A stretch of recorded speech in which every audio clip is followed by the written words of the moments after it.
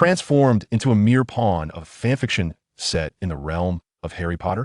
No, I am a far older predator. Violet Thorne, ostensibly a descendant of a fallen pureblood family, is in truth the last inheritor of dragon blood. Chapter 1. The ominous Thorne in August London. The air is thick with a stifling humidity, as if even the very bricks are gasping for breath. Violet Thorne stands at the entrance of a leaky cauldron, feeling the oppressive atmosphere seep into her very bones. This place is far worse than she had envisioned. It is not merely the dilapidation. In darkness, there are plenty of ancient corners within Thorne Manor Butcher, the malevolent essence that clings to it. In her line of sight, the wooden sign of the leaky cauldron and its grimy windows are ensnared by wisps of pale, gray magical residue, reminiscent of aged cobwebs. This is the residue of magic, as her grandmother calls it, a tapestry woven from countless mixed emotions, trivial prank spells, and the weariness of years gone by, and she had been advised to learn to ignore it. Yet today, Violet finds it exceedingly difficult to disregard. For today, she must venture to Diagon Alley to procure her Hogwarts supplies, a task that entails stepping into a gathering of wizards, where an unknown spectrum of colors awaits. Stay close to me, Violet, her grandmother, Lady Eleanor Thorne, commands in her distinct, slightly hoarse yet authoritative voice. Clad in a deep purple robe, her silver hair neatly fashioned into a bun, she taps her serpent-headed cane lightly against the ground, causing the surrounding gray magical residues to scatter like startled insects.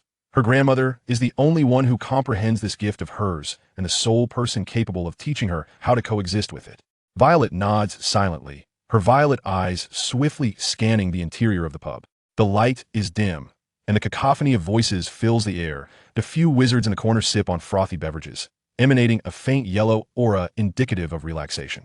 The pub's proprietor, Tom, appears even older than the establishment itself, enveloped in a constant, near-colorless fatigue. Without pausing, her grandmother leads her through the pub to a small, walled-off area at the back. She lightly taps specific bricks with her cane. The bricks begin to rotate and shift, revealing a broad cobblestone street before Violet's eyes. Diagon Alley. The clamor, the colors, and the scent of magic surge forth like a tidal wave, instantly overwhelming her senses. In stark contrast to the dreariness of a leaky cauldron, this place is a veritable explosion of color. Shop windows shimmer with a kaleidoscope of spellbound lights, golden, crimson, azure, most of which are bright and jubilant. Yet, Violet's attention is drawn to other, more sinister elements. In the corners of some shops lie subtle dark traces. At the entrance of an antique store floats an ominous, ink-like stain, possibly the remnant of an unresolved curse. Occasionally, a hurried wizard passes by, trailing a sickly green tail, hinting at some malady or the influence of dark magic. First, Madame Malkin's robes for all occasions. Her grandmother's voice pulls her from the whirlpool of colors. You need properly fitting school robes. The robe shop is filled with the scent of fresh fabric and chalk dust. A smiling which presumably Madame Malkin measures another boy beside her. The boy, with his pale golden hair and angular face, speaks to his reflection with a prolonged, haughty tone. I just don't understand why first-year students can't bring their own broomsticks. My dad said it's a completely outdated rule. Violet immediately perceives a color radiating from him. A flickering, silver sheen tinged with blinding red, symbolizing profound arrogance and a spoiled superiority. This hue unsettles her, akin to nails scraping against a chalkboard. Madame Malkin instructs her to stand on a stool beside the boy as she begins to take her measurements. Violet attempts to ignore the incessant chatter of the boy, directing her gaze toward the bustling street outside. She yearns for the ordeal to conclude swiftly. Just then, the shop door swings open again and a disheveled boy with glasses and unruly black hair enters, clad in noticeably oversized muggle clothing, looking somewhat nervous and out of place. But Violet's breath catches abruptly, not due to his attire, but because of the aura that envelopes him. A thick, inky mist of deep green, nearly black, clings to the boy's forehead like a grotesque scar, penetrating deep within him. This hue is unlike any she has ever encountered, intensely powerful and malevolent, exuding a chilling and nauseating presence far more horrifying than the traces of curses she has witnessed in certain ancient artifacts within her manor. This darkness intertwines with a warm, golden glow that emanates from him, representing confusion and kindness, creating a bizarre and contradictory spectacle. A throbbing pain begins to form in her head, a fierce warning from her gift. This boy is marked by something extraordinarily powerful and dark. Hey, the golden-haired boy notices the newcomer immediately, plastering on a false smile. Are you going to Hogwarts too? The black-haired boy nods cautiously, a hint of wariness in his demeanor. My dad is next door buying me books, and my mom want to find a wand. The golden-haired boy continues, his tone brimming with superiority, and gonna make them buy me a firebolt. 2000, I really don't get why first years can't bring one. What do you think? The black-haired boy responds vaguely, clearly unaware of broomsticks. The golden-haired boy, seemingly bored, shifts the conversation to bloodlines. I've heard that Hogwarts is accepting all sorts of students now, even, muggleborns. He sizes up the black-haired boy's attire, his meaning unmistakable. Violet observes the golden aura surrounding the black-haired boy intensify with anger. She, too, feels a wave of irritation. The silvered aura of the golden-haired boy vexes her, and his discourse on bloodlines strikes a sensitive chord within her. The Thorne family is also pure blood, yet she has been taught from a young age that true power resides in knowledge and heritage, rather than in a pitiful sense of blood. Superiority. Come along, Violet. Her grandmother's timely voice resonates, and her robes are neatly folded. We have many more places to visit. Violet dismounts from the stool, as if granted a reprieve, almost fleeing the cramped space. As she passes by the black-haired boy, she cannot help but cast one last glance at the deep green scar, a chill creeping up her spine. For the rest of the excursion, Violet finds her thoughts scattered. While purchasing heavy textbooks at Flourish and Blots, and selecting standard-sized cauldrons at the apothecary, the image of the dark mark on the black-haired boy's forehead, and the arrogant voice of the golden-haired boy persistently invade her mind.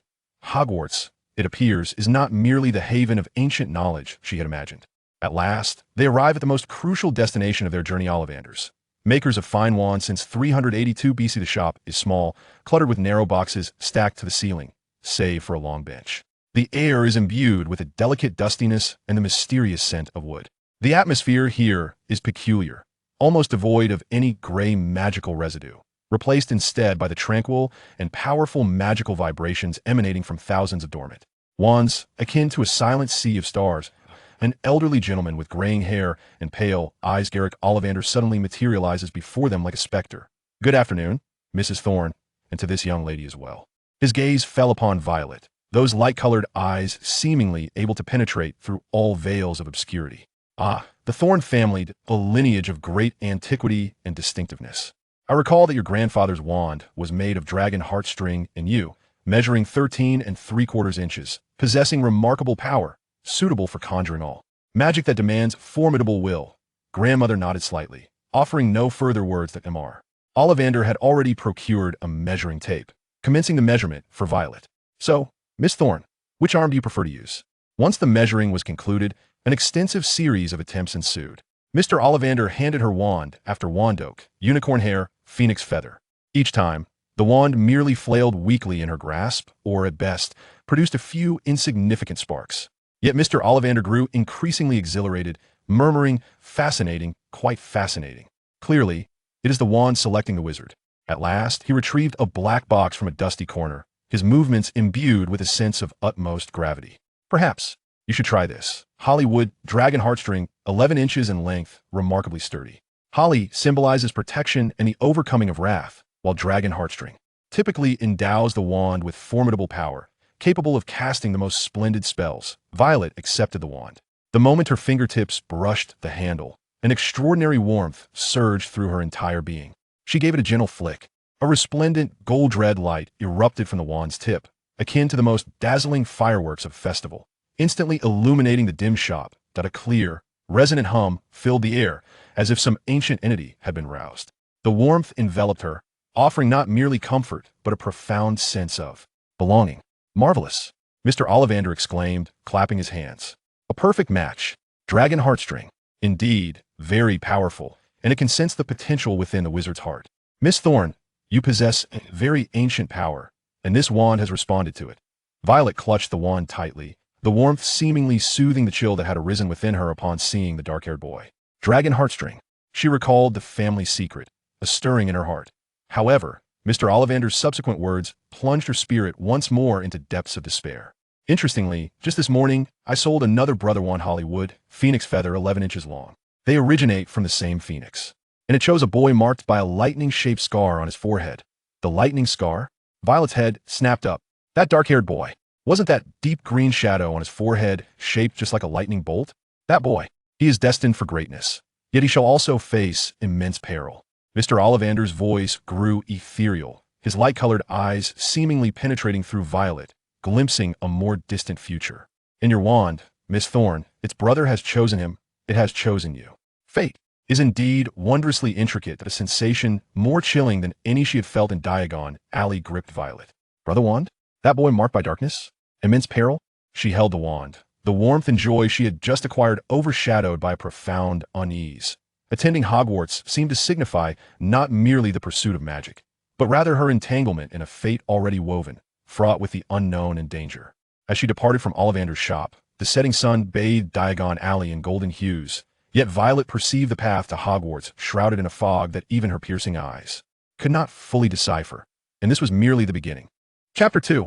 On the Hogwarts Express. The lively clamor of platform 9 3/4 was a sensory torment for Violet Thorne.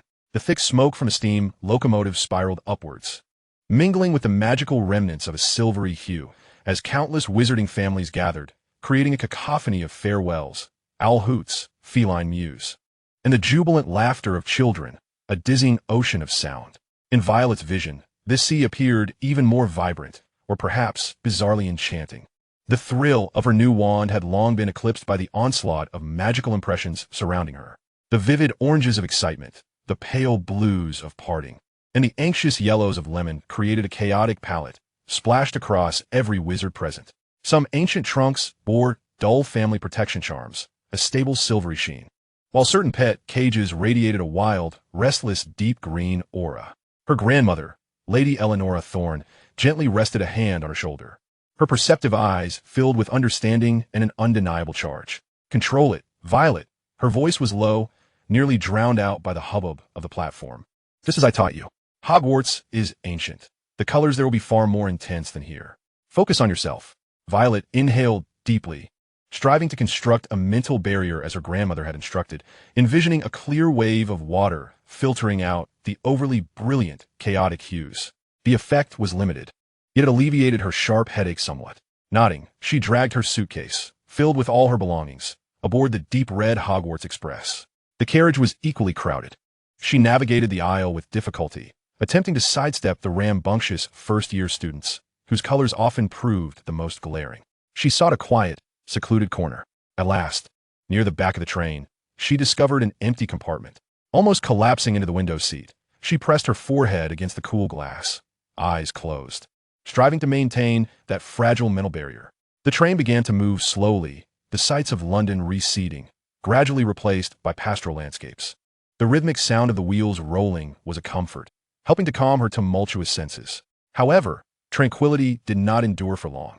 The compartment door was flung open, and a voice, tinged with tears, called out, "Have you seen my toad? My Trevor is missing." Violet opened her eyes to see a round-faced boy standing in the doorway, his expression fraught with worry. He was enveloped in a thick gray-brown aura, signifying distress and unease. Behind him stood a girl with wild, thick hair and prominent front teeth, exuding a bright, almost blinding yellow of curiosity, tinged with a hint of impatience in red. "We haven't seen your toad," the girl spoke rapidly. "You've already asked 3 times. You really should keep it in a secure cage." The round-faced boy, Neville Longbottom, Violet would later learn his name, began to cry even harder. At that moment, another voice chimed in. "Do you need help?" The search for the voice abruptly ceased. Violet turned her head, her heart sinking abruptly. Standing at the door was none other than the dark-haired boy Harry Potter, whom she had encountered at Madame Malkin's robe shop, accompanied by a red-haired boy with freckles, whom she surmised to be Ron Weasley. The deep green, malevolent curse mark on Harry's body remained strikingly vivid, while the red-haired boy radiated a relatively simple, curious, and somewhat awkward orange glow. The tousled-haired girl, Hermione Granger, efficiently declined Harry and Ron's offer to help find the toad, and continued her search with the sobbing Neville in tow. Harry and Ron seemed to choose to leave, perhaps deterred by the presence of someone in the compartment, particularly a girl who appeared rather formidable. Violet could sense the faint, retreating pink aura emanating from Ron. The compartment finally returned to silence, yet Violet's heart remained restless. The chilling sensation brought by that green mark seemed to linger in the air. She retrieved her copy of Magical Theory from her small bag, attempting to divert her attention through reading, but the letters on the page appeared to dance before her eyes. The train continued its journey northward, the sky outside gradually darkening, with a gentle rain beginning to fall. Around midday, a cheerful dimpled witch pushed a snack cart to the compartment door. "My dear, would you like to buy some treats?" she inquired. Violet had little appetite, but still purchased a few packets of chocolate frogs and pumpkin pasties she had never seen before. Upon opening a chocolate frog, The famous Dumbledore card sprang out and escaped through the window, but she lacked the inclination to pursue it. The sweet chocolate melted in her mouth, momentarily soothing her frayed nerves. Just as she thought she could quietly arrive at her destination, the compartment door swung open once more. This time, it was the pale-haired boy Draco Malfoy, whom she had seen at the robe shop in Diagon Alley, followed by two large, seemingly clumsy cronies, Crabbe and Goyle. Malfoy wore that familiar expression of superiority mixed with feigned politeness that Violet recognized all too well. His silver-red aura shone even more brightly with excitement. "I heard Harry Potter is on this train," he drawled, scanning the compartment until he discovered only Violet, a flicker of disappointment crossing his face, which quickly shifted to her. "Oh, it's you. From the Thorne family, correct?" The insinuation in his words was unmistakable. A wave of intense disdain washed over Violet. Such bloodline-based distinctions were beneath her grandmother's contempt, and even she, who could see through to the essence of things, found it laughable. Malfoy's colors revealed not only his arrogance, but also a hint of unstable, pale blue, desperately seeking validation, making him appear more like a blustering child. "I have my own standards when it comes to choosing friends, Mr. Malfoy," Violet replied, her voice calm, yet imbued with a frigid distance. "And bloodline is generally not among my criteria." The forced smile on Malfoy's face faltered, his silver-red aura flickering violently, now tinged with offended deep red. "Is that so?" He scoffed coldly. Clearly the Thorne family was indeed as peculiar as rumored. "Let's depart." He strode away with two companions, slamming the compartment door with force. Violet sighed. On the very first day of school, she seemed to have successfully garnered attention, or rather, isolated herself. Yet, this was precisely what she desired, at least for the time being, to distance herself from trouble, from that cursed boy, and from the childish games of these pure-blood families. Night had fully descended, and the train's announcement informed them of their imminent arrival at Hogwarts, instructing them to don their robes. Violet changed into her attire in the empty compartment, gazing out at the dark silhouettes of the undulating mountains, feeling for the first time a complex mix of anticipation and deeper apprehension towards the ancient castle. Hogwarts, what myriad colors and secrets lay hidden within its walls? What turmoil would her unwelcome gift incite there? The train gradually slowed, finally halting beside a small, dimly lit platform. A cold wind, laced with rain, swept into the carriage as students hurriedly disembarked. A booming voice called out, "First-year students. First-year students, this way. Harry, over here." Violet spotted Hagrid's massive face, radiating a friendly, earthy glow. She mingled with the throng of newcomers, following them down a steep, narrow path. Before them unfolded a dark lake. And on the opposite shore, a majestic castle loomed, its spires reaching skyward, warm lights spilling from its windows. That was Hogwarts. In Violet's eyes, the entire castle was shrouded in a vast, indescribable, magical luminescence. It was a glorious aura woven from centuries of accumulated wisdom, protection, secrets, and even darkness. Powerful, ancient, and awe-inspiring. It was breathtakingly beautiful, yet evoked an unprecedented sense of insignificance and vigilance within her. Beneath this magnificent glow did shadows linger, concealed like the hidden darkness upon Harry Potter's forehead. "Each boat must not exceed 4 people," Hagrid shouted, pointing to a line of small boats by the lake. Violet silently stepped into an empty vessel. Soon, 3 other girls joined her, chattering excitedly about which house they would be sorted into. Violet remained quiet, her gaze fixed on the approaching castle, feeling the overwhelming aura of magic pressing against her senses as if it were tangible. As their boat glided through the ivy-draped archway, entering the secretive expanse, Violet Thorne understood that her life, from that moment onward, would irrevocably change. The tranquil existence of an observer might have come to an end. She was sailing towards an unknown whirlpool of destiny. The first trial awaited, the sorting ceremony. She caressed the holly wand nestled in her robe's pocket. Where would it lead her? To the serene towers of Ravenclaw, or to other, more unpredictable realms? Chapter 3. The Whisper of the Sorting Hat. The boat gently bumped against the dock, emitting a dull thud. Violet followed the other first-year students as they stepped onto the damp earth. The grand oak doors of Hogwarts Castle loomed before them, the iron rings resembling the eyes of a colossal beast, gazing intently upon the anxious first-year students. The doors swung open silently, revealing a tall witch-clad in a resplendent emerald robe, her demeanor stern, yet perhaps concealing a hint of concern. Her hair was meticulously styled into a tight bun, and her expression instantly reminded Violet of her grandmother's strictness. However, more striking was the magical aura she emanated, a powerful, steady, and profoundly deep shade of grandmotherly green, interwoven with shimmering silver lines that symbolized rigorous discipline. This radiance was so pure and potent that it temporarily overshadowed the chaotic colors surrounding Violet and her fellow newcomers. Professor McGonagall whispered one of the first years, the Transfiguration teacher and head of Gryffindor House. Professor McGonagall welcomed them with a clear and commanding voice, then led them through the entrance hall.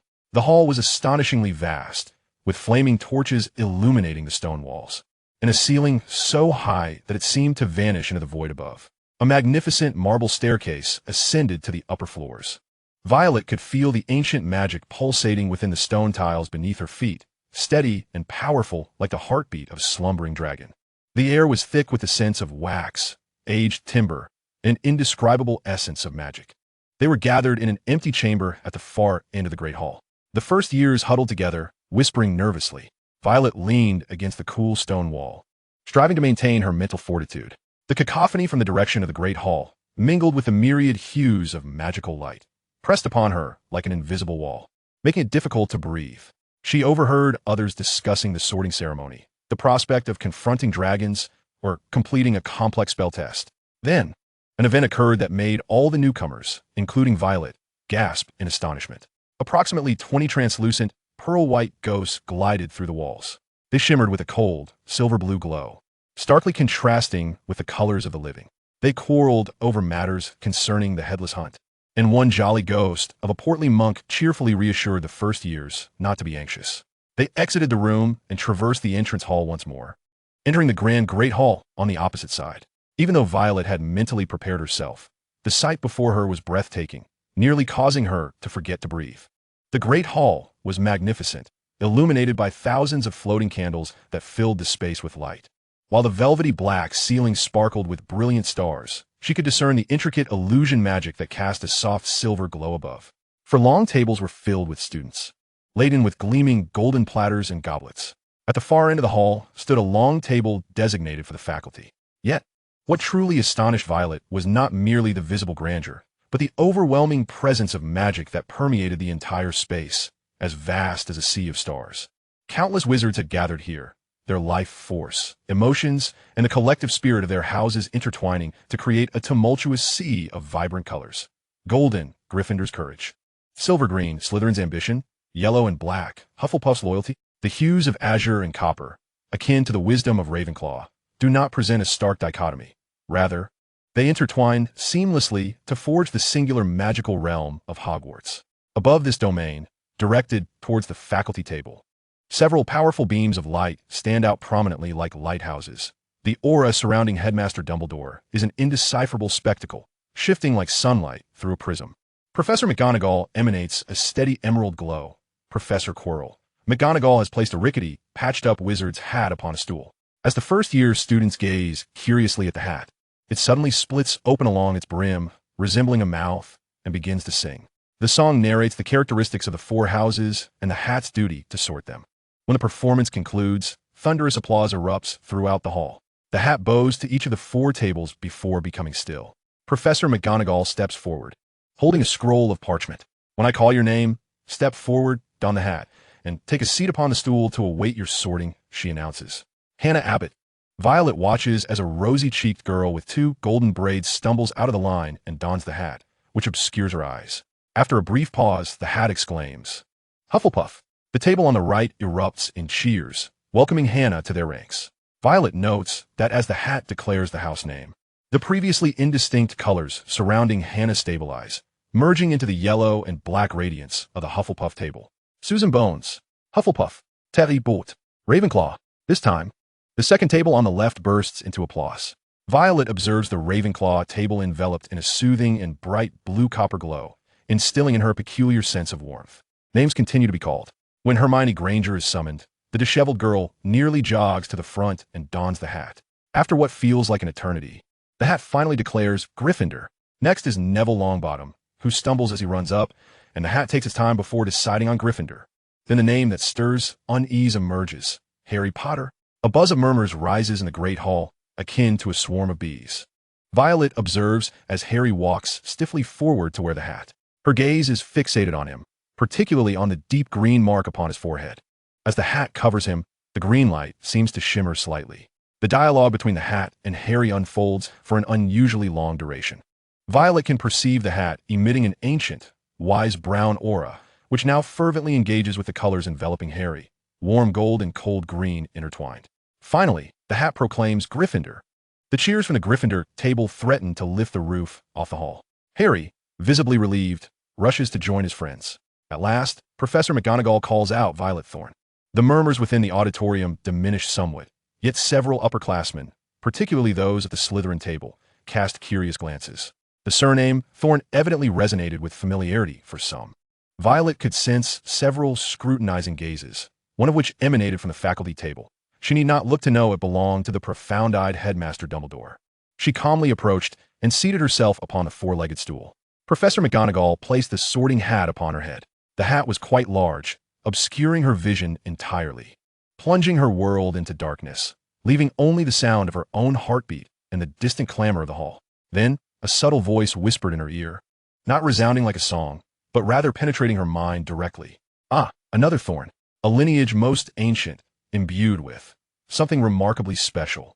Violet held her breath. I perceive a keen intellect, an unwavering pursuit of knowledge. Ravenclaw would suit you well.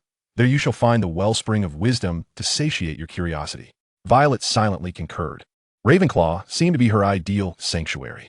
However, the hat's voice shifted to one of confusion, even laced with a hint of caution. What is this? So ancient, so powerful, yet perilous. Deep within your bloodline, child, lies something extraordinary, a predatory essence, a majesty and strength akin to that of dragons. Violet's heart raced. It could sense it. This tattered hat had discerned her greatest secret. Intriguing, utterly fascinating. The hat appeared to become animated. This trait, this inherent yearning for power and innate dignity. Slytherin could guide you towards greatness. There, you may learn to harness this power and fulfill your ambitions. No, Violet firmly replied within her mind. She thought of Malfoy, of that narrow ambition and obsession with bloodlines. That is not what I desire. Quite resolute, are we? The hat seemed taken aback. Do you fear this power? Or do you yearn to define it in a different manner? I see caution, a strong instinct for self-preservation, and a profound aversion to certain labels. An intriguing choice. The hat fell silent for a moment, seemingly weighing its options. Violet felt it delve into the depths of her thoughts, touching upon her grandmother's teachings, the ancient family tomes, and the secret of her ability to perceive colors. Very well then, the hat finally seemed to reach a conclusion, its voice imbued with significance. Since you are so steadfast, and your wisdom is sufficient to illuminate your path, perhaps Ravenclaw truly is the better choice. There, you may first understand it before deciding how to wield it. After all, wisdom is the key to controlling power, far more reliable than blind ambition, especially for you. The hat took a deep breath, if it were capable of such, then proclaimed to the entire hall, Ravenclaw. The hat was lifted from her head, and the world brightened once more. The second long table on her left erupted into a polite yet enthusiastic applause. Violet rose to her feet, feeling her legs slightly weaken, not solely from nerves, but also due to the sorting hat's alarming proximity to her most profound secret. She approached the Ravenclaw table, taking a seat at a spot vacated by a senior student. Surrounding her was an aura of blue and bronze, emblematic of calmness and wisdom, which momentarily eased her taut nerves. Raising her gaze, her eyes inadvertently swept over the staff table. Professor Quirrell bowed his head, seemingly reluctant to meet anyone's gaze. Yet, in that fleeting moment, Violet distinctly perceived a flicker beneath the shadow of his scarf, a faint pulsation of dark red and decaying black, as if some dormant entity had stirred, briefly awakened by the approach of a similarly ancient presence. A chilling sensation coursed through Violet, colder than the depths of the lake. Life at Hogwarts had commenced, but the threat seemed to emanate not solely from the boy with the lightning scar. It might well lurk among the faculty, and it appeared to have taken notice of her. Chapter 4. The starry sky of Ravenclaw. The Ravenclaw common room was the most refreshing place Violet had ever encountered. Nestled within a high tower of the castle, it was a spacious circular chamber adorned with elegant arched windows draped in blue and bronze silk curtains. At night, the celestial expanse was visible through the windows, alongside the undulating mountains below. The ceiling was domed, painted with constellations, while the deep blue carpet was embroidered with stars. The room boasted bookshelves, tables, and chairs, as well as a statue of the founder, Rowena Ravenclaw, fashioned from white marble. her visage radiating beauty intertwined with a touch of aloof wisdom, crowned with her renowned diadem. Yet, what captivated Violet the most was the palette of colors. Unlike the tumultuous melange of hues in the Great Hall, the Ravenclaw common room was suffused with a serene, moonlit blue and bronze glow. This magical ambience, inclined towards reason, contemplation, and curiosity, greatly soothed her frayed nerves, which had been heightened by the Sorting Hat's scrutiny and Professor Quirrell's peculiar demeanor. The air was redolent with the scent of old parchment, leather, and a faint, refreshing hint of mint. The prefect, Robert Hilliard, a fifth-year student exuding a steady azure aura representing responsibility, introduced a method of entering the common room, an ancient, logically sound riddle, rather than a password. This ensures that only those with sufficient wisdom may enter, he remarked with a smile. Violet was escorted to the girls' dormitory by a sixth-year prefect, named Penelope Clearwater, who radiated a bright yellow aura of confidence. Her bed was positioned by the window, offering a view of the dark lake and the outline of the Forbidden Forest. Among her dorm mates were three girls: Mandy Brocklehurst, a lively blonde filled with curiosity, her aura of vibrant orange; Lisa DePan, a quiet, book-loving brunette, her hue a soothing light blue; and Sue Lee, a girl of East Asian descent with a keen interest in astronomy, her aura a mysterious silver purple. With these tumultuous thoughts and a lingering sense of unease, she slipped into a deep slumber. The academic journey at Hogwarts was officially underway. In the first week, the schedule was not overly demanding, yet sufficient to leave the freshmen in a state of disarray. During the charms class, the diminutive Professor Flitwick, standing atop a stack of books, excitedly stumbled when he called out Harry Potter. He commenced teaching them the foundational levitation charm, Wingardium Leviosa. Violet discovered that when she concentrated intently, articulating the incantation clearly while executing the wrist movement, her feather was among the first to gracefully float upwards, more steadily even than that of the know-it-all, Miss Hermione Granger. Professor Flitwick, in his delight, awarded 5 points to Ravenclaw. Violet sensed a gentle warmth emanating from her wand upon her successful spell casting, as if affirming her efforts. This sensation diminished her sense of estrangement from her brother wand. Transfiguration proved to be far more arduous. Professor McGonagall was strict and demanded precision. Transforming a matchstick into a needle required immense focus and a firm grasp of transfiguration principles. Violet endeavored earnestly, yet her matchstick merely sharpened slightly at one end, gleaming with a metallic sheen while remaining predominantly wooden. Hermione Granger was the first and only one to achieve complete success, and the points awarded by Professor McGonagall made Miss Granger's radiant yellow aura even more dazzling. Violet did not feel disheartened. She was more accustomed to observing and understanding the principles rather than hastily seeking to demonstrate her capabilities. Potions class took place in a classroom located underground, which was colder than the castle's main floor. Glass jars lined the walls, each containing various preserved animal specimens. Professor Snape, a wizard with greasy hair clad in a black robe, entered with an imposing presence. He was enveloped by a complex aura of deep emerald green, swirling with bitterness, resentment, and a sharp intellect. His opening remarks were laced with disdain for recklessness and foolishness, predictably targeting Harry Potter. When Snape's piercing black eyes swept over Violet, she felt a chill. His gaze lingered on her momentarily, imbued with scrutiny, perhaps even a hint of subtle wariness. Was it due to her surname? Violet lowered her head, focusing intently on preparing dried nettles and snake fangs, meticulously following the instructions. She had no desire to become the target of Snape's ire on her very first day. Ultimately, although her potion was not flawless, it was reasonably standard, allowing her to evade criticism. Unfortunately, Neville Longbottom was not so fortunate. The mixture in his cauldron turned an alarming shade of purple, emitting thick smoke, prompting Snape to callously deduct a point from Gryffindor. The class that made Violet most uneasy was Defense against the Dark Arts. Professor Quirrell still exuded that nauseating blend of odors, garlic, and a deeper sense of decay. And his magical aura remained an unsettling combination of a surface-level, cowardly yellow and an underlying dark red-black. The atmosphere in the classroom was heavy and awkward as Quirrell stammered through a lesson on defending against the ancient vampire of the Galapagos, his content dull and riddled with gaps. On Friday afternoon, they attended their first flying lesson. The weather was splendid, and the grass beneath their feet was soft and springy. Madame Hooch, a witch with short gray hair and sharp yellow eyes reminiscent of an eagle, awaited them there. She emanated a competent aura of earthy yellow, symbolizing experience and strict standards. "Well, what are you all waiting for?" she commanded sharply, urging everyone to stand beside a flying broomstick. "Hurry, hurry!" Violet's broom was worn. with branches protruding haphazardly. Like the others, she extended her right hand above the broom and declared, "Rise." To everyone's astonishment, the broom hesitated not a moment, promptly leaping into her grasp with a swift and decisive motion, almost with a hint of obedience. In contrast, Mandy's broom merely rolled on the ground. Lisa's remained still, and Sue's broom gave her hand a playful tap. More notably, Harry Potter's broom, akin to Violet's, obediently soared into his hand. Violet observed Harry's face blossom with genuine joy, his golden aura radiating warmth, as the deep green curse mark seemed to dim momentarily. Then, Madame Hooch demonstrated how to mount a broom without slipping off, walking through the yard to correct their grips. However, before she could whistle, an unexpected incident occurred. Neville Longbottom, excessively anxious about being left behind, took off without waiting for the signal, propelling himself into the air. But Neville lost control, shooting upwards like a cork from a bottle, ascending higher and higher, his face pale with terror as he screamed. He then plummeted down, accompanied by a shriek and a jarring thud, landing face first on grass. Curled up in a ball, Madame Hooch bent over him, her expression mirroring his pallor.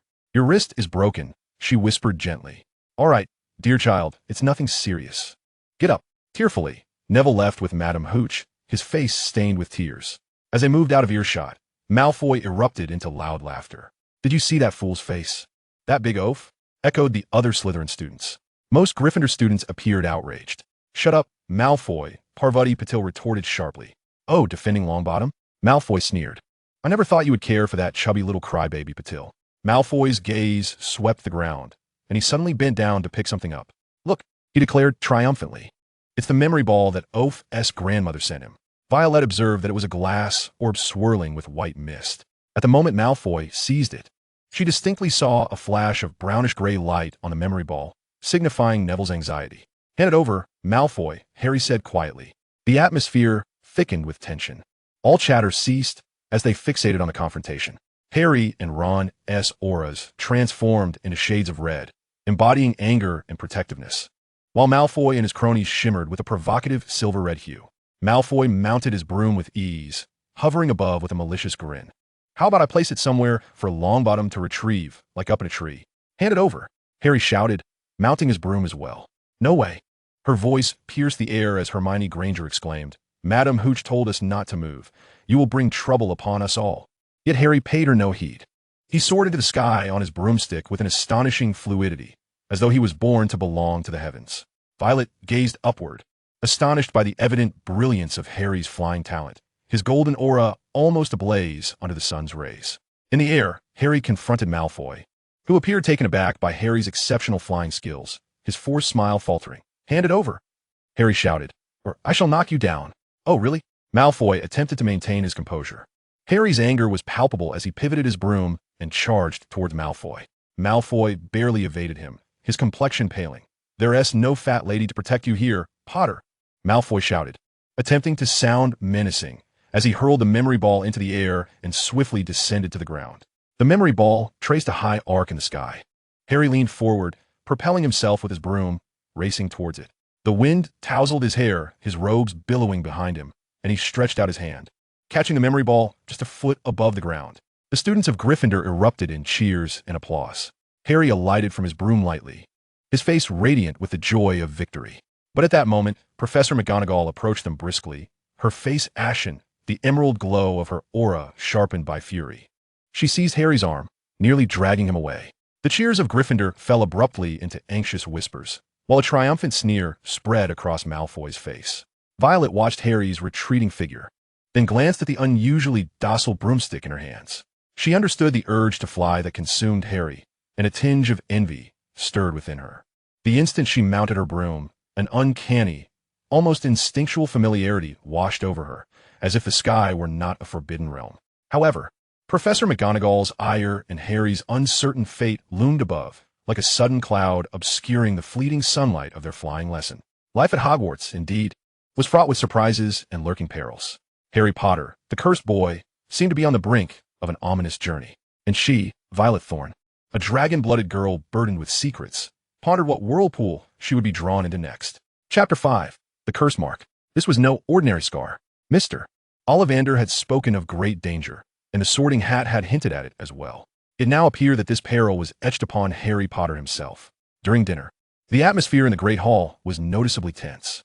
A pall of worry enveloped the Gryffindor table, particularly among the students gathered around Hermione and Ron.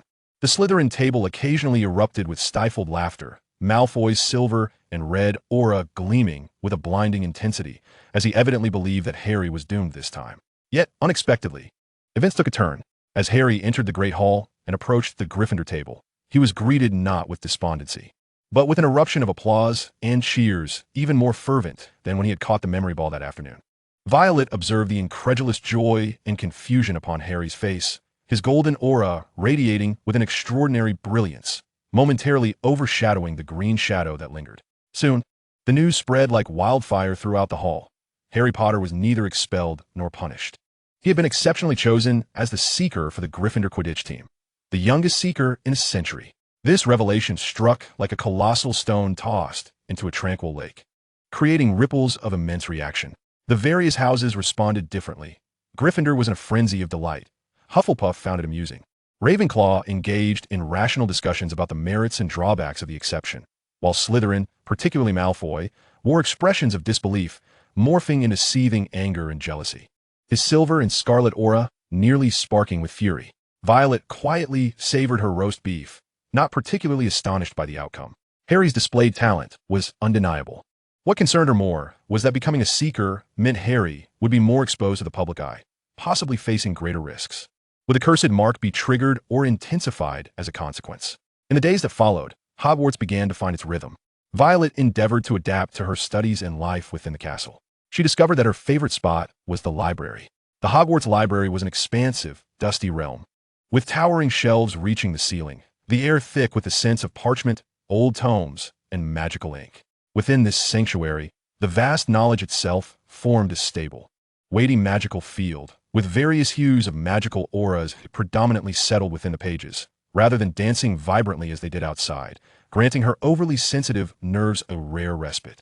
Madame Pants, the gaunt, stern-faced librarian, was akin to a hawk guarding its treasures, her aura sharp and representing absolute order in a pale gray. Violet began to consciously seek out information. Naturally, she dared not investigate the lightning-shaped curse mark upon her forehead or the fate of the brother wands directly. That would be too conspicuous. Instead, she opted for a more fundamental and subtle approach. She borrowed books such as Common Magical Curses and Their Manifestations, Famous Magical Marks of Modern Times, and the Resonance Phenomenon of Magical Artifacts, hoping to uncover theoretical foundations to elucidate the anomalies she observed in Harry. She typically chose to read in the dimly lit recesses of the library, where few ventured. However, one afternoon, while engrossed in a tome on ancient protective runes, a familiar voice interrupted her concentration. Curse Manifestation? This book's content is rather obscure, and some of its viewpoints are outdated. I'm just browsing. Violet closed the book, her tone neutral. She wished to attract no attention, especially from the astute and inquisitive Miss Granger. Hermione appeared oblivious to her aloofness, or, if she was aware, chose to disregard it. If you harbor an interest in the arcane arts of curses, Madame Irma Pants may suggest you peruse Identification and Defense Against Dark Forces. Although the content is rather esoteric, the author, Gerhardt von Mohr, presents a more rigorous discourse. However, it requires a signature from a senior student for borrowing. Her speech was rapid, akin to recitation. Thank you. I shall remember that, Violet replied with a nod, hoping the conversation would conclude. Yet Hermione's gaze fell upon Violet's notes sprawled beside her, revealing her hastily sketched, simplified representations of cursed sigils, stripped of their lightning shapes, retaining only the essence of deep green energy flow, and some hasty annotations on keywords such as ancient, evil, and attachment. Hermione's brow furrowed slightly, as a hint of contemplative blue mingled with the bright yellow aura surrounding her. I believe I have encountered a similar description of this energy flow pattern in a tome concerning dark magical artifacts. It pertains to a very sinister form of attachment magic. Violet's heart raced, and she swiftly covered her notes with her book. Hermione's erudition exceeded her expectations. You are mistaken. It is merely some classroom notes. Violet's voice bore a barely perceptible edge of coldness. Hermione paused, as if finally realizing she might have overstepped, and the bright yellow glow dimmed slightly, tinged with an awkward pink. Oh, I apologize. I merely. If you require assistance, feel free to seek me out. I am Hermione Granger. This brief, hardly pleasant exchange heightened Violet's wariness. Hermione Granger presented a potential threat. Her intellect and curiosity could inadvertently encroach upon Violet's secrets. Yet, Violet could not dismiss the allures sparked by Hermione's mention of dark magical artifacts and attachment magic. It seemed a promising avenue for investigation. Days later, in potions class, Violet again sensed that unsettling feeling of being scrutinized. This time, it was not from Professor Quirrell, but from Professor Snape. As Snape glided through the classroom in his lengthy black cloak, chastising the students with his characteristic icy tone, Violet felt his gaze traverse her as she sliced the sleeping draft beans. Her technique was precise, and the potion's hue aligned with the standards. Yet Snape lingered momentarily beside her cauldron. That oppressive, dark green aura nearly enveloped her. "Miss Thorne," Snape's voice was low and slick.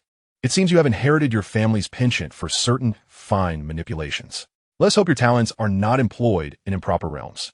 With a disdainful huff, Snape glided away like a great bat. Violet's heart sank. Clearly, Snape was aware of certain matters concerning the Thorne family and regarded her with evident suspicion. Was it due to the family's notorious reputation for studying curses, or had he glimpsed something more profound? Life within the castle appeared tranquil. Yet Violet sensed an invisible net gradually tightening around her. The curse upon Harry Potter, Hermione Granger's keen insight, Professor Snape's warnings, and the disquieting dark aura surrounding Professor Quirrell. All these elements resembled pieces of a puzzle, pointing towards a colossal secret lurking beneath the warm facade of Hogwarts. In the corridor on the third floor to the right, there is no doubt. I overheard Filch lamenting to Professor Snape, expressing that the area is now under strict surveillance. "Hush! How dare they speak recklessly of the Forbidden Zone? Dumbledore must have his reasons." The third floor? The Forbidden Zone? Violet slowed her pace, recalling that during the feast at the beginning of the term, Dumbledore had indeed mentioned that the corridor on the right side of the third floor was off-limits, warning that those who wished to avoid a grim fate should steer clear. At the time, everyone thought it was merely a jest. However, it now appeared otherwise. What could be concealed there that warranted such vigilant guarding? Could it be related to the curse upon Harry or Professor Quirrell's peculiarities? Violet felt her heart race involuntarily. The secrets of Hogwarts seemed to be far deeper and more perilous than she had imagined. As a descendant of dragons, a Ravenclaw capable of perceiving curses, she seemed unable to remain uninvolved. Chapter 6. Ominous Signs of Halloween. What troubled her further was the subtle transformation she sensed within the castle itself. Deep within those ancient stone walls, there occasionally emanated faint, nearly imperceptible magical fluctuations, as if some dormant mechanism had been disturbed.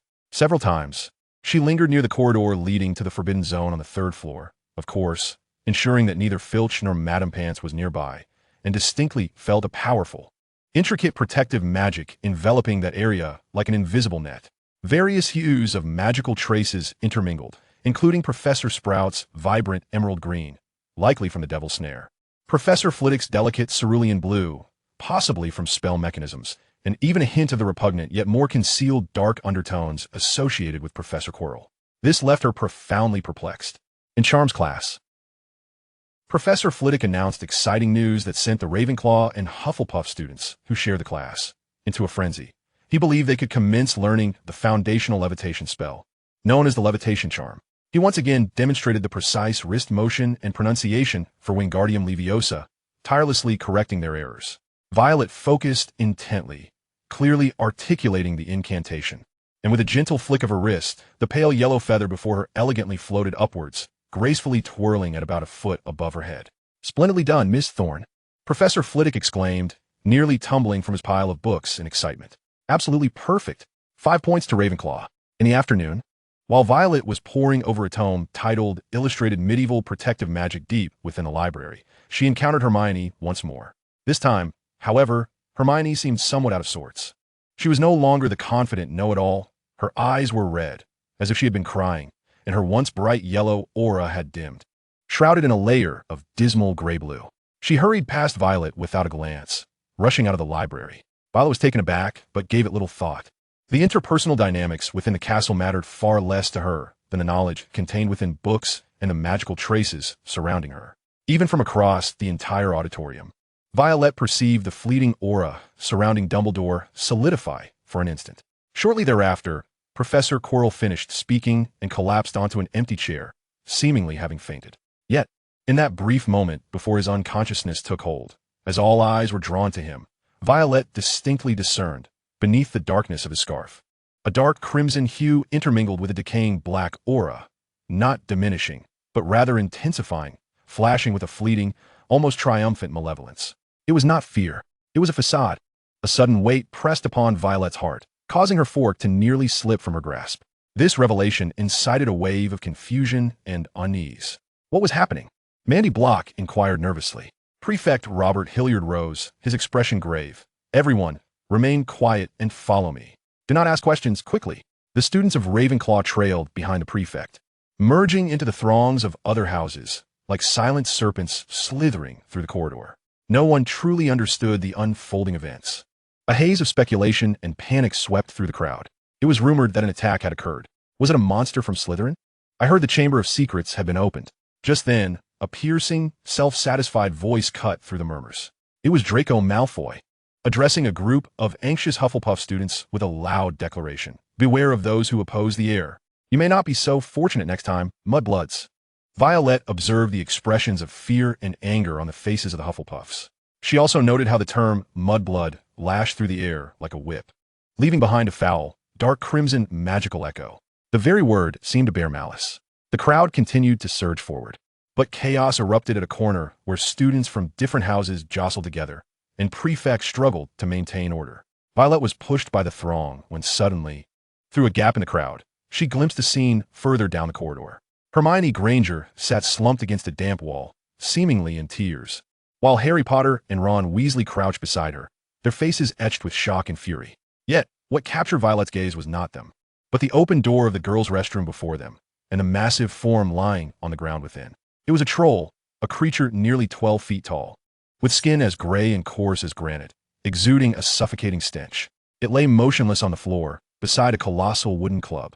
What made Violet's pupils contract was the presence of several vivid magical traces lingering above the troll's head. One was a glaring, panic-stricken shade of red, likely the residue of an aggressive spell, reminiscent of the one Ron Weasley had demonstrated in flying class. The other was a viscous, pitch-like trail of dark magic, intertwined with the same dark crimson and black that emanated from Professor Quirrell. This trace was faint, rapidly dissipating, yet undeniably present, seemingly directing attention towards the troll, either plunging it into a deeper stupor or concealing something else. Quirrell. It must be Quirrell. The monstrous creature was likely released by him. His recent fainting and report were merely tactics to exonerate himself, perhaps even to sow chaos, allowing him to venture into the restricted area on the third floor for some nefarious purpose. At that moment, hurried footsteps echoed. Professors McGonagall, Snape, and Quirrell hastily arrived at the scene. Quirrell appeared weak, leaning against the doorframe, yet the flicker of calculation and disappointment deep in his eyes was sharply perceived by Violet. What trickery are you up to? Professor McGonagall's voice trembled with anger, her emerald aura sharp as a blade. She evidently believed Harry and his friends were playing the hero, deliberately provoking the beast. Harry and Ron stammered in their attempts to explain, claiming they thought the creature had been vanquished by Hermione and were searching for her. Miss Granger. Hermione struggled to her feet, her aura shifting from subdued gray-blue to a decisive bright hue. Sniffling, she spoke in a clear, yet slightly trembling voice. Please, don't do this. Professors are looking for me. Looking for you? Professor McGonagall echoed in surprise. I came to confront the creature, as I thought I could handle it alone. You see, I have read every book about them. Violet silently observed from the crowd. Hermione was lying.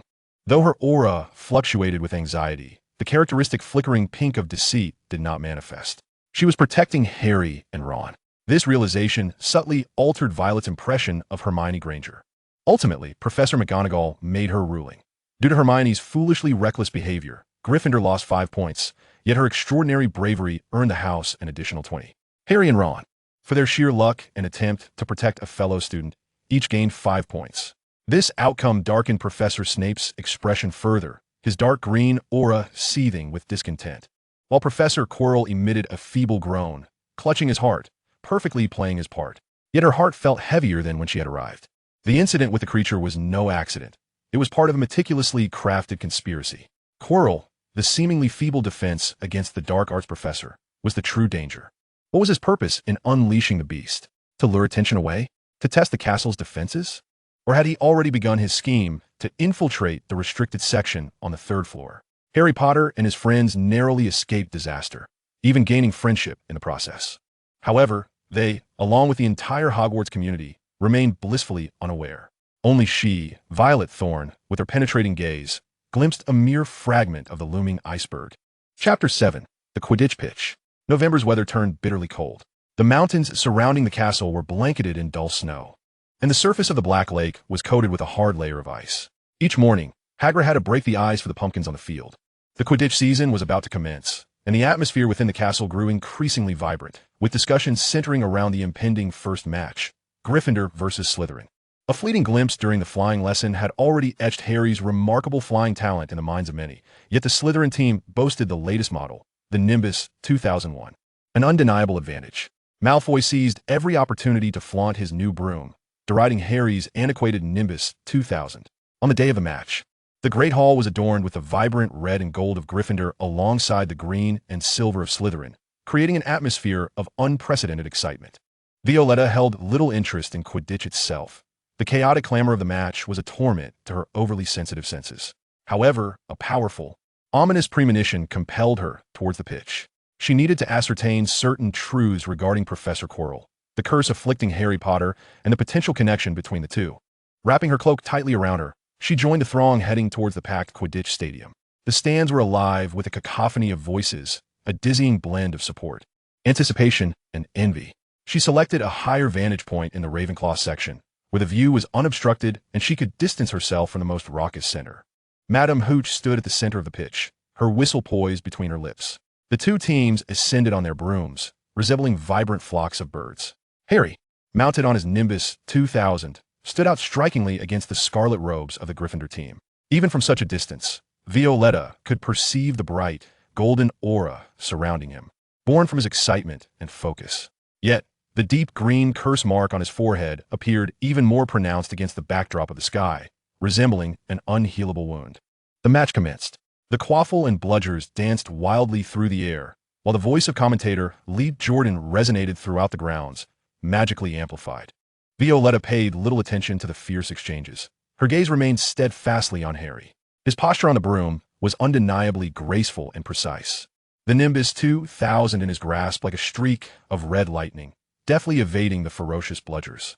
Her gaze wandered more frequently to the teacher's bench. Professor Quirrell, wrapped in his thick scarf, sat in the corner, appearing as anxious as ever, seemingly murmuring to himself. Yet Violetta concentrated, striving to pierce the pale yellow haze of weakness she perceived. She sensed a deeply subtle, dark red magic seeping from him, akin to a serpent's tongue, silently directed towards Harry Potter in the sky. Meanwhile, she noticed Professor Snape fixated on Harry, his deep green aura swirling with a complex array of emotions. Not merely disdain, but an undercurrent of vigilance, perhaps even a hint of concealed concern. He too was closely monitoring Quirrell. Suddenly, Harry's broom began to behave erratically. The once stable Nimbus 2000 convulsed violently, akin to a wild stallion attempting to unseat its rider. It twisted and rolled through the air, leaving Harry clinging desperately to the handle, his body tossed perilously to and fro. "What is wrong with Potter?" Mandy Brocklehurst exclaimed beside her. "It's as if he has been cursed." Lisa DePan said nervously. A wave of gasps and whispers rippled through the stands. The hearts of the Gryffindors raced with trepidation. Violet's heart pounded furiously. Her foreboding had materialized. She fixated intently on Professor Quirrell. Indeed, though he exhibited no overt actions, the dark crimson aura directed at Harry intensified, resembling an invisible tether ensnaring Harry's broom with an unyielding grip. He was casting a spell. He was attempting to murder Harry. They were engaged in a silent magical duel.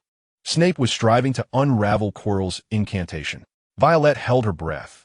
This clandestine confrontation, concealed in plain sight, was more harrowing than any magical spectacle she had ever witnessed.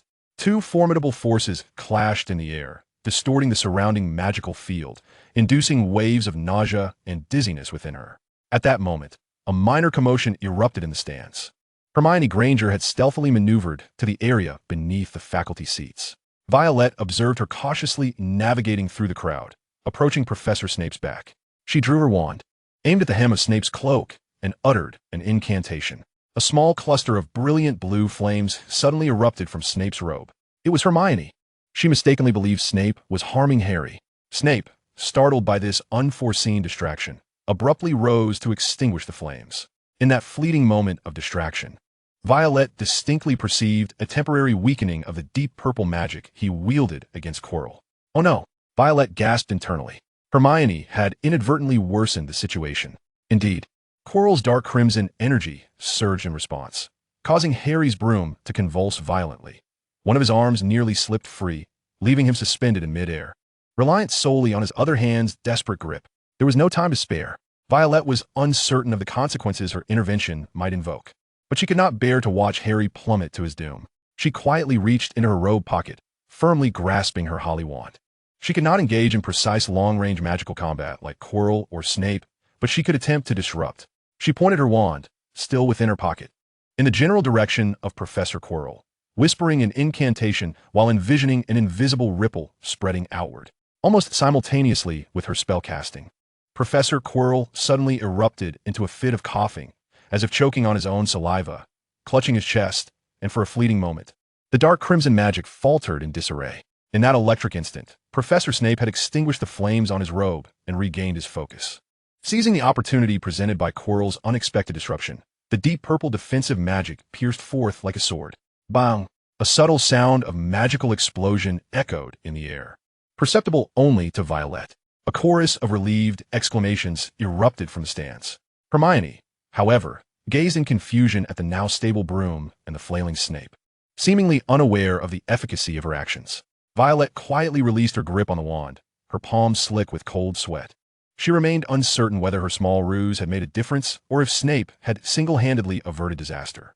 Nevertheless, the crisis had been averted for the time being. The competition resumed. As if to assert himself, Harry swiftly re-engaged in the match. He leaned upon the broomstick, diving down like a cheetah, his speed accelerating with each passing moment. Under the watchful gaze of the audience, he suddenly extended his arm, as if to cover his mouth, before crashing heavily on the grass, rolling several times before coming to a halt. He coughed, his complexion tinged with a shade of blue, yet his hand remained raised, fingers tightly clutching that golden snitch. The cheers of the Gryffindors nearly lifted the roof off the stadium. Lee Jordan jubilantly announced Gryffindor's victory. Violet, however, did not join in the celebration. She watched as Harry was tossed into the air by his teammates, observing the clear green mark upon his forehead. Still vivid amidst the joy of victory, her emotions in turmoil. Professor Quirrell had failed twice now, with the troll and this incident. Yet he lingered here, lurking within Hogwarts. His intent to harm Harry Potter was unmistakable. As for Professor Snape, he seemed to be covertly protecting Harry, but what were his true motives?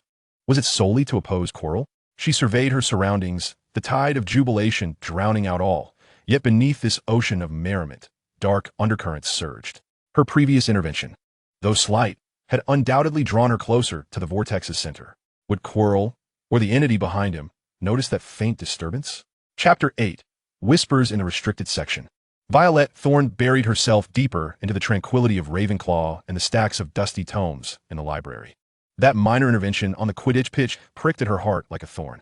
She often remained vigilant, observing Professor Quirrell, yet he displayed no signs of abnormality, maintaining his usual timid, stuttering demeanor, while the dark fluctuations in his presence seemed even more deeply concealed. This only heightened her unease. Either her interference was trivial, or he was far more adept at disguise than she had imagined.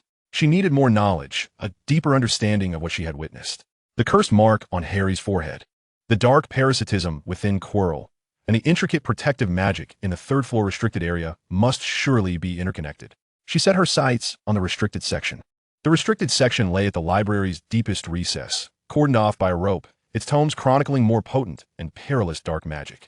Without a professor's handwritten permission slip, no student was permitted entry. Madame Pants guarded it as fiercely as a dragon protects its eggs, her sharp, gray aura constantly scanning every approaching student. For a first year like Violet, obtaining a permission slip directly was nearly impossible. However, she possessed her own advantages, her keen eyesight and the wisdom of Ravenclaw. She began to linger purposefully near the ordinary bookshelves adjacent to the restricted section, feigning engrossment in reading while discreetly observing Madame Pants's patterns of movement and meticulously studying the magical traces affixed to the tomes at the edge of the forbidden area. Most of the restricted books emanated a heavy, dark-hued aura, signifying dangerous or taboo knowledge. Yet a few volumes, in particular, captured her special attention. Fevti tome.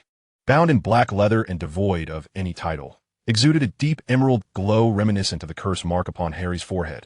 Another slender volume, seemingly bound in human skin, an idea that repulsed her, faintly radiated a dark red and black hue akin to that of coral. One afternoon, the opportunity finally presented itself. Madame Pants became entangled with a boisterous Gryffindor student, seemingly one of the Weasley twins, accusing him of attempting to cast a permanent jinx of noise upon a common magical jokes book.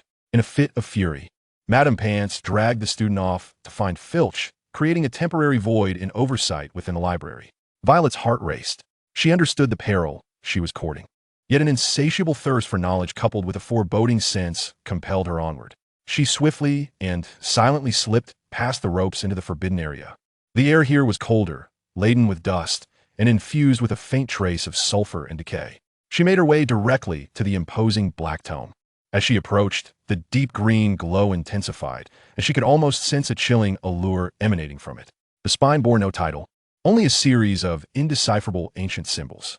With utmost caution, she extended her hand, her fingertips barely grazing the rough cover. "You ought not to be here, Miss Thorne." A cold, slick voice slithered through the air behind her, akin to a serpent gliding across the ground. Violet froze, her heart nearly ceasing its rhythm. She spun around abruptly to find Severus Snape standing there like a specter, his black eyes fixed upon her, his tall figure casting a shadow that obscured the light between shelves. The emerald aura surrounding him resembled a tangible venom, ensnaring her in a grip of scrutiny and profound displeasure. "Professor Snape." Violet endeavored to steady her voice, though a tremor betrayed her anxiety. Her mind raced, frantically searching for a plausible excuse. Soul magic, curse carriers. These two phrases struck Violet like lightning. Not only did Snape recognize the book, but he seemed to discern her latent interests with uncanny precision. "I got lost, Professor." Violet lowered her gaze, avoiding his penetrating stare. "I was searching for a book on advanced theories of ordinary magic." "Lost?" Snape scoffed, his tone dripping with unabashed mockery. "A Ravenclaw, lost in the library? Or perhaps you've wandered directly into the most tightly secured section. Miss Thorne, do you presume I would be swayed by such a clumsy lie that even a troll would see through?" He stepped closer, the oppressive atmosphere thickening. "Or perhaps your family's clandestine little hobbies are once again stirring. Always so enthralled by the knowledge of darkness." A surge of indignation welled up within Violet, washing away a portion of her trepidation.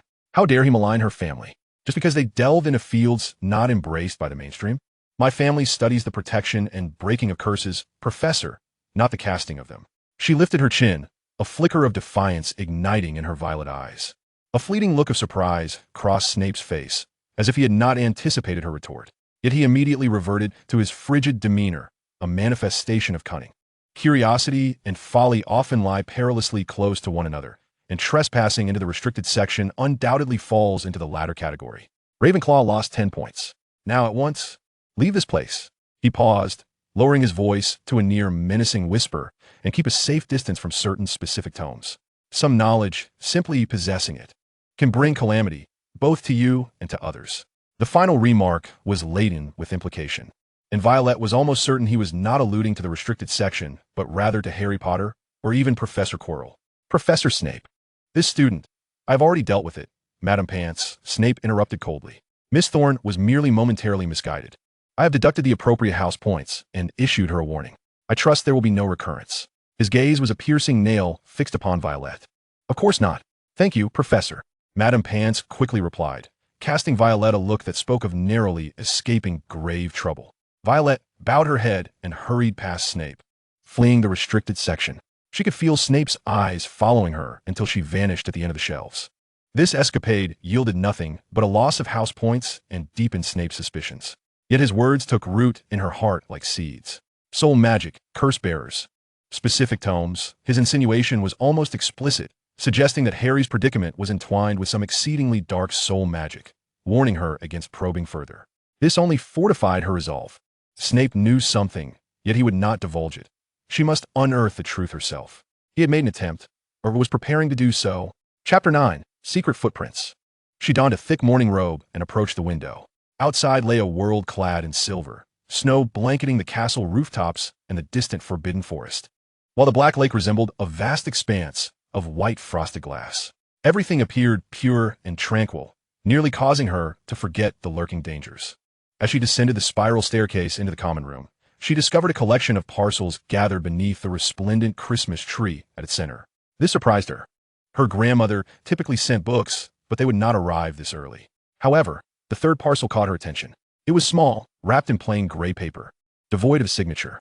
She carefully unwrapped it to reveal a polished black stone pendant, irregularly shaped, with a natural white vein running through the center, resembling a pupil. The pendant felt cold to the touch, yet after holding it for a moment, an exceedingly faint warmth began to emanate from it. More intriguingly, to her eyes, the stone bore no ornate magical aura, only a very understated, deep silver sheen, akin to the most distant stars in the night sky. It seemed to absorb the chaotic emotional hues surrounding it, and as she grasped it, the persistent ache in her forehead notably eased. A calming stone? Or perhaps some ancient magical artifact? Violet pondered. Who would send her such a gift? Only her grandmother understood the necessity of controlling one's senses. However, the grandmother style was never one of anonymity. Was it Snape, warning her to remain calm and mind her own business? Or was it someone else? She donned the pendant around her neck, concealing it within her robes. The faint chill it provided indeed assisted in stabilizing her mental barriers. This enigmatic gift resembled a riddle left by Santa Claus. Breakfast was shared with a handful of other students remaining at the school in the hall. The number was sparse, with several long tables pushed against the walls, leaving only the staff seating and a temporary table set in the hall center, accommodating a dozen diners. Professor Dumbledore, clad in a purple robe adorned with stars and moons, wearing a nightcap, joyfully wished everyone a Merry Christmas. His aura radiated with a vibrant cheerfulness of festive confections. Harry Potter and Ron Weasley were also present, eagerly unwrapping their gifts. Harry received a splendid, seemingly hand-knitted sweater from Mrs. Weasley, along with an invisibility cloak. As Harry draped it over himself and vanished, Violet clearly perceived it as a powerful magical item imbued with advanced concealment charms and spatial folding magic. Ron appeared slightly embarrassed by the chestnut-colored sweater knitted by his mother, emblazoned with a large letter R, yet his face betrayed his delight. Violet quietly savored her roasted sausage and fried egg, her gaze occasionally drifting to the staff table. Professor Quirrell was absent. Professor Snape sat there brooding like an ominous cloud, showing no interest in the Christmas pudding before him.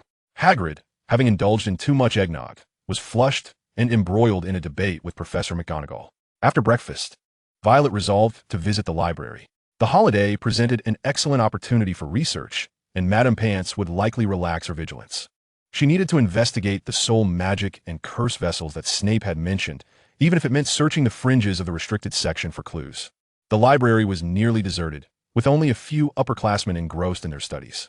As expected, Madame Pants was not at her post, presumably enjoying her Christmas refreshments. Violet made her way directly to the shelves near the restricted section, where volumes on magical theory and history might yield some peripheral information. As she perused a book titled Explorations of Ancient Magical Contracts, a faint, deliberately subdued conversation drifted from the direction of the restricted area. She immediately held her breath and stealthily approached the source of the sound, concealing herself behind a tall bookshelf. "We must find out about him, Harry." It was Hermione's voice, unmistakable in its resolute tone. "Nickel me. We have to uncover information regarding him. What Snape intends to steal must surely relate to him." "Nickel me?" The name flashed through Violet's mind like a bolt of lightning. She recalled having seen it in a popular treatise on the origins of alchemy. Nickelme, the renowned alchemist and the only known creator of the Philosopher's Stone. The Philosopher's Stone, capable of turning stone into gold and producing the elixir of life. Was this what was hidden in the third-floor forbidden area? Did Snape, or rather, as Hermione and the others perceived it, Snape, wish to steal it? For immortality? Or something else? Violet's heart raced. She had finally begun to piece together the fragments. Quirrell, under the influence of Voldemort, seeks the Philosopher's Stone to restore his physical form. Thus, he is relentlessly attempting to breach the defenses of the forbidden third floor. Although Harry and his companions mistakenly suspect Snape, they inadvertently stumble upon the core secret. However, access to the restricted section eludes them. "Perhaps we need not enter," Hermione murmured, lowering her voice. "I recall seeing the name LeMay in the Great Modern Magical Achievements. That book resides in the general section." Violet, having overheard their hurried footsteps, paused momentarily before emerging from behind the bookshelf, her thoughts tumultuous. Despite their recklessness, Harry and his friends exhibited remarkable initiative, and, astonishingly, they had indeed uncovered a crucial clue. Now, she too was aware of the existence of the Philosopher's Stone. This clandestine contest appeared to have gained an additional, albeit naive, force. As afternoon descended, snowflakes began to drift from the sky. Violet decided to take a stroll to clear her mind. Bundling herself in her scarf, she stepped onto the snow-covered ground, making her way toward the castle grounds. The brisk, invigorating air revitalized her spirit. Strolling along the edge of the Black Lake, she admired the snow-laden mountains and the giant squid awkwardly traversing the icy surface. As she rounded a bend near the greenhouse, a series of fresh footprints caught her attention. These tracks extended from the castle's side entrance, diverging not toward Hagrid's hut or the usual paths, but toward a thicket at the edge of the forbidden forest. While not inherently suspicious, it could be a professor or Hagrid. Violet crouched down to scrutinize the prints. To the eyes of an ordinary student, they were merely footprints. But to her discerning gaze, they bore faint traces of magic. One trace was a warm, gentle earthiness reminiscent of Hagrid, while the other exuded a disquieting dark red and black, nearly dissipating into the ether. Violet's heart raced. Following the footprints, she noticed they became chaotic near the thicket, eventually vanishing, as if someone had lingered to converse or exchange something. She carefully searched the snowy ground and, at the roots of the bushes, discovered several fragments of shattered eggshell, their edges charred, still retaining that unsettling dark aura, along with a wild, formless vitality of life. Dragon egg. Hagrid had always desired a dragon. Could Quirrell be exploiting this?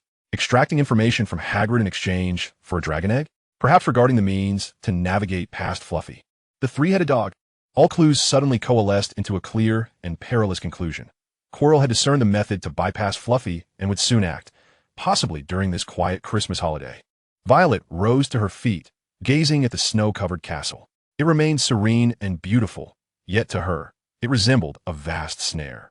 Quirrell, alongside Voldemort, lay in wait, and the prey was not solely the Philosopher's Stone, but potentially the unsuspecting boy, Harry Potter. She was faced with a decision.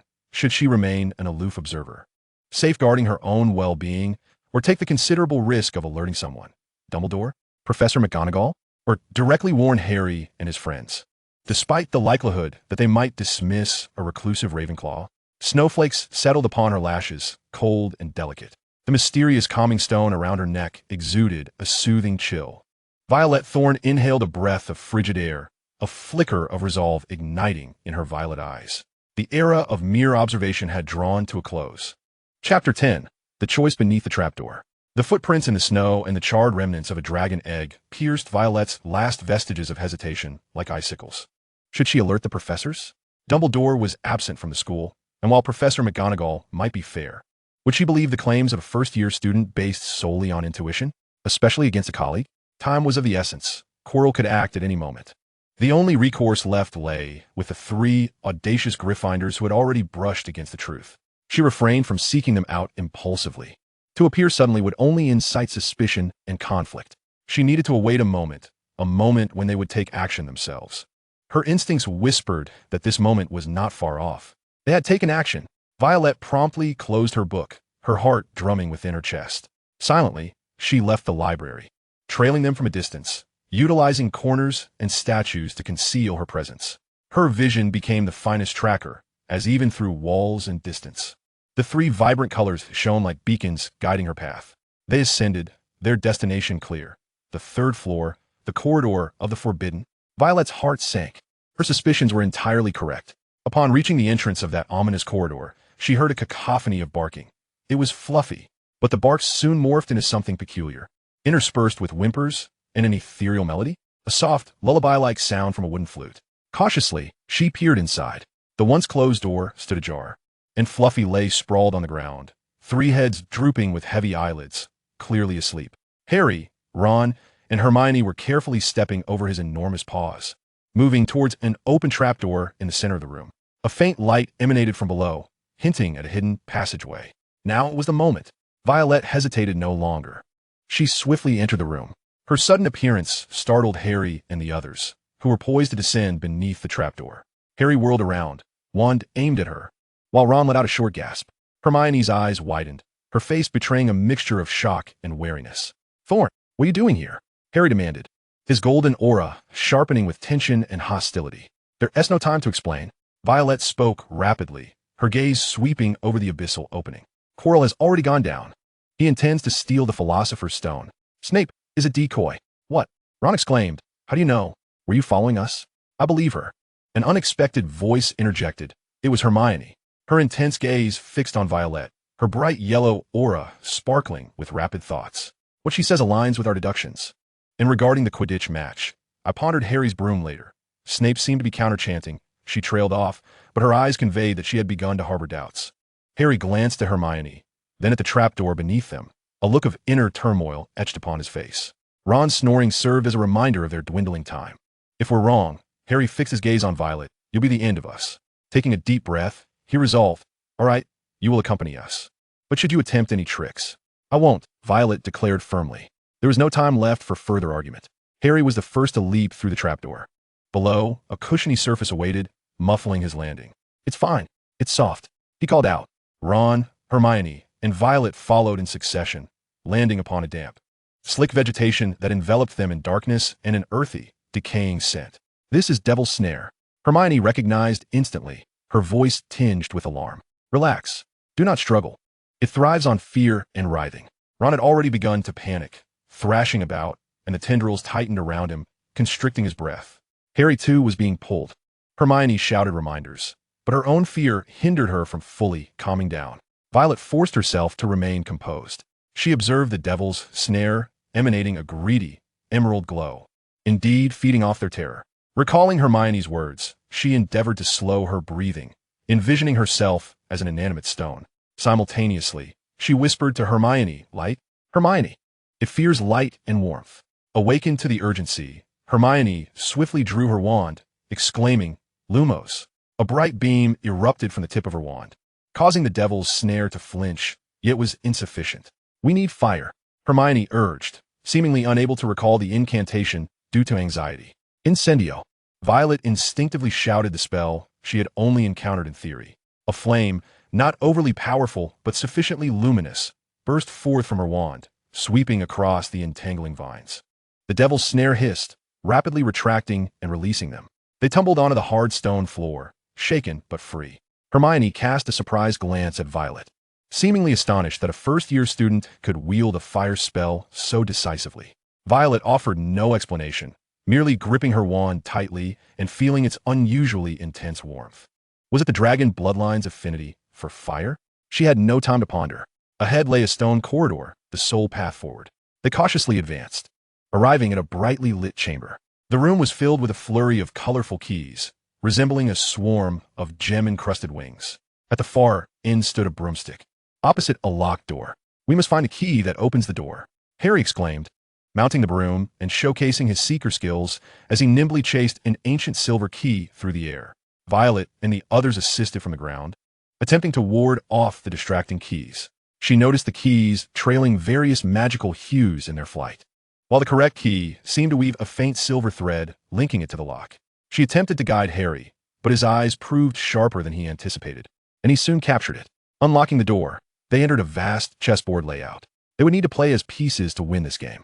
At this moment, Ron displayed his strategic brilliance, deftly orchestrating the chessboard, even at the cost of his own piece, sacrificing a knight to the opponent's queen, ultimately paving the way for Harry to vanquish the enemy king. Ron's selflessness left Harry and Hermione in profound sorrow, though he was merely rendered unconscious. They tended to him and pressed onward.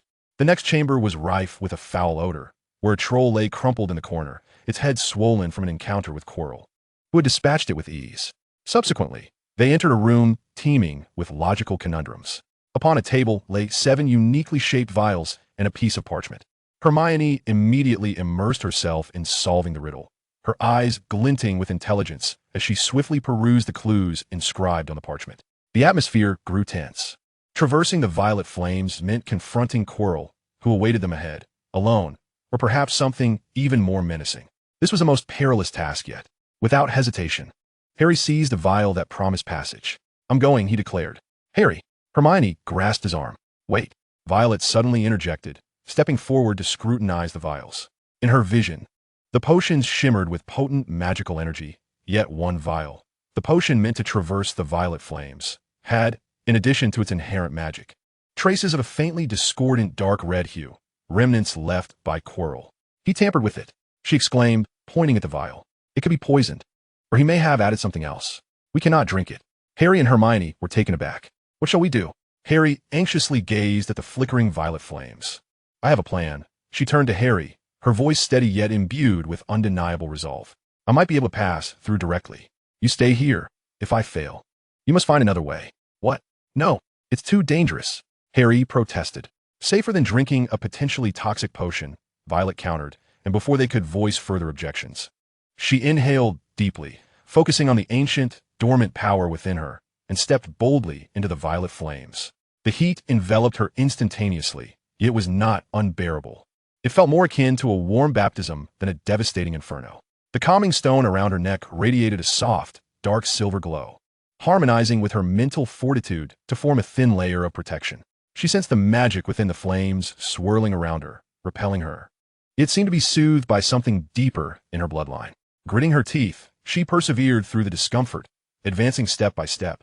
Outside, Harry and Hermione watched in terror as her figure was engulfed by the flames, their hearts lodged in their throats.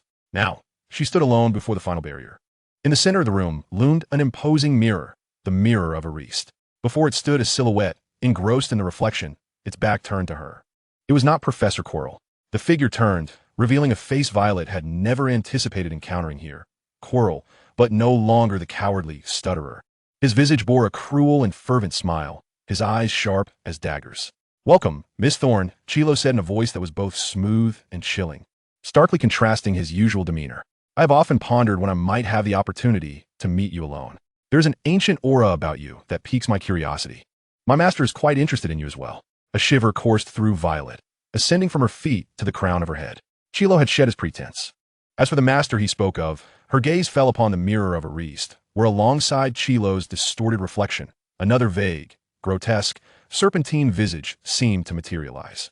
An overwhelming darkness, far more potent, malevolent, and ancient than that which emanated from Chilo, enveloped the room like a viscous oil. Chilo, or rather, the entity that had possessed him, tilted his head, scrutinizing Violet as if she were an intriguing specimen. Now, let us observe how Dumbledore's golden boy and his enigmatic companion respond to this unexpected turn of events. Chapter 11. Confrontation before the mirror. Professor Chilo, or the presence that occupied his body, doused the flicker of courage Violet had gained from traversing the flames with a chilling remark. "Master, an ancient aura? Voldemort has indeed sensed your anomaly." The air in the room felt as if it had solidified, thick with the scent of sulfur and decay. The mirror of Ariste stood silently, reflecting Chilo's contorted figure and the indistinct, profoundly sinister shadow behind him. Violet could distinctly see the dark crimson and black energy entwining itself around Chilo's soul like a parasite, greedily peering out at the world through him. "You're not Chilo." Violet's voice was taut and dry from anxiety, yet she forced herself to stand tall, her violet eyes locked onto him. "Clever, Chilo, or Voldemort through Chilo," responded in a hoarse, layered voice that blended Chilo's original tone with a higher, more chilling timbre. "Chilo is but a temporary vessel, yet he serves a purpose, such as bringing me closer to Harry Potter."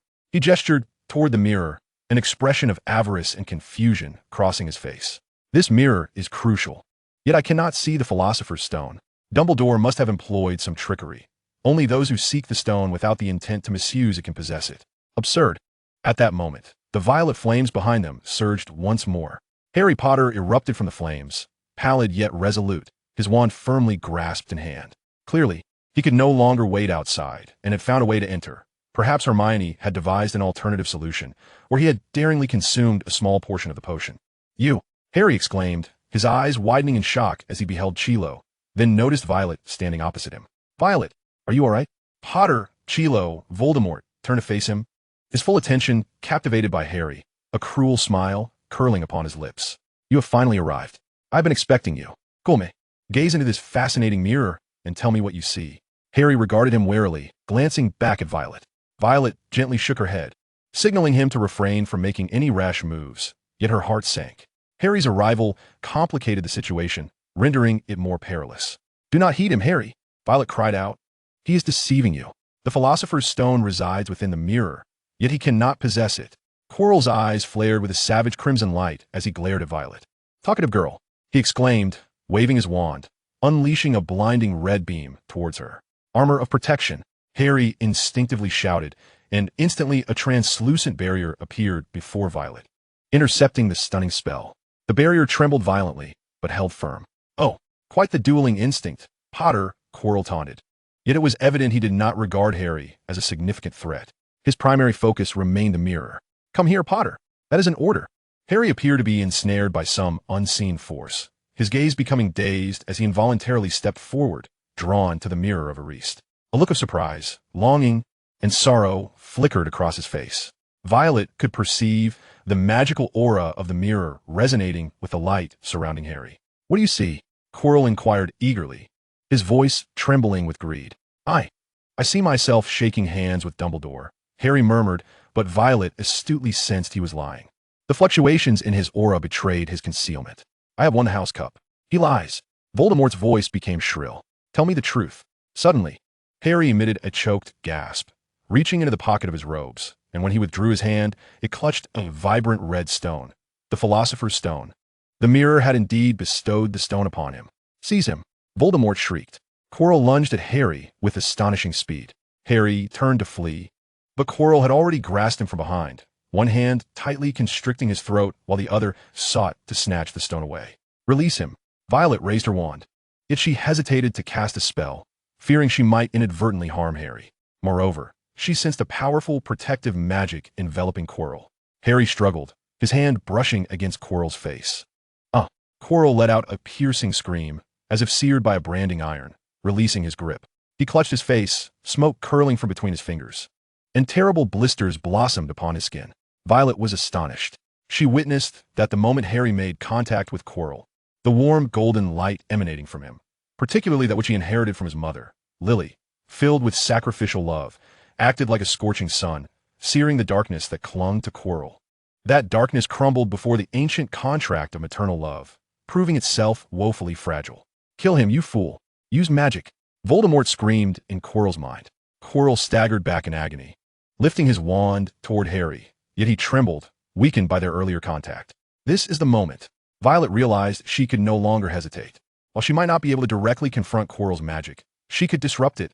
She could attack the more vulnerable entity, Quirrell himself, or the dark presence that lurked behind him, Voldemort. She concentrated all her energy, abandoning the attempt to wield intricate incantations, and instead summoned the dormant, ancient power that lay deep within her bloodline. She recalled the low growl she emitted in the face of Quirrell, the searing heat experienced while traversing flames. An instinctive impulse surged within her, a desire to intimidate, to protect her territory. She stepped forward, and for a fleeting moment, a golden glimmer flashed within her violet eyes.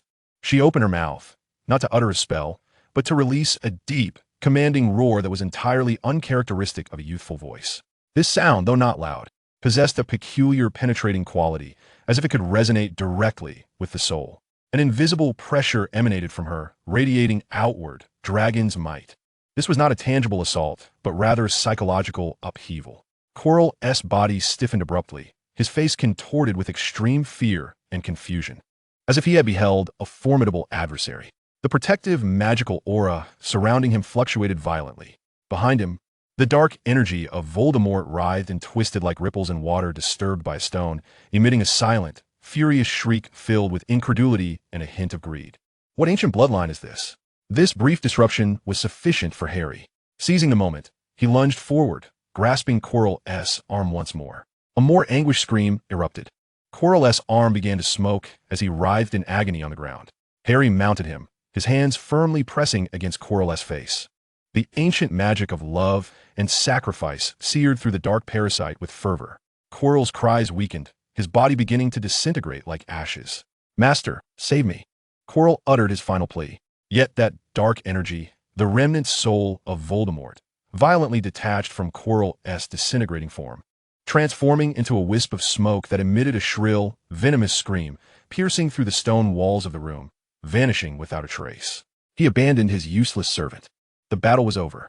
In the room remained only the panting Harry, the shaken Violet, and the remnants of Quirrell, disintegrating into dust upon the floor. In Harry's grasp lay the vibrant red Philosopher's Stone. He regarded Violet with a countenance filled with shock, gratitude, and countless questions. What was it you just did? Harry's voice trembled slightly. Violet leaned against the wall, feeling utterly drained, as the toll of wielding dragons might far exceeded her expectations. She looked at Harry, opened her mouth, yet found herself at a loss for words. Just then, The black flames at the entrance of the room abruptly extinguished. Albus Dumbledore strode in, his sharp and profound gaze, framed by crescent-shaped glasses, swiftly scanning the room, landing on the Philosopher's Stone in Harry's hand and the remnants of Quirrell on the floor. Finally, his gaze settled on the weakened Violet, a fleeting, inscrutable complexity flickering within the ever-changing aura surrounding her. It seems, Dumbledore spoke, his voice calm, yet imbued with undeniable authority, that I have missed quite an intriguing soiree. Chapter 12. The conclusion of the term. The appearance of Dumbledore was akin to a binding spell, instantly solidifying the tense atmosphere in the room before it gradually dissipated. His calm gaze swept across the scene, as if he had already perceived everything. He did not first inquire about the shaken Harry, nor did he glance at the dissipating ashes on the floor. Instead, he strode directly towards the pale-faced Violet Thorne, who leaned against the wall. Miss Thorne, his voice was gentle, yet imbued with an undeniable strength, piercing through the buzzing turmoil in Violet's exhausted mind. You appear to need to see Madame Pomfrey immediately. However, before that, perhaps a cup of hot chocolate would offer you some comfort. With a subtle flick of his wand, a steaming cup of chocolate materialized, floating into Violet's hands. The warmth of the cup and the sweet aroma indeed restored some sensation to her cold fingertips and somewhat soothed her racing heart. Dumbledore's ever-shifting aura seemed exceptionally gentle at that moment, akin to the warm sun of winter, dispelling the chill she had absorbed from confronting Voldemort. Professor, Harry interjected urgently. Tightly clutching the Philosopher's Stone, it's Quirrell. He tried to steal the stone. Voldemort is attached to the back of his head. Calm down, Harry, speak slowly. Dumbledore turned to him, patiently listening as Harry, though disjointed, narrated the entire ordeal, from their deductions about Snape being the villain, to overcoming numerous obstacles, culminating in the confrontation with Quirrell and Voldemort.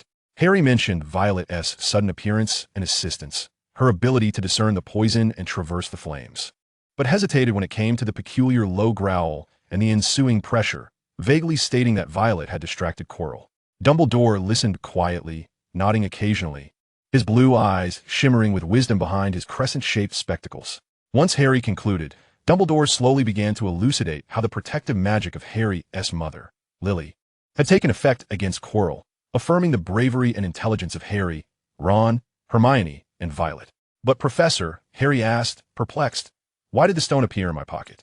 The Mirror of Ariste. Ah, the Mirror of Ariste, Dumbledore smiled. It reveals our deepest, most fervent desires.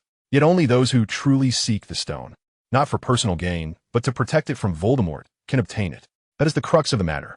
Dumbledore then made arrangements, summoning Fawkes, the phoenix radiating a warm golden-red glow, to escort Harry and Violet to the hospital wing, along with a note for the anxious Ron and Hermione.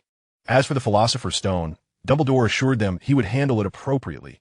Later they would learn that the stone had been destroyed, and the Flammel couple passed away peacefully after enjoying their final moments. In the hospital wing, Madame Pomfrey chattered about how something significant always happened each year, while administering a calming potion to them.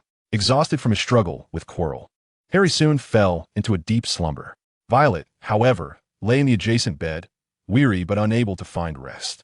Dumbledore's meaningful gaze and seemingly casual concern always led her to believe that the headmaster was privy to far more than he let on. Did he perceive the secret of her lineage, or his thoughts on that low growl? The following day, Ron and Hermione burst into the hospital wing, and upon seeing Harry and Violet safe and sound, they exhaled in relief.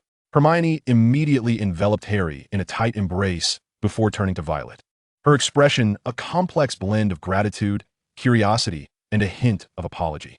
Thank you, Violet, Hermione said earnestly. Without you, we might have. We are a team.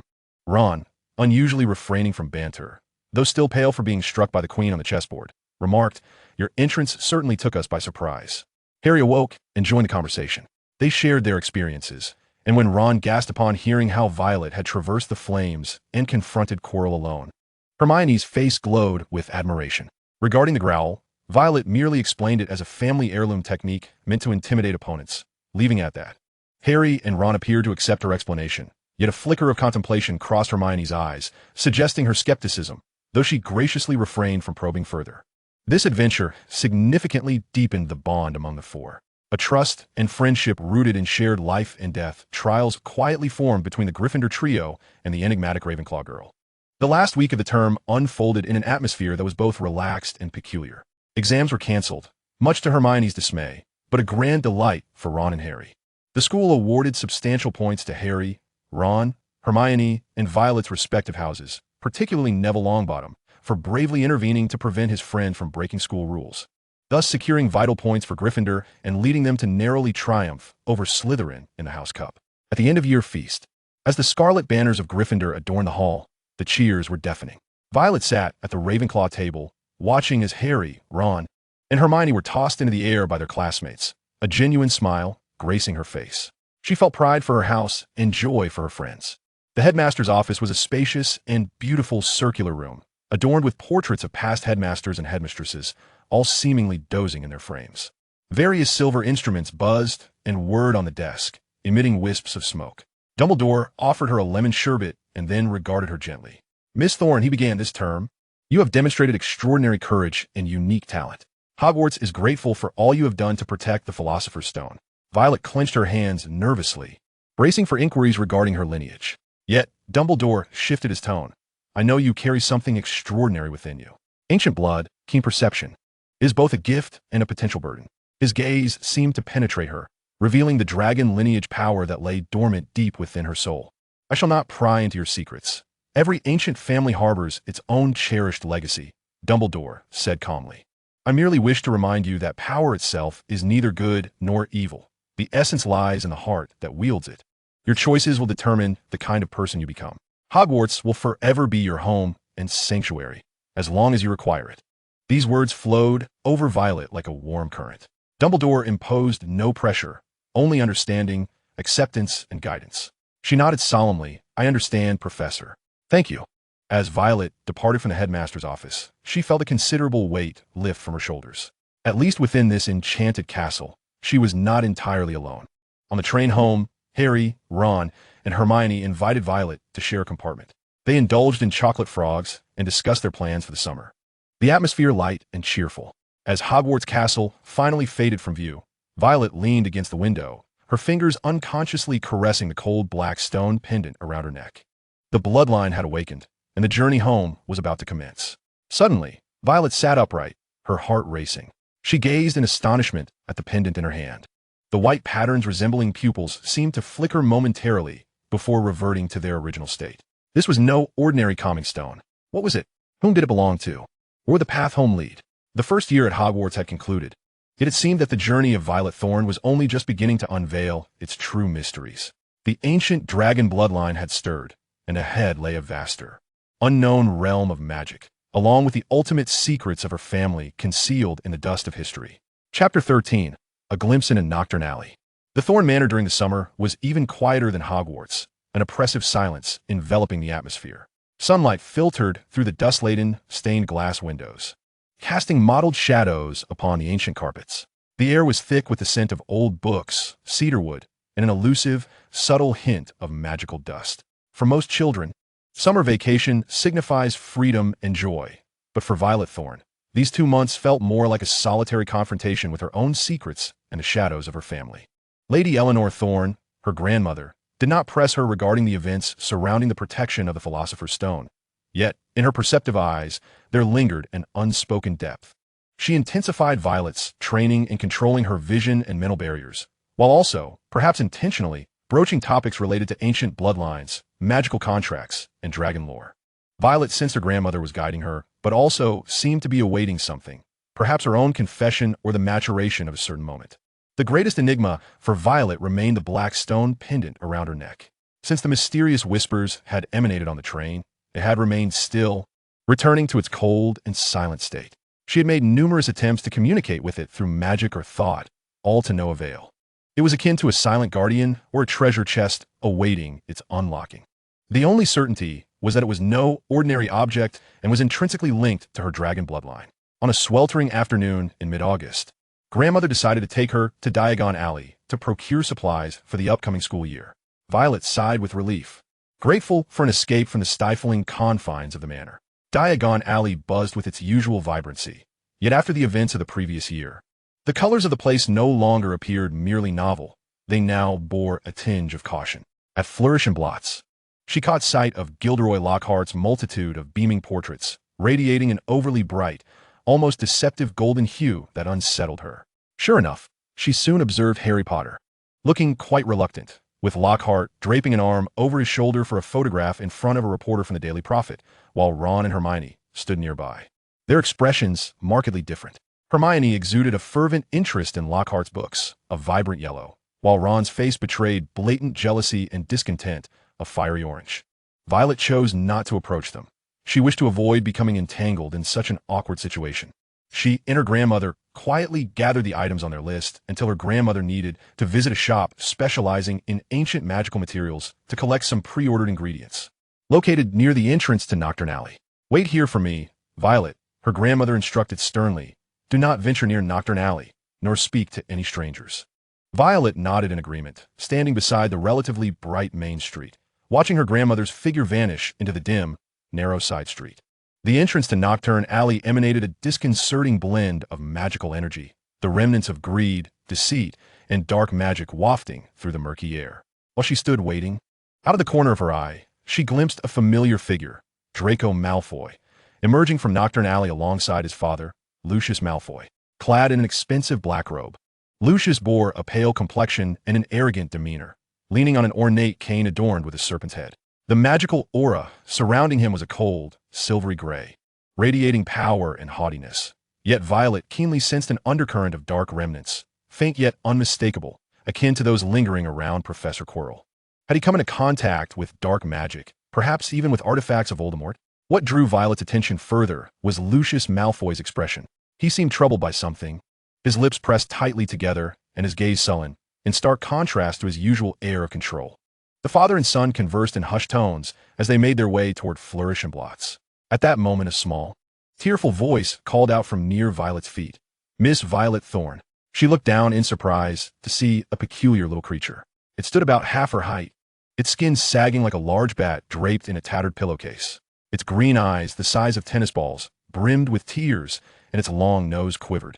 Violet had never encountered such a being, yet it radiated a twisted magical aura, embodying profound loyalty and anguish in a gray-green hue. "Who are you?" Violet asked warily, her hand discreetly grasping her wand in her pocket. "Dobby, miss. Dobby is a house elf," the elf exclaimed in a sharp voice, as it began to ram its head against a nearby wall. Bad Dobby. You mustn't speak to the witch." Yet Dobby felt compelled to come, compelled to warn. Warn of what? Violet furrowed her brow, unsettled by the elf's frantic behavior and the intense aura of pain emanating from it. As it continued to strike the wall with a resounding thud, she urged, "Stop. I don't wish to attract attention." "Are you saying Hogwarts is in danger?" "What danger?" Dobby ceased its actions, its large eyes brimming with tears of fear. It leaned closer to Violet, its voice a mere whisper. "The Chamber of Secrets, Mississippi. The chamber will be opened. Mudbloods will be in grave danger." "The chamber? Mudbloods?" Violet's heart sank heavily. These terms carried a foreboding and ancient weight. What was the chamber? Who intended to open it? She pressed eagerly for answers. But Dobby's face contorted with sheer terror as it jumped back. "Dobby cannot say. Dobby has already said too much." "Master will." It stifled a sob, then with a sharp crack, vanished, leaving behind a faint trace of magical energy. Violet stood rooted in place, her heart tumultuous. Whom did the house elf Dobby belong to? Why had it come to warn her? The mention of a master, coupled with its fearful glance toward Flourish and Blots, led her to suspect that its master was none other than the Malfoy family. Was Lucius Malfoy orchestrating some dark scheme? Considering the ominous expression he had worn when she had seen him emerging from Nocturne Alley, along with the lingering aura of darkness about him, this possibility seemed all too plausible. The warning of the chamber and the peril facing Mudbloods must be conveyed to Harry and Hermione. After all, Hermione was Muggle-born. "What is it, Violet? You appear troubled," her grandmother Eleanor inquired gently. "Nothing, grandmother." Violet quickly composed herself, suppressing the tempest within. "It's just a bit stuffy outside." Chapter 14. The Cloud of New Beginnings. Grandmother Eleanor seemed to sense her unease, but refrained from pressing further, casually mentioning one evening over tea. "The history of Hogwarts runs far deeper than what is recorded in books, Violet. The castle's walls conceal many secrets, some of which only reveal themselves at specific times to certain individuals." Her words were laden with significance, hinting at unspoken truths. Violet suspected her grandmother knew something about the chamber, but chose silence for reasons unknown. Finally, September 1st arrived. Platform 9 3/4 at King's Cross Station buzzed with the usual excitement. Yet this year felt markedly different for Violet.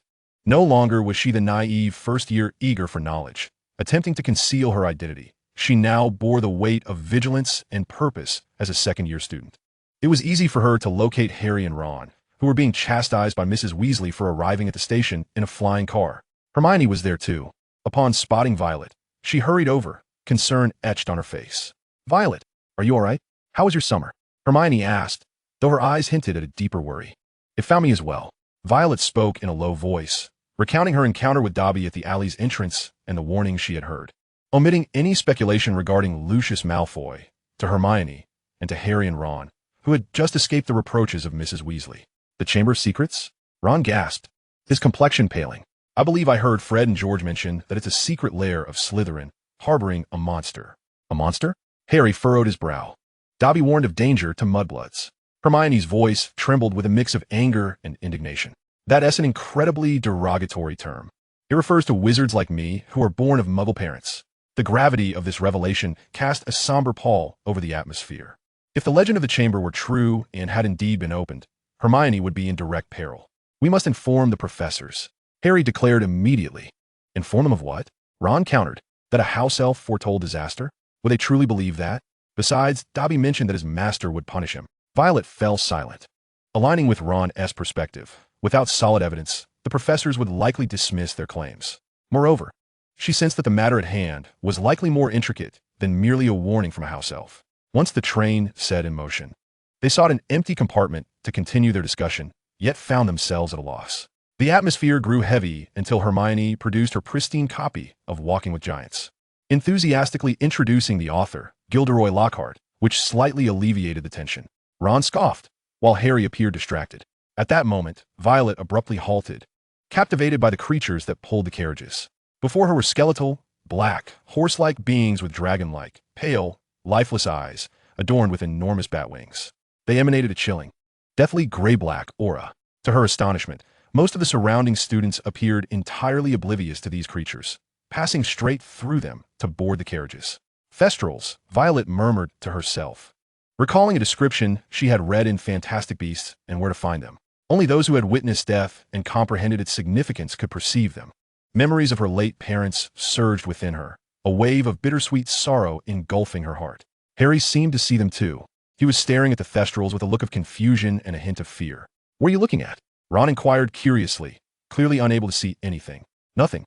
Harry and Violet replied almost in unison, then exchanged a glance that conveyed a newfound understanding between them. This shared experience of perceiving what only they could see subtly bridged their connection.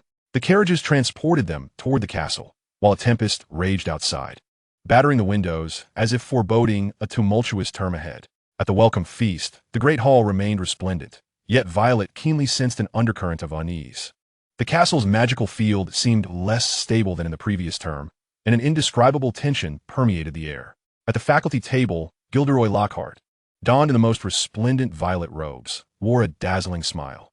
However, the overly bright, almost artificial golden aura surrounding him made Violet feel uneasy. Professor Snape's countenance was darker than usual, while Professor Dumbledore appeared to harbor a barely perceptible worry. The sorting ceremony proceeded as customary. Yet, as the feast neared its conclusion and Dumbledore rose to announce important notices, a dissonant note emerged.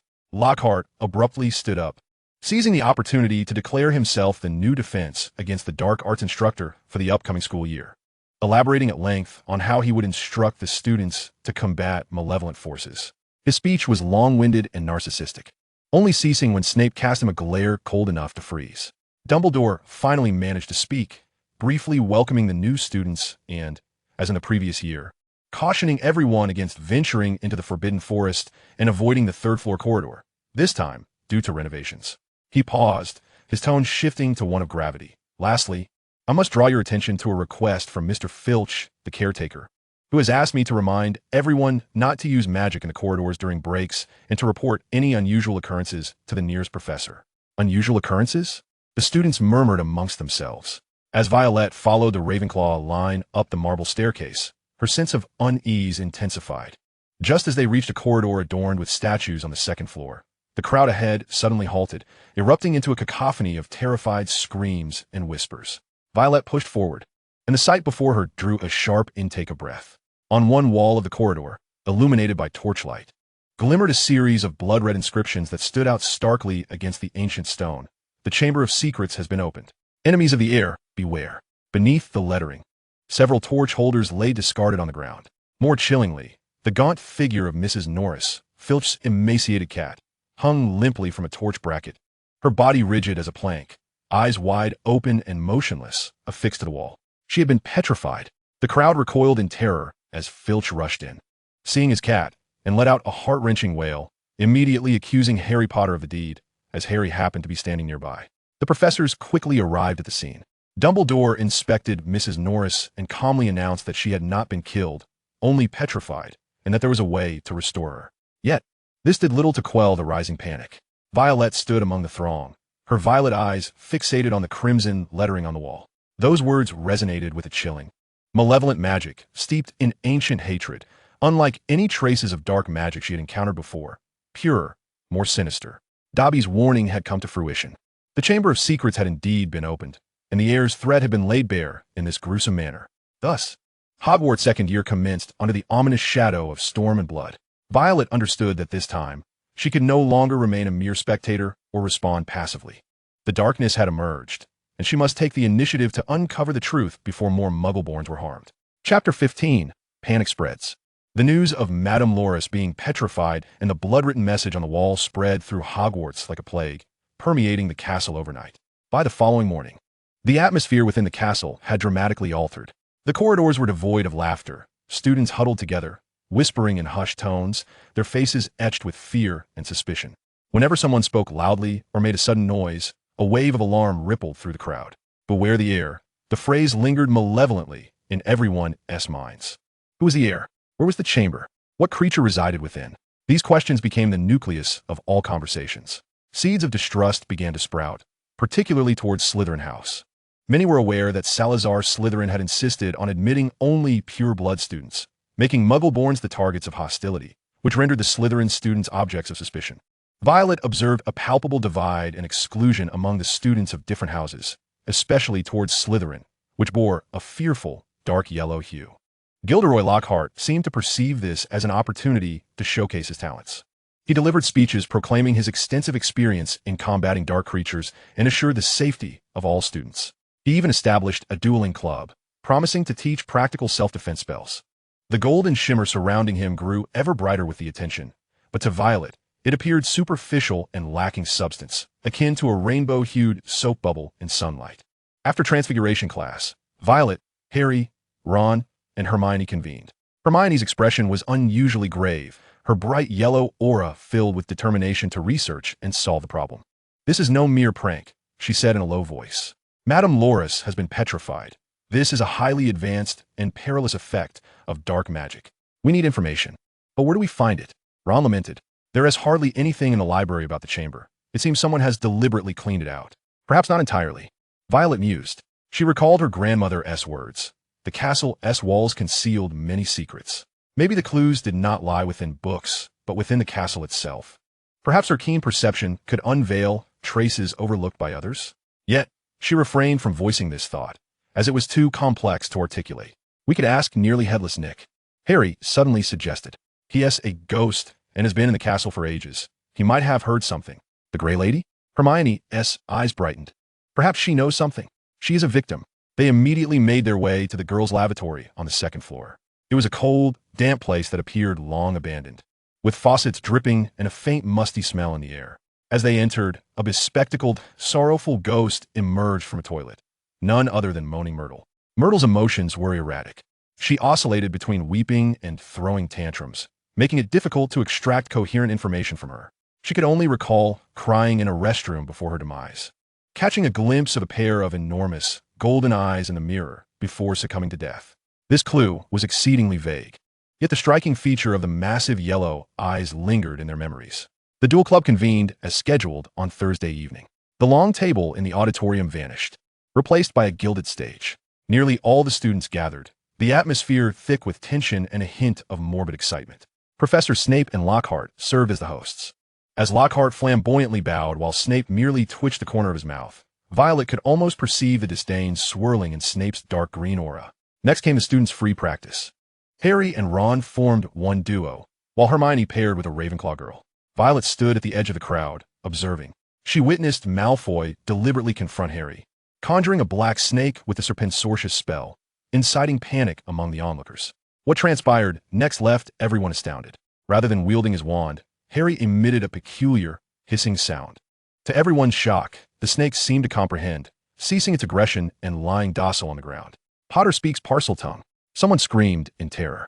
The auditorium fell into an eerie silence, only to erupt into a cacophony of speculation. Countless eyes fixed upon Harry, brimming with fear and aversion. The ability to converse with snakes, a hallmark of Salazar Slytherin, now cast suspicion upon Harry, leading many to believe he was the heir of Slytherin. Violet felt her heart sink. She sensed Harry's golden aura flickering violently with shock and indignation. Though she did not believe Harry was the heir, this coincidence was undeniably perilous. Justin Finch-Fletchley, a Muggle-born student from Hufflepuff, turned pale with fright and fled. The ensuing days were nothing short of a nightmare for Harry. Except for Ron and Hermione. Nearly everyone avoided him, regarding him with a gaze reserved for a monster. Even some Gryffindors kept their distance. The Slytherins spared no effort in their mockery. Violet sought opportunities to comfort Harry, but her attempts yielded little solace. Suspicion and panic cloaked Hogwarts like a dense fog. Soon after, a second attack occurred. This time, the victim was Colin Creevey, a first-year Gryffindor and Harry's Quidditch teammate, who idolized him and was perpetually armed with his camera. He was discovered lying on the cold corridor floor, as rigid as his petrified camera, his face frozen in terror. Amidst this oppressive atmosphere, Violet became increasingly vigilant, observing everything around her. Several times within the castle, she sensed a faint, fleeting trace of cold magic, reminiscent of the blood-written messages on the walls. Yet more elusive and slippery, difficult to grasp. Ginny, the shy first-year girl who could scarcely utter a word? How could she be linked to such dark forces? And what of that notebook? Violet remained silent, but she etched this discovery deeply into her memory. The crisis at Hogwarts is far from over, and the clues seem to point in an unexpected direction. That ominous black diary looms like a sinister shadow, quietly emerging within the enigma. Chapter 16, Clues and the Vanishing Ginny. After Colin Creevey was petrified, Hogwarts was completely frozen beneath a layer of fear. The corridors echoed with an unsettling emptiness. Even in daylight, students huddled together, moving briskly like startled herd animals, where the slightest rustle could incite gasps and screams. The teachers' expressions grew increasingly grave, escorting students to and from classes in a somber silence. Violet Thorne remained more vigilant than most. She not only sensed the pervasive panic that lingered in the air, but also attentively observed the chilling dark aura that had once enveloped Ginny Weasley. Several times, she attempted to discreetly watch Ginny, only to find the first-year girl's condition deteriorating. Her complexion was as pale as a ghost, heavy dark circles under her eyes, and her once shy rosy glow had dimmed, nearly replaced by a sense of exhaustion, fear, and an unsettling emptiness. That dark presence flickered in and out, but when it appeared, it seemed more pronounced than before. Harry's days were even more dismal. The label of heir of Slytherin branded him like a scar. Aside from the steadfast Ron and Hermione, nearly everyone avoided him. Even within Gryffindor, discordant voices emerged. Violet once witnessed Parvati Patil and Lavender Brown hastily sidestepping as Harry passed, their faces betraying unmistakable fear. Do they truly believe I would harm others? Harry lamented one evening as the four of them, including Violet, clandestinely gathered in an empty classroom to strategize. Ignore them, Harry, Ron grumbled, chewing angrily on a pie stolen from the kitchen. They're all fools. But Parseltongue, Hermione frowned. This is indeed a trait of Slytherin. It's too coincidental. My father is also a Parselmouth. Harry retorted passionately. What does that prove? It indicates that the ability itself is neutral regarding good and evil. Violet interjected calmly, drawing the attention of the three. What matters is how it is wielded.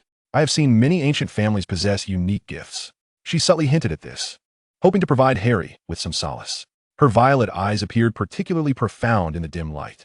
What we need to focus on now are the clues left by the true culprit, rather than being misled by appearances. Violet was right. Hermione immediately concurred, her bright yellow aura rekindling her enthusiasm for research. We must analyze systematically. The Weeping Myrtle mentioned the large yellow eyes, which is a crucial characteristic. We need to determine what creature fits this description and could cause petrification. In the following days, Hermione practically resided in the library. She pored over numerous volumes on magical creatures and dark magical beings, her eyes bloodshot from lack of sleep, yet her spirit remained remarkably invigorated. Violet also utilized her keen vision to scour the library for books that might have been overlooked, particularly those imbued with traces of dark magic, especially records pertaining to souls or control. She harbored a nagging suspicion that Ginny's condition was influenced by some external force. One afternoon, Hermione burst into the Ravenclaw common room, seeking out Violet, her face a mixture of excitement and trepidation. "I found it," she whispered, clutching a torn piece of paper from an old book, its surface radiating the aura of aged yet distinct magical ink. "But I cannot disclose the title of the book. I would be violating school regulations." She referred to the forbidden tome, Powerful Potions, which she had clandestinely consulted. "What creature?" Violet inquired eagerly. Hermione handed the note to Violet. It depicted a colossal, lizard-like monster, adorned with scales and possessing a menacing gaze. Adjacent to it, annotations read, "Basilisk, the king of serpents, hatched from a rooster's egg by a toad.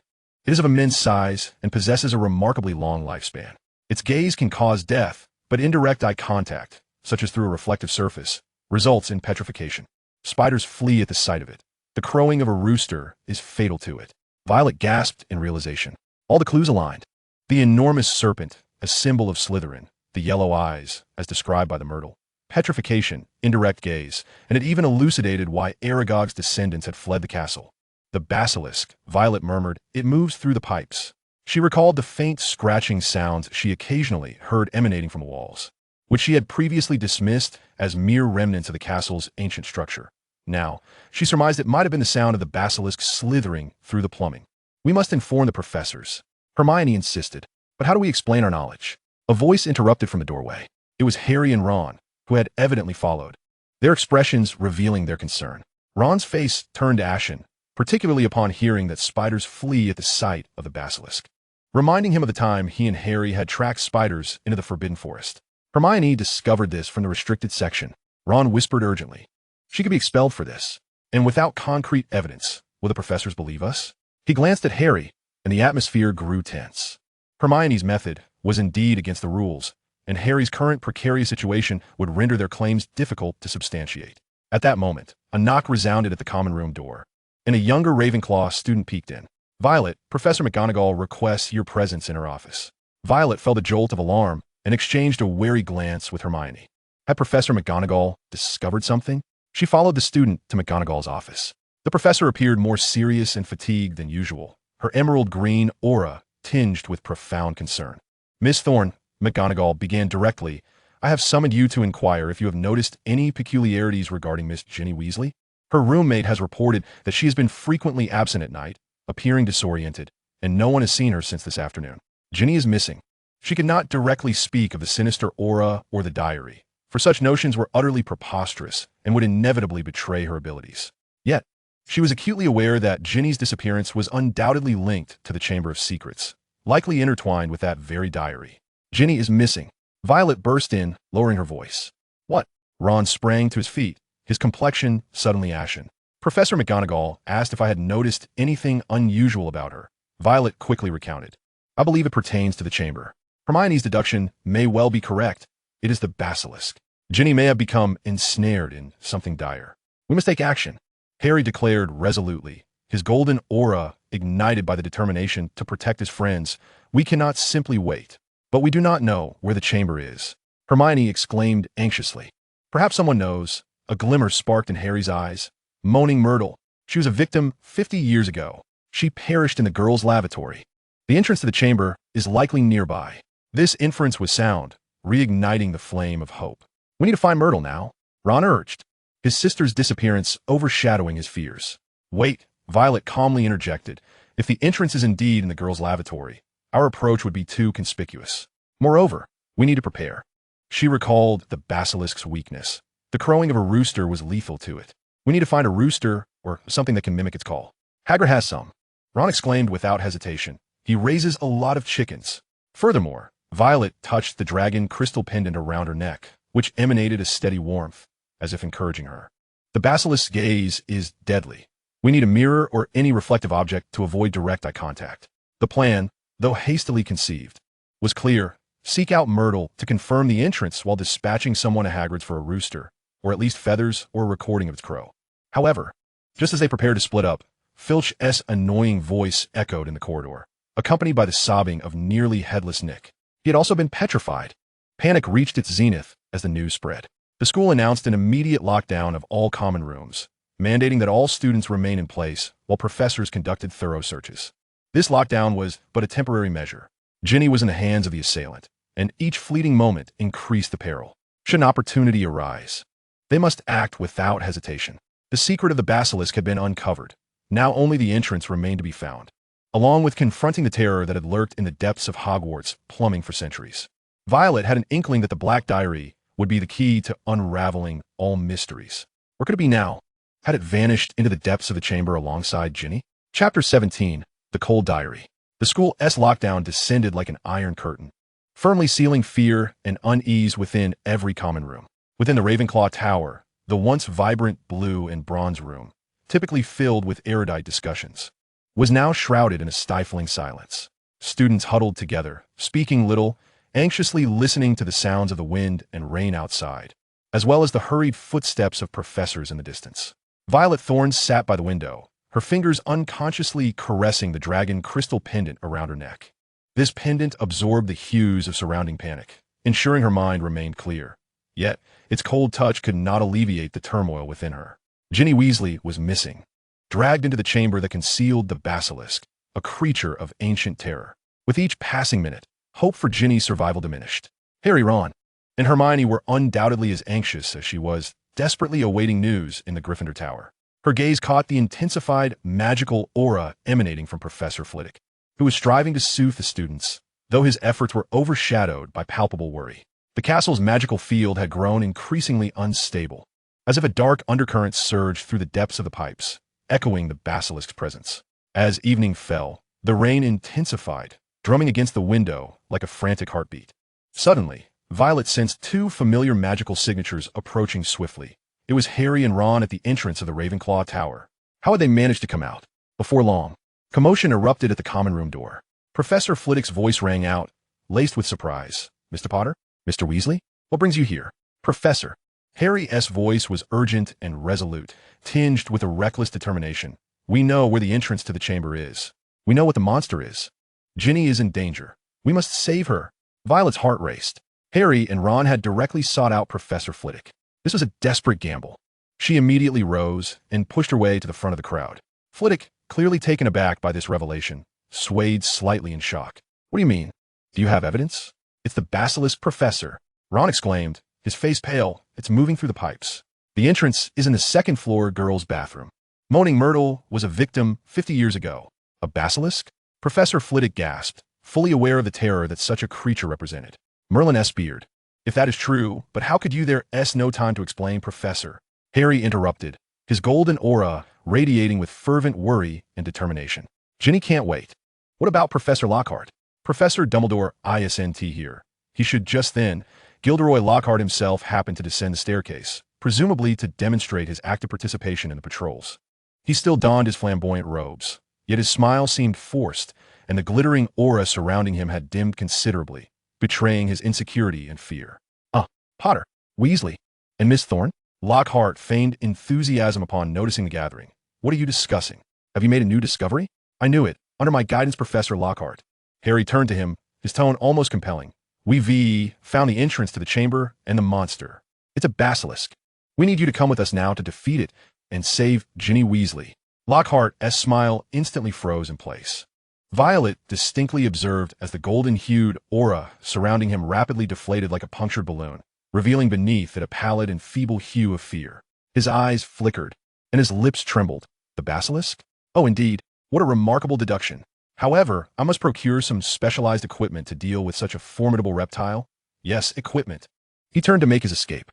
"We shall accompany you, Professor." Harry's voice turned icy as he and Ron flanked Gilderoy Lockhart, nearly escorting him toward his office. Without hesitation, Violet followed suit. Professor Flitwick paused momentarily before scurrying after them, muttering anxiously about the need to inform the other professors to prepare. Upon arriving at Lockhart's dimly lit office, they were met with an array of his disingenuous photographs. Lockhart hesitated as he rummaged through a large chest, but Harry and Ron had already lost their faith in him. Suddenly, Ron pointed his wand at Lockhart, his hand quaking, yet his tone resolute. You are nothing but a fraud, aren't you? All your tales are pilfered. Under the threat of the wand, Lockhart's psychological defenses crumbled entirely. He sank to the floor, weeping and confessing that all the adventures chronicled in his books were stolen from real wizards, who had their memories erased by his obliviate charms. He possessed no genuine skill whatsoever. The truth revealed, yet at that moment, it mattered little to anyone. What was paramount was how to rescue Ginny. Thus, Harry coldly declared, "You must accompany us. At the very least, you can serve as bait." They compelled the disheartened Lockhart to follow them to the girls' lavatory on the second floor. Moaning Myrtle sat sobbing on the tank of the innermost stall. "Oh, it's you again," she exclaimed upon seeing Harry, her wailing escalating. "Are you here to mock me once more?" "Myrtle," Harry implored urgently, "do you recall where you saw those eyes when you died?" Myrtle seemed intrigued by the question, drifting down with an unhealthy enthusiasm. "Right here. I was hiding in this stall, crying because Olive Hornby mocked my glasses. Then I heard a boy's voice. And when I opened the door to shoo him away, I saw those large eyes right there." She gestured toward the direction of the sink. Harry and Ron dashed to the basin adorned with serpentine carvings. Violet followed, sensing an ancient and concealed residue of magic lingering around the basin, resonating subtly with Salazar, Slytherin's cold and pure bloodline magic. Harry fixated on the snake-shaped engraving on the tap, instinctively knowing what to do. He opened his mouth and emitted a deep, hissing sound, parcel tongue. "Open." As he spoke, the basin erupted in a blinding white light, beginning to whirl violently. And soon the entire basin sank, revealing a dark, gaping pipe over a meter in diameter, exuding a damp, foul stench unfathomable in depth. The entrance to the Chamber of Secrets. Upon seeing this opening, the last vestige of color drained from Lockhart's face. He suddenly seized Ron's broken wand, which had been damaged during the car crash against the Whomping Willow, and pointed it at them, a frenzied expression etched upon his face. "I apologize, children, but the tale of Gilderoy Lockhart cannot conclude in failure. Oblivion." This unexpected proclamation left everyone momentarily stunned, yet no one could spare him a thought at that moment. "We must descend." Harry gazed into the inky blackness of the tunnel, his voice resolute. He was the first to crawl inside, sliding down the slick, grimy walls. Ron followed closely behind. Violet cast a glance at the unconscious Lockhart, and the anxious Professor Flitwick took a deep breath and resolutely entered the passageway as well. In the darkness, the dragon crystal pendant around her neck seemed to emit a faint warmth, as though guiding her towards a destination or warning her of the peril that lay ahead. The tunnel was long and filthy, and they tumbled onto a damp floor littered with animal bones. Before them lay a dark, stone corridor, and as they ventured further, the air became thick with a distinctive, pungent scent of serpents. Eventually, they arrived at a sturdy stone wall, upon which coiled two intertwining stone serpents, their eyes set with massive, shimmering emeralds. Harry commanded in parcel tongue, "Open." The serpents parted, and the stone wall cracked open, sliding aside to reveal the chamber of Slytherin. It was a vast, dimly lit corridor, flanked by numerous serpentine stone columns, with a towering ceiling that vanished into darkness. The air was heavy with ancient dust and the scent of death. At the end of the corridor stood a colossal statue of Salazar Slytherin, its aged simian visage exuding a chilling authority. At the statue's feet lay a small, motionless figure with red hair. It was Ginny Weasley. Beside her, a small, black diary lay discarded. "Ginny!" Ron exclaimed, rushing forward. Harry hurried after him, but Violet halted in her tracks, her gaze fixated on the black diary. To her eyes, the diary radiated an unprecedented, intensely dark energy akin to a swirling black hole, greedily siphoning the vitality from its surroundings. The faint glimmer of life surrounding Ginny was being drawn into the pages of that malevolent book like a gentle stream. Just then, a voice echoed through the vast chamber, clear and calm, laced with a condescending mockery. How touching. From the shadows of the immense Slytherin statue emerged a figure, a tall boy with black hair, indistinct, as if woven from memory and light. He was strikingly handsome, yet bore an unsettling coldness and cruelty that belied his youth. He raised his hand, pointing at the diary, which seemed to come alive, flipping its pages as a more potent darkness surged forth. After 50 years, the ghostly boy smiled, his gaze locking on Harry. "Someone has finally managed to open the chamber and bring me face to face with the opponent I have longed to meet. Hello, Harry Potter." "Tom Riddle." Harry rasped, recognizing the name he had seen in his diary. Tom Riddle's smile deepened, imbued with a mocking delight reminiscent of a cat playing with a mouse. With a gentle wave of his hand, he commanded in parcel tongue. "Speak to me, Slytherin, the greatest of the 4 founders of Hogwarts." The vast mouth of the colossal stone statue of Slytherin began to slowly open, wider and wider, ultimately forming a pitch-black maw. A chilling sound, akin to scales scraping against rock, emanated from that gaping mouth. Something immense and frigid was surging forth from the depths of the statue. The basilisk was on its way. Chapter 18. The Gaze of the Heir. The enormous mouth of the Slytherin statue resembled the entrance to hell, with the rustling of scales against stone growing ever closer and louder. An indescribable stench, mingling decay and venom, erupted from the aperture, inducing nausea. "Close your eyes," Harry shouted urgently, himself squeezing his eyes shut, relying solely on his hearing and instincts to gauge the peril. The basilisk's gaze could be fatal. Ron hastily closed his eyes and fumbled towards Ginny, attempting to awaken her. Violet also shut her eyes immediately, yet her vision remained partially intact. She could perceive a vast, cold, deathly green energy slowly billowing from the statue's mouth, its core 2 pulsating, sulphurous yellow lights. The basilisk's eyes. Tom Riddle, a specter composed of memory, emitted a smug, cold laugh. "Useless, Potter. How can you fight me with your eyes shut?" He stood leisurely to the side, as if savoring a meticulously orchestrated performance. At that moment, a flurry of wings flapped from the direction of the tunnel, accompanied by a clear and melodious call. A golden red light burst forth, akin to a miniature sun, piercing through the dim chamber and dispelling some of the gloom. It was Fawkes, Dumbledore's phoenix. Fawkes spiraled in the air, clutching a tattered, patched hat in its talons. The Sorting Hat. It dropped the hat at Harry's feet. "A bird in a tattered hat?" Riddle scoffed mockingly. "Is this the life-saving gift Dumbledore has bestowed upon you? Truly touching." Harry, with his eyes tightly shut, groped for the Sorting Hat, confusion etched across his face. However, Violet could see that the seemingly worn hat radiated a powerful and ancient magical brilliance bestowed by the 4 founders of Hogwarts, while the Gryffindor sword, dropped beside the hat by Fawkes, gleamed with a pure light of courage akin to flames.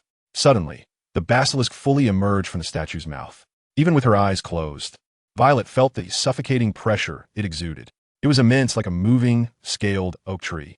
The sound of its slithering across the ground sent shivers down one's spine as it charged straight towards Harry. "To the left, Harry! Quickly dodge!" Ron shouted, listening intently to the sounds. Relying on the agility honed from Quidditch training, Harry rolled aside just as the basilisk's massive head grazed his body, crashing against a stone pillar and sending debris flying. "Fawkes, help us!" Harry cried out. Fawkes emitted a piercing cry, akin to a golden flash of lightning, as he darted towards the basilisk's face. His sharp claws targeted the creature's immense, yellowing eyes.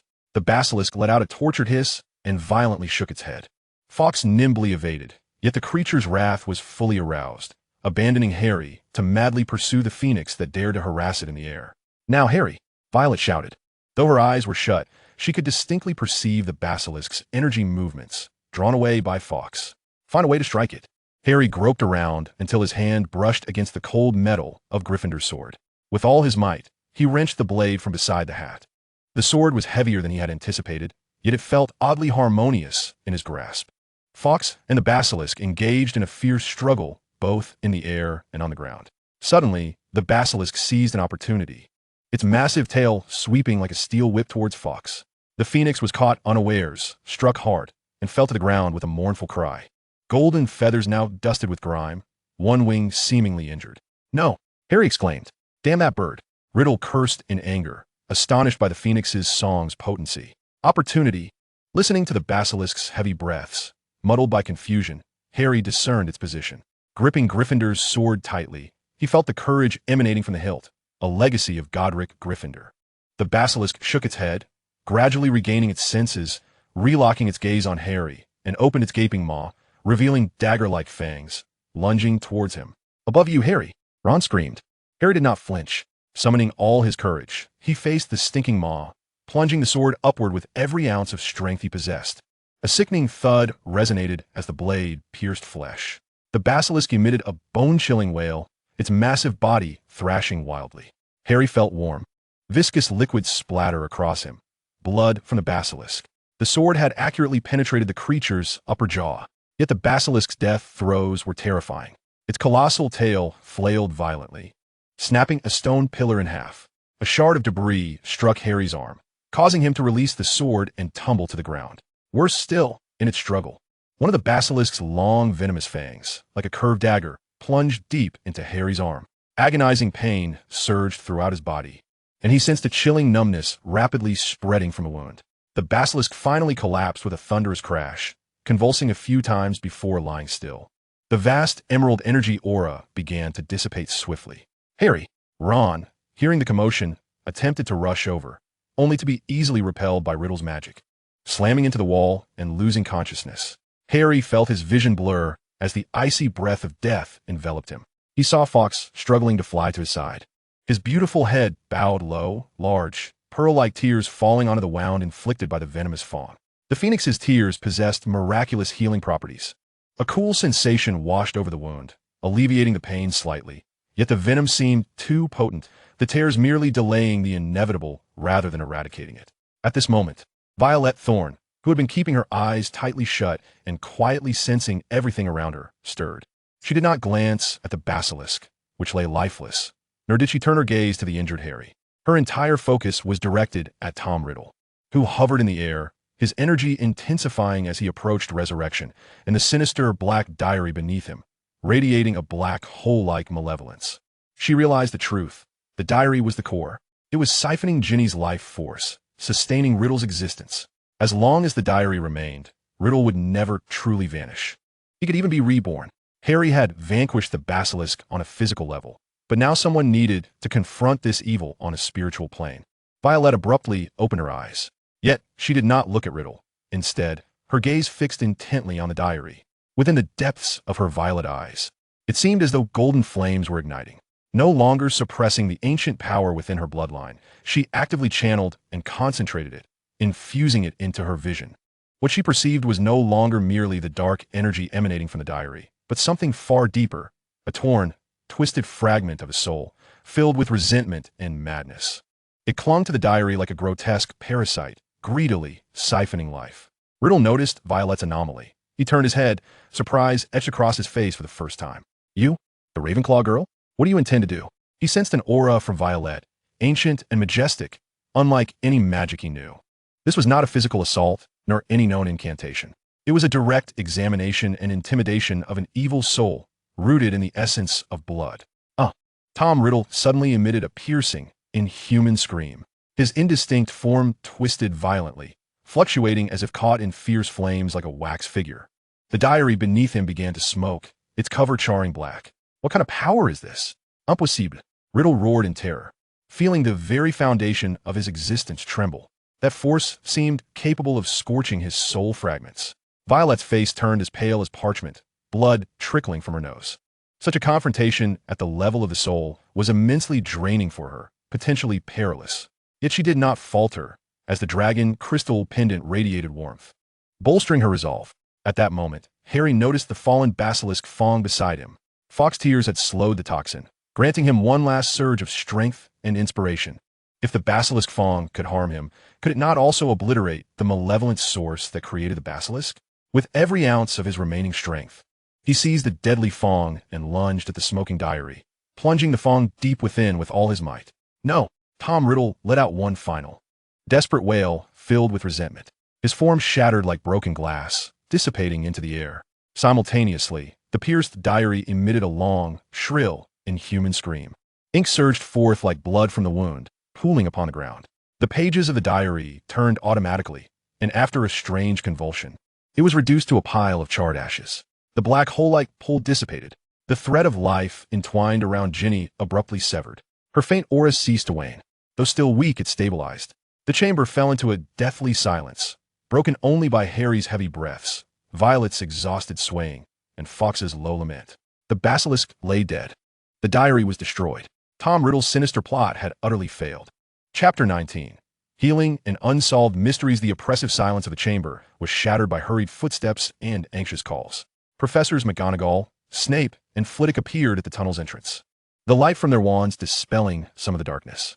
Upon witnessing the scene before them, they gasped in horror. The enormous basilisk's corpse, the unconscious Ron, the motionless Ginny, Harry with a bleeding arm and a pallid face, and Violet, leaning against the wall, as pale as a ghost, alongside the disheveled yet radiant Phoenix, Fawkes. My goodness, McGonagall exclaimed, covering her mouth, her voice trembling. Snape was the first to act, gliding to Harry's side like a great bat, swiftly examining his wounds. As he noted the purplish-black fang marks and the nearby tears of the phoenix, his somber expression shifted slightly. He promptly retrieved several vials of potions from his robes, expertly administering them to Harry while tending to his wounds. Flitwick rushed to assess Ron and Ginny's conditions. McGonagall quickly approached Violet, crouching down, her gaze filled with concern and dread. "Miss Thorne, how are you?" Violet attempted to respond, but was overwhelmed with dizziness and nausea, the metallic scent of blood lingering in her nostrils. She managed a weak shake of her head, indicating she was still conscious. She could perceive the professor's profound worry and the complex aura of relief surrounding them. Madame Pomfrey soon arrived, and McGonagall's voice softened remarkably. "You all did exceptionally well," she said, her voice slightly choked. In no time, Madame Pomfrey arrived with several upperclassmen, evidently stretcher-bearers. With remarkable efficiency, she assessed everyone, administering a more potent antidote to Harry, combined with Phoenix tears. Its effects were significant, confirming that Ron was merely unconscious, Ginny's vitality was weak yet stable, and Violet was suffering from severe magical exhaustion and mental fatigue. "She requires rest. All must be taken to the hospital wing," Madame Pomfrey commanded, her tone leaving no room for dissent. Violet was carefully laid on a stretcher before being carried out of the chamber. She cast one last glance at the pile of ashes that had once been the diary and the deadly basilisk fang beside it. Tom Riddle had vanished, yet the lingering sense of that malevolent presence still haunted her. Her draconic lineage seemed to possess a peculiar restraint against such darkness, albeit at a tremendous cost. The hospital wing was suffused with the soothing scent of calming potions. After being administered several vials of peculiar yet effective elixirs, Violet sank into a profound slumber, as if seeking to banish all fatigue and terror from her being. When she awoke once more, it was already the afternoon of the following day. Sunlight streamed through the window, illuminating the medical wing, which was enveloped in a serene silence. Harry lay in the adjacent bed, his arms still bandaged. Yet his complexion had significantly improved as he engaged in hushed conversation with the recently awakened Ron. Ginny remained asleep in the distant bed, her breathing steady, while Mrs. Weasley sat by her side, gently holding her hand, her face a canvas of relief marked by traces of tears. "Are you awake?" A familiar voice resonated. Violet turned her head to find Hermione seated in the chair beside her bed, her face pale from illness. Yet her eyes sparkled once more with their customary brilliance and intelligence. The rigidity that had once gripped her had completely dissipated. "Hermione, are you all right?" Violet's voice was slightly hoarse. "Madame Pomfrey brewed the mandrake restorative potion," Hermione explained, her tone imbued with a sense of gratitude for having survived. "We have all been healed. Colin, Nick, everyone is fine." She clasped Violet's hand, her gaze filled with appreciation and lingering fear. "Ron has told me everything that transpired in the Chamber of Secrets. Thank you, Violet. If it weren't for you and Harry." Violet shook her head. "We accomplished this together." She glanced at Harry and Ron. "Without your discovery of the truth about the basilisk, Ron's companionship, and Harry's bravery, we could not have saved Ginny." At that moment, Harry turned his gaze toward them, offering Violet a sincere smile tinged with admiration. The earlier tension stemming from the use of Parseltongue had dissipated in the wake of their shared brush with death. Later that afternoon, Professor Dumbledore visited the medical wing. He first attended to Ginny and Mrs. Weasley, offering them gentle comfort. Then he approached the beds of Harry, Ron, Hermione, and Violet. What a remarkable adventure. Dumbledore's blue eyes swept over each of them, lingering on Violet for a brief moment, imbued with profound inquiry and understanding. "You have exhibited courage, wisdom, and loyalty beyond your years. Hogwarts takes great pride in you." He elaborated on the truth regarding Tom Riddle and the diary, detailing how he became Voldemort and the role of the diary as a Horcrux. Upon hearing the term Horcrux, Violet's heart skipped a beat. She noted how Dumbledore's gaze seemed to fleetingly assess her, as if to ascertain her comprehension of the term's gravity. Then, "Sir," Harry inquired, "would Ginny be in trouble?" "She was under Riddle's control." "I do not believe so," Dumbledore replied gently. "The Ministry will understand that she is a victim. Moreover," a glimmer of light flickered in his eyes, "Mr. Lucius Malfoy will likely need to explain how he concealed such a perilous diary within Miss Ginny's old textbook." This revelation left everyone momentarily speechless. It was Lucius Malfoy, in retaliation against Arthur Weasley's Muggle Protection Act and to eradicate Muggleborns from the school. He had deliberately thrust the diary into Ginny's possession. The truth had finally emerged, connecting all the disparate threads. A few days later, everyone had mostly recovered, and the term was drawing to a close. The school has regained its former vitality, as the shadows of the chamber have been dispelled by the radiant summer sunlight. During the end-of-year feast, Dumbledore announced that, due to the commendable efforts of Harry, Ron, Hermione, and Violet in eliminating a significant threat to Hogwarts, he has decided to award both Gryffindor and Ravenclaw an additional 400 points. The hall was first enveloped in silence, only to erupt into resounding cheers, particularly from the long tables of Gryffindor and Ravenclaw. The banners of the Red Lion and Bronze Eagle intertwined in a magnificent display, creating an atmosphere of exuberance. Although Slytherin's dream of securing the House Cup for 7 consecutive years was shattered, the joy of safety and unity overshadowed all else. Violet sat at the Ravenclaw table, absorbing the jubilant ambience around her, a subtle smile gracing her lips. She felt delighted for herself and her friends, as well as comforted by the restoration of peace at Hogwarts. After the feast, the students began to pack their belongings. On the eve of their departure, Violet was once again summoned to the headmaster's office. This time, Dumbledore eschewed pleasantries. "Miss Thorne," he gazed at her calmly, his penetrating eyes behind his crescent-shaped glasses. "The events concerning the chamber have further solidified my belief that you possess a remarkably unique and powerful gift. Your final confrontation with the memory of Riddle was not mere ordinary magic." Violet's heart quickened. She had anticipated this moment. Dumbledore seemed to sense her apprehension and smiled reassuringly. "There is no need to worry. I have no intention of prying into your secrets. Every ancient legacy deserves respect. I merely wish to caution you that the dark magic of soul-splitting you faced is exceedingly malevolent and perilous. Your abilities may offer some resistance, but remember, do not delve too deeply. It is a treacherous mire." Violet nodded solemnly. "I understand, Professor." "Excellent." Dumbledore rose and retrieved a small box from the table. "This may prove useful to you. It contains copies of notes on mental protection and ancient contracts from an old friend who has studied special bloodlines. I hope it assists you in mastering your powers." As Violet accepted the box, a warm surge filled her heart. Dumbledore always provided the perfect guidance when she needed it most. On the train home, the quartet shared a compartment, the atmosphere light and joyful. They exchanged snacks and discussed their summer plans, as if the recent harrowing events were but a distant dream. Yet, as Hogwarts Castle faded from view once more, Violet leaned against the window, her fingers instinctively caressing the dragon crystal pendant around her neck. The chamber's ordeal had concluded, yet the enigmas within her heart remained unsolved. Why did Lucius Malfoy possess one of Voldemort's Horcruxes? How many such Horcruxes existed? Who was the old friend Dumbledore mentioned? Most importantly, what secrets lay hidden within the dragon crystal pendant that responded to Horcruxes? Was the anonymous benefactor an ally or an adversary? The pendant lay cool against her skin, its chill undiminished. However, Violet sensed that this tranquility was merely fleeting. Her draconic lineage has awakened even further, and before her lies a labyrinth of deeper, darker magical enigmas, as well as a more direct confrontation with Voldemort. The second year has come to a close, yet the true journey belonging to Violet Thorne seems only to have begun, merely revealing the tip of the iceberg. Chapter 20. The Awakening of the Dragon Blood. The summer at Thorne Manor appears distinct from those of previous years. The air is imbued not only with the sense of ancient tomes and potion ingredients, but also carries a faint, ozone-like essence reminiscent of a storm's aftermath, an unconscious influence of Violet Thorne's gradually awakening draconic heritage upon her surroundings. It has been a month since the chamber incident, yet the haunting images still frequently invade Violet's dreams. The cold gaze of the basilisk, the sinister whispers of Tom Riddle's fragmented soul, and the fiery void she felt when channeling that ancient power. Upon awakening, she invariably senses the stable and cool touch of the dragon crystal pendant around her neck, as if it were soothing her troubled spirit.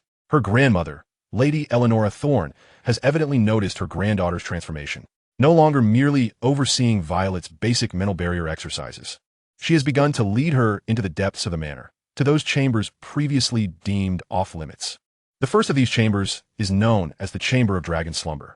It is devoid of windows, with walls adorned with luminous stones that emit a gentle white glow, and the air is filled with tiny, stardust-like magical particles. At the center of the room lies a massive, ancient magical array, intricately carved from black basalt, pulsating with a heart-stirring magical energy. As Violet steps into this space, she feels her blood simmering within her, resonating with the array in an inexplicable manner. Violet listens intently, her violet eyes reflecting the soft glimmers on the walls. She is finally about to confront the truth of her lineage. You can see colors and perceive traces of magic. These are merely superficial gifts. Her grandmother continues, gesturing for Violet to place her hand upon a smooth dragon crystal at the center of the array. The deeper power pertains to will, the majesty of bloodlines, and even the very flames of life itself. As Violet's hand touches the dragon crystal, the array seems to awaken, its patterns glowing with a dark golden light. A gentle yet monumental force surges through her arm and into her being, resonating with something deep within her bloodline. She feels the breath of ancient dragons, the freedom of soaring through the skies, and the steadfast will to guard nests and treasures. This is no longer a vague sensation, but a clear stream of ancestral knowledge. She begins to comprehend why her vision can pierce the darkness of souls, akin to a dragon's keen perception of treasure. Why her roar can instill fear and evil, the might of dragonkind, and why she possesses an inherent affinity for flames. In the days that follow, her training becomes increasingly specific and arduous. Her grandmother instructed her on how to refine her visual control, transitioning from passive reception to active scanning and analysis of magical constructs. How to masterfully channel the dragon's might, condensing its intimidating breadth into a focused, soul-shattering impact, and even began to experiment with guiding the faint affinity for fire within her, allowing her fingertips to coalesce a small cluster of warmth rather than destructive magical flames. This endeavor was far from effortless. Each profound exertion of her abilities brought about significant mental fatigue, and on several occasions, she nearly singed her own cuffs due to overzealous attempts to tame the flames. However, with each breakthrough, the dragon crystal pendant would emit an increasingly vivid warmth, as if affirming her efforts, and her command over her own power was indeed progressing steadily. Yet, the tranquility of the manor was soon shattered by news from the outside world. One morning, an unfamiliar owl delivered the Daily Prophet. Its front page emblazoned with a startling headline in bold, large font: Black escapes. Wizarding world on high alert. Accompanying it was a grim, haggard photograph of a man with tangled hair and a frenzied gaze, captioned, Sirius Black, dangerous Azkaban prisoner. Violet's heart sank. Harry, another threat directed at him. Who is this Sirius Black? What deep-seated enmity did he harbor against Harry? As she meticulously perused the information within the newspaper, she learned that Black was the Potter's secret keeper. Yet he betrayed them, leading to their demise at the hands of Voldemort, and even killed another friend, Peter Pettigrew, before being apprehended on the streets while laughing maniacally, a complete traitor and madman. However, something about the report struck Violet as peculiar. Despite the madness reflected in Black's eyes in the photograph, there were moments when a complex emotion flickered, a nuance she could not decipher, suggesting a depth beyond mere cruelty. Moreover, how had he retained his sanity and successfully escaped from Azkaban, guarded by Dementors for 12 years? This enigma loomed large. Days later, Hogwarts Messenger Owl arrived with a book list for the new academic year and a brief letter from Professor McGonagall, reminding students to exercise caution and informing them that the Hogwarts Express would be implementing enhanced security measures. When Violet and her grandmother once again ventured to Diagon Alley for their school supplies, the atmosphere felt palpably different from previous years. The pedestrians hurried by, their conversations subdued, while aurors patrolled the streets, vigilantly surveying their surroundings. The joy and bustle had been supplanted by an invisible tension. In flourish and blots, Violet unexpectedly encountered Harry, Ron, and Hermione. Harry appeared rather pale, clearly burdened by the news of Black's escape. Hermione cradled a large, ginger cat with a somewhat flattened appearance, radiating an arrogant orange aura, while Ron lamented to Hermione about his pet, Rat Scabbers, a seemingly ailing creature missing a toe, whose aura was so faint it was nearly imperceptible. Recently terrified by Hermione's new cat. Have you heard? Ron whispered. The Ministry even sent Dementors to guard the entrance to Hogwarts. Dementors? Hermione shivered at the thought of a creature capable of draining one's joy and soul. How terrifying! Harry's complexion paled further, as he seemed to possess an instinctive dread of the Dementors. Violet listened intently, sensing a thick, gray aura enveloping Harry that signified anxiety and unrest. The dual threats of Black's menace and the Dementors loomed over the 13-year-old boy like heavy clouds. His third year at Hogwarts was bound to be tumultuous.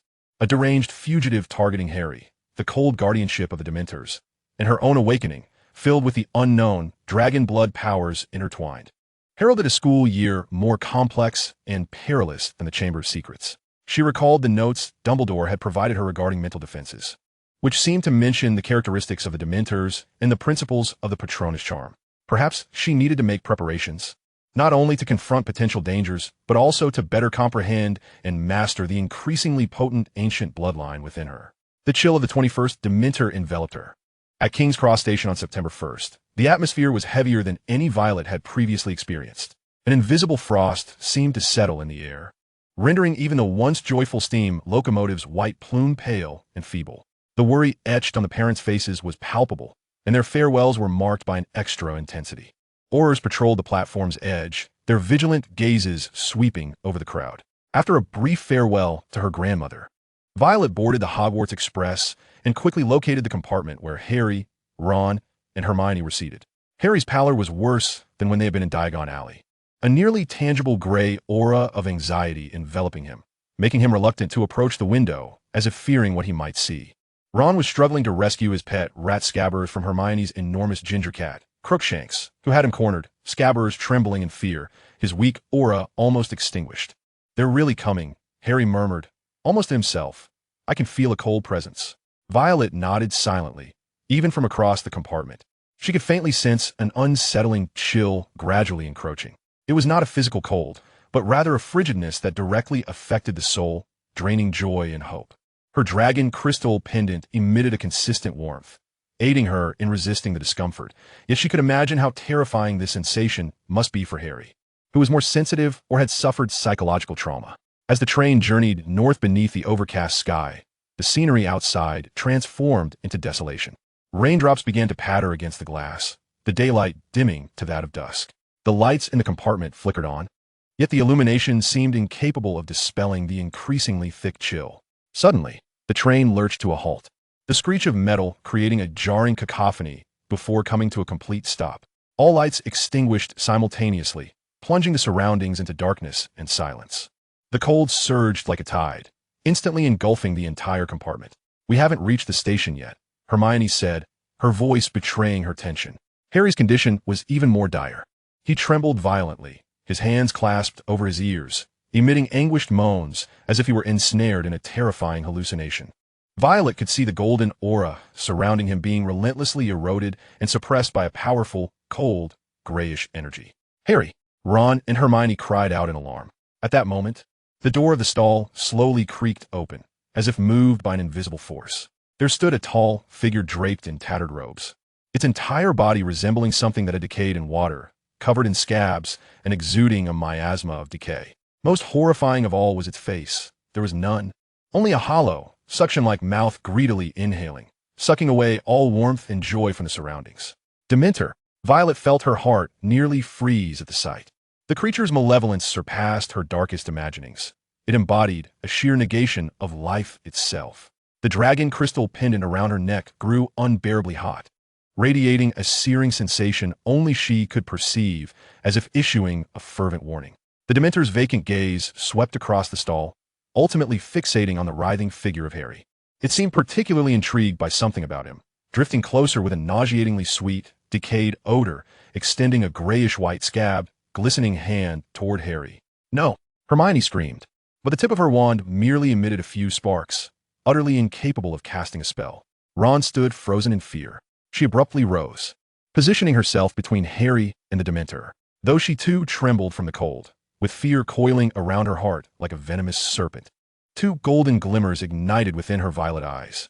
She aimed her wand at the dreadful creature, not to cast a specific spell, but as a conduit for the power within her. "Begone!" she cried fiercely, her voice trembling from the cold and exertion, yet imbued with an undeniable authority. An invisible wave radiated from her, centered on her being. It was not a complete Patronus, nor did a silver animal form materialize. Yet at the tip of her wand, a small but remarkably steadfast crimson-golden light erupted, akin to a tiny bonfire suddenly igniting in the darkness. This light bore a faint, yet palpable warmth and essence of life, standing in stark contrast to the deathly chill emitted by the Dementor. The creature seemed momentarily unsettled by this sudden force, which diverged from the typical, joyful memories it sought. Its hollow sucking motion paused, its grayish hand suspended in midair. It looked towards Violet, appearing somewhat perplexed. The aura emanating from her, though weak, was imbued with something it found distasteful, reminiscent of sunlight and ancient vitality. This brief hesitation granted Harry precious time, heralding a turning point. A faint silver light flickered from the far end of the corridor, rapidly intensifying. A shimmering, ghostly form of an animal, perhaps a bird, rushed forth, dispelling the chill at the door. Shortly thereafter, a tall man clad in a tattered, yet tidy travel cloak appeared at the door, his wand emanating a magnificent and reassuring silver light that compelled the Dementor to emit a silent shriek and retreat like a tattered black cloth. Vanishing into the darkness of the corridor, the newcomer stowed away his wand, revealing a visage marked by exhaustion. His graying hair was peppered with white, and scars adorned his face, yet his pale eyes radiated an extraordinary warmth and concern. Violet discerned a resilient aura around him, a soft golden glow that suggested he had endured great suffering while still retaining his kindness. "Are you all right?" he inquired, directing his gaze at Harry, his voice rough yet imbued with warmth. Harry leaned weakly against his seat, his face ashen and drenched in cold sweat, as if he had just completed a marathon. He shook his head, unable to articulate a response. The man produced a large piece of chocolate from his pocket, breaking it into several chunks and offering them. "Eat this. It will help. It's best to have some chocolate after encountering a Dementor." Hermione and Ron quickly accepted the offering, pressing a piece into Harry's hand. Violet, too, took a piece, the genuine sweetness and warmth that coursed through her fingertips assuring her that the danger had passed. She noticed the man's gaze linger on her for a moment, tinged with curiosity and scrutiny, before he swiftly looked away. "May I ask who you are?" Hermione inquired cautiously. "Remus Lupin," the man replied with a smile, which rendered the scars on his face less intimidating. "I'm the new defense against the dark arts professor at Hogwarts." Professor Lupin's arrival, along with his formidable Patronus, momentarily dispelled the shadows cast by the Dementor. The train resumed its journey towards Hogwarts. Harry gradually regained his strength thanks to the chocolate, though his spirit remained sluggish. Ron and Hermione, still shaken, discussed the harrowing encounter, filled with gratitude and curiosity towards Professor Lupin. Violet sat quietly by the window, savoring the sweetness of the chocolate, yet her heart was tumultuous. The burst of golden red light she had unleashed in a moment of desperation, though far inferior to Professor Lupin's fully formed Patronus, was indeed a manifestation of her dragon blood heritage. It seemed to have a peculiar disruptive effect on the negative energy of the Dementor. However, this realization also illuminated her shortcomings. Faced with true threats, her powers felt feeble, and her control was far from precise. Moreover, why were the Dementors so intrigued by Harry? Was it due to his past traumas, or the fragment of Voldemort's soul residing within him? Thus began Harry's third year at Hogwarts, under the shadow of Dementors and the protection of a mysterious new professor. Violet understood that this year's challenges would transcend mere textbook knowledge, culminating in trials that confronted the fears and darkness within. Could the flicker of dragon-blooded light she had merely grazed transform into a blazing flame capable of dispelling darkness amidst the greater storms to come? Chapter 22. Shadows and Defense Against the Dark Arts. The Hogwarts Express ultimately arrived at Hogsmeade Station without incident. The rain had ceased, but the night air remained bitterly cold. As the students disembarked from the train, they were met with the sight of several tall, cloaked figures emanating an ominous chill, resembling Dementors standing as silent sentinels at the station's entrance. The joyous atmosphere of returning to school was utterly stifled, with students bowing their heads as they hurriedly boarded the night bus. Violet once again glimpsed those gaunt, black creatures, and Harry appeared to see them too, his complexion growing even more pallid. The castle's grand doors swung open, spilling forth warm light and a cacophony of voices that momentarily dispelled the chill outside. However, upon entering the brilliantly illuminated Great Hall, Violet keenly sensed that the ambience was markedly different from previous years, though the floating candles and starry ceiling remained. The conversations among students were hushed, and smiles seemed strained. At the staff table, Professor Dumbledore's expression was more somber than usual. Professor McGonagall's lips were tightly pressed, and Professor Snape maintained his perpetual gloom, casting watchful glances toward the entrance, as if on guard against something. The newly appointed Professor Lupin sat at the end of the staff table, still clad in worn attire, but now wearing a somewhat cleaner robe. The Sorting Hat sang a new song about the four houses uniting to confront danger, clearly referencing the Dementors and the fugitive Sirius Black, but the effect appeared counterproductive, intensifying the atmosphere of tension. The sorting ceremony proceeded as customary, yet when Dumbledore rose to speak, an immediate silence fell over the hall. He began by introducing Professor Lupin, welcoming him as the new defense against the dark arts instructor, eliciting a barely concealed smirk from Professor Snape. Then his tone grew weighty. "It is with regret that I must inform you, Dumbledore's gaze swept across the assembly, that due to a large-scale breakout from Azkaban.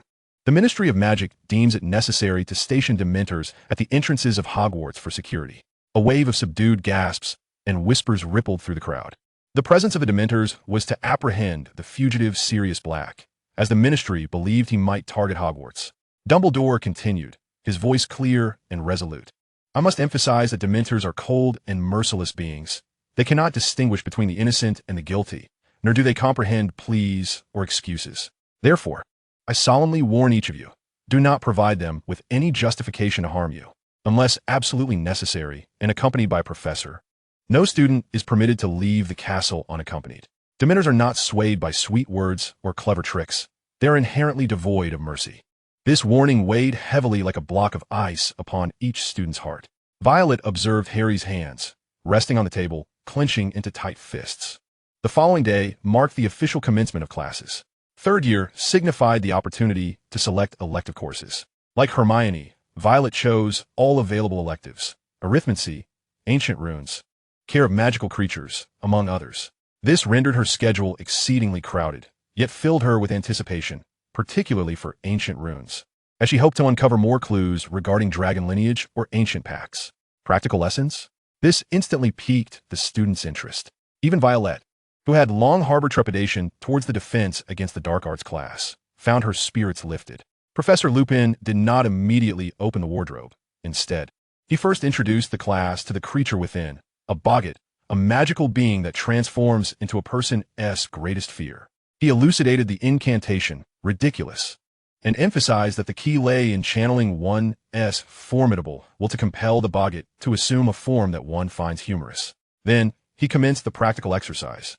Neville Longbottom was the first to step forward, his dread of Professor Snape manifesting as the boggart morphed into Snape himself.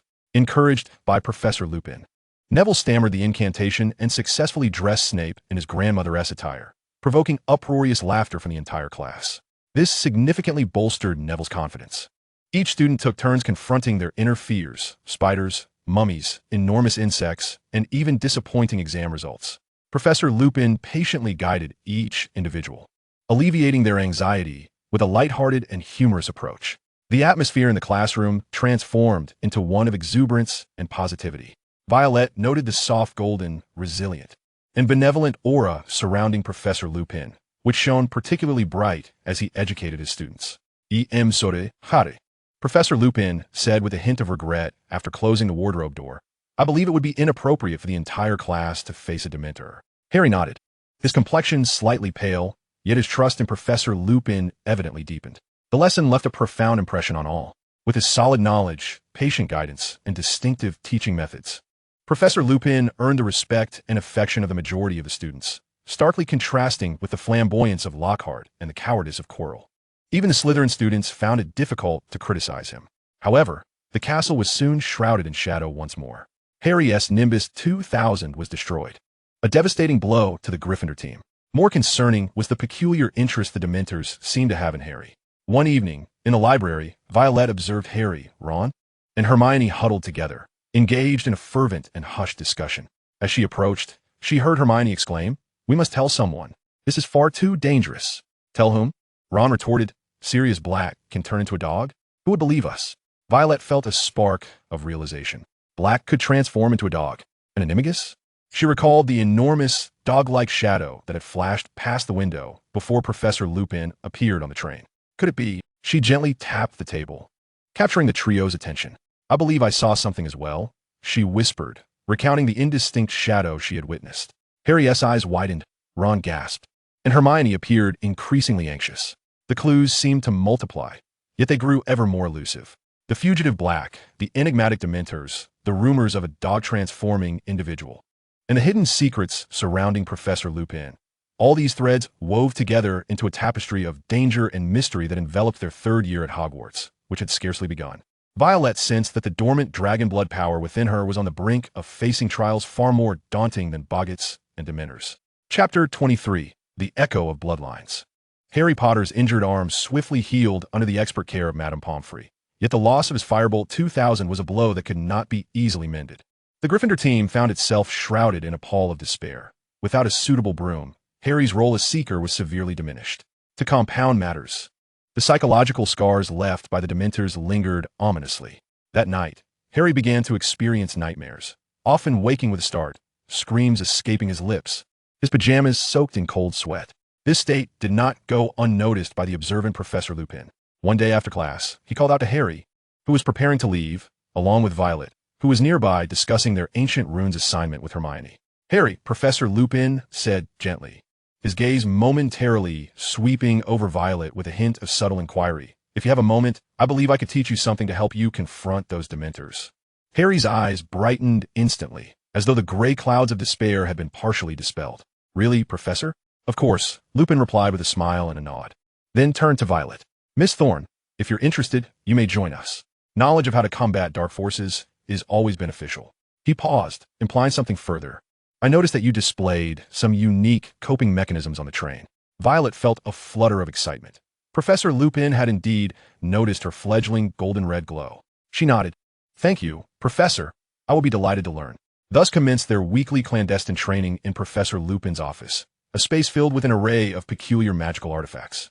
However, the most striking feature was a large, magically sealed chest from which a cacophony of terrifying sounds emanated. Lupin casually remarked that it was a teaching tool for their next class. Professor Lupin first introduced them to the Patronus charm, Expecto Patronum. This was one of the highest forms of defensive magic, capable of conjuring a silvery guardian, the natural enemy of Dementors. Yet its source of power was not mere magical energy, but rather the caster's most concentrated and joyous memories. "It's all right, Harry," Professor Lupin encouraged. "This is quite challenging. Many adult wizards struggle with it as well. The key is to find that singular, most potent, happy memory that truly belongs to you. Do not rush." A flicker of surprise crossed Lupin's eyes. "Very well done, Miss Thorne. Your mental fortitude is quite focused. What memory did you conjure?" In the following training sessions, Harry's progress was slow. He seemed to grapple with identifying a sufficiently powerful happy memory to fully counteract his inner fear of the Dementors. Each time the simulated chill descended upon him, the haunting image of the green light and the scream of the woman, his mother, would uncontrollably surface in his mind, shattering any fleeting joy. Violet, on the other hand, made steady progress. Her silvery mist became increasingly solid, its form gradually defining itself. Resembling a majestic griffin, a legendary creature in the wizarding world, possessing features of both a dragon and an eagle. This form even surprised her. Upon witnessing this, Professor Lupin paused for a moment before softly stating, "The form of a Patronus often reflects the true essence of the wizard's inner self. A truly unique guardian, Miss Thorne." Violet sensed that Professor Lupin had discerned something from her guardian form, yet he chose not to disclose it, instead guiding her with meticulous care on how to better maintain and control her powers. In her spare time, Violet continued her research on Dementors in her own way. On numerous occasions, ensuring her safety, typically under the escort of the professor, she cautiously observed the Dementors patrolling the castle's periphery. She discovered that these entities possessed almost no semblance of normal life color. They appeared more as an amalgamation of pure despair, coldness, and emptiness. Her draconic gaze seemed to disrupt them, perhaps due to the inherent life force and inner flame contained within her dragon lineage that naturally clashed with the attributes of the Dementors. However, this was merely a passive defense and interference, far less effective than a fully formed guardian. Was Black truly hiding within the castle? Could he evade the searches conducted by the Dementors and the professors? If he was indeed an animagus, a dog, it would all make sense. Violet silently noted this revelation, refraining from voicing it immediately. She needed more evidence. Harry's training had reached an impasse, leaving him quite disheartened. As the Quidditch match approached, the Gryffindor team had to devise a strategy to confront the Dementors, otherwise the match would be jeopardized. Captain would even propose the desperate plan of having the entire team carry chocolate onto the field. "I can't do it." Harry's voice was filled with despair. "I keep hearing my mother's voice." These words pierced through the darkness that enveloped Harry's heart like a ray of light. A thought struck him. "Expecto Patronum," he exclaimed. This time, a bright, cascading silver light erupted from the tip of his wand, no longer mist, but rapidly coalescing into a robust and graceful stag. The silver stag radiated a warm, powerful glow, striding proudly through the room, and wherever it went, the chill reminiscent of the Dementors was utterly dispelled, filling the space with a comforting warmth. He had succeeded. Harry had finally summoned a complete guardian. A smile of contentment graced Professor Lupin's face, his eyes even glistening with moisture. Violet felt genuine joy for Harry. The Silver Stag Guardian was so strong and beautiful, as if it encapsulated all the courage James Potter had left for his son and the eternal protection bestowed by Lily Potter's sacrifice. Harry's successful summon of the Guardian meant that Gryffindor had hope against the Dementors. Yet, a sense of unease lingered in Violet's heart. Black still lurked in the shadows, and the threat of the Dementors to Harry remained unmitigated. How much might her nascent Dragon Eagle Guardian and the growing power within her dragon lineage contribute in the face of true peril? She touched the dragon crystal pendant around her neck, feeling its steady pulsation. The path ahead seemed increasingly clear, yet ever more perilous. Chapter 24. The Sudden Endgame. The news of Harry Potter successfully summoning a complete Guardian wafted through Gryffindor Tower like a warm spring breeze, dispelling the gloom that had accumulated over the days. Captain Wood was so overwhelmed with excitement that he nearly left Harry breathless, revitalizing hope throughout the entire team. The training intensified, and Harry's silhouette on the broom regained its former agility and confidence, even acquiring a newfound composure from overcoming his inner fears. Violet also felt a surge of joy for Harry. During the subsequent clandestine training sessions, her Patronus, the majestic Welsh green dragon, became increasingly solidified. Although its size and brilliance did not yet rival Harry's noble stag, its wings took on a clearer form, and its flight movements exuded a unique blend of elegance and power. Professor Lupin recognized the progress of both students. Yet he cautioned them that when faced with swarms of Dementors, the pressure would multiply, necessitating unwavering focus. The long-anticipated Quidditch final between Gryffindor and Slytherin had finally arrived. The weather was unexpectedly splendid, with bright sunshine and a gentle breeze. Yet this only heightened the unease among some, as if it were the calm before a storm. The stands were filled to capacity, the atmosphere electrifying, with banners of the four houses waving vigorously, the collective roar almost lifting the sky. Violet sat with Hermione and Ron in the Gryffindor section. Ron anxiously bit his nails, while Hermione repeatedly reviewed the rules concerning interference and fouls in the wonderful world of Quidditch, as if this would ensure their victory. Violet perceived the entire stadium enveloped in a spectrum of intense emotions. Gryffindor's fiery determination, Slytherin's cold silver-green flames, and the palpable tension and anticipation that hung in the air. As the two teams entered the field, the cheers reached a fever pitch. The Gryffindor players wore expressions of resolute determination, while Slytherin maintained its characteristic arrogance, particularly their captain, Flint, whose gaze towards Harry was rife with malice. As the match commenced, it swiftly escalated into a heated contest. Both teams exchanged offense and defense at breakneck speed, the quaffle soaring through the air with frenetic intensity. Harry, mounted on a comet broom supplied by the school, though not as nimble as a Nimbus 2000, utilized his exceptional skills and newly bolstered confidence to maneuver deftly in pursuit of the golden snitch. Malfoy made several attempts to disrupt him, but was easily evaded by Harry. However, at the most intense moment of the game, the sky darkened without warning. It was not clouds obscuring the sun, but rather a bone-chilling cold that descended abruptly, as if summer had been abruptly thrust into the depths of winter. The sunlight remained bright, yet the light had lost its warmth. The cheers and shouts abruptly ceased, replaced by a chilling silence. Dementors whispered in tremulous voices. At the edge of the stands, dozens, if not hundreds, of towering figures cloaked in tattered robes slowly descended from the sky, coalescing into a field of cold despair that felt almost tangible, suffocating in its weight. Their target was unmistakable. The seeker in the center of the Quidditch pitch, Harry Potter, who was rendered motionless by the sudden onset of cold. "Harry!" Hermione screamed, her voice piercing through the icy grip of despair that threatened to engulf him. "Expecto Patronum." The voice of Professor Lupin resonated from below the stands, as a dazzling silver light surged toward the heavens, repelling several of the Dementors at the forefront. However, the sheer number of Dementors was overwhelming. Despite the formidable nature of Lupin's Patronus, a vague wolf shape, it could not entirely fend them off. Just as Harry seemed destined to plummet from the sky or be engulfed by the Dementors, he abruptly lifted his gaze. He beheld the terrified faces of his friends in the stands, the determined figure of Professor Lupin struggling against the onslaught, and he noticed Violet Thorne rising to her feet. Her wand pointed skyward, as a silver, soaring dragonhawk Patronus rapidly coalesced before her. Though diminutive in size, it emanated an indomitable majesty. He could not falter.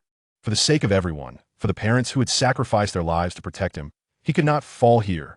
Expecto Patronum. He summoned every ounce of strength within him and unleashed a thunderous cry. A remarkably robust and radiant silver beam erupted from the tip of his wand. Within the brilliance, the magnificent silver stag reappeared. It was even larger and more substantial than it had been in Lupin's office, radiating an awe-inspiring light. The stag raised its hooves and emitted a silent roar before transforming into a silver lightning bolt, charging fearlessly into the dense throng of Dementors. Wherever the silver light touched, the Dementors melted away like snow under the sun, disintegrating. They emitted silent wails, frantically retreating, unable to maintain their formation. The stag Patronus circled above the pitch, showering the scene with warm, pure light, dispelling all coldness and despair before gradually fading away. A profound silence enveloped the entire stadium, as all were momentarily mesmerized by this breathtaking spectacle. Seconds later, a deafening cheer erupted like a tsunami. Not only Gryffindor, but nearly all the students from every house were celebrating this miraculous event. Harry hovered in the air, gasping for breath, yet his face bore an incredulous and radiant smile. He had done it. He had truly vanquished the Dementors. At that moment, while everyone was captivated by the spectacle above, a golden glimmer flashed before Harry's eyes. It was the golden snitch. Drawn by the powerful surge of magic, it darted right to Harry's side. Instinctively, he reached out and firmly grasped the struggling little ball. Madame Hooch's whistle pierced the air, her voice slightly quavering with excitement. The golden snitch has been caught. Gryffindor wins. The Gryffindor stands erupted in exuberance. People rushed from their seats, flooding onto the pitch. Harry was hoisted into the air by his ecstatic teammates, emerging as a true hero. Violet gazed at Harry, surrounded by adoring fans, a look of satisfaction gracing her face. Her Dragonhawk Patronus quietly dissipated after Harry's powerful stag appeared. She understood that, in that moment, her strength was insufficient to turn the tide, yet she had felt a faint resonance between her Patronus and Harry's, as if both were manifestations of light combating the darkness. The grand celebration continued for an extended time. As night descended and excitement gradually waned, a shocking revelation quietly spread throughout the castle. Sirius Black had infiltrated Gryffindor Tower that very night. He had slashed through the Fat Lady's portrait in an attempt to breach the common room. Fortunately, the Fat Lady had managed to escape to another painting just in time, thwarting Black's intentions. Yet the mere thought sent chills down everyone's spines. How audacious of Black! The jubilation of celebration was swiftly supplanted by a new wave of fear. Harry's emotions were particularly tumultuous. Indeed, Black's target was him. The following day, amidst a cacophony of discussions and heightened security, Hermione sought out Violet along with Harry and Ron. Her expression was unusually grave, tightly clutching the hourglass-shaped time-turner that Violet had seen before. "I need to share something with you all," Hermione whispered, her gaze resolute, filled with a sense of urgency regarding Buckbeak, about Black perhaps, and the truth of it all. "But we must take risks. We need to break the rules. Will you trust me?" Harry and Ron exchanged glances, then looked at Violet. After all they had endured, their trust in one another had become unbreakable. "Of course," Harry replied without hesitation. Violet nodded as well, a flicker of understanding crossing her violet eyes. She had long suspected that Hermione's unusually busy traces of time were connected to the hourglass. Perhaps the key to reversing their predicament lay hidden within the overlooked folds of time. The victory in Quidditch was but a mere interlude. The true enigma and peril still loomed over Hogwarts. This time, they might have to rely on Hermione's mysterious secret to unravel the ultimate truth behind the Sirius Black incident. Chapter 25, The Wrinkle of Time. Professor McGonagall had strictly mandated confidentiality. "I am to use it for all my classes," Hermione explained quickly and quietly, scanning the surroundings vigilantly to ensure no one was eavesdropping. "But the rules must not be seen. However, Buckbeak is to be executed in mere hours, and everything we have heard and seen about Black may not be the truth. What do you propose we do?" Harry inquired urgently, his heart racing. The temptation to save Buckbeak and uncover the truth about Black was overwhelming. The plan was audacious and fraught with danger, but at this moment, there was no better alternative. The four of them stealthily slipped into an empty classroom, where Hermione wound the delicate gold chain of the time-turner around their necks. It was a bit cramped but manageable, then flipped the hourglass once, twice, 3 times. "Have we succeeded?" Ron stared incredulously at his hands.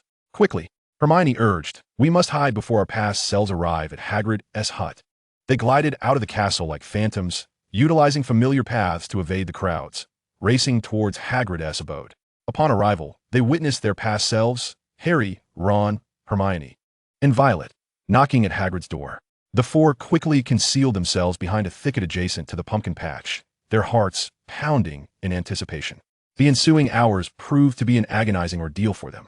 They stood witness to their past selves bidding farewell to Buckbeak in Hagrid's hut, observing Hagrid's tears streaming down his face, and seeing McNair and Fudge approach with the executioner's axe.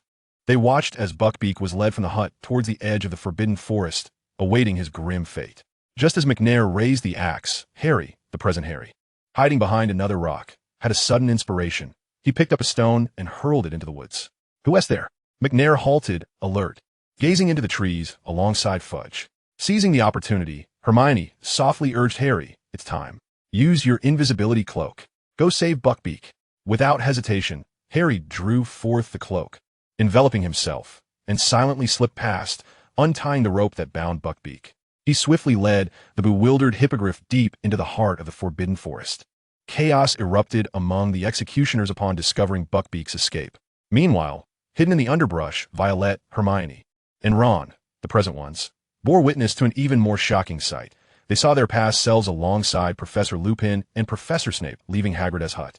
Then, near the Whomping Willow, they beheld Snape being knocked unconscious and dragged into a tree hollow by someone, or something, concealed within. "It's black," Ron gasped, "and Professor Lupin. He followed him inside." Hermione covered her mouth in shock. "But how do we get there?" "The Whomping Willow 1T let us approach," Ron said anxiously. "Crookshanks knows how to make the willow stop." Hermione suddenly realized, her face paling at the thought.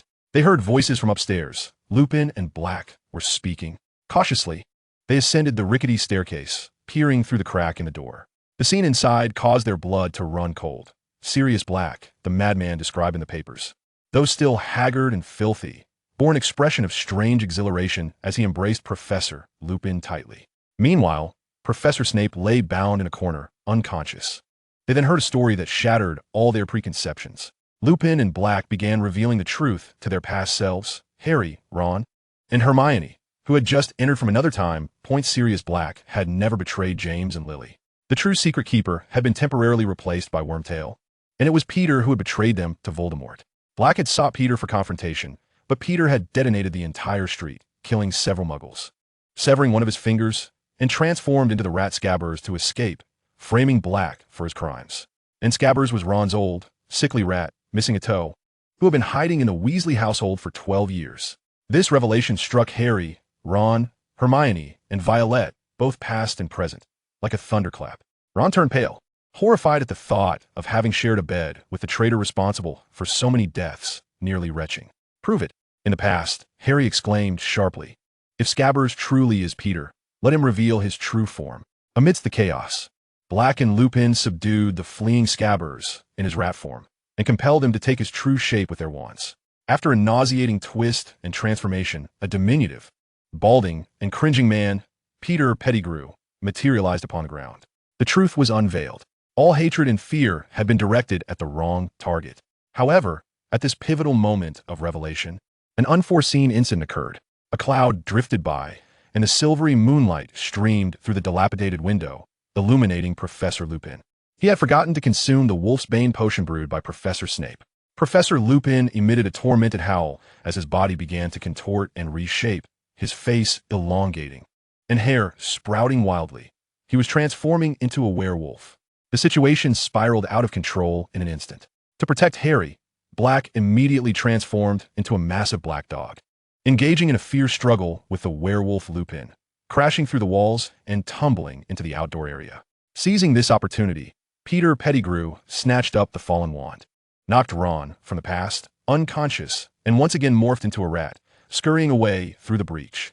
Past Harry and Hermione screamed as they chased after him. Meanwhile, the current quartet, hidden in the shadows, was utterly stunned by this sudden upheaval. "We must do something," the present Harry urged, eager to rush out. "No," Hermione firmly held him back. "We cannot be seen by our past selves. It would disrupt the timeline." Just then, more sounds erupted from outside. Dementors, a horde of Dementors, drawn by the scent of the werewolf and the ensuing chaos, surged from all directions, clearly targeting the unconscious Black in dog form and Harry from the past. Violet could see the despairing tide of dark, gray energy surging outside. Even from a distance, the chilling aura made her shiver. Past Harry was valiantly resisting, but his Patronus seemed to wane due to shock and exhaustion. Harry, the present Harry, witnessing his other self in peril, could no longer restrain himself. I must go. Even if it disrupts time, I must. He understood that without assistance, both his past self and Black would perish beneath the kiss of the Dementors. Hermione and Ron, the present ones, also recognized the gravity of the situation, though they were apprehensive about violating the rules of time. Violet gripped her wand tightly, the dragon crystal pendant burning hot. She gazed at the familiar silver stag Patronus struggling against the swarm of Dementors, its light dimming ever more. She recalled Professor Lupin's teachings and the resolve that coursed through her bloodline. There is a way, Violet suddenly spoke, her voice calm and resolute. We need not reveal ourselves. Harry, summon your Patronus from another direction. The powerful Patronus's radiance can cover a vast area, as long as we remain hidden. Our past selves will believe that Harry's Patronus has suddenly grown stronger. This idea illuminated the faces of the group. It was the only solution that could satisfy both sides. All right.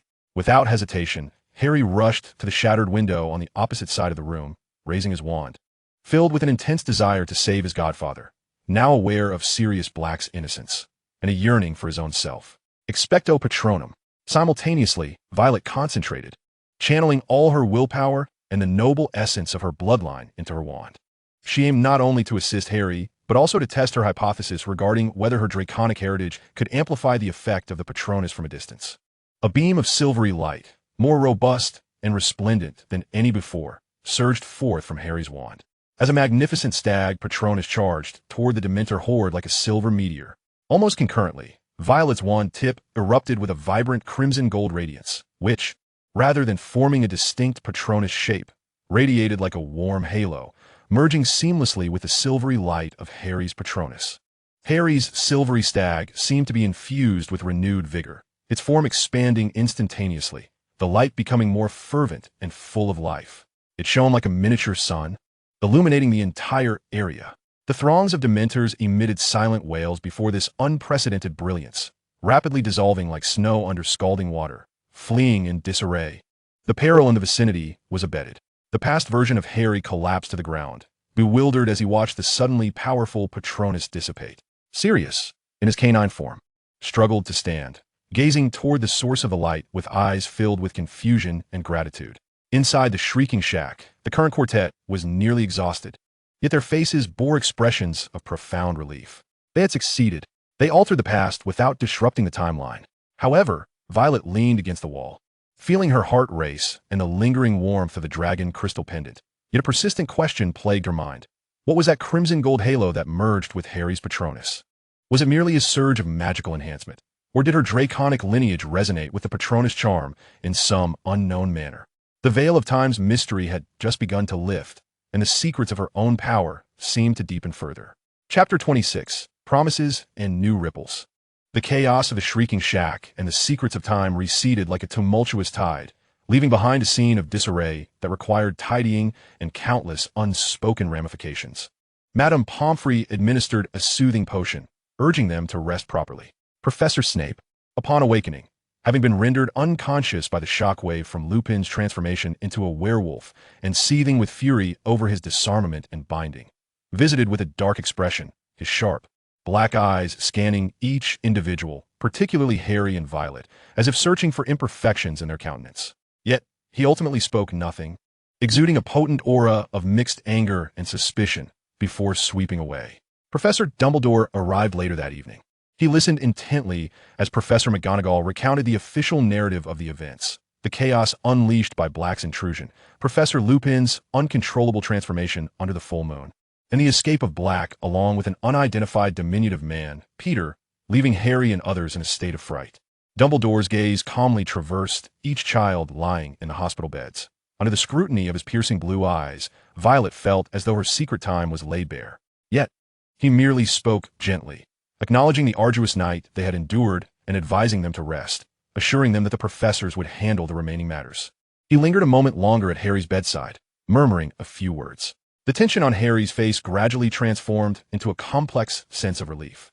Violet surmised that Dumbledore had somehow conveyed to Harry the truth about Black being his godfather and Peter's true treachery, soothing his distress. The school had attributed Professor Lupin's departure to health reasons, evoking a sense of regret among most students.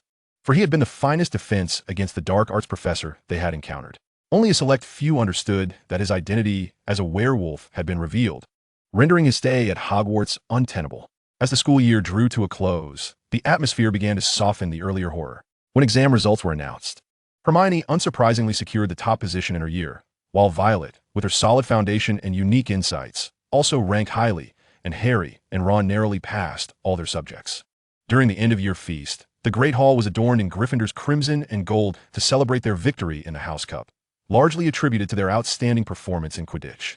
Though the Slytherins wore displeased expressions, the overall ambience remained jubilant. Dumbledore delivered his customary speech without referencing Black or Dementors, simply wishing everyone a pleasant summer holiday.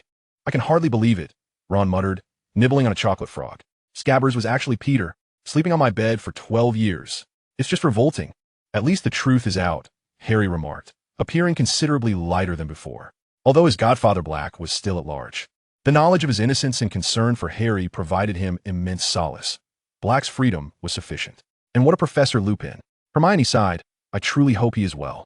Violet listened quietly, her gaze drifting to the fields rushing past outside. This academic year had not only deepened her understanding of her dragon heritage, particularly the unexpected resonance with the Patronus charm, but she had also actively participated in unraveling a 12-year-long injustice. She touched the dragon crystal pendant around her neck, which lay gently against her skin. She felt increasingly certain that this pendant was profoundly linked to her bloodline, and that throughout the passage of time and the struggle against darkness, it seemed to have forged a closer bond with her. As the train arrived at King S. Cross Station, the moment of farewell had come. The Weasley couple warmly invited Harry to spend the summer at their home, much to his delight, while Hermione planned a vacation in France with her parents. During the summer break, Hermione urged Violet to stay in touch, shaking her petite magical diary, which they had agreed to use for brief messages, and reminding her not to forget the ancient runes homework. Violet nodded and then turned to Harry, saying, "Take care of yourself, Harry." Harry solemnly nodded in return. "You too, Violet. Thank you for everything." He referred to the events at the Shrieking Shack and the Quidditch pitch. Violet smiled faintly, choosing not to elaborate. She walked alone towards her waiting grandmother. Lady Eleanor Thorne observed her granddaughter with a keen gaze, seemingly aware of the changes within her.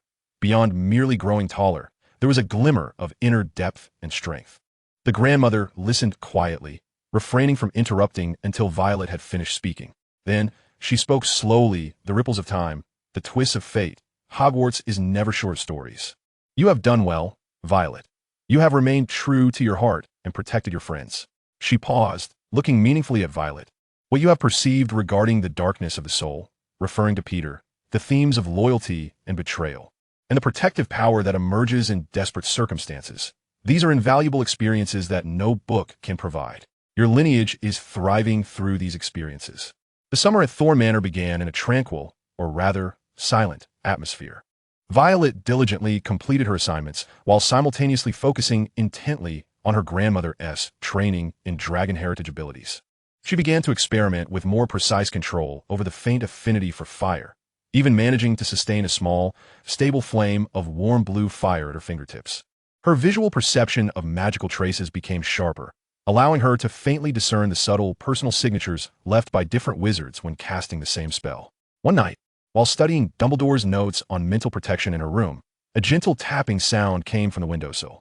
A brown owl, sharp-eyed and unfamiliar, perched there, clutching an unsigned letter. Violet cautiously opened the window. The owl dropped the letter and immediately took flight. The paper bore a brief message, written in an unfamiliar, hasty script. The call of blood has been sensed. Await the right moment. Do not act recklessly. As soon as she finished reading, the letter spontaneously ignited, turning to ash. Violet's heart raced. Who sent this letter? Was it the anonymous person who gifted her the dragon crystal pendant? Did the call of blood refer to her dragon lineage? What does been sense mean? Did it indicate that her powers were perceived while at Hogwarts? This mysterious letter sent ripples through Violet's heart, like a stone cast into a tranquil lake. As her third year concluded, she thought she could finally catch her breath and focus on her growth. Yet this letter reminded her that the forces connected to her lineage in the outside world seemed far from dormant. Hogwarts Castle felt distant, but the undercurrents of the magical realm never ceased to stir. Her path as a dragon heir was destined to be anything but smooth. Chapter 27. The unseen currents on the first day of school. The summer at Thorne Manor quietly slipped away amidst secret training and the suspense brought by the anonymous letter. The blue flame dancing at the fingertips of Violet, Thorne now burned steadily like a candle's glow. Her perception of magical traces had become increasingly refined, allowing her to faintly distinguish the unique thorn mark imbued with thorns and the scent of violets that emerged when her grandmother wielded various family magics. Yet, the ominous warning letter remained unspoken between them, as if it were merely a trivial interlude. However, Violet sensed that something had irrevocably changed. The dragon crystal pendant around her neck seemed to have grown more silent, its warmth subdued, as if it were gathering strength. Once more standing on platform 9 3/4. The cacophony of bustling crowds and the rumble of steam engines persisted, yet Violet's state of mind was profoundly altered. No longer was she the girl who merely yearned for knowledge or passively found herself embroiled in events. She now acutely recognized the power she bore and the vortex of challenges that lay ahead. Finding Harry, Ron, and Hermione was effortless. Harry appeared significantly healthier than the previous summer. Although the scar on his forehead remained prominent, the anxious gray aura that had enveloped him had noticeably diminished, likely due to a genuinely delightful holiday spent with the Weasley family. Ron was exuberantly showcasing his brand new robe emblazoned with the emblem of the Irish national Quidditch team, a testament to the thriving business of World Cup memorabilia. However, Hermione seemed rather peculiar. She appeared more serious than usual, tightly clutching a square object wrapped in coarse fabric, emanating an extremely faint yet unsettling magical disturbance, tinged with a scent of decay and resentment. "What is that, Hermione?" Violet couldn't help but inquire, her gaze drawn irresistibly to the object. Hermione appeared somewhat anxious, instinctively tightening her grip on the package. "It's nothing, just a rather rare book." She swiftly diverted the conversation, inquiring about Violet's summer experiences. Violet refrained from pressing further, though curiosity lingered in her mind. A trace of unease tainted the bright yellow glow of Hermione's thirst for knowledge, indicating that the book was far from ordinary. Upon boarding the train, they found an empty compartment. The conversation soon shifted to the impending Quidditch World Cup finals, with Ron animatedly describing the Irish team's prowess and Victor Crumb, the seeker of the Bulgarian team. However, this light-hearted atmosphere was abruptly shattered. The compartment door swung open, and Draco Malfoy appeared with his characteristic smirk and 2 henchmen in tow. Dressed in an expensive black robe, he bore an air of condescension. "Still reeking of your humble abode, Weasley?" Malfoy sneered, his gaze sweeping over Ron's new robe. "I hope your ticket wasn't found on the ground." Ron's face flushed instantly, and Harry sprang to his feet. Yet, Malfoy's intentions seemed to extend beyond mere provocation. His gaze shifted to Violet, scrutinizing her with a hint of barely concealed apprehension. "And you, Thorne, I've heard you made quite a spectacle of yourself last term, meddling in matters that were none of your concern." Malfoy elongated his words, suggesting that sometimes discretion is the wiser choice for families of certain backgrounds. After all, the taller the tree, the more it attracts the wind. The implications within these words caused Violet's violet-hued eyes to narrow slightly. It seemed that Malfoy was privy to some knowledge, perhaps imparted by Lucius Malfoy, knowledge regarding her lineage or her involvement in the Black Incident. "My choices are of no concern to you, Malfoy." Violet's voice was calm, yet tinged with an icy detachment. Malfoy snorted derisively, as if he wished to articulate further. But at that moment, the package in Hermione's arms suddenly stirred, emitting a barely audible sound akin to the tearing of paper. Malfoy, drawn by the noise, furrowed his brow and ultimately departed with a parting remark wishing them a pleasant term, accompanied by Crabbe and Goyle. "What does he mean?" Ron asked, still simmering with anger. "Ignore him," Harry replied, though his gaze, laced with uncertainty, turned towards Violet. Hermione, meanwhile, tightened her grip protectively around the package. This brief interlude cast a pall over the atmosphere in the compartment, and Violet sensed that as the new academic year commenced, various overt and covert hostilities seemed to be already in place. As the train arrived at Hogsmeade, twilight had descended. The carriages drawn by Thestrals remained still, yet this year, when Violet gazed upon these creatures, visible only to those who have witnessed death, she noted that Harry was also quietly observing them, his expression complex, yet devoid of the fear he had felt the previous year, replaced instead by a tranquil acceptance. They exchanged a silent understanding through their gazes. The castle's doors stood ajar, warm light and the cacophony of voices spilling forth. However, as soon as Violet stepped over the threshold, she abruptly halted, a wave of intense discomfort washing over her, rendering her slightly dizzy. This was not the usual sensory overload from the crowd. It was a deeper, more oppressive sensation.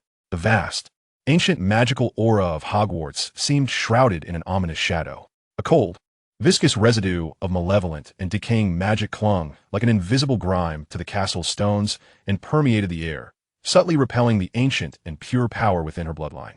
"What troubles you, Violet?" Hermione noticed her disquiet. "It's nothing." Violet forced herself to disengage her senses, striving to adapt to the discomfort, attributing it merely to fatigue. She could not directly express the feeling that the castle had become tainted. At the welcoming feast, this strange sensation intensified. The great hall remained resplendent. Yet Violet discerned that beneath the resplendent radiance, that ominous shadow surged like a dark current beneath the water. Even the floating candles flickered with an unusual, eerie rhythm. Professor Dumbledore rose to address the assembly, his voice still resonant, yet within the shifting aura surrounding him, there seemed to be a subtle weightiness that was hard to pinpoint. He welcomed the new students and then shifted the focus of his address. This academic year, Hogwarts is privileged to host a time-honored event, the Triwizard Tournament, aimed at fostering friendship and understanding among the three great magical schools of Europe. Instantly, the hall erupted into a cacophony of excitement and curiosity, emotions bursting forth like fireworks. Due to the inherent dangers associated with this event, the Ministry of Magic, in consultation with various parties, has decreed that only students who have reached the age of 17 shall be eligible to participate. Dumbledore elaborated on the rules and introduced the headmasters of the other two schools, Madame Maxime of Beauxbatons Academy, a figure of towering stature and formidable presence akin to that of a giantess, and Igor Karkaroff of Durmstrang Institute, a man with a goatee and a shifty gaze that unsettled Violet, exuding a disquieting aura of hypocrisy and shadowy green light. However, Violet found it challenging to concentrate fully on these thrilling revelations. Her gaze drifted across the faculty table, abruptly fixating on an unfamiliar figure seated at the far edge of the classroom. Clad in a black traveling cloak, the man's face was grotesquely contorted and rigid, as if marred by some horrific scar or magical affliction. Most disconcerting was the man's feeble magical aura, which flickered like dying embers. Yet beneath that ash-like exterior, there lingered a chilling and dark essence, reminiscent of the ominous shadow she had sensed in the castle. Who was he? What was the source of this aura? Just then, Dumbledore's voice broke through Violet's reverie as he joyfully announced the arrival of our new defense against the dark arts instructor, Professor Alastair Mad-Eye Moody. The man, whose visage bore the scars of battle, rose and offered a slight nod, his one normal eye scanning the room with piercing intensity, while the other, a bizarre and constantly revolving magical eye, instilled a sense of dread. He was indeed the legendary retired Auror. All of this seemed to herald that the fourth year would be a grand spectacle far surpassing the Quidditch World Cup, yet potentially fraught with even greater peril.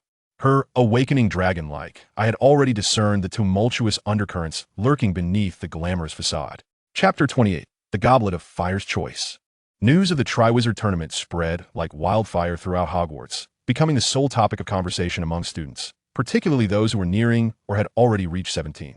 In the corridors, the Great Hall, and the common rooms, discussions abounded about potential contestants, the dangers of the competition, and the tantalizing reward of 1,000 galleons. A mix of excitement, tension, and jealousy pervaded the castle, nearly overshadowing the ominous shadow Violet perceived, which lingered like a persistent background hum. Then, he demonstrated the three unforgivable curses, Cruciatus, Imperius, and Avada Kedavra, directly in class, albeit solely on a spider. As the creature lost its essence under Moody's spells, writhing in agony until its demise, the classroom fell into a hushed silence, with many students turning pale, Hermione clutching her mouth tightly. Violet could distinctly observe that when Moody cast these malevolent spells, his faint, ash-like aura fluctuated violently, emanating a darkness that resonated with the curses themselves. It was forcibly suppressed by his formidable willpower. This contradictory sensation felt exceedingly peculiar, as though a vessel were striving to contain the venom within. Moody's explanations, steeped in the practical experiences of an Auror, were undeniably enlightening. However, the brutality and directness of his teaching methods left Violet feeling somewhat unsettled. Other classes proceeded as usual. Professor Snape maintained his stringent expectations regarding potions. Professor Flitwick commenced the instruction of more intricate spells, while Professor Trelawney, during her divination lessons, issued an array of ominous prophecies concerning death and misfortune, much to the fascination of her students, Lavender Brown and Parvati Patil. One evening, as Violet perused tomes on ancient European magical contracts in the library, seeking to grasp the magical constraints of the Triwizard Tournament, she was approached by Hermione, whose face bore the marks of anger and frustration. "I can hardly believe it," Hermione whispered fervently, her tone brimming with agitation. "That house elf, Winky, and Mr. Barty Crouch, they—" It appeared she inadvertently let slip her thoughts, quickly covering her mouth and casting a wary glance around. "House elf? Mr. Crouch from the Ministry?" Violet inquired, bewildered. She recalled that Mr. Crouch was the director of the Department of International Magical Cooperation, overseeing the Triwizard Tournament arrangements. Hermione hesitated briefly before divulging the details. She recounted how, at the Quidditch World Cup campsite, she had discovered that Mr. Crouch's house elf, Winky, possessed a wand and attempted to prevent her from using it, only to later witness Mr. Crouch reprimanding Winky harshly and, following the emergence of the Dark Mark, coldly dismissing her. "The work of the House Elf Liberation Front is far from over," Hermione concluded emphatically, her eyes ablaze with the flames of justice. By the end of October, the delegations from Beauxbatons and Durmstrang arrived in succession, heightening the atmosphere surrounding the Triwizard Tournament. The elegance of Beauxbatons contrasted sharply with the ruggedness of Durmstrang, and the appearance of Victor Krum sent many girls, including Hermione, into a frenzy of excitement. Dumbledore elucidated the rules. Names inscribed on parchment would be cast into the goblet, which would, at the conclusion of the feast, spew forth the names of the 3 champions. He delineated an age line around the goblet to prevent underage students from entering. Finally, Dumbledore's voice resonated powerfully as he emphasized, "Once selected by the Goblet of Fire, a magical contract binding in nature is formed. Therefore, I implore you to think carefully before making any attempts." With a flourish of his wand, the lid of the wooden box opened, revealing a seemingly rough-hewn goblet within. Flames of blue and white danced inside, emanating an aura of potent and ancient magical energy. Violet could discern the intricate patterns of contractual magic woven into the flames, the energy level impressively high. The feast concluded amidst a tense anticipation. Dumbledore approached the goblet once more, the hall so silent that the fall of a pin could be heard. Everyone held their breath. Suddenly, the flames within the goblet transformed to a vivid red, a tongue of fire leaping into the air and expelling a charred piece of parchment. Dumbledore caught it and read aloud. "The champion from Durmstrang, Victor Krum." The hall erupted into thunderous applause, particularly from the Durmstrang table. Krum rose steadily and stepped into the room behind the staff table. The flames turned crimson once more, and a second parchment soared forth. Fleur Delacour, the champion from Beauxbatons. The beautiful girl, with cascading silver locks and a hint of Vila blood, elegantly stood up, eliciting a wave of applause, predominantly from the male audience. Next came a champion from Hogwarts. The Goblet of Fire spewed forth a name for the 3rd time. Cedric Diggory, the champion from Hogwarts. The Hufflepuff table erupted into a frenzy, the cheers deafening. Cedric, the tall and handsome captain of the Hufflepuff Quidditch team, bore a look of surprise and joy as he made his way to the back room amidst the applause. The selection process appeared to have concluded. Dumbledore wore a smile, ready to announce the results. Many began to rise, preparing to leave the hall. But at that moment, a sudden change occurred. The flames in the goblet once again blazed a vivid red. This time, the hue was alarmingly bright, tinged with an ominous darkness. Another parchment was ejected, lazily drifting down to rest at Dumbledore's feet. An instant silence enveloped the hall, all movements frozen. An atmosphere of disbelief spread like wildfire. Dumbledore furrowed his brow and bent to retrieve the parchment. He gazed at the name inscribed upon it, his face betraying a clear shock and confusion for the first time. After several moments of silence, he read the name in an uncertain tone, Harry Potter. A deathly stillness followed. Then, an uproar erupted like a tsunami. "Harry Potter?" Ron exclaimed, his face etched with incredulity and a hint of barely concealed jealousy. "This is impossible." Hermione was equally stunned. He was too young. He hadn't even submitted his name. Harry himself was utterly bewildered, sitting in his seat, his complexion pale as though struck by lightning. He could feel countless gazes piercing into him, surprise, suspicion, anger, particularly from the Slytherin table, which radiated unrestrained hostility. "Harry Potter." Dumbledore's voice rang out again, imbued with an undeniable authority. "Please come forward." Harry stood up mechanically, as if in a daze, and walked through the hushed hall towards the staff table. Violet watched him intently, her heart sinking. This was utterly abnormal. The age-line enchantment was powerful. Harry could not have breached it, unless the goblet itself had been tampered with. Her gaze darted back to the still-burning goblet. In her sight, the once blue-white, pure contract flames now harbored a thread of exceedingly concealed dark magic. Resonating with the shadows she sensed in the castle. This dark magic twisted the goblet's judgment like a parasitic worm. Her eyes swept towards the staff table. The foe Moody, Alastair Moody, was staring fixedly at Harry. A fervent light flickering in his normal eye, while the magical eye spun wildly, seemingly on guard against everyone. Violet could see that the ashen aura surrounding him pulsed violently with excitement, the suppressed dark presence almost threatening to seep through. It was him. He must be behind this. He wielded dark magic to manipulate the goblet of fire, casting Harry's name into its depths. But what could possibly motivate him to do so? What advantage could he gain by ensnaring the underage Harry in the perilous Triwizard Tournament? Harry had already entered the adjoining chamber, where the Great Hall was engulfed in chaos. Dumbledore, Professor McGonagall, Karkaroff, and Madame Maxime were embroiled in a heated debate, with Karkaroff's voice rising sharply, asserting that this was a conspiracy. Amidst the tumult, Violet stood, a chill creeping from her toes. The Triwizard Tournament was indeed a trap, and Harry had unwittingly stepped into its snare. She needed to warn him swiftly, to inform him of Moody's unreliability. Yet how could she accomplish this without revealing her own abilities? Moreover, that imposter Moody, who had masqueraded as Mad-Eye Moody to infiltrate Hogwarts and weave such a complex web, what was his true objective? The blue flames of the goblet continued to flicker, but to Violet, that light had turned chillingly cold and perilous. In Chapter 29, The Mystery of the Golden Egg, Violet Thorne sought an opportunity to alert Harry. During potions class, as Snape delivered his scathing remarks to Harry, she discreetly whispered, "Potter, be wary of Moody." However, Harry merely cast a weary, guarded glance in her direction, responding vaguely, clearly not absorbing her warning. He had been wounded too deeply by isolation and misunderstanding, nearly closing off all avenues of communication. Although Hermione steadfastly believed in Harry's innocence and endeavored to assist him in deciphering the tournament clues, she could not thaw the icy barrier surrounding his heart. As the date of the first task drew ever closer, fear and pressure threatened to overwhelm Harry. Until one fateful evening, the false Moody, the disguised Barty Crouch Jr., summoned Harry to his office, imparting information about the first task, dragons, conveyed through seemingly brusque yet precise hints. This revelation plunged Harry into despair, yet ignited a flicker of survival instinct within him. At least he knew the direction in which to strive. On the day of the first task, the arena was transformed into a rocky enclosure, the stands filled to capacity, the atmosphere taut as a drawn bowstring. Violet and Hermione sat together, while Ron lingered at a distance, his expression a complex tapestry of emotions. Cedric Diggory was the first to enter, facing a Swedish short snout.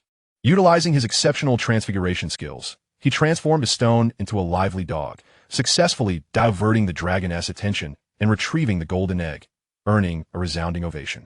Next was Fleur Delacour, who employed a hypnotic spell on a Welsh green, lulling the dragon into slumber, though the process was fraught with peril. She secured the egg with grace.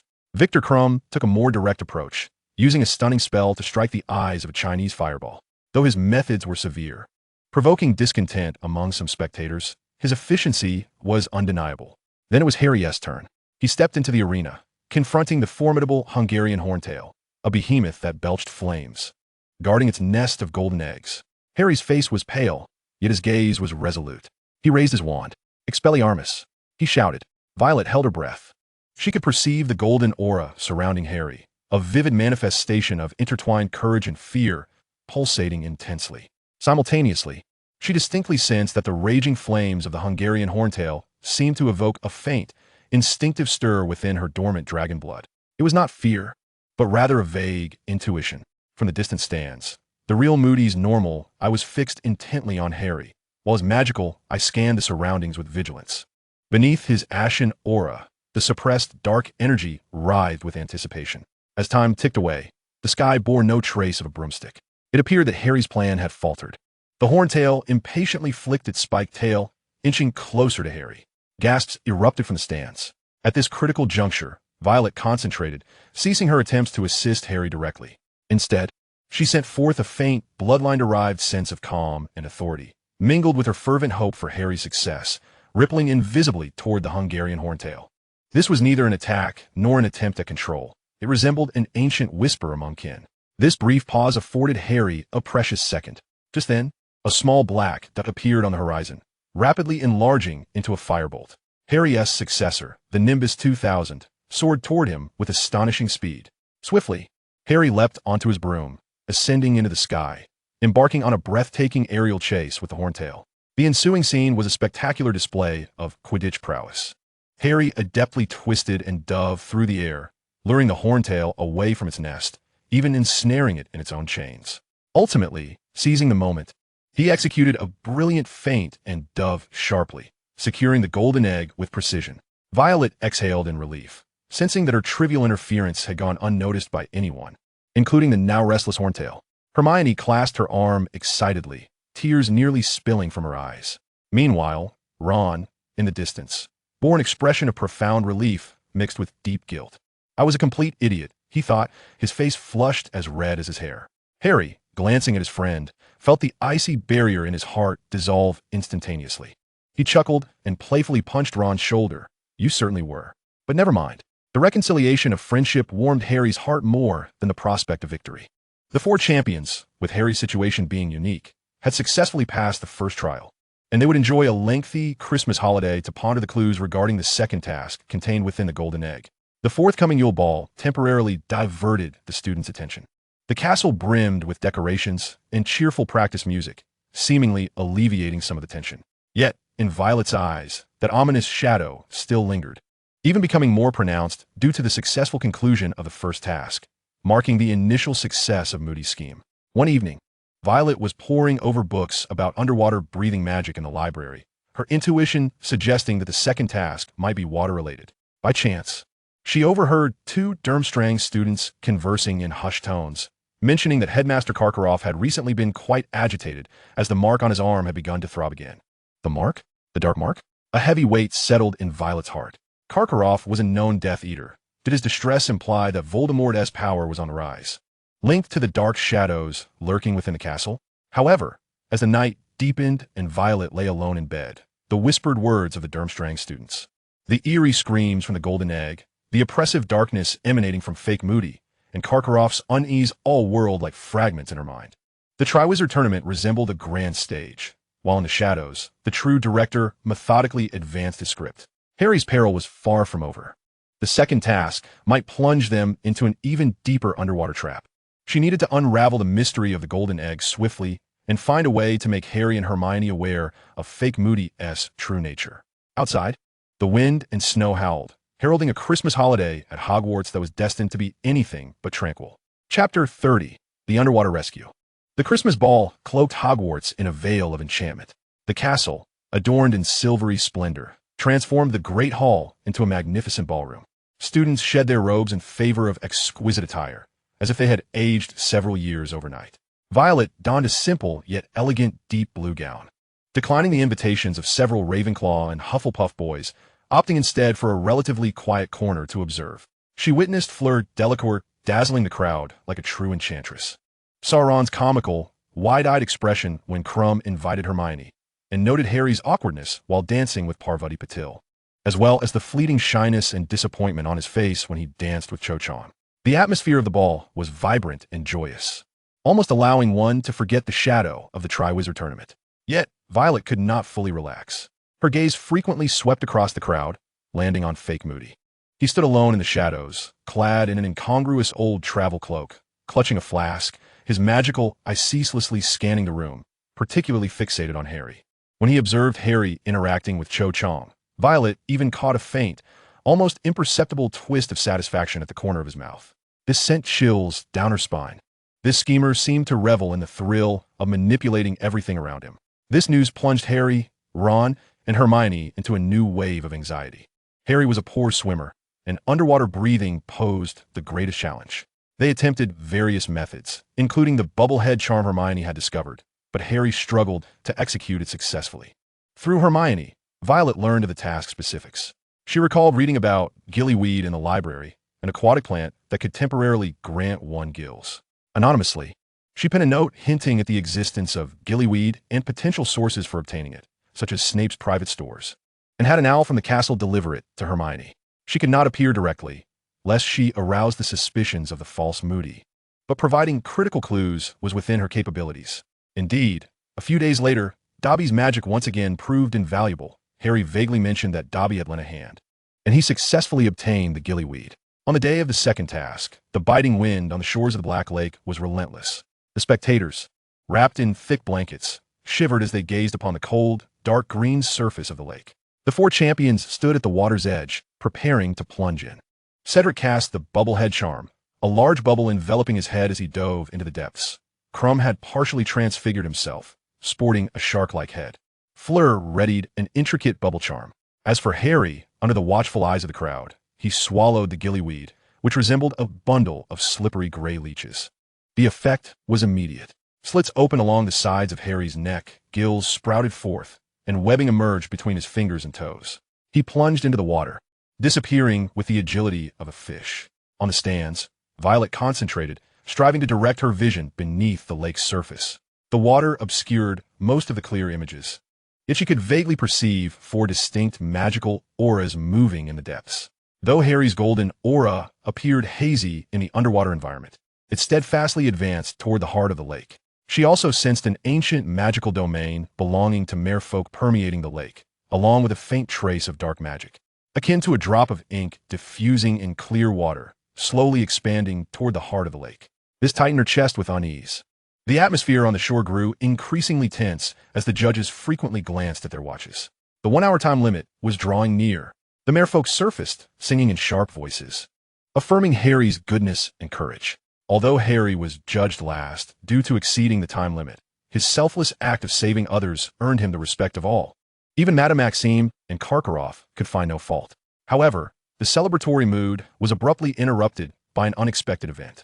That evening, within the castle, the false Mad-Eye Moody clashed with the real Alastair Moody. The impostor claimed to have discovered the genuine Moody lurking while on patrol, attempting to subdue him, leading to a fierce magical duel in the corridors that attracted the attention of other professors. When Dumbledore and Professor McGonagall arrived, they beheld two identical Mad-Eye Moodies confronting one another, each claiming the other was the impostor. The truth was elusive. Ultimately, Dumbledore, utilizing an exceedingly secretive password known only to him and the true Moody, successfully identified the fraud. As the ruse unraveled, the false Moody attempted to resist, but was subdued by the combined efforts of Dumbledore, McGonagall, and Snape. In the struggle, the effects of the Polyjuice potion began to wear off, revealing the true identity of a young, gaunt man with a frenzied gaze. It was none other than Barty Crouch Jr. A gasp echoed through the crowd. He was the son of Barty Crouch Sr., long presumed dead, a Death Eater who should have been imprisoned in Azkaban. The truth struck like thunder. Little Barty Crouch disguised himself as Moody and infiltrated Hogwarts, manipulating the Goblet of Fire to entangle Harry in the Triwizard Tournament. This was all part of a meticulously orchestrated conspiracy. What was the objective? Was it to eliminate Harry during the competition? Under the influence of Veritaserum, Barty Crouch divulged everything in Dumbledore's office, laughing maniacally as he recounted how his father had secretly liberated him from Azkaban, how he had been controlled by the Imperius curse, and how Voldemort and Wormtail had found and rescued him. He had been given the task of infiltrating Hogwarts to ensure Harry's victory in the tournament. For the trophy had been swapped for a portkey that would send Harry directly to Riddle's grave, where Voldemort awaited resurrection. This revelation sent chills through all who were aware. Every step of Harry's path to victory was guided toward a deadly trap. The third task would be the ultimate sacrificial ground. Soon, Ministry personnel arrived to take the deranged Barty Crouch away. He was later said to have lost his soul to the Dementor's kiss. The real Alastair Moody was freed from captivity. Though weakened, he regained his freedom. The ominous shadow that hung over the castle seemed to dissipate somewhat with Crouch's capture. Yet a greater fear loomed. Voldemort had devised a detailed resurrection plan and had nearly succeeded. Upon learning the truth, Harry was engulfed in profound shock and dread. The third task was no longer a competition, but a life-and-death trial he had to face, fully aware that it was a trap. Violet stood by the window of Ravenclaw Tower, gazing into the pitch-black night. Barty Crouch had been apprehended, yet Voldemort remained in the shadows, with Wormtail still at large. The maze of the third task loomed like a gaping maw, waiting for Harry to walk into its snare. Dumbledore and the professors would undoubtedly bolster security, but the enemy lurked in the dark, and their plan was intricately crafted. She touched the dragon crystal pendant around her neck, feeling its steady warmth. The true confrontation was only just beginning. She had to assist Harry, not only for the sake of friendship, but also to combat the Dark Lord, who harbored a profound disdain even for her dragon lineage. The shadows of the maze had quietly descended. Chapter 31. The Choice of Dragonfire. The third task, the maze, had transformed from a competition into a public trap exuding the scent of death. Everyone was aware that the trophy was a portkey, destined to deliver Harry directly into Voldemort's clutches. Dumbledore and the professors wore grave expressions, and the Ministry had dispatched additional Aurors to patrol the maze's perimeter. Yet all understood that once Harry stepped into that magically driven labyrinth of towering hedges, external assistance would be exceedingly limited.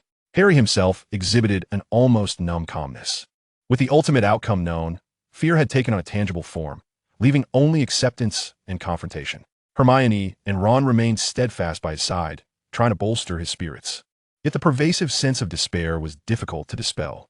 Violet Thorne knew she had to act. She could not stand idly by as Harry ventured alone into the jaws of death. But how could she intervene? The maze was tightly sealed, with professors and Aurors guarding it closely. A direct breach was impossible. She placed her hopes in her unique abilities. The labyrinth was powered by magic, and the hedges themselves were imbued with formidable enchantments. Could her vision penetrate the magical barriers of the maze and perceive the conditions within? Might her dragon blood lineage have the capacity to influence or even soothe any magical creatures or mechanisms that resided within the labyrinth? As the evening of the third event unfolded, the venue was dominated by the colossal maze, its hedges soaring 20 feet high, a dark expanse resembling a monster's lair in the twilight.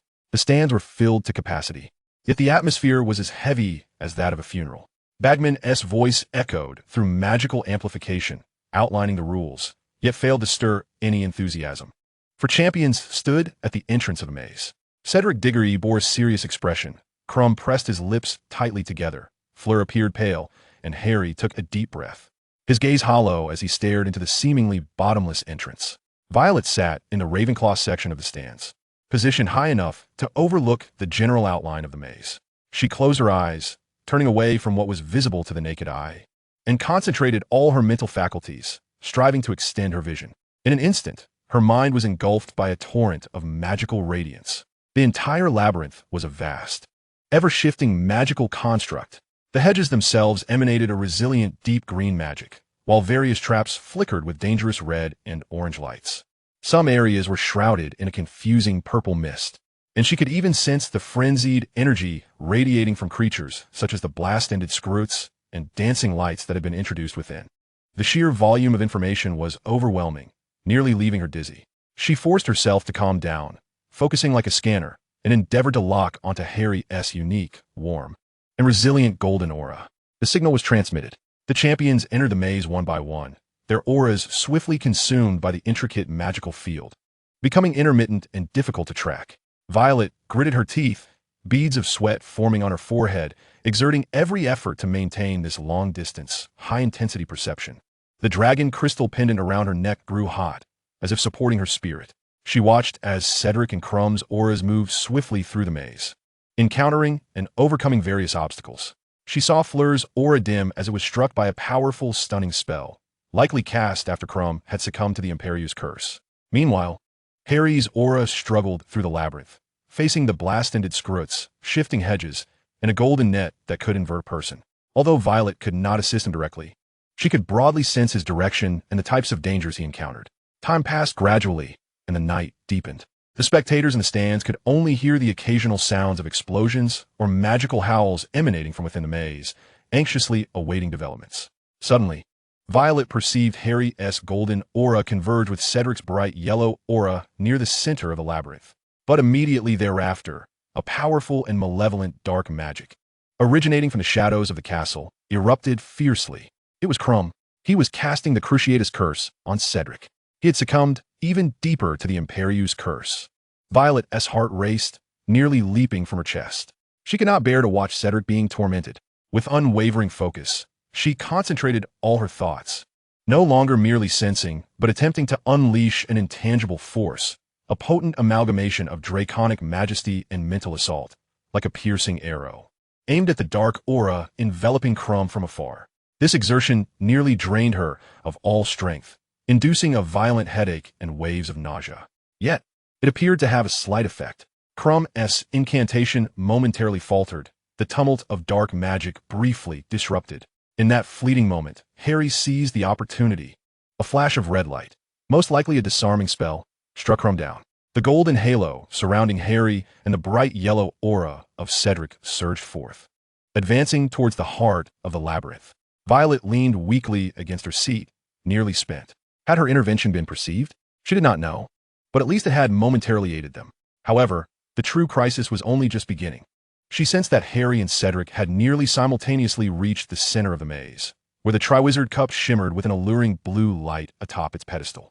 Yet Violet clearly perceived that the magical aura entwined around the cup was not the spatial fluctuation of a key, but rather a thick, inextricable mark of dark magic exuding the stench of death and decay. It was a meticulously disguised death trap. "Do not touch the cup," Violet silently screamed in her mind. But she could not relay this information to Harry within the maze. She witnessed Harry and Cedric seemingly engage in a brief dispute, yielding to one another. Then tragedy struck. As they approached the cup, a diminutive figure suddenly leaped from the shadows of the maze. Peter Pettigrew, clutching a wand that appeared almost bone-white, like a human's skeletal remnant.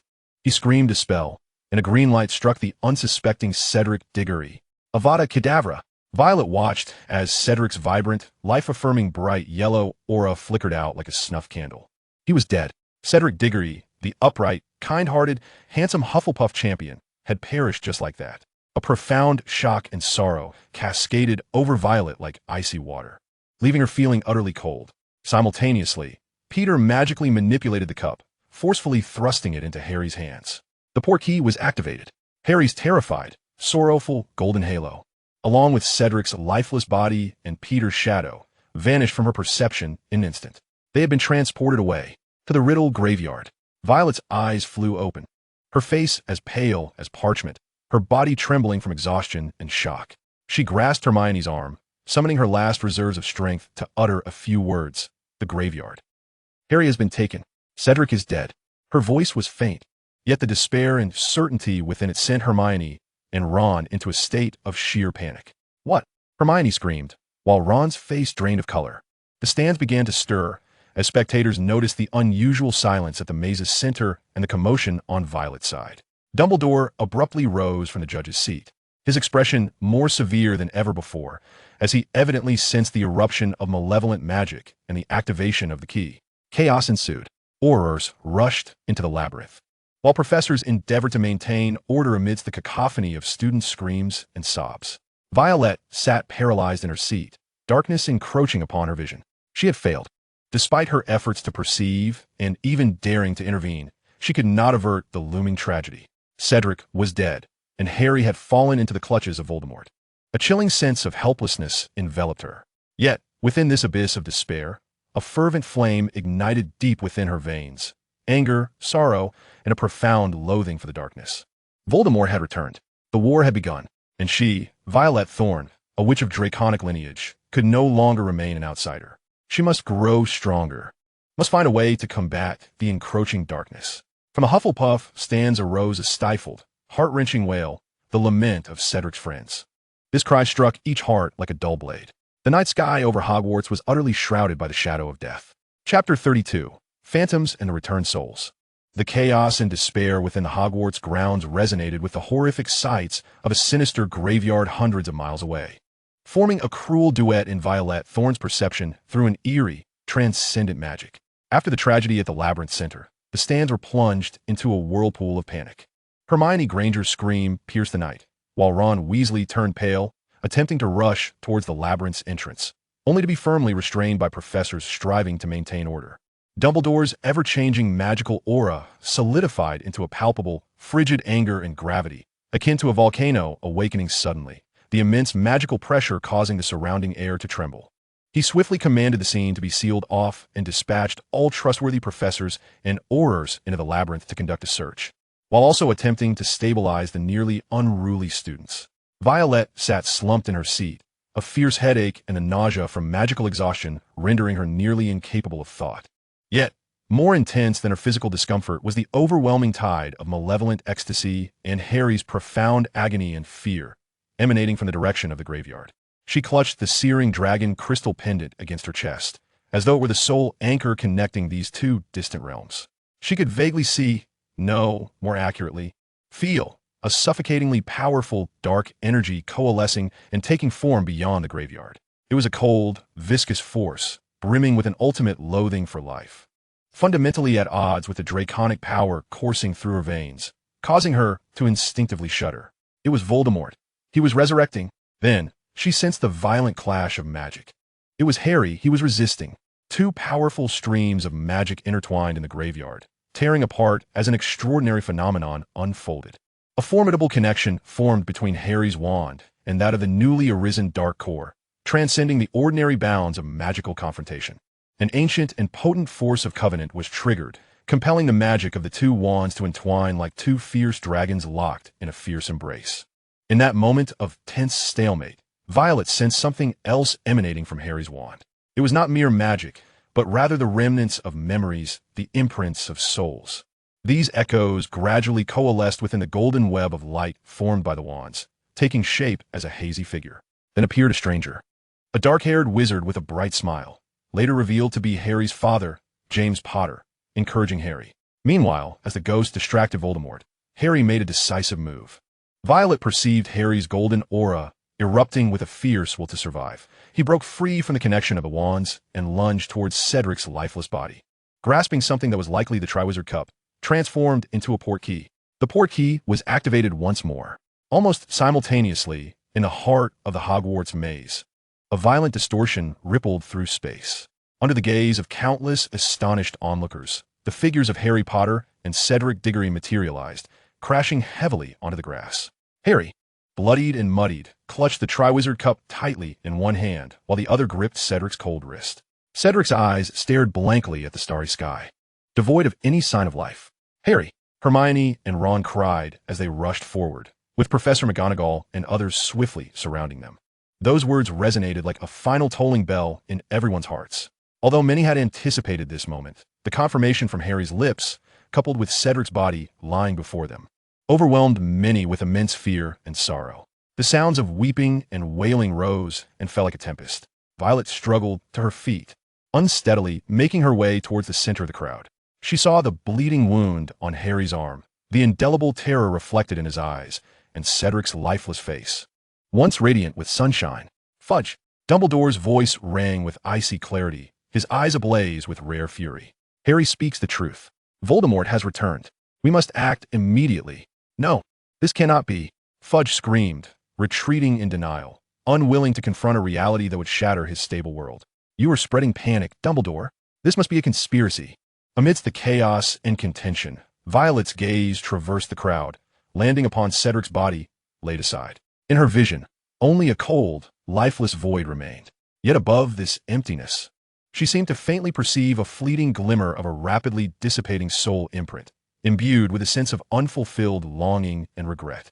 This ephemeral sensation stirred a profound and indescribable sorrow within her. The loss of life was so utterly and cruelly complete. Dumbledore disregarded Fudge's ostrich policy, resolutely directing Professors McGonagall and Sprout to escort the Hufflepuff students away as they faced the profound sorrow of losing a classmate. He ordered Madame Pomfrey to attend to Harry immediately and commanded Professor Snape to undertake an urgent task. Amidst the chaos, Violet felt a gentle hand support her nearly weakened shoulder. It was Hermione, her tear-stained face revealing an unusual resolve. Violet, are you all right? Did you sense something just now? Violet gazed at Hermione, then glanced at Harry, surrounded by others, and at Cedric, covered in a shroud in the distance, slowly nodding. She lacked the strength to elaborate, yet her eyes conveyed everything. Violet lifted her gaze towards the pitch-black sky, where the sinister remnants of the graveyard seemed to linger. Her dragon crystal pendant remained warm, yet within that warmth lay a weighty heaviness. She understood that she, along with all her friends, would inevitably be swept into the impending storm engulfing the entire magical world. Chapter 33. A Silent Farewell. Cedric Diggory's death fell like a chilling winter rain, extinguishing the last vestiges of joy that belonged to the school year within Hogwarts Castle. The once boisterous corridors now echoed only with oppressive footsteps and hushed whispers, while the stars upon the great hall's ceiling appeared to dim significantly. A palpable and genuine fear had replaced the childish worries of exams or the house cup. Harry Potter was ordered by Madame Pomfrey to recuperate in the hospital wing. But while his physical wounds healed, the scars upon his heart remained unyielding. He lay in silence for most of the time, staring vacantly at the ceiling, occasionally jolted awake by nightmares, drenched in cold sweat. Hermione and Ron took turns keeping him company. Yet their attempts at solace felt painfully inadequate in the face of such overwhelming tragedy. Violet visited him once, saying little, merely placing a notebook on basic brain closure spells, copied from the materials Dumbledore had provided. Harry glanced at it, nodded slightly, and a flicker of complex gratitude danced in his eyes. Cedric Diggory. Dumbledore's gaze swept across the Hufflepuff table, where many students still wept quietly. He was a kind, loyal, honest, and brave child. He represented Hufflepuff House, embodying the finest aspects of Hogwarts. His voice paused, and only the muffled sounds of suppressed sobs filled the hall. Do you remember, he continued, that less than 24 hours ago, a student from Hogwarts left this castle? He was murdered. He was slain by Voldemort. The mere utterance of that name incited a wave of fearful unrest. Yet Dumbledore's authoritative gaze quelled any noise. He sternly criticized the lies of the Daily Prophet and the cowardice of the Ministry of Magic. Then his tone grew gravely serious. We must stand united to confront him. Cedric Diggory did not die in vain. As long as we remember him, and the reason for his death, his sacrifice holds significance. Remember Cedric. Remember the warning this calamity has imparted to us. Darkness has returned, yet the light within our hearts must shine even brighter. This proclamation did not elicit cheers, only profound shock and contemplation. Many students, including some from Slytherin, bore expressions of seriousness and reflection. The shadow of Voldemort had become strikingly real and imminent. Following the death of an esteemed classmate, the day of departure from school had finally arrived. The platform was devoid of the laughter and merriment of yesteryears. Students boarded the train in silence, and when reuniting with their families, exchanged little more than hushed greetings and tight embraces. An oppressive atmosphere lingered in the air, reminiscent of a storm brewing in the mountains. Violet, Harry, Ron, and Hermione sat together in the same compartment, the atmosphere thick with gloom. Harry gazed out at the fleeting scenery, his eyes still reflecting the bewilderment of trauma. Ron attempted to lighten the mood with a joke, but his efforts fell flat. Hermione anxiously perused the distorted reports in the Daily Prophet. This summer will be different, won't it? Hermione whispered, breaking the prolonged silence. Ron clenched his fists, declaring, We cannot allow that fool Fudge to continue spewing nonsense. We must take action. Hermione, though more rational, was also filled with uncertainty. Violet listened quietly, sensing that the four of them, having shared this life-altering experience, were bound together by an invisible thread. They were no longer mere classmates.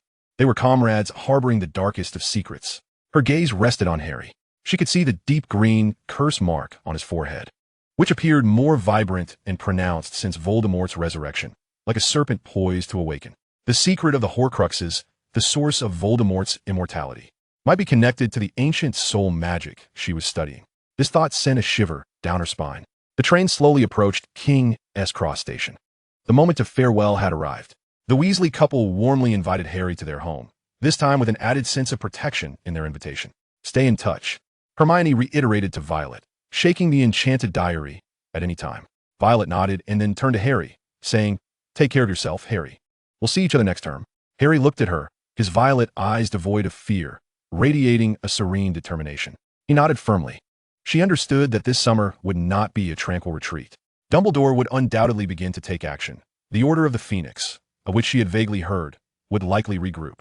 And she, Violet Thorne, bearing the ancient bloodline of dragons and the gift of piercing through darkness, was destined not to remain unscathed in the impending storm. She touched the dragon crystal pendant around her neck, feeling its steady and warm pulse. It seemed to share in the anticipation, or perhaps the preparation. The carriage rolled into the quiet grounds of Thorne Manor, the heavy iron gate slowly closing behind them, temporarily severing their connection to the increasingly tumultuous world outside. Yet, Violet knew that this door would inevitably be breached by the tide of time. She raised her gaze towards the profound windows of the manor's main building, where not only ancient family secrets lay hidden, but also the potential to sharpen her claws in preparation to confront the dark abyss. The fourth year concluded amidst sorrow and vigilance, while the fifth year promised even graver trials and a more resolute struggle. Chapter 34. The Silent Call. The summer at Thorne Manor had never been so eerily quiet, yet fraught with unspoken tension. The previous silence was a hallmark of the ancient estate's inherent solitude. But this year's stillness resembled a taut bowstring, suppressing the forthcoming sharp sound of release. The air was thick with magical dust, imbued with a sense of impending storm. Violet Thorne wasted no time indulging in sorrow or fear. The hollow gaze of Cedric Diggory and the increasingly vivid dark mark on Harry Potter's forehead struck her like two whips, urging her into more rigorous training. She understood that the ordinary education at Hogwarts was woefully inadequate for the tempest that loomed ahead. She needed to unearth the deeper powers within her lineage.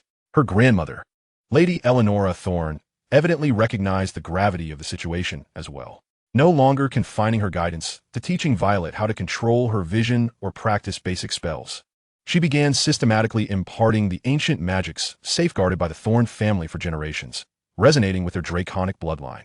These spells, primarily associated with protection, purification, and the fortification of will, possessed immense power, yet were exceedingly challenging to master.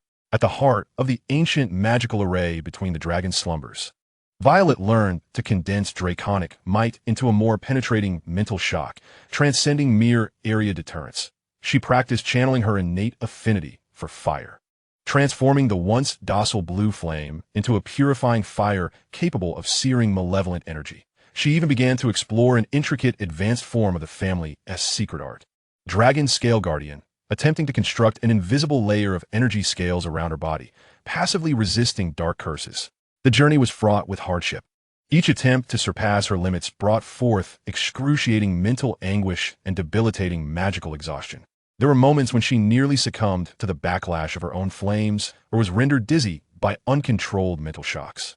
Yet, whenever she teetered on the brink of collapse, the dragon crystal pendant around her neck emanated a steady and gentle force, akin to the most steadfast support, preventing her from losing her way. She became increasingly convinced that this pendant was no ordinary magical artifact, but rather a key object intricately connected to her bloodline and destiny. In her moments of training, she remained vigilant about the news from the outside world. Hermione intermittently communicated through a magical diary, her words laced with anxiety. The Daily Prophet continued to slander Harry and Dumbledore. The Ministry of Magic refused to acknowledge Voldemort's return, and Harry was trapped on Privet Drive, isolated in his predicament. These revelations weighed heavily on Violet's heart. She longed to rush to her friend's aid, but understood that impulsive actions would only exacerbate the chaos. On one night at the end of July, as Violet was engrossed in a family manuscript about ancient protective pacts, a sudden and intense palpitation gripped her chest. It was not a physical pain, but rather a powerful omen emanating from the depths of her bloodline. Meanwhile, the enchanted diary on the table opened itself, revealing Hermione's frantic scrawl, "Dementors. Privet Drive. Harry has been attacked. He used a Patronus. The Ministry wants to expel him. A hearing." The message was brief and chaotic, yet sufficient for Violet to piece together the outline of the events. Voldemort's forces had begun to act, attempting to assassinate Harry in the Muggle world, forcing him to use magic in self-defense, while the Ministry seized the opportunity to strike. Anger and worry blazed like a fire, searing her reason. She could almost envision Harry's terror in the face of the Dementors and his helplessness during the Ministry's trial. Just then, the dragon crystal pendant around her neck became scalding hot, vibrating slightly, as a clear, urgent thought penetrated her mind. It is time. Head to London. Covert operation. It was that anonymous messenger. He had finally reached out to her again. This time, it was not a vague warning, but a definitive directive. Her heart beat fiercely in her chest, not from fear, but from a resolute determination to step onto the battlefield. Harry faced an unjust trial alone. His friends needed to assist him, and the forces of darkness were closing in. She could no longer remain in the safety of the manor, idly planning. As she traversed the Floo network to London, dawn was breaking. The atmosphere in the Leaky Cauldron was peculiar, with many wizards gathered in hushed discussions about Harry Potter's trial, their faces bearing expressions of doubt, fear, or schadenfreude. Violet lowered her hood to conceal her features and swiftly moved through the pub, entering Diagon Alley. The brick wall silently slid open, revealing a narrow, dimly lit passageway behind it. At the end of the passage, a faint light flickered. A scent, a blend of ancient magic, dust, and some avian feathers, wafted towards her. Taking a deep breath, Violet gripped her wand tightly and stepped into the passage. The brick wall closed quietly behind her. The passage was not long. It culminated in a modest black wooden door. Gently pushing it open, she was momentarily taken aback by the sight within. It was a warm, cluttered little room, its walls adorned with various clocks and maps, while the table was piled high with parchment and bizarre magical devices. A fire crackled in the hearth, emitting a soft, popping sound. Most striking of all was the figure standing at the center of the room. He was a man she had never seen before, tall and thin, clad in travel-worn robes. His face marked by profound fatigue, yet his sharp, hawk-like eyes sparkled with wisdom and indomitable spirit. He radiated a powerful aura, reminiscent of Albus Dumbledore, yet more untamed and mysterious, a faint golden glow surrounding him, hinting at countless trials endured. Beside him, perched on a high branch, was a majestic phoenix. Its feathers a rare bronze hue. It regarded Violet with soulful eyes, as though it had anticipated her arrival. "Welcome, Miss Violet Thorne," the man spoke, his voice gentle, yet imbued with an undeniable strength. "I'm a friend of Albus Dumbledore.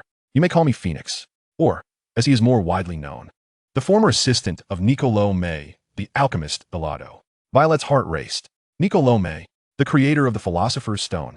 This identity carried more weight than any title. Alado's gaze fell upon the dragon crystal pendant around her neck, and a flicker of understanding shone in his eyes. It appeared that the legacy of the Watchers had finally found its destined host. "We are pressed for time. Harry Potter's hearing is about to commence, but before that, there are certain matters you must grasp." He gestured toward a magical map on the wall, where Hogwarts, London, and even the distant Riddle graveyard shimmered with various glowing points. "Darkness has risen, yet light is also gathering. And you, young dragon-blooded, your power will be a pivotal piece in this war, perhaps the one that can break the stalemate." Violet stood in this secret refuge, absorbing the words of this enigmatic alchemist, fully aware that she had embarked upon a crossroads of fate. The tranquility of summer had completely dissipated. The true struggle began now. Chapter 35. Undercurrents of the Tribunal. Alado's words were like pebbles cast into a still lake, sending ripples through Violet's heart.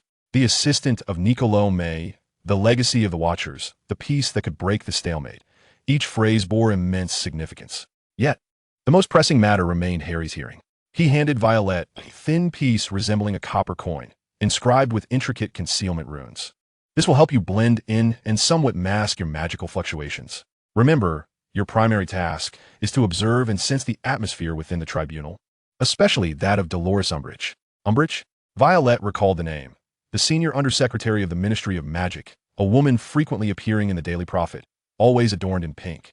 With a disingenuous smile, the bronze phoenix emitted a soft cry and soared toward a fireplace on the opposite side of the room.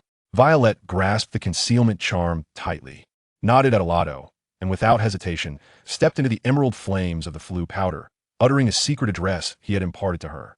She materialized in a dim alley not far from the ministry's entrance, reeking of mildew.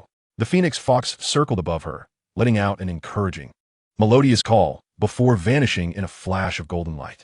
Violet took a deep breath, clutching the concealment charm in her palm, feeling a cool aura envelop her, as if her presence had been deliberately diminished.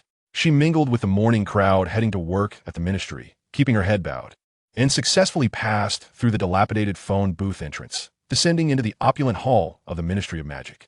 Following the directions, she made her way toward the innermost depths of the Wisengamot courtroom. Guards stood at the entrance of the courtroom, but Violet noticed that as she approached, they seemed to instinctively overlook her. Her charm was working. She slipped inside, silently, choosing the highest, darkest corner of the spectators' area to conceal herself in the shadows.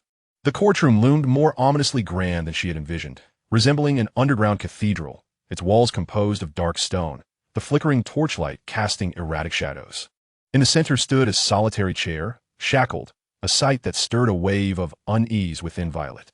Surrounding it were rows of empty benches, ascending gradually, yet the air was already thick with an atmosphere of dread and prejudice. Soon, the wizards began to enter. Members of the Wisengamot donned deep crimson robes, their expressions grave as they whispered amongst themselves. Violet immediately focused, activating her vision. A spectrum of magical auras unfolded before her eyes. Most of the Wisengamot members radiated hues of gray-blue and dark red, signifying neutrality or bureaucratic detachment. Then, she spotted Cornelius Fudge, enveloped in a flickering lemon-yellow aura of anxiety, interspersed with deep red fury at having his authority challenged, alongside a barely perceptible gray of fear. His vehement denial of Voldemort's return stemmed not merely from folly, but perhaps from a profound dread of losing power. Next, a woman entered, clad in a remarkably vibrant pink cardigan, her hair adorned with a bow, Dolores Umbridge. The moment she appeared, Violet felt a wave of intense physiological discomfort. Umbridge exuded a sickly, viscous dark pink aura, one that was devoid of warmth and brimming instead with extreme hypocrisy, a desire for control, and a cruel pleasure in the torment of others. The sweeter her smile, the more tainted and perilous that dark pink aura seemed. Elrond's warning had proven accurate. This woman was a menace. Finally, Albus Dumbledore entered. Adorned in a deep blue robe adorned with celestial motifs, his expression serene, yet the ever-shifting aura surrounding him held immense power and unwavering resolve. His presence caused the atmosphere in the courtroom to solidify. Harry was brought in, his complexion pale, yet striving to hold himself upright. Upon seeing Dumbledore, a glimmer of hope flickered in his eyes. Violet observed Harry's golden aura pulsating violently with tension and anger, while the green curse mark on his skin seemed to glow ominously. The trial commenced. Fudge presided, his tone rife with bias. They accused Harry of using the Patronus charm in front of Muggles, thus violating the international statute of wizarding secrecy, attempting to use this as a pretext for his expulsion. The prosecution's witness, Umbridge, wove a tapestry of detrimental testimony against Harry with her phony, shrill voice. A surge of indignation surged through Violet as she clearly perceived Umbridge's lies, the dark pink aura flickering with deceitful ripples as she fabricated her account. Fudge and certain members of the Wisingamot, whether intentionally or not, chose to overlook logical inconsistencies, eager to solidify Harry's guilt. Dumbledore defended Harry with clarity of logic and a commanding presence, systematically dismantling the accusations against him.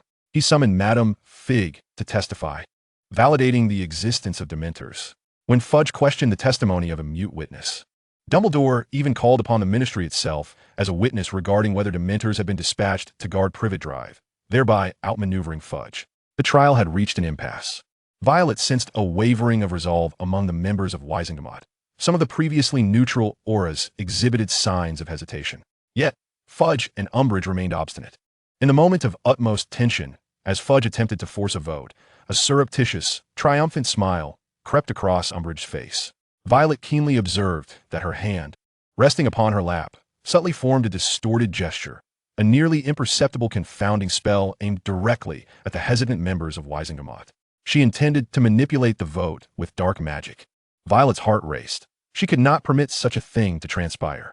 She immediately concentrated her mind, channeling an invisible force infused with the dignity of dragonkind and mental purification. Piercing like the most delicate of silver needles toward the faint magical connection point Umbridge was attempting to wield. This was not an attack, but a superior form of dispelling and interference. Umbridge's smile abruptly faltered. She felt her insidious magic collide with an invisible wall, dissipating in an instant. Bewildered, she glanced around but found nothing amiss. The targeted Wisingamot members merely blinked in confusion, untouched by her incantation. This minor disruption tipped the scales. Ultimately, under Dumbledore's powerful defense and irrefutable evidence, along with Umbridge's failed machinations, Wisingamot declared Harry Potter innocent by a narrow margin. Fudge's countenance turned ashen, while Umbridge's pale, pink aura darkened to a shade of purple-black, her gaze toward Harry imbued with venomous hatred. Harry exhaled in relief, nearly collapsing into his chair. Dumbledore accepted the outcome with calmness, yet his gaze toward Fudge and Umbridge bore a chilling warning. Violet quietly breathed a sigh of relief, fatigue washing over her. The precise long-range magical interference had taken its toll. Assured of Harry's safety, she prepared to slip away unnoticed. Just as she rose, the door of the courtroom swung open, and a figure hurriedly entered, whispering a few words into Dumbledore's ear. It was a young wizard, somewhat disheveled and bespectacled. Violet recalled seeing him in the memories brought by Fawkes, the Auror Kingsley Shacklebolt. Upon hearing the news, Dumbledore's expression shifted slightly before returning to tranquility, nodding to Kingsley. Violet felt a stir within her. It seemed the Ministry of Magic was not entirely united. Members of the Order of the Phoenix had begun to take action. She quietly exited the courtroom, blending into the throng, leaving the ministry. The sunlight outside was somewhat blinding. Harry was temporarily safe.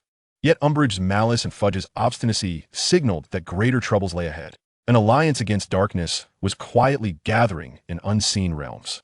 Chapter 36, Shadows and the Scars of Silence. Geralt appeared unfazed by the outcome of the hearing. His primary concern lay with Violet's observations and feelings throughout the proceedings. Umbridge was like a maggot feasting upon the carcass of power, seemingly insignificant yet capable of spreading disease. He remarked, his tone laced with profound disdain, that the decline of the Ministry of Magic was evident from the very appointment of such petty individuals. Rather than hastily imparting more profound knowledge about the Watchers or the Dragonborn mission to Violet, he offered her a calming herbal tea. You must rest and assimilate today's experiences. Remember that feeling. Recall how darkness distorts the rules even in broad daylight. This insight is far more valuable than any theory. The remainder of the summer was spent in a state of poised tranquility. Violet continued her training, yet her mindset had undergone a significant transformation. She was no longer merely striving to master her powers. Rather, she was preparing for the imminent, authentic confrontation ahead. Her practice with dragon scale protection yielded breakthroughs, allowing her to momentarily manifest a faint, nearly imperceptible sheen of silvery scales on her skin when startled or focused, providing a modicum of physical and magical defense. The day of the new term arrived once more, and the atmosphere at King's Cross Station felt even more oppressive than the previous year. The worry etched on parents' faces was unmistakable, with many anxious reminders exchanged during farewells. Violet soon located Harry, Ron, and Hermione. Although Harry had escaped the threat of expulsion, his countenance was grim, shadowed by an unshakable gloom and anger. The scar on his forehead appeared more pronounced than before the summer break. Senior Investigating Officer? Hermione furrowed her brow in confusion. What sort of position is that? Who knows? Harry muttered darkly. It can't be anything good.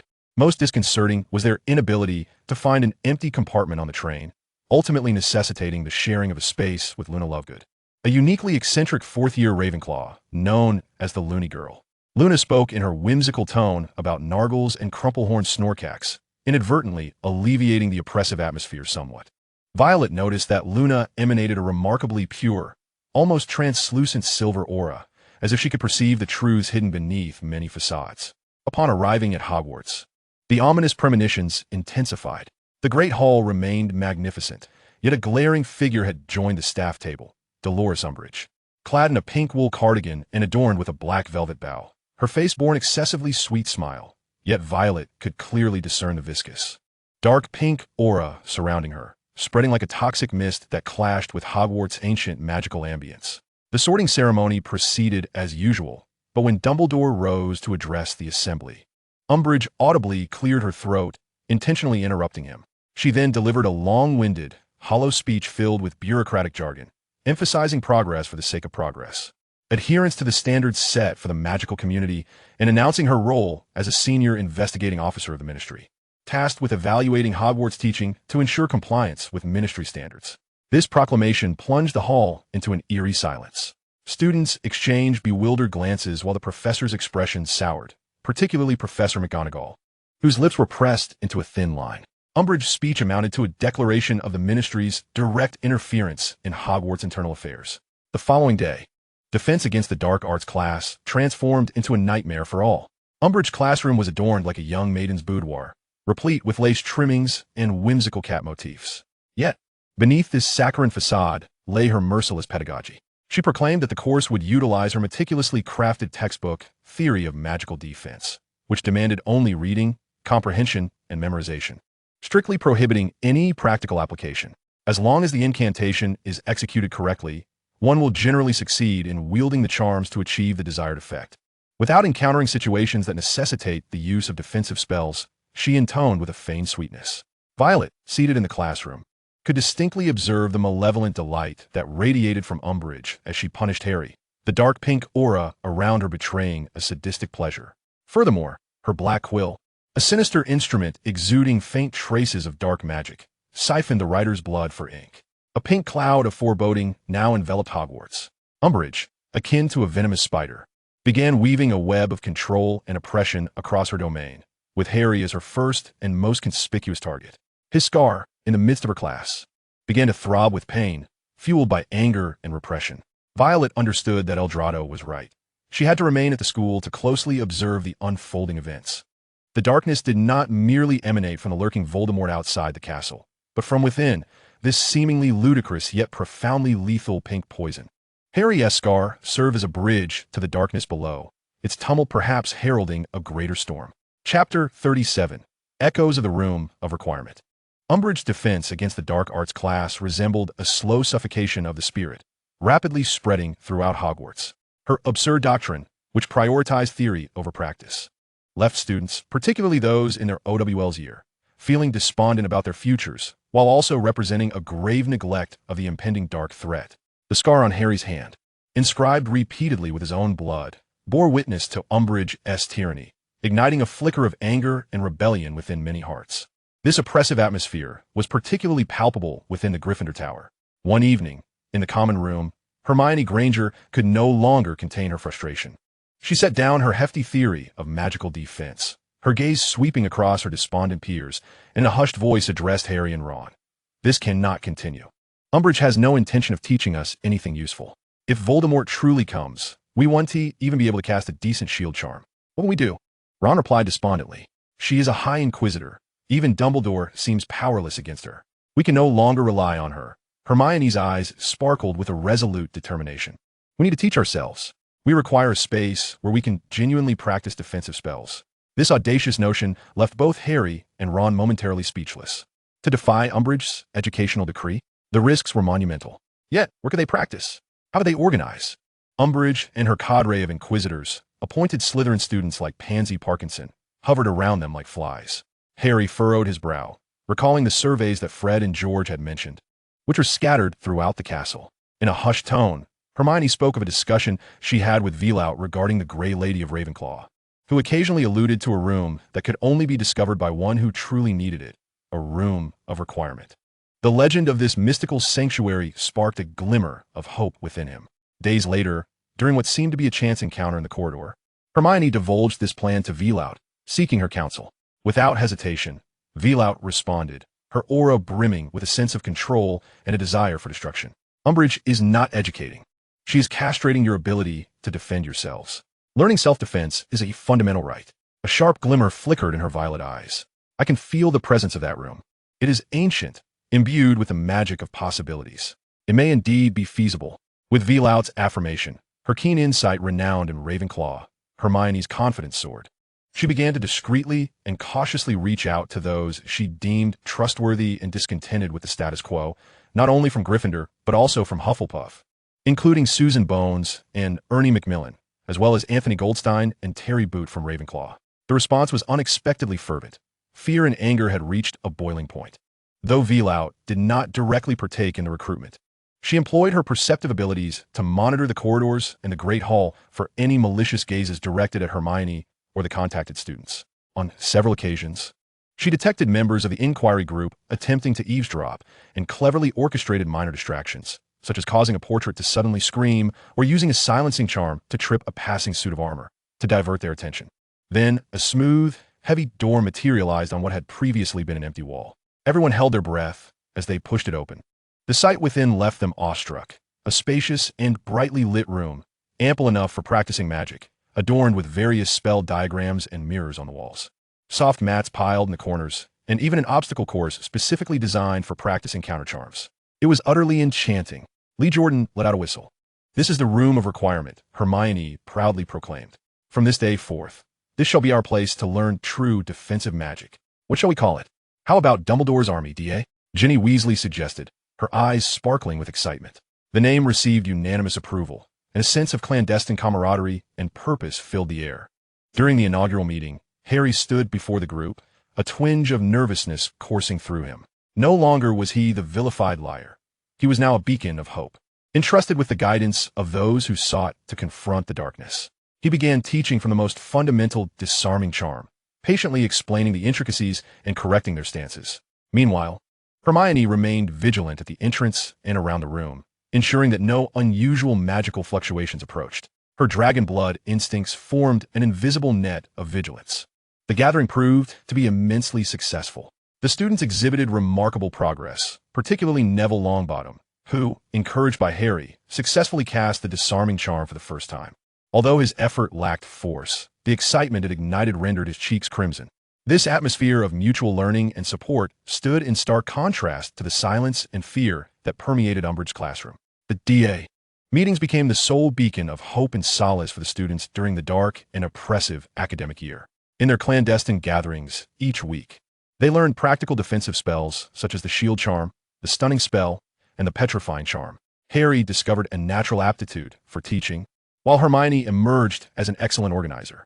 Luna Lovegood occasionally offered seemingly eccentric yet often astute suggestions, and Violet, like a silent guardian, provided a sense of reassurance simply through her presence. However, Violet's inner vigilance never waned.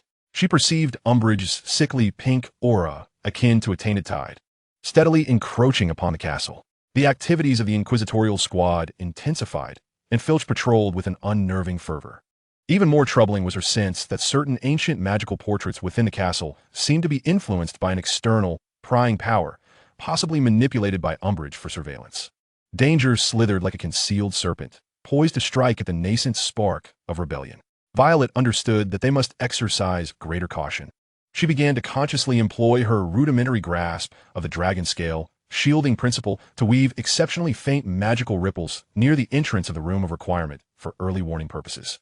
Though the effectiveness was limited, it provided an additional layer of security. The flame of the DA burned quietly in secrecy, warming the hearts of each participant and subtly altering the power dynamics within Hogwarts. Yet, the duration of this flame and its ability to withstand the impending, more ferocious storm remained uncertain. Violet knew that when darkness sought to extinguish all light, even the faintest spark must burn fiercely. Chapter 38. The Eye of Intrusion and Betrayal. The clandestine meetings of the D.A. surged like an undercurrent beneath the icy surface of Umbridge's oppressive regime, offering participants a rare glimmer of hope and strength. However, as Violet Thorne anticipated, the noxious pink mist infiltrated every nook and cranny, with danger ever present. Umbridge's educational decrees were issued at an astonishing pace, each one like a chain binding Hogwarts in its relentless grip, prohibiting gatherings of more than 3 students, forbidding the establishment of any unapproved student organizations, and even limiting the time students could converse in the corridors. Each announcement of a new decree was accompanied by a cruel satisfaction lurking beneath her saccharine smile.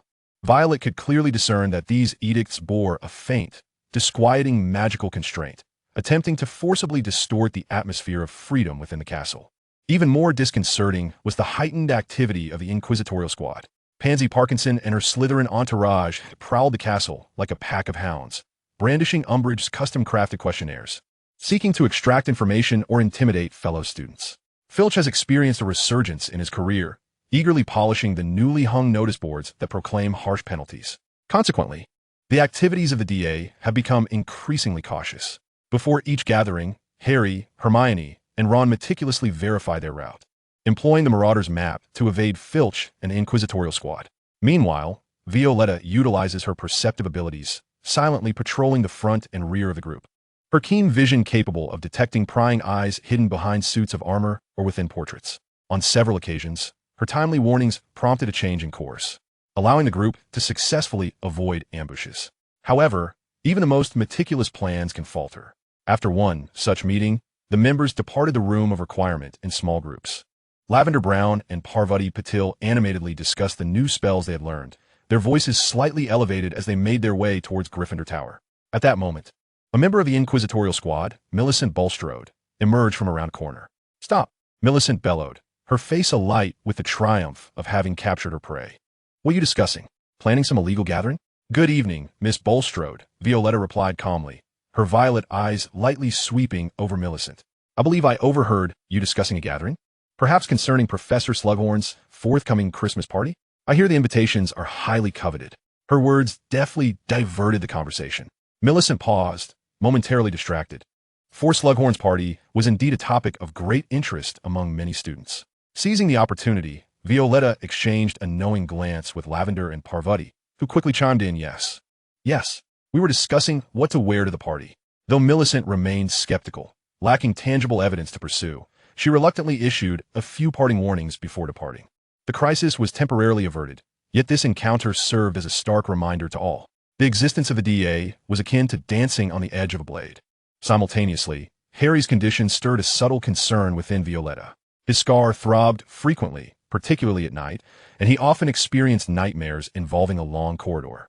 Strangely, he had begun to harbor an inexplicable and intense anger towards Cho Chang, culminating in a heated argument that led to their breakup after she wept over Cedric during a DA meeting. Initially, Violetta attributed this to Harry's overwhelming stress and post-traumatic response. Yet, during a subsequent DA gathering, when Cho was disheartened by her unsuccessful spellcasting, Violetta keenly observed that, in addition to the sorrowful blue aura surrounding Cho, there lingered an exceedingly subtle, dark pink residue of magic that seemed incongruent with her current emotions. This residue appeared to emanate from a direction within the castle, originating from the same source as Umbridge's aura. A chilling hypothesis took shape in Violetta's mind. Had Umbridge done something to Cho? Cast a spell that influenced her emotions? Or worse, had she manipulated Cho's grief over Cedric, magnifying it in some manner and indirectly affecting Harry to deliberately instigate conflict, thereby destabilizing Cho's emotions and making her more susceptible to manipulation? This thought sent a shiver down Violetta's spine.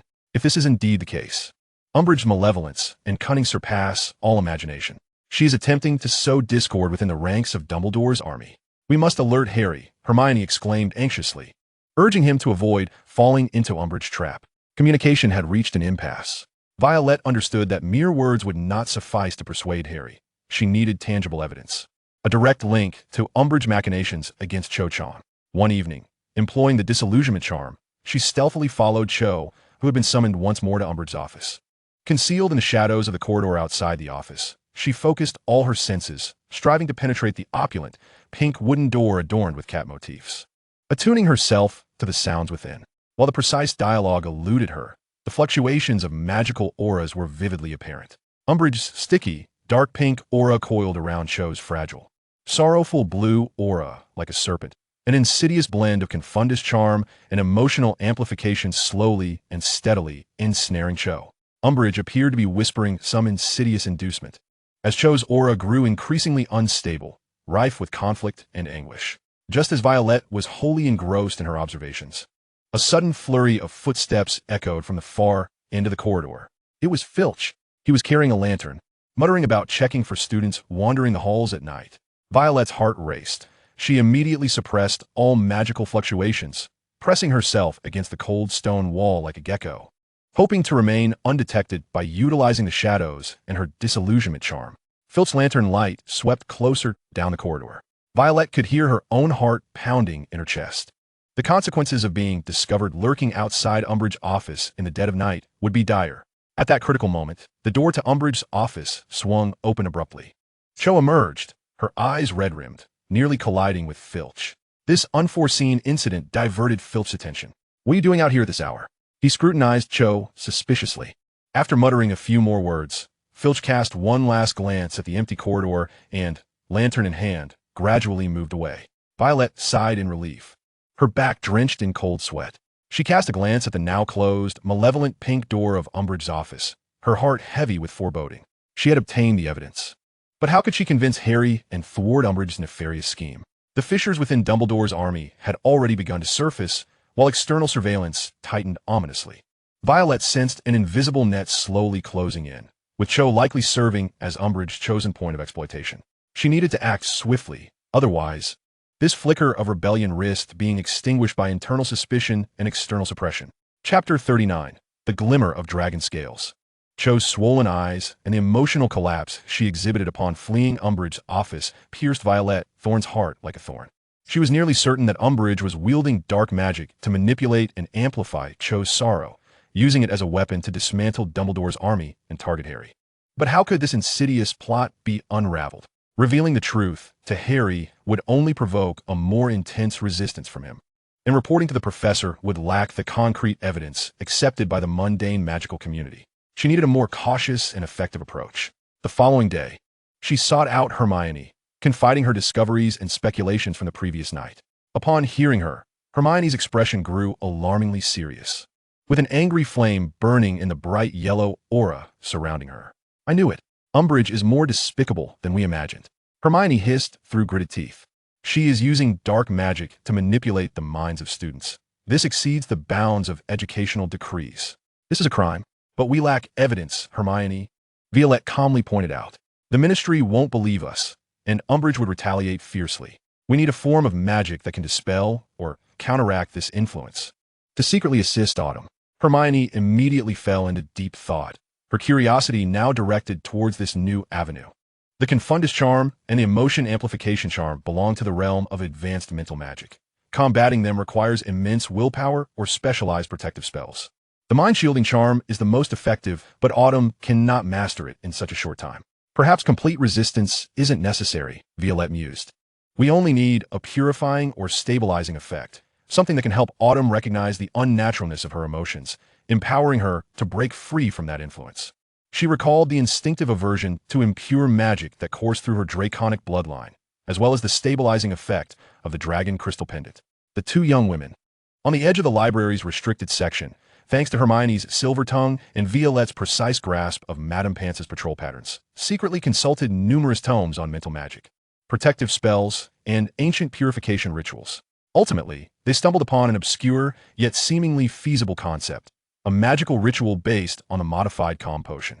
The calm potion itself soothes emotions, and when supplemented with specific protective incantations and pure magical materials, such as moonflower powder and unicorn tail hair fragments, it might create a small, temporary sanctum for the mind, helping those within it stabilize their thoughts and see through external emotional disturbances. While the materials were not easily obtainable, they were not impossible to acquire.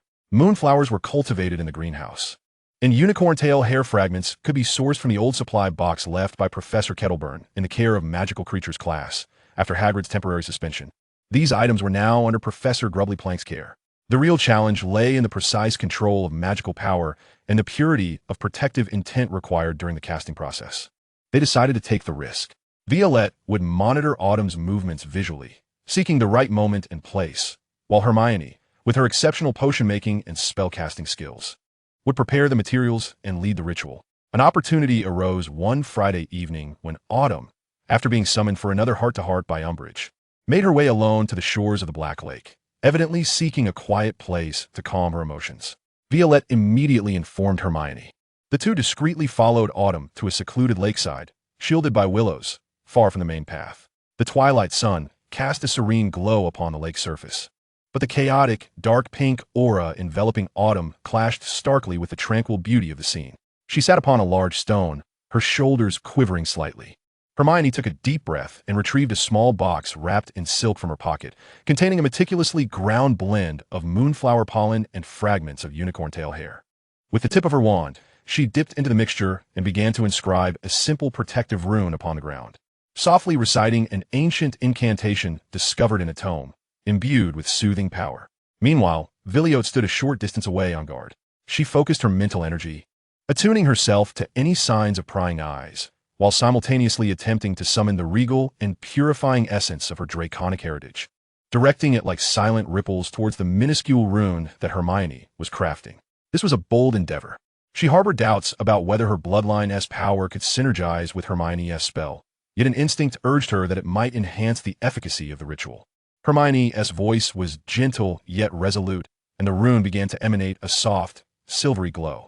She sprinkled the last vestige of powder over Chiozhong, who sat in the center of the rune, blissfully unaware. The powder fell like starlight upon Chiozhong, merging with her magical aura. At first, there seemed to be no change. Chiozhong remained engulfed in her sorrow. Gradually, however, Violet observed that the dark pink magic entwining Chiozhong began to waver, as if it had encountered a nemesis, dissipating slightly like ink in clear water. The chaotic blue halo surrounding Chiozhong showed signs of stabilizing. Suddenly, Chiozhong lifted her head, a look of confusion spreading across her face. For the first time, she seemed to distinctly feel that her overwhelming sorrow was interwoven with an alien, distorted sensation, forcibly implanted within her. She glanced around in bewilderment, as if awakening from a nightmare.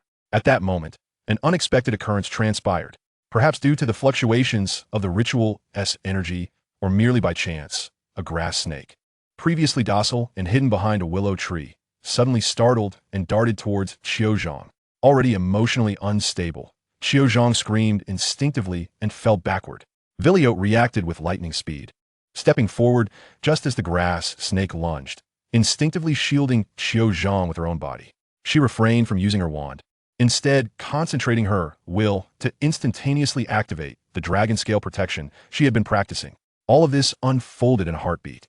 Chiozhong, still shaken, stared at Violet, then glanced at the vanished snake, her face a canvas of shock and confusion. Hermione, equally startled, hurried over. "Are you all right?" she asked, helping Chiozhong to her feet.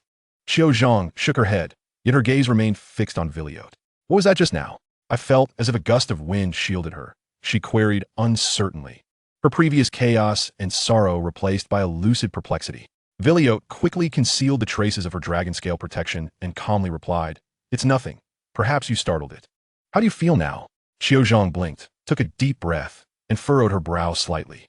"Strangely, I don't feel as despondent as before. The heaviness in my heart has lightened a bit." She seemed to struggle in discerning her emotions, and I sensed that my anger towards Harry was somewhat unwarranted. Hermione and Violet exchanged a glance, recognizing the joy reflected in each other's eyes. The ritual had worked, although the effects might only be temporary.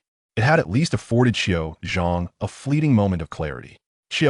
Hermione gently interjected, "Sometimes excessive sorrow and anger may not entirely stem from our authentic feelings. Perhaps external factors have influenced us." Qiuzhong pondered this, refraining from her previous immediate rebuttal. This unexpected encounter and the peculiar sense of calm evidently prompted her to reflect. The pink clouds of despair still loomed heavily, yet a glimmer of light had stubbornly pierced through the cracks. Furthermore, Violet's dragon scale protection, which had first manifested in battle, heralded the quiet growth of her power amidst this intensifying shadow war. Chapter 40, The Silent Alarm. In the days following their assistance to Qiuzhong, Hogwarts fell into a strange tranquility. Violet, like a vigilant cat, remained on high alert, her dragon's keen eye scanning the surrounding air. She understood that shattering Umbridge control would not quell the storm. The changes in Qiuzhong were subtle, yet undeniable. No longer did she frequently exhibit red-rimmed eyes, and her demeanor towards Harry had shifted from sharp reproach to a complex, apologetic distance. During Charms class, Professor Flitwick commended her for successfully casting a rudimentary Patronus charm. Though it appeared merely as a thin wisp of silver mist, the intent to dispel the gloom was unmistakable. Violet observed that the blue aura surrounding Qiuzhong, once entangled in dark pink magic, though still melancholic, had become clearer and considerably more stable. This confirmed the success of her and Hermione's endeavor. However, this success felt precarious, akin to dancing on the edge of a blade. Umbridge seemed to refrain from immediate further action. She continued to don that garish pink toad-like ensemble, her face adorned with an excessively sweet, artificial smile as she patrolled the corridors, emphasizing discipline and compliance with her sharp, high-pitched voice. Yet, Violet's keen eye detected a difference. Each time Umbridge passed by, the unpleasant aura of her magic, mingling with ambition and hypocrisy, now bore an additional chilling element, an insidious, scrutinizing, probing magic that stealthily swept across the surrounding students like invisible tendrils.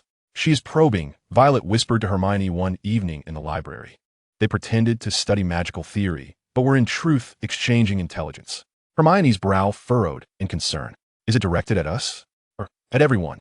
"Uncertain. But that magic feels deliberate. She is searching for something, or perhaps confirming something." A wave of discomfort washed over Violet, as if a cold breeze had brushed against the nape of her neck. Umbridge resembled a mouse that had sensed its nest disturbed, although unsure from where the threat originated. She had begun to scrutinize every crevice with wary caution. This invisible pressure rendered Violet even more vigilant. She even reduced the frequency of her use of the keen eye in public, fearing that her heightened concentration might attract the attention of that probing magic. She began to deliberately diminish her presence, much like when she was a child at Thorne Manor, evading certain perilous magical artifacts. She walked along the periphery of the crowd, her gaze cast downwards, striving to avoid any direct eye contact with Umbridge. The tranquility that enveloped her was shattered a week later in an entirely unexpected manner. It was a Thursday afternoon, and Gryffindor and Ravenclaw were attending potions class together. Professor Snape, as ever, tormented the students, primarily Neville and Harry, with his greasy hair and acerbic tongue, while the underground classroom was filled with an array of bizarre scents. Midway through the lesson, Umbridge's silhouette appeared in the doorway, clutching a clipboard and wearing that signature. "Sudes fusmide. Severus, please continue. I'm merely conducting a routine observation," she declared in her saccharine voice before finding a seat at the back of the classroom. Snape's expression darkened more than the bottom of a cauldron, yet he merely snorted coldly, continuing to survey the students with a gaze that could freeze the very air. The atmosphere in the classroom became increasingly oppressive. Violet struggled to focus on her calming draft, acutely aware of Umbridge's probing magical presence spreading like a spider's web throughout the room. Suddenly, that magical sensation noticeably paused and tightened as it brushed past Harry Potter. Immediately thereafter, Violet heard Umbridge emit a theatrical gasp of feigned concern. "Oh my, Mr. Potter, you look positively dreadful. Are you feeling unwell?" All eyes in the classroom turned towards Harry. Indeed, his complexion was somewhat pallid. beads of sweat forming on his forehead as he fought to control his slightly trembling hands, a sign of his scar's pain, which Violet knew had been occurring with increasing frequency since Umbridge's arrival. No, no, dear child, you must not disregard your body as signals. Umbridge rose, taking dainty steps toward Harry, extracting a ribbon-tied basket from her pink handbag, filled with an array of colorful candies. Here, try this, the latest from Honeyduke's, Sunshine Drops. Remarkably invigorating. As your High Inquisitor, it is my duty to care for the health of the students. She seized a bright yellow candy, unceremoniously thrusting it into Harry's hand. The classroom fell silent. Even Snape crossed his arms, observing this farce with a cold gaze. Harry stared at the candy in his palm, his face a canvas of resistance and skepticism. Violet's heart lurched. To her keen eyes, the so-called sunshine drop emanated an exceedingly unnatural glow. The gentle, sweet magical sheen that candy should possess was obscured by a blinding, unstable orange hue, restless and aggressive, reminiscent of some overly potent stimulants she had encountered previously in the hospital wing, yet more chaotic. This was decidedly not a beneficial pick-me-up. Eat it, Mr. Potter. You will feel much better, Umbridge urged with an undeniable insistence. Under the scrutinizing gaze of the entire class, Harry found himself in a predicament. He hesitated, slowly lifting the candy towards his mouth. Violet's mind raced. Should she intervene directly? There was no justification for it, which would only expose her. Should she subtly hint to Harry? How could one accomplish such a feat under the watchful gaze of many? Just as Harry's lips were about to make contact with the candy, Violet made a resolute decision. She could not bear to witness Harry consume that distinctly dubious item. She concentrated a feeble thread of thought, not a show of power, for that would be too overt, but rather a fusion of her instinctive aversion to the candy's impurity and danger, intertwined with a natural repulsion toward harmful substances inherited from her dragon lineage, like an invisible needle precisely pricking Harry's senses. This was not a spell. It resembled a potent mental suggestion. Suddenly, Harry's hand froze.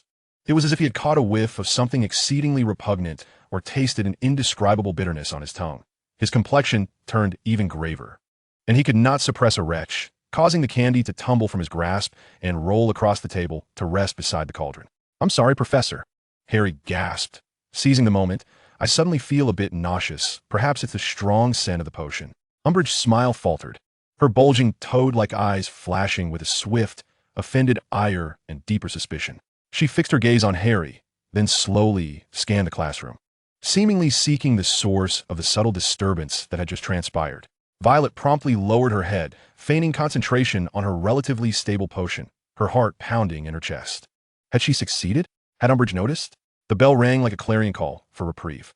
Students clamored to escape the subterranean classroom. Harry was surrounded by Ron and Hermione, who inquired with concern, while Hermione shot a quick, bewildered glance in Violet's direction. Violet blended into the crowd of Ravenclaws, hastily making her exit. That evening, Violet overheard several students in the common room discussing how Peeves had somehow acquired a handful of colorful candies, which he tossed about in the entrance hall, leading some younger students to consume them and subsequently suffer from severe gastrointestinal distress, necessitating a trip to Madame Pomfrey. It was said that those candies were identical to the ones Umbridge had attempted to offer Harry that day. The news swept through the castle like a chilling wind. The fact that Umbridge's candies were problematic had nearly become an open secret. What troubled her further was the last scrutinizing glance Umbridge cast over the classroom before departing, her bulging eyes seemingly proclaiming, "I know someone is meddling, and I will unearth you." The calm was utterly shattered. Umbridge had drawn her venomous fangs, and Violet Thorne, the Ravenclaw who attempted to protect others from shadows, appeared to have been marked. This silent war was rapidly escalating. Chapter 41. Traps and Whispering Portraits. Umbridge's retaliation was swift and cunning, perfectly aligned with the educational decree, at least on the surface. The following morning, the Owl Post delivered not only the Daily Prophet and letters from home, but also a notice, penned in pink ink and signed by the office of a senior investigating officer, affixed to each house table in the Great Hall. The notice announced that, to more effectively assess teaching quality and engage with students, one-on-one evaluative interviews would be implemented. The list will be personally drafted by the senior investigator, who will select several students each day to engage in cordial discussions in her office after dinner. Accompanying the announcement is a striking line of small print. The performance during these interviews will serve as a significant reference for evaluating the professor's teaching efficacy and may impact the college's ratings. The atmosphere instantly thickened, and the murmurs in the auditorium were abruptly silenced. An ominous scent wafted from the pink notice, hinting at something far more sinister than mere surveillance. It was a precise roll call imbued with explicit threats. Violet's heart sank. She was almost certain her name would soon appear on that list. Umbridge's skeptical glance during potions class felt like an invisible mark.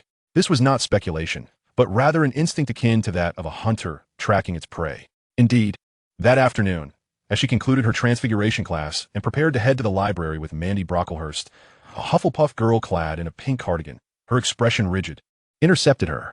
Clearly a newly recruited member of Umbridge's investigative task force, she awkwardly handed Violet a pink note. Miss Thorne, the senior investigator requests your presence in her office at 7 o'clock tonight. Please arrive promptly. The wording on the note mirrored the announcement in its polite yet chilling command. Mandy cast a worried glance at Violet, who merely nodded calmly, folding the note and placing it in her pocket, her face betraying no emotion. Yet only she knew that her heart was pounding like a trapped bird within her chest. Throughout the afternoon, Violet struggled to concentrate, with little success. She understood that this was no ordinary conversation. What would Umbridge inquire about? The DA? Harry? Or perhaps the candy that had fallen during potions class? Most importantly, how would she respond?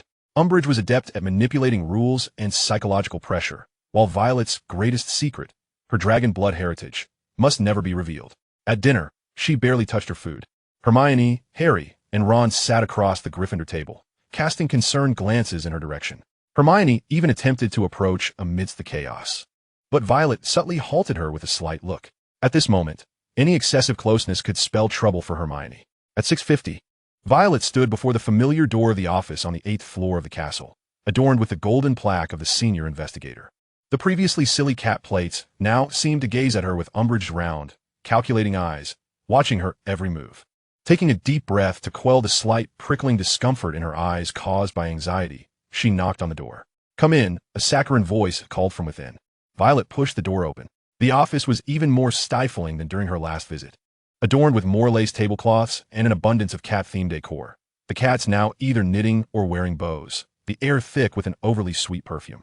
Umbridge sat behind a massive desk draped in pink velvet, clad in her knitted sweater, her face adorned with a facade of forced smiles. "Ah, Miss Thorne, so punctual. Please, take a seat." She pointed to a small, rather uncomfortable wooden chair before the desk. Following her cue, Violet sat down, her back straight and hands elegantly folded on her lap, embodying the decorum befitting a pure-blood family. She resolved to maintain stillness amidst the tension. "My dear, there's no need to be anxious," Umbridge spoke in her childlike voice. "This is merely a brief conversation to ascertain your academic progress and your thoughts regarding the new school regulations." She picked up a pink ceramic teacup, sipping delicately while her eyes roamed Violet's face like searchlights. "Firstly, I have always held a favorable opinion of Ravenclaw House. Wisdom, composure, adherence to rules," Umbridge began, laying the groundwork. "The Thorne family is also an ancient and respected lineage, is it not? I trust that a student like you can appreciate the ministry's well-intentioned policies and would never engage in any inappropriate activities." Violet remained silent, merely nodding slightly to indicate she was listening. Umbridge appeared somewhat displeased by her silence, yet her smile persisted. "So, Miss Thorne, what do you know about that illegal student organization, the DA, also known as Dumbledore's Army?" "I am unaware of any illegal student organization, Professor," Violet replied, her voice calm and unwavering, a response prearranged with Hermione. "Oh, is that so?" Umbridge set down her teacup and leaned forward slightly, her cold, probing magic re-emerging, attempting to ensnare Violet like sticky spider silk. "But I have heard that you are quite close to Miss Granger and Mr. Potter, particularly in some rather inconvenient circumstances." She was probing. Violet keenly sensed that Umbridge's focus was not solely on the DA, but rather on her relationship with Harry and Hermione. "Miss Granger and I have studied together in the library, as we both share an interest in ancient runes. As for Mr. Potter," Violet paused, selecting a half-truth. "We occasionally discuss theoretical aspects of defense against the dark arts, especially since the practical components of the course have diminished." Umbridge's forced smile waned slightly. She had evidently not received the answer she desired. She shifted her approach. "What a diligent student you are. However, aside from your studies, one must also pay attention to one's physical and mental well-being. For instance, during potions class a few days ago, Mr. Potter appeared rather unwell, and you were seated not far from him. Did you notice anything unusual? Or perhaps feel anything particularly noteworthy?" There was the mention of sweets. Violet's heart skipped a beat, but she maintained an impeccable facade, feigning appropriate confusion. "Unusual? Professor Snape's class has always been quite stressful," and Mr. Potter did seem a bit tense. As for anything noteworthy, I do not comprehend your meaning. Umbridge scrutinized her intently, her bulging eyes gleaming with a piercing examination, as if she sought to pry open Violet's skull to uncover its secrets. The cats on the wall-mounted plates seemed to slow their playful antics, as if eavesdropping with bated breath. Silence enveloped the sweetened air, suffocating and oppressive. The interview concluded abruptly. Violet rose, politely took her leave, and turned to exit the office. It was not until she stepped through the door, leaving behind the suffocating pink ambience, that she allowed herself to exhale quietly. Yet, the chill on her back reminded her that matters were far from simple. Umbridge had not uncovered concrete evidence, but the seeds of suspicion had been deeply sown. This interview felt more like a warning, a means of intimidation. Beware the pink toad. She is collecting what does not belong to her. Violet abruptly halted, her gaze drawn to the portrait. The witch in the painting remained with her eyes closed, as if lost in a dream. However, with her pure sight, Violet perceived a faint, soon-to-dissipate magical resonance around the portrait, a trace of some form of communicative enchantment. Who was it that warned her through the painting? Collecting what does not belong to her? Violet mulled over this phrase repeatedly. Did it refer to those candies, or was there something more? A deeper chill, more profound than when facing Umbridge, crept up her spine. She had initially thought it was merely a suppression of student dissent. Yet it now appeared that Umbridge's actions at Hogwarts concealed a far more complex, darker agenda. And she, the dragon descendant attempting to remain in the shadows, seemed to have been drawn into the very eye of a deeper vortex. The castle's walls felt as though they had come alive. Each portrait and suit of armor potentially harboring secret eyes and ears. Trust had become a luxury, and danger lurked everywhere. Chapter 42. The Reverse Scale and Silent Allies. The spider silk warning from the portrait pierced Violet's thoughts like a cold needle. Collecting what does not belong to her? What exactly was Umbridge seeking? This question supplanted the tension brought on by the interview, morphing into a more enduring and unsettling anxiety. She became more vigilant than ever. As she traversed the castle, she not only observed with her eyes, but also with her pure sight, meticulously sensing her surroundings. She noticed that Umbridge's team members, clad in pink cardigans, seemed to extend their activities beyond merely tracking suspected DA members. They occasionally appeared in secluded corridors, pointing at ancient suits of armor or display cases, with some even seen inquiring with Filch about the whereabouts of the castle's ancient and valuable artifacts. All of this seemed to affirm that warning. Umbridge, like a greedy mole, was not only unearthing the misdeeds of students, but also quietly excavating the very essence of Hogwarts itself. This sensation of being watched and coveted made Violet exceedingly uncomfortable, especially when she thought of the dragon crystal pendant she wore close to her skin, a secret safeguarded by the Thorne family, a symbol of her dragon bloodline, and her most untouchable reverse scale. If Umbridge's target was Hogwarts' ancient magical artifacts, then this dragon crystal. A powerful impulse compelled her to ensure the safety of the dragon crystal. The following morning, while the other girls in the dormitory still slumbered, she stealthily slipped into the empty girls' lavatory, locked a stall, and carefully retrieved the necklace from beneath her collar. The pendant's tendrils exuded a gentle warmth, and the deep purple dragon crystal shimmered with a subdued luster in the dim light. However, when Violet focused intently and gazed at it with her discerning eye, her breath nearly ceased. The crystal itself retained its pure and ancient magical radiance, yet, on the silver chain of the pendant, near the clasp, lay an exceedingly faint, almost imperceptible trace of foreign magic. The hue of this trace was an unsettling, viscous pale pink, emanating from Umbridge's magical essence, akin to a barely noticeable stain. The necklace had been tampered with. It must have occurred during her visit to Umbridge's office last night. A chill of fear washed over Violet in an instant. Umbridge had audaciously resorted to such underhanded means. She must have used the pretense of an interview to summon her away, subsequently dispatching someone, most likely those with search privileges from the investigative unit, to infiltrate Ravenclaw Tower and inspect her personal belongings. Fortunately, it seemed they had failed to uncover the true extraordinary nature of the dragon crystal, perhaps dismissing it merely as an ordinary family heirloom. Yet, the very act of intrusion had crossed the most perilous boundary. Anger, a visceral indignation stemming from the depths of her lineage, surged forth, overpowering her fear. Dragons possess their vulnerable scales. To touch them is to invoke wrath. Umbridge was not merely persecuting students. She was not only coveting the castle's treasures. She had dared to encroach upon Violet's most intimate, sacred heirloom. She forcefully suppressed the impulse to confront Umbridge immediately which would be akin to walking into a trap, and cast a simple purification spell, meticulously erasing that repugnant trace of magic from the chain. Yet, the sensation of violation lingered long after. Throughout the day, her mind remained restless. In Professor Bin's history of magic class, his monotonous voice seemed to emanate from another realm. She pondered repeatedly. Why had Umbridge sought to search her belongings? Was it due to suspicions arising from potions class, or had the ancient reputation of the Thorne family incited her avarice?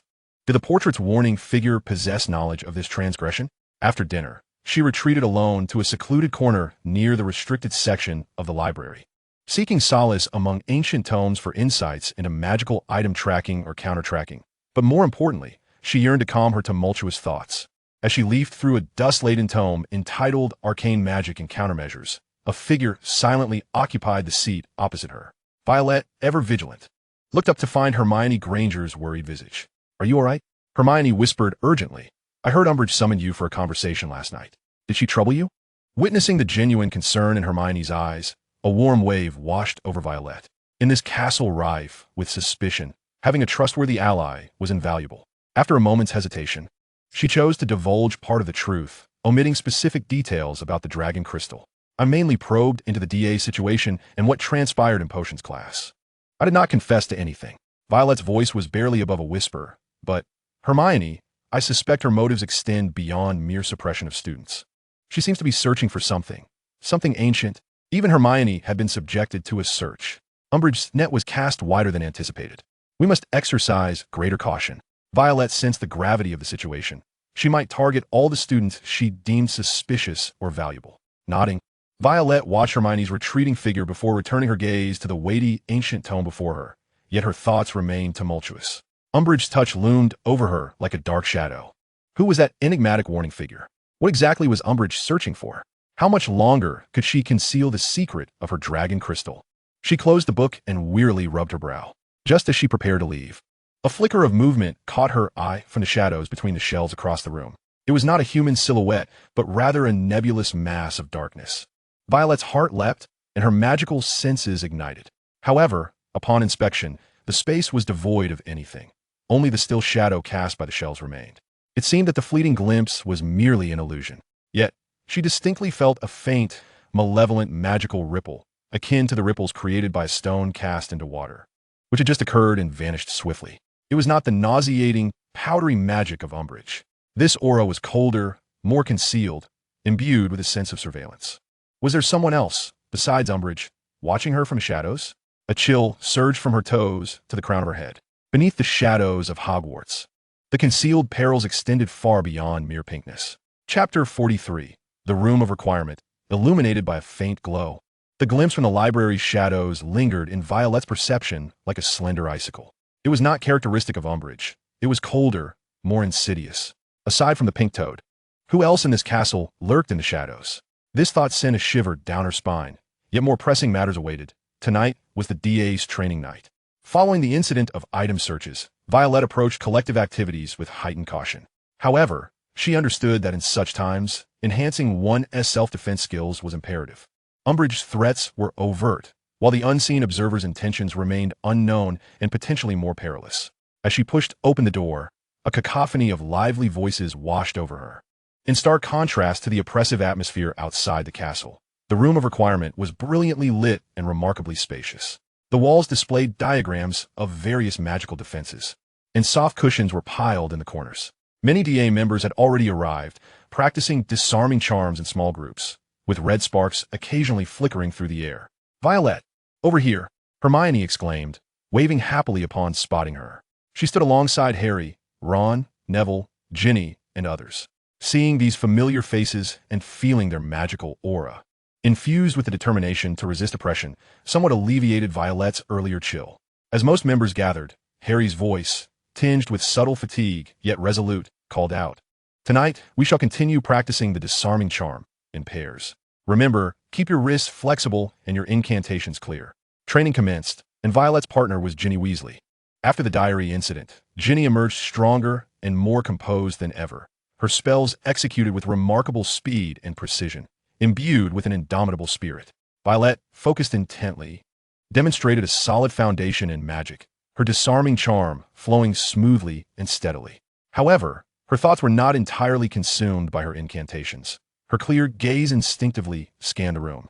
She observed that most of her peers radiated an aura of diligence and concentration. Yet among them was Zacharias Smith, whose magical glow was tainted with excess flamboyance and restlessness. She also noticed Autumn Zhang, practicing alone in a corner. Though still somewhat reticent, her aura had stabilized considerably, no longer bearing the traces of previous distortions. Witnessing Autumn's recovery brought Violet a sense of solace. As the training session progressed for over half an hour, the atmosphere grew increasingly fervent. Suddenly, trouble arose. Ron, paired with a Hufflepuff boy named Justin Finch Fletchley, misaligned a disarming charm, causing the red beam to miss Justin's wand and instead strike a stack of old mats behind him. The mats burst apart, sending a cloud of dust into the air. This would have been inconsequential, but beneath the mats lay several old practice dummies. The impact of the spell caused one of the dummies to wobble and fall directly towards Neville Longbottom, who was engrossed in his practice, completely unaware of the impending danger. "Neville, watch out!" Harry exclaimed, but it was too late to cast a spell. Instead of uttering any known incantation, she concentrated her protective intent, infused with a commanding authority that seemed to stem from her very lineage, and called out sharply to the falling dummy. "Stop." This was not a spell in the traditional sense, but rather an instantaneous eruption of mental force, an invisible impact. Remarkably, the tumbling dummy appeared to collide with an unseen elastic wall. Its descent abruptly halted in mid-air for an instant. Although fleeting, it was enough for Neville to hear Harry's warning. He instinctively lunged forward, narrowly avoiding the blow. The dummy crashed to the ground with a thud, raising even more dust. The entire group was taken aback by this unexpected turn of events, ceasing their practice to gaze in astonishment. Neville rose from the ground, his face pale, stammering, "I felt like a gust of wind pushed me from behind." The collective gaze of the group involuntarily shifted to Violet, who had been closest to the incident. Her low utterance, though soft, had been heard by several nearby. Violet's heart raced within her chest. She had not anticipated resorting to such a power in a moment of urgency. Striving to maintain her composure, she offered a nonchalant explanation. It was probably just a coincidence, or perhaps the airflow from the mats cushioned it. This rationale felt tenuous, but she could not conjure a better justification at that moment. Harry glanced back and forth between the dummy and Violet, his gaze inquisitive, yet he refrained from pressing further. Instead, he placed a reassuring hand on Neville's shoulder, saying, "I'm just glad you're all right. Everyone, be cautious and aware of your surroundings. The training continues." Yet the atmosphere has shifted to a rather delicate state. Some individuals are still quietly discussing the extraordinary scene that just unfolded. Hermione approached Violet and whispered, "Are you all right?" Violet shook her head, signaling her to refrain from further inquiries. She understood that her recent actions might have drawn unnecessary attention. However, the instinctive power she had harnessed to protect others left her slightly astonished. It appeared to be a more sophisticated application of the dragon's might within her, not for aggression, but for guardianship. As the training session concluded, participants gradually exited the room of requirement. Violet deliberately lingered behind.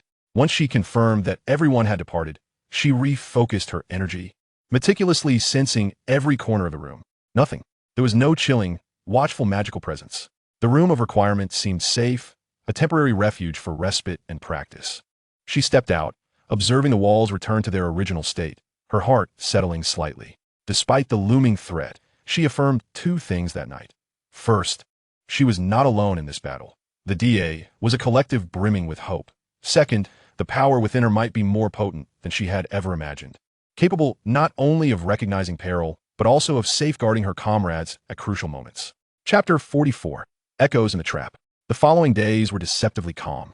Yet this tranquility felt akin to the oppressive silence before a storm. Umbridge continued her patrols around the castle with her entourage of pink-clad minions, adding several names to the list for one-on-one evaluations, primarily those students who had been notably active during DA training. Fear and suspicion festered like mold among the walls. On Friday afternoon, as Violet emerged from the Charms classroom, she was intercepted by a hurried Lee Jordan. The usual mirth had vanished from Lee's face, replaced by an expression of urgent concern. "Violet, have you seen Fred and George? Or Harry and Hermione?" He whispered rapidly. A chill ran through Violet as she shook her head. "I just got out of class. I haven't seen them." "What's wrong?" Lee anxiously licked his lips. "I'm not sure, but something feels off." Umbridge and her cronies just rushed towards the 8th floor, moving swiftly as if to apprehend someone.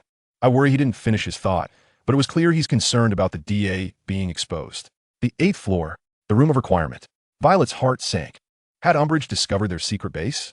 Were Harry and the others there at that very moment? I'll go check, Violet said without hesitation, immediately turning to sprint towards the near staircase. Lee called after her to be careful, but she could not afford to heed his warning. As she approached the 8th floor, the sense of foreboding intensified. The air was thick with a taut, electric tension. When she finally stealthily slipped into a corridor on the 8th floor, hiding behind the enormous shadow of a gargoyle, she witnessed a scene that nearly froze her blood. Umbridge was indeed there.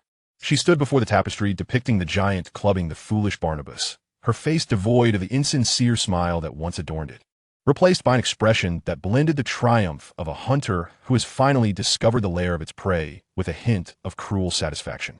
Beside her stood not only Malfoy, Crabbe, and Goyle, core members of the investigation team, but also 4 or 5 exceptionally tall and robust men clad in ministry uniforms.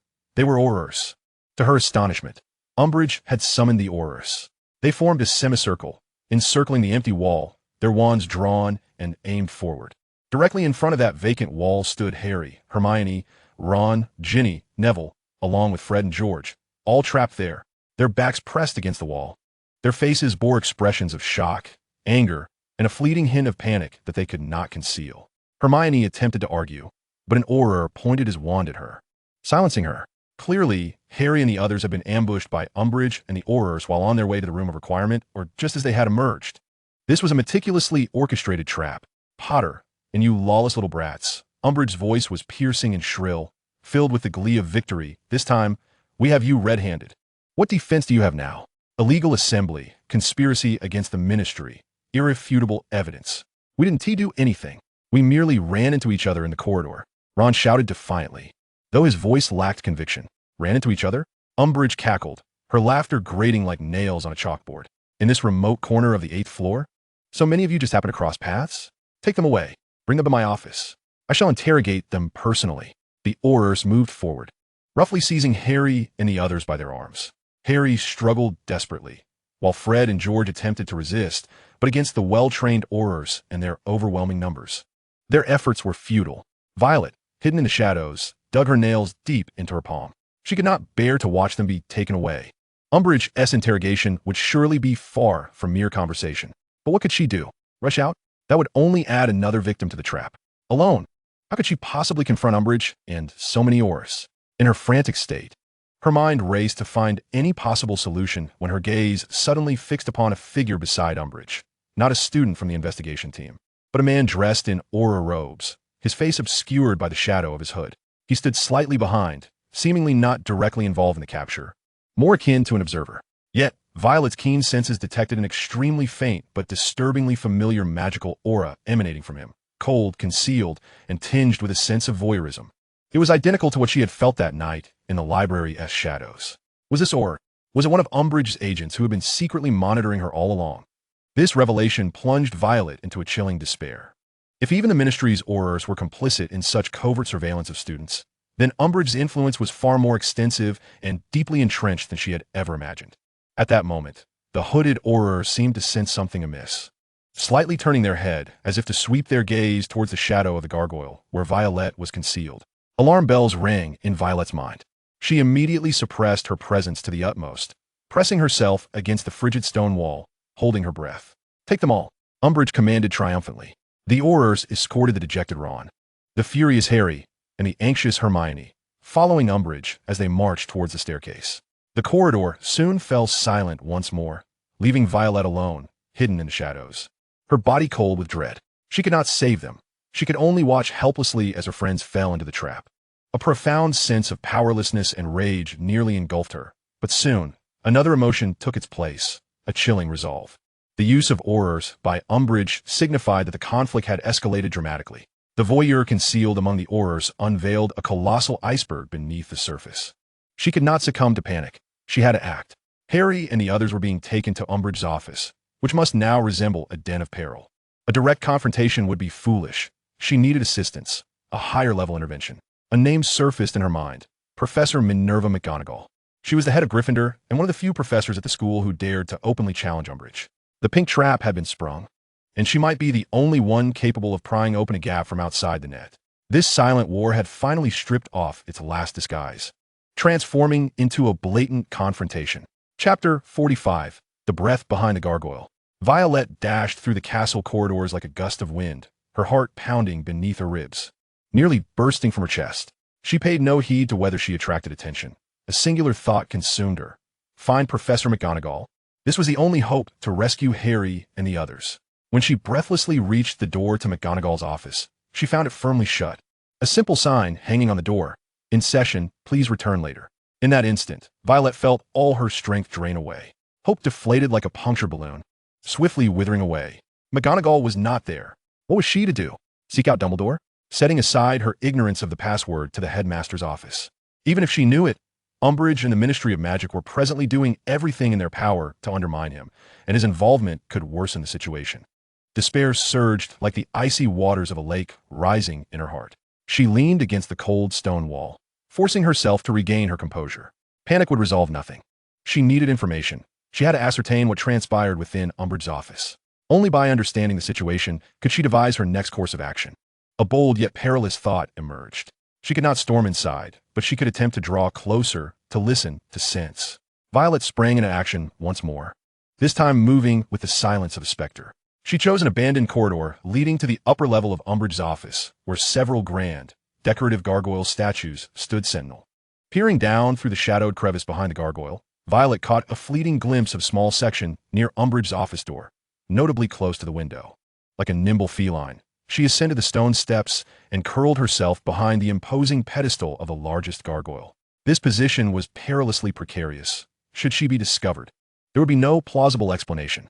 She held her breath, heightening all her senses and the capabilities of her enhanced vision, focusing intently on the pink door adorned with a golden plaque below. Faint sounds drifted from within the office, muffled by the thick door and floors. Yet the fervent tones were unmistakable. Denial is futile, Potter. Umbridge's shrill voice pierced through the barriers. We possess irrefutable evidence against your illicit, sordid little group. Following this, Harry's furious retort emerged. Though indistinct, the defiance was palpable. Soon after, Violet discerned Hermione's voice, seemingly attempting to reason, only to be impatiently interrupted by Umbridge. Silence. Miss Granger, your cleverness will not save you this time. While the Cruciatus is indeed unforgivable, necessary punishment for obstinate minds that require correction is entirely justified. The term punishment sent a shiver coursing through Violet. What did Umbridge intend? Would she dare employ an unforgivable curse on students? No, she likely would not. Yet the notion of necessary punishment suggested something far more severe than mere detention. At that moment, Violet's enhanced vision detected a violent surge of magical energy emanating from the office. A familiar, nauseating pale pink magic. Umbridge's was coalescing, imbued with a strong intent of punishment and suppression. Concurrently, several sharper, more regimented magical signatures, the Aurors, loomed nearby, casting a menacing presence. Meanwhile, the magical auras belonging to Harry and Hermione were being tightly constrained by these formidable forces, their brilliance fluctuating wildly, indicative of the immense pressure and dread they were enduring. Violet's heart tightened. She could even see a strand of that sickly pink magic attempting to ensnare Harry, seemingly coercing him to confess or sign some document. Harry was fiercely resisting, his magical core radiating a brilliant golden light, the hue of anger and defiance. As moments ticked by, the standoff below appeared to reach an impasse. Umbridge's patience was waning. Her voice grew increasingly shrill, laden with threats. Violet caught wind of her mentioning expulsion, Azkaban, and similar terms. Her mind raced. A direct assault would be disastrous. Create chaos? Draw the tiger from its lair? Was there any method to divert Umbridge or the Aurors from the office, even for a fleeting moment? To perhaps shatter the deadlock and afford Harry and the others a sliver of opportunity? Her gaze swept across the dim corridor, landing on the ancient torches affixed to the walls. An exceedingly daring plan began to take shape in her mind. This endeavor would require impeccable timing and extraordinary luck. Failure would undoubtedly lead to her own ruin. Yet, as she observed the oppression unfolding behind that door and felt her friend's increasingly arduous resistance, Violet clenched her teeth. She found herself with no alternative. Stealthily, she emerged from behind the statue, directing the tip of her wand towards a neglected stone basin at the far end of the corridor, used for collecting rainwater. She required a distraction sufficient to draw attention, but not so alarming as to incite panic. However, just as she inhaled deeply, ready to utter the levitation spell to send the basin crashing to the ground. A voice, exceedingly faint and almost whispering at her ear, froze her very blood. "If I were you, I would refrain from such actions." The voice continued to murmur, laced with a chilling mockery, creating a disturbance? A commendable thought, albeit rather naive. Do you truly believe those seasoned Aurors would be diverted by a mere trick? They would only assign more guards and send someone to investigate, leaving you utterly exposed. The voice was unfamiliar, yet its frigid tone resonated with the unsettling vibrations from the shadows of the library, reminiscent of the aura emanating from the hooded Auror she had encountered. Who was it? When had he silently approached from behind? What were his intentions? Violet forced herself to turn slowly, her fingers tightening around her wand. Behind her, in the depths of the shadow, stood a vague figure. The light was too dim to discern his features, but she could vaguely perceive a tall silhouette, seemingly clad in a dark robe. "Who are you?" Violet's voice was barely above a whisper, laden with vigilance. "What sage advice do you possess?" she retorted, though her heart raced with fear. She was unwilling to yield any ground in bravado. The shadow appeared to chuckle softly, devoid of warmth. "Advice? Perhaps you might consider a different perspective. What does Umbridge fear most? Not chaos, but the forces beyond her control, particularly the scrutiny from higher authorities." Higher scrutiny? Violet's mind stirred. Did he refer to Professor McGonagall? Or before she could ponder further, the shadow suddenly inclined his ear towards the commotion below, then swiftly declared, "There is no time. Remember, sometimes the most direct path is the safest." After all, who could prevent a student from reporting to her head of house the horrifying incident of attempted punishment she just witnessed? Having uttered this cryptic counsel, the shadow retreated, melting away into the deeper darkness of the corridor as if he had never existed. Violet stood frozen, her heart racing. The shadow's words glimmered like a beacon in the fog. Though obscured, they pointed towards a vague direction. Was he insinuating she should directly seek out Professor McGonagall and articulate the matter with heightened severity? Attempted punishment? At that moment, she heard an exceptionally piercing scream from Umbridge's office below, as if something had gone awry, followed by the sounds of furniture colliding and a flurry of chaotic shouts. Violet could no longer afford to ponder the identity of the mysterious shadow. The opportunity might be fleeting. She immediately leaped from behind the statue, abandoning her concealment, and sprinted with utmost urgency towards the eastern wing of the castle, where Professor McGonagall was most likely to be patrolling. This time, she knew precisely what she needed to say. The words of that shadow awakened her. Sometimes, the truth requires a catalyst to provoke the necessary reaction. The pink trap had been set, and perhaps she could toss an unexpected stone into it. Chapter 46, The Professor's Wrath. Luck seemed to favor her this time. As she rushed through the archway leading to the eastern wing of the castle, she caught sight of the familiar tall and stern figure of Professor Minerva McGonagall emerging from behind a large tapestry, a stack of parchment in hand. Evidently, just concluding her inspection of a classroom. "Professor McGonagall," Violet called out breathlessly, her voice trembling with the strain of running and anxiety. McGonagall turned, her eyes narrowing at the sight of Violet, pale and panting. "Miss Thorne, what has happened? You look dreadful." Professor Umbridge Violet deliberately infused her voice with terror, clutching her chest as if gasping for air. "Harry, Hermione, Ron, and many others have been captured by the Aurors." McGonagall's expression darkened instantly. Akin to the sky before a storm. Aurors, capturing students within Hogwarts? How dare they? "I just passed the 8th floor and heard a great commotion inside." Violet spoke rapidly, emphasizing the urgency.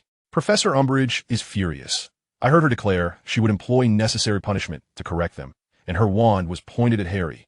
I sensed a dreadful surge of magic, Professor. I fear she might harm them." She skillfully intertwined what she had heard and felt, highlighting the critical point of Umbridge's magical threats without revealing how she had perceived the magical disturbance. "Necessary punishment?" McGonagall echoed, her eyes igniting with icy fury behind her spectacles. She clearly understood what Umbridge's so-called punishment could entail. "Follow me, Miss Thorne, immediately." Without a moment's hesitation, McGonagall discarded the parchment she held and strode purposefully towards the 8th floor of the castle, her black robes billowing behind her. Violet hurried to keep pace, her heart somewhat steadied. At least she had successfully summoned reinforcements.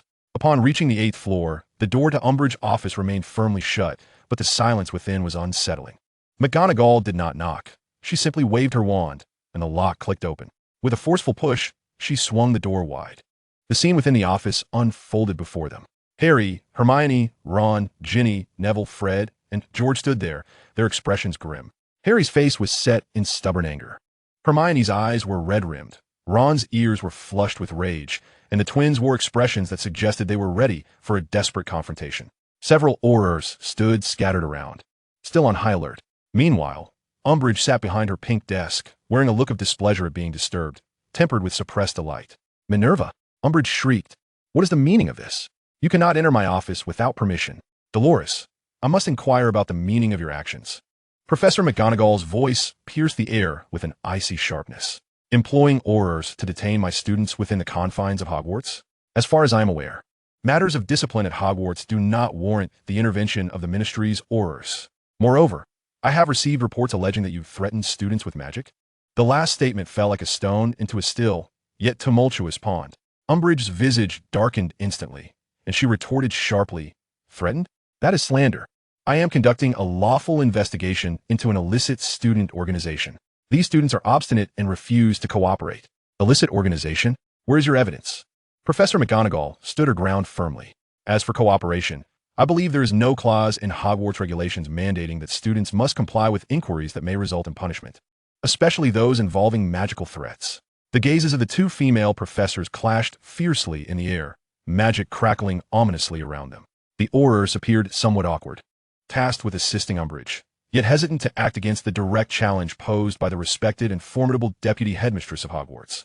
Violet, stationed behind Professor McGonagall, could clearly perceive the swirling pinkish-white magic surrounding Umbridge, roiling with fury and frustration at her interrupted schemes. She also noted the hooded Auror she had sensed earlier, now positioned in the farthest corner of the room, his face obscured by shadow, yet his magical aura remained remarkably calm, as if he were a detached observer. "I did not threaten them," Umbridge insisted vehemently. "I was merely stating the consequences of noncompliance. Expulsion, even Azkaban. To threaten students with Azkaban without any concrete evidence?" Professor McGonagall's voice rose an octave. "Dolores, I must remind you that this is a school, not your interrogation chamber. Release these students at once. Any issues can be addressed through formal and regulation-compliant procedures." Umbridge's chest heaved with indignation as she glanced between the resolute McGonagall and the Aurors, who were visibly wavering. Their orders likely did not extend to confronting the deputy headmistress of Hogwarts directly. She realized her plans to completely subdue Harry Potter and the others that day had collapsed. "Very well," she spat through clenched teeth. "However, the investigation shall not cease. All involved in illegal activities will receive their just punishment. Now leave my office." Professor McGonagall refrained from uttering another word. With a frigid glare directed at Umbridge and the Aurors, she turned to Harry and the others, saying, "Potter, Granger, and the rest of you, follow me." Harry and his companions felt as if they had been granted a reprieve and promptly followed Professor McGonagall out of the stifling pink office. Violet silently trailed behind them. The students nodded gratefully, expressing their thanks as they made their way towards their respective house towers. As Hermione passed by Violet, she cast a look filled with gratitude and inquiry. Violet subtly shook her head, signaling that now was not the time for conversation. "Yes, Professor," Violet nodded, watching Professor McGonagall stride away, her posture upright and resolute. The crisis seems to have been temporarily averted. Yet, Violet is acutely aware that this is merely the beginning. Umbridge will undoubtedly not relent. Moreover, what role do those enigmatic shadows, the hidden observers among the Aurors, play in this tumult? Chapter 47. The Hidden Reefs of the Ceasefire. The confrontation in Umbridge's office unfolded like a sudden tempest, sweeping through with ferocity, leaving a trail of destruction and a stifling silence in its wake. Thanks to Professor McGonagall's firm intervention, Harry and the others were not immediately expelled or sent to Azkaban. However, the price paid was the indefinite suspension of the DA's activities. Although Umbridge lacked concrete evidence, the suspicion of unlawful gatherings loomed over every participating student like the sword of Damocles. The atmosphere within the castle grew increasingly sinister. Pink notices continued to plaster the walls, and the students from the investigative task force became more arrogant, though their actions seemed to have tempered somewhat. At least, they no longer brazenly searched students' belongings. McGonagall's involvement clearly served as a deterrent. However, this superficial calm felt more like a breath taken between storms, with an undercurrent of tension palpable to all. The following evening, Violet was reviewing her astronomy notes in a corner of the library by the window. The setting sun cast a warm golden hue over her desk, but could not dispel the chill in her heart. The soft sound of footsteps approached as Hermione took a seat across from her, burdened with several thick books. "Thank you, Violet," Hermione stated directly, Her voice lowered, but laden with heartfelt gratitude. If you hadn't brought Professor McGonagall in time, I truly don't know what would have happened last night. Her complexion appeared pale, with faint shadows under her eyes, clearly indicative of a sleepless night. Violet set down her quill and shook her head. I merely did what was necessary. I'm relieved you are all safe. She hesitated before inquiring, what exactly transpired later that night? What did Umbridge attempt to force you to confess? Hermione's brow furrowed tightly, her face displaying a mixture of anger and fear. She pressed us for the location of the DA meetings and the names of its members, particularly the organizers. She was almost certain it was Harry and wanted him to sign a ludicrous document admitting to a conspiracy to overthrow the Ministry of Magic. Naturally, we refused. Then she grew increasingly impatient and even produced that dreadful quill, the one that engraves thoughts onto the back of one's hand. Violet's heart sank. The Darkmark quill. Umbridge had indeed prepared such an instrument. Thankfully, Professor McGonagall arrived in time. Hermione took a deep breath. However, Umbridge will certainly not relent. She is watching us more closely now. It seems the DA may find it exceedingly difficult to recover. Her voice carried an unmistakable tone of disappointment and frustration. The DA was her labor of love, a rare beacon of light in the darkness. The two sat in silence for a moment, each lost in their thoughts. Just then, Violet's keen eye caught an unusual movement. She feigned a glance outside toward the grounds, while her peripheral vision swept toward the entrance of the library. There stood Umbridge herself, conversing in hushed tones with a hooded Auror whose face was obscured. Umbridge's demeanor had shifted from the insincere sweetness or frantic irritation she displayed in the presence of her students to one of solemnity, imbued with reverence and a sense of supplication. The hooded Auror merely inclined his head slightly, offering an occasional word, while Umbridge listened intently. This revelation sent a shiver down Violet's spine. Although Umbridge held the title of senior investigator, wielding considerable power, she seemed to adopt a subservient posture towards this Auror. What was the true identity of this figure? Their conversation was brief. Soon, the hooded Auror turned and vanished into the shadows of the corridor, leaving Umbridge standing there. A flicker of resentment and calculation crossing her face before she too strode away. What are you staring at? Hermione noticed Violet's distraction. Hermione pursed her lips, clearly holding no affection for Umbridge. She was now like a specter, omnipresent. Violet remained silent. It was the hooded Auror who truly haunted her thoughts, a hidden observer lurking in the shadows of power, with motives shrouded in mystery. I refuse to accept this. It must be those wretched students. Filch's voice was laced with a whimper and immense fury. My Mrs. Norris has never behaved like this. Argus, calm down. We need to ascertain the facts. Another voice, sounding like Madame Pomfrey, sought to soothe him. Violet's curiosity piqued as she stealthily approached the ajar door. Inside the small room, she beheld Filch cradling his cat, Mrs. Norris. The usually gaunt and cunning feline now lay listlessly in his arms, her gaze vacant, her fur drooping as if she were gravely ill. Madame Pomfrey was employing her wand to conduct various examinations on Mrs. Norris, her expression grave. It's a curse. Those unruly little rascals must have placed a malevolent hex on my Mrs. Norris. Filch bellowed. After a thorough examination, Madame Pomfrey shook her head. Strangely, Argus. There are no signs of curses or poisons. Her vital signs are stable, yet it seems as though all her energy and spirit have been drained, rendering her akin to an ordinary cat. An ordinary cat? Violet frowned. Mrs. Norris, having lived in a magical environment of Hogwarts for so long and being influenced by Filch to some extent, had always exhibited a greater sensitivity than an ordinary feline, even understanding simple commands. For her to become ordinary was, in fact, quite extraordinary. Instinctively, she activated her magical sight, gazing at Mrs. Norris. Through this enchanted vision, she perceived the faint halo that once surrounded Mrs. Norris, imbued by the magical environment, now dimmed to near extinction. More alarming was the presence of an exceedingly subtle, nearly imperceptible magical trace lingering at the edges of that dimming aura, a hue she had never encountered, reminiscent of the midnight deep sea, exuding a quality of extraction and stripping away. This was far beyond the capabilities of mere student pranks.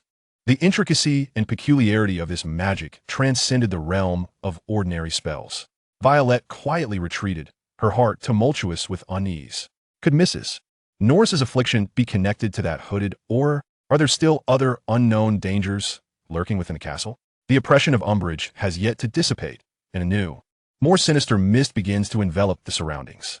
The truce has come to an end, or rather, the true battle has only just commenced in a more clandestine manner. Beneath the tranquil surface of Hogwarts, treacherous reefs abound, and she can already hear the unsettling sound of the boat scraping against the rocks. Chapter 48. The Stolen Dragon Crystal. The peculiar behavior of Madame Loris spread through Violet's mind like a drop of ink falling into still water, creating ominous ripples. The ethereal blue, imbued with the properties of extraction and peeling away, instilled within her an instinctive wariness. This was far from the common magic found within Hogwarts. It resembled an ancient and dark craft. She became increasingly cautious, almost to the point of paranoia. Each time she left the common room, she would subconsciously touch her chest, ensuring that the dragon crystal pendant was safely hidden against her skin. This family heirloom had become her greatest psychological support, as well as her utmost concern. However, the more one fears something, the more likely it is to occur. Pushing open the dormitory door, she found the room empty. Her roommates were likely still in the Great Hall or the library. Everything appeared unchanged since her departure. The bed was neatly made, and books were stacked orderly on the nightstand. Yet, at the moment she approached her bed, an overwhelming, indescribable sense of emptiness seized her. It was as if a vital part of her being had been brutally extracted. Violet's face turned pale, and she clutched her chest, where the dragon crystal pendant had been worn, now feeling nothing but emptiness. Only the cool sensation of fabric against her skin remained. The pendant was gone. Panic washed over her like a bucket of ice water, leaving her limbs frozen. She frantically threw herself beside the bed, lifting the pillow, shaking the covers, kneeling to inspect beneath the bed, and even rummaging through every drawer of the nightstand. Nothing. It was nowhere to be found. How could this be? She had kept it close, even being extraordinarily careful while bathing. Unless a horrifying thought flashed through her mind. She immediately focused her energy, activating her magical sight to scan her bed and the surrounding area. Through the lens of magical vision, she beheld a sight that nearly stopped her heart. Lingering traces of extremely faint magic, swiftly dissipating, surrounded her bed. The color resembled the deep-sea blue she had observed on Madame Loris. These traces were like ghostly fingers that had quietly brushed against this space in her absence. It was the spellcaster, the one who had rendered Madame Loris devoid of spirit. They had infiltrated the Ravenclaw Tower, precisely locating her bed, and, through some incomprehensible means, had taken her pendant from afar. The target had always been the dragon crystal. Umbridge's inspections might merely be a smokescreen or a means to confirm a target, while the true malevolent force lurked beneath the surface. An overwhelming rage and a profound sense of violation engulfed Violet. The dragon crystal was not only a powerful magical artifact. It was a symbol of the Thorne family's legacy, a cherished memento left to her by her parents. Losing it felt akin to the loss of a fragment of her very soul. Violet closed her eyes, concentrating all her mental faculties on perceiving the dissipating azure traces. She endeavored to capture the faint, disquieting echoes of magic, akin to a hound seeking to ascertain its path. The traces were exceedingly tenuous, intermittent, yet they seemed to point towards the entrance of the dormitory. Without hesitation, Violet rushed out, making her way to the common lounge of the tower. A few students remained, engrossed in their books or engaged in chess, and all seemed as usual. She dared not raise alarm, instead feigning nonchalance as she paced, her keen eyes wide open, laboriously tracking the nearly vanishing magical clues. The traces traversed the lounge, leading to the spiral staircase that ascended to the castle's main building. Violet followed the trail, her heart drumming in her chest. The staircase bustled with students, and amidst the chaotic magical auras, the azure trace grew increasingly elusive. Treading lightly, her wand slipping into her grasp, she cautiously ventured into the dimly lit corridor. The suits of armor stood silently, while the figures in the portraits on the walls mostly dozed. Here, the azure traces became somewhat clearer, only to vanish at the end of the corridor before a bare stone wall. This wall appeared unremarkable. Violet touched the cold stone surface, her keen eyes scanning for any signs of hidden doors or magical mechanisms, yet she found none. The trail abruptly ceased, as if the thief had passed through the wall or employed some sophisticated spatial magic. Just as her frustration threatened to peak, an exceedingly faint sound, akin to the whisper of wind through a crevice, emanated from the wall's corner. This time, it was not from a portrait, but from the very stones themselves. Piled between the blocks, a greedy hand reached towards the ancient bloodline. Violet's body jolted, and she immediately pressed herself against the wall's corner, holding her breath to listen. The sound was sporadic, as if it originated from an exceedingly distant place or was obstructed by thick barriers. The crystal key must not fall into darkness. There are more than one voyeur. Be wary of the pink and the shadows. The voice faded completely here, and no matter how intently Violet focused, she could glean no further information. Leaning against the frigid wall, her mind was a tumult of chaos. The whisper returned. This time it explicitly indicated that the crystal had been stolen, hinting that the dragon crystal served as some sort of key. Furthermore, it warned of multiple watchers, urging caution against the pink, umbrage, and shadows. Did the shadows refer to the hooded Auror, or was there another? The theft of the dragon crystal linked a series of isolated incidents. Umbrage searches, the hooded Auror's prying, Lady Loris's peculiarities, and now the mysterious magical theft of the dragon crystal. All of this pointed to a deeper, darker conspiracy lurking beneath Umbrage power games. With its core seemingly intertwined with her own draconic heritage, she had lost the dragon crystal, yet gained something far more valuable, knowledge of her enemies, at least in part, and their objectives. Anger and fear still lingered, but a cold, resolute determination began to take root within her heart. In the dimly lit corridor, the violet eyes of Violet Thorne ignited for the first time with an unabashed, searing battle spirit akin to dragon's breath. Chapter 49. Unveiled Thorns. The theft of the dragon crystal struck like a heavy hammer, shattering the tranquil facade Violet had long endeavored to maintain. Anger supplanted fear. A cold and resolute determination, rooted deeply in her bloodline, took hold within her heart. Avoidance and concealment had only led to encroachment. Thus, it was time for those lurking in the shadows to learn that the thorns of the Thorne family bore prickles. She refrained from disclosing the theft of the dragon crystal to anyone, including Hermione. The matter was too peculiar, entwined with her most profound secrets. The fewer who knew, the better. Yet, unlike before, she no longer made a conscious effort to diminish her presence. On the contrary, she began to observe more actively and employ her cleansing eye with greater audacity. During the History of Magic class the following morning, when Umbridge once again entered the classroom under the guise of overseeing instruction, accompanied by that hooded Auror, Violet did not lower her head.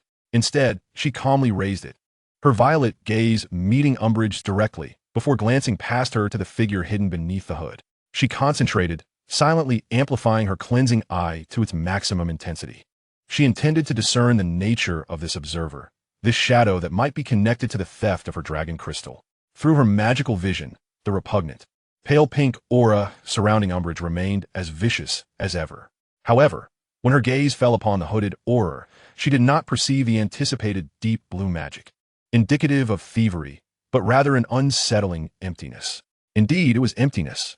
The Auror was enveloped in exceedingly thin, nearly imperceptible gray magical aura, devoid of any personal emotion or will, reminiscent of background static emitted by an object under the influence of powerful confundus or invisibility charms. This was highly abnormal. No living wizard could possess such an immaculate, nearly void magical field, unless this gray aura was merely a facade, a masterful shell concealing the true essence of its magical nature beneath. Violet endeavored to look deeper, but a faint yet resilient resistance emerged, as if an invisible barrier shielded the core, preventing her from probing further. This protective barrier itself required immense magical power to sustain. Her scrutiny seemed to attract the attention of the Auror. The hood shifted slightly. Although the face remained obscured, Violet could feel a cold, emotionless gaze piercing through the shadow of the hood, resting upon her. That sensation was more disquieting than Umbridge's glare, akin to the caress of a serpent's tongue upon her skin. This silent exchange lasted only a fleeting 2 or 3 seconds. Umbridge appeared to sense the subtle shift in atmosphere. She cast a displeased glance at Violet, but said nothing, resuming her guidance of Professor Bin's lesson. The hooded Auror slowly diverted their gaze, reverting to a silent backdrop. Yet, Violet understood that something had irrevocably changed. Her successful provocation, or rather, her unmasked scrutiny, had made the other party acutely aware that she was not a mere ordinary student to be trifled with. As the class bell rang, Violet deliberately lingered, taking her time to gather her belongings, ensuring she was the last to leave. Upon stepping out of the classroom, she indeed found Hermione waiting for her around the corner. Violet, Hermione's face bore an expression of concern and curiosity. It seemed as though you were fixated on Umbridge and her peculiar aura. Violet understood that she could not deceive the perceptive Hermione. She needed a plausible explanation to partially share information while concealing her core secret. I find that aura rather unusual. She whispered selectively. There's an odd aura about him. He resembles not a living being, but rather a moving statue. I suspect he may have been subjected to a powerful confundus charm, Or perhaps he isn't a genuine aura at all. Hermione's brow furrowed immediately. Her curiosity piqued. Not a real aura? That's plausible. Umbridge might be abusing her power to place a fraud among us to spy. We need to ascertain his true identity. How do we investigate? Violet inquired. Should we approach the Ministry of Magic directly? Certainly not, Hermione replied, her eyes sparkling with a blend of Gryffindor bravery and Ravenclaw wisdom. However, we might explore other avenues. For instance, the Owl Post manager, Archibald. He handles countless letters and documents from the Ministry daily. He might have heard some whispers. Alternatively, we could pay attention to how Umbridge communicates with him. There's bound to be a flaw to exploit. Violet nodded in agreement. Hermione's reasoning was always clear and practical. Collaborating on the investigation would undoubtedly be more efficient than going it alone. Moreover, diverting Hermione's attention towards the identity of the hooded aura would, to some extent, shield her true objective of investigating the theft of the dragon crystal. Additionally, Hermione leaned in closer, her voice barely audible, although the DA is currently inactive. We cannot neglect defensive magic. Harry, Ron, and I have discussed it. We may need to communicate and learn in a more discreet and limited manner. Would you be willing to join us? Violet gazed into Hermione's eyes, filled with sincere trust and anticipation, and felt a warmth in her heart. In a moment of isolation and helplessness after losing the dragon crystal, this invitation from an ally seemed particularly precious. Despite the dangers that lay ahead, she knew she was not alone.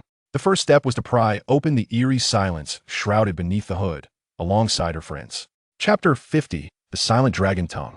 No longer content with merely observing through the clarity of her enhanced vision, she sought a more proactive engagement with her ancient bloodline heritage. At night, when the Ravenclaw tower succumbed to slumber, she would stealthily slip into the deserted corners of the common room or daringly venture into certain abandoned classrooms, beginning her attempts to connect with the ancient legacy. Her primary focus was the dragon tongue. Without the aid of the dragon crystal, directly uttering effective incantations in dragon speech proved excessively challenging for her, consuming vast amounts of energy and proving difficult to control. Thus, she set a more attainable goal, to practice the silent incantation of dragon speech, concentrating on harnessing and consolidating the magic within her, rather than hastily unleashing it.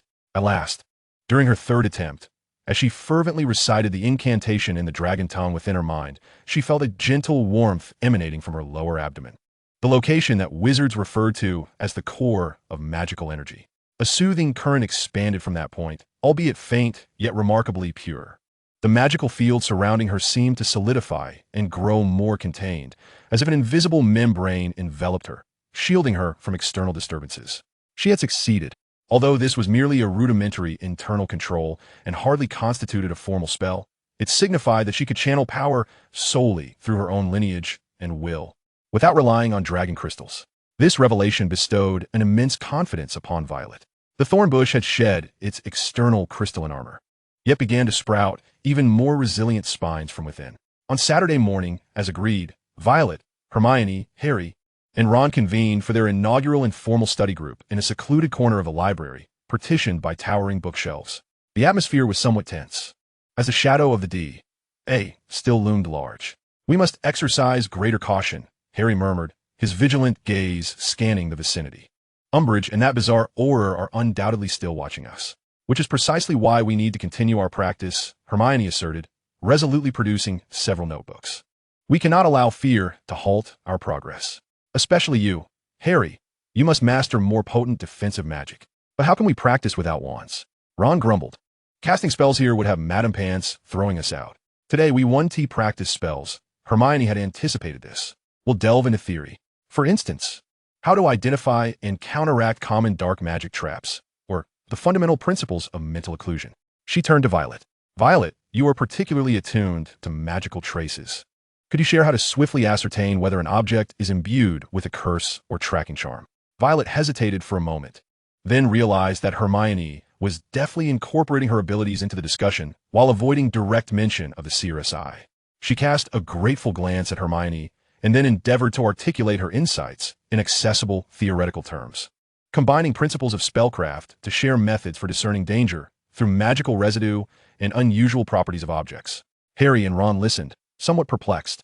Yet Hermione's eyes sparkled with understanding. The study group's session was brief, yet productive. Upon its conclusion, the four departed the library in staggered intervals. Violet and Hermione intentionally lingered a while longer. "Thank you, Hermione," Violet whispered. "For what?" Hermione chuckled before lowering her voice. "On to business. I've conceived a plan to begin investigating that horror. Today being the weekend, the Owl Post will be bustling. We might feign sending a letter to observe whether any unusual correspondence from the Ministry of Magic arrives, or to listen to any complaints from the administrator, Archie." This was indeed an audacious strategy. The Owl Post, located at the castle entrance, was a bustling hub, easily noticeable. Yet, it was also the most frequented point for the flow of information. In the afternoon, the two made their way to the Owl Post together. The hall was indeed lively, filled with students engrossed in sending letters and receiving parcels. The administrator, R.G. Alderton, a frail old man, was busily orchestrating the comings and goings of owls, his voice rising above the din as he directed them. Violet and Hermione feigned interest in selecting an owl, their ears perked up attentively. They overheard Aki lamenting about the heavy and cumbersome paperwork from the Ministry of Magic, which was delaying the delivery of ordinary letters. They also caught his mumbling about some ghostly figure who neither sent nor received letters, existing like a phantom. A ghostly figure? Hermione and Violet exchanged a knowing glance. At that moment, the light at the entrance of the post office dimmed. Umbridge and a hooded Auror stepped inside. Umbridge wore her customary insincere smile and approached Aki, seemingly to inquire about something related to the mail. The hooded Auror remained a silent shadow at the door, his presence casting a palpable silence over the bustling post office, causing many students to instinctively avert their gaze. Violet's heart raced, her senses sharpening. She observed Umbridge conversing with Aki, while the hooded Auror seemed to gaze over the crowd, his eyes settling on an inconspicuous shelf in the corner of the post office meant for storing undelivered newspapers. Aside from a few copies of the Daily Prophet, there was nothing particularly noteworthy. However, Violet noticed a subtle magical fluctuation emanating from the edge of the shelf, faint yet reminiscent of an exceptionally sophisticated protective charm. Just as Umbridge finished her inquiry and turned to leave, an unexpected incident occurred. A clumsy barn owl, perhaps due to an unstable flight, lost its grip and sent a stack of Daily Prophets tumbling to the ground, newspapers scattering everywhere. In that instant, Violet distinctly observed the previously faint magical disturbance ripple, as if a stone had been cast into a still pond. Almost simultaneously, the hooded Auror's previously motionless figure shifted imperceptibly, the shadow of his hood seeming to tilt ever so slightly towards the direction of the fallen newspapers. Umbridge, oblivious to the commotion, muttered a curse at the foolish bird and departed with the Auror. Violet and Hermione hurried forward, pretending to assist in gathering the scattered papers. Seizing the opportunity, Hermione quickly flipped through a few of the fallen newspapers, which contained official propaganda from the Ministry of Magic and some inconsequential social news. Nothing particularly remarkable, Hermione whispered in disappointment. Yet Violet harbored a different opinion. Why would a protective charm be so cleverly concealed on a shelf meant for newspapers, unless these papers, or the shelf itself, concealed a secret meant to remain undetected? The probing owl had scattered the newspapers, seemingly unveiling a narrow fissure. Violet sensed they had inadvertently brushed against the edge of a secret mechanism. The hooded Auror's instantaneous reaction to the magical disturbance confirmed his involvement. The investigation now had a direction, albeit one more enigmatic and perilous. The secret transcended a mere individual. It possibly lay hidden within these seemingly ordinary daily distributions of newspapers. Chapter 51. The Erased Report. The discovery at the Owl Post office sent ripples across the surface of Violet's heart, akin to a stone cast into the tranquil lake of her thoughts.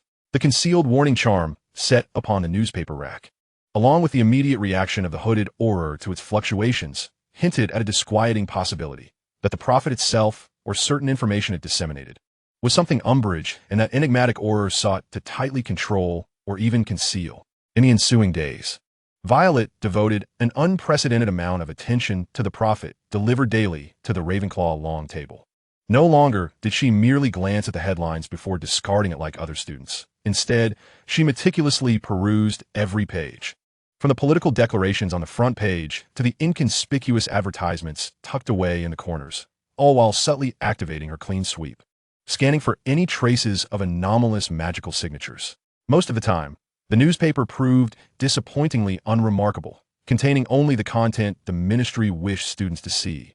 How the ministry, under the leadership of Fudge, operated efficiently, how Hogwarts fell in a line under Umbridge's administration, occasionally interspersed with veiled attacks on Dumbledore and Harry. Those words emitted a uniform, suffocating pale pink hue under the clean sweep, reminiscent of the wallpaper in Umbridge's office.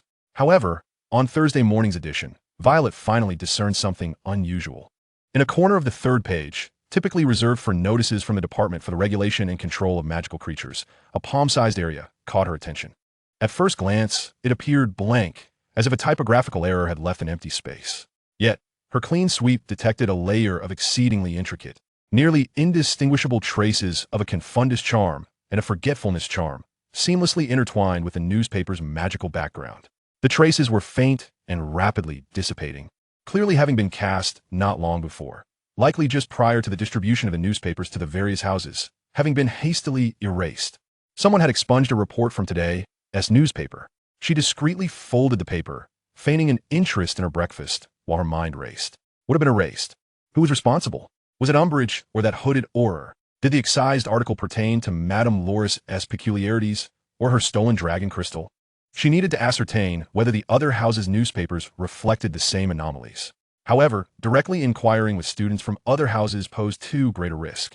During lunch, she sought out Hermione and quietly revealed her discovery. The erased article? Hermione's eyes widened immediately, brimming with shock and indignation. How dare they tamper with the news? This was a grave infringement on freedom of speech. We must uncover what was originally written. Violet whispered that the post office administrator, Aki, might have handled unaltered copies of the newspaper, or perhaps there were leftovers in the Ollery. Hermione pondered momentarily, shaking her head. Aki appeared timid and risk-averse. Directly questioning him could raise suspicions. The newspapers in the Ollery were all bundled and prepared for delivery, making it difficult to obtain one individually. Yet, a glimmer of sharpness flickered in her eyes. Perhaps we could approach it from another angle, since someone did not want us to see it. It clearly indicated that this article was of significant importance, possibly even detrimental to them. What could it be? Something regarding Umbridge? About the Ministry? Is it yet another matter concerning Hogwarts that they wish to conceal? Hermione's deductions illuminated Violet's thoughts. Indeed, rather than risking an investigation into the erased content, it would be more prudent to ponder what sort of information could instill such fear in Umbridge. Has anything unusual transpired at Hogwarts recently? Hermione mused aloud. Aside from Umbridge's oppressive regime, there are some strange rumors circulating. Just yesterday, I overheard a few Hufflepuff girls discussing the Forbidden Forest, claiming that it has been rather unrestful lately, with peculiar lights observed at night, and the Centaur tribe appears to be quite agitated. The Forbidden Forest? A spark ignited within Violet. The Forbidden Forest has always been the most mysterious and perilous place within Hogwarts, concealing countless secrets. If something extraordinary were occurring there, and the Daily Prophet initially intended to report it, only to be forcibly suppressed by Umbridge, it would clarify her desire to prevent anyone, particularly Dumbledore and outsiders, from noticing the anomalies surrounding Hogwarts. Furthermore, Hermione lowered her voice, her tone growing more grave. While I was researching in the library last night, I seemed to spot that hooded Auror lingering near the restricted section. Although he vanished quickly, I sensed he might not be patrolling, but rather searching for something. The disturbances in the Forbidden Forest, the hooded Auror's probing of the restricted section, coupled with the erased reports, suggest a vague connection among these scattered clues. Violet felt a larger net gradually tightening, and at its center lay not merely the control over Hogwarts, but something far older and darker. After the astronomy class that evening, once the observational tasks were completed, Violet remained alone atop the tower, gazing at the distant Forbidden Forest, which loomed in the night like a silent black beast. The cool night breeze caressed her flowing hair. She endeavored to silently recite the draconic incantation once more, summoning the nascent, faint yet pure power within her. Magic coursed slowly through her veins, imparting a flicker of warmth. Simultaneously, she directed the perception of her clear sight towards the distant Forbidden Forest. The distance was too great for her to discern specific magical traces, yet she could vaguely sense that an unusual and restless magical atmosphere enveloped the vast expanse of the forest, starkly contrasting its usual tranquil and profound essence. Hermione's conjecture was likely accurate. Something must have transpired in the Forbidden Forest. Though she may have lost her family's crystal, she still possessed her innate sight, the awakening bloodline power and trustworthy allies. Umbridge and that shadow believed they could obliterate the truth at will and exert control over everything. Thorne gently gripped the cold railing, her violet eyes shimmering with a resolute glimmer in the night. They were mistaken. The truth is akin to thorns. The more it is suppressed, the more it will pierce through the soil from unexpected places. and she would personally unveil all that lay concealed beneath the pink hues and shadows. A silent vow was made beneath the starlit sky. The hunt had begun. Chapter 52. Shadows on the Marauder's Map. Violet's speculations regarding the disturbances in the Forbidden Forest and the erased reports were partially corroborated the following day. At breakfast, Hagrid, who had not dined in the hall for quite some time due to lesson preparations, suddenly appeared at the staff table, his expression unusually grave. He scarcely touched the enormous plate of sausages before him. What drew even more attention was the fresh bandage wrapped around his robust arm, accompanied by several minor scratches adorning his face. "Look at Hagrid." Ron nudged Harry with his elbow, lowering his voice. "He looks like he has been in a brawl with a blast-ended screw." Both Harry and Hermione noticed Hagrid's distress. Violet observed silently. Her keen eyes discerned the once vibrant, earthy yellow magical aura surrounding Hagrid, now appearing somewhat disordered and tinged with dark green streaks reminiscent of the wild, tumultuous atmosphere deep within the Forbidden Forest. This further confirmed her suspicions. Something was indeed amiss in the Forbidden Forest, and Hagrid was entangled in it. During the break, the quartet swiftly convened in a secluded corner of a corridor. "Hagrid must have encountered trouble in the Forbidden Forest," Harry asserted, his brow furrowed. "He called me to the hut yesterday afternoon to assist with some troublesome flobberworms, but when I arrived, he was nowhere to be found, and the hut was locked. Given his injuries, it's clear that it wasn't just the worms that caused this. We need to find out what is happening in the Forbidden Forest," Hermione declared resolutely. "If Umbridge is deliberately concealing information, it suggests that the situation could be extremely serious, even posing a threat to Hogwarts." Ron grimaced. "But how do we investigate? Umbridge has expressly forbidden students from entering the Forbidden Forest, especially at night. And it's so vast. Who knows where Hagrid got into trouble?" At that moment, a flicker of hesitation crossed Harry's face, which quickly transformed into determination as he retrieved a seemingly blank, tattered piece of parchment from his pocket. "Perhaps we can use this." "What is it?" Violet inquired with curiosity. "The Marauder's Map," Harry whispered, pressing his wand against the parchment and murmuring, "I solemnly swear that I am up to no good." Ink lines instantly sprang to life from the point of contact of the wand, swiftly spreading like vines to outline a detailed floor plan of Hogwarts Castle, showcasing every level and room, with numerous ink dots marked with names moving about. Violet's eyes widened in astonishment. "This is truly a remarkable magical object," she thought, perceiving the map emanating a complex and ancient magical glow, a result of multiple sophisticated spells layered upon one another. "Merlin's beard," Ron exclaimed. "This is incredibly useful. We can see everyone's location." "Indeed," Harry pointed at the map. "We can use it to avoid Filch, the fat lady, as well as Umbridge and her minions at night." He specifically searched the map and soon located the ink dot labeled Dolores Umbridge, who was situated in her office. Meanwhile, a hooded figure on the map was represented by a blurred, flickering ink dot, accompanied by the label. "Look," Hermione pointed at the indistinct ink dot. "The map can't fully identify him. This is highly suspicious." A chill ran through Violet as she absorbed this revelation. Even the formidable magical artifact, known as the Marauder's Map, could not distinctly reveal the identity of that Auror, further attesting to the fact that he was no ordinary individual. In our quest to investigate the Forbidden Forest, Harry expanded the map's range to encompass the castle's outskirts, and the area of the Forbidden Forest materialized on the map. However, much of it remained blank, with only the fringes sparsely marked by a few names, such as Firenze, the Centaur, and the titles of various magical creatures. The map's portrayal of the Forbidden Forest was incomplete, yet it at least allowed us to ascertain whether anyone, or anything, was entering or exiting the edges of the forest. This presented a significant advantage. They could utilize the map to select the safest route towards the Forbidden Forest and monitor whether others, such as Umbridge or that enigmatic Auror, were also harboring intentions towards the forest. "But we still need to venture inside," Hermione asserted, her pallor slightly evident. "For merely observing from the outside would not unveil the truth. We must uncover what Hagrid encountered and what disturbances have transpired within the Forbidden Forest." A preliminary plan was formulated to navigate the patrols using the Marauder's Map and secretly approach the forest's edge for investigation after curfew. For safety's sake, they resolved that their initial excursion would only involve scouting the periphery, never delving deeper. The ensuing half-day felt interminably slow for Violet. She both yearned for the arrival of night and instinctively felt wary of the unknown dangers lurking in the depths of the Forbidden Forest. Seizing the afternoon's interlude, she endeavored once more to practice the dragon tongue vocabulary, striving to consolidate that burgeoning warmth within her, hoping to enhance her capacity for self-preservation. At last, night fell. After curfew, the castle gradually descended into silence. The quartet, shrouded beneath Harry's invisibility cloak, though a bit cramped, it sufficed, carefully navigated the corridors. Harry bore the Marauder's map, vigilantly observing the movements of the ink dots upon it. After successfully evading a patrol by Filch and a few nocturnal peeves, they finally arrived at the castle's exit, stealthily slipping into the cold embrace of the night. The moonlight was obscured by thin clouds, casting a dim pallor over the grounds, while the distant forbidden forest loomed like a sprawling beast, exuding a disquieting aura. They advanced swiftly towards the forest's edge along the periphery of the Quidditch pitch, utilizing the shadows of the shrubs for cover. When they were merely a few dozen meters from the forest border, Harry signaled for everyone to halt.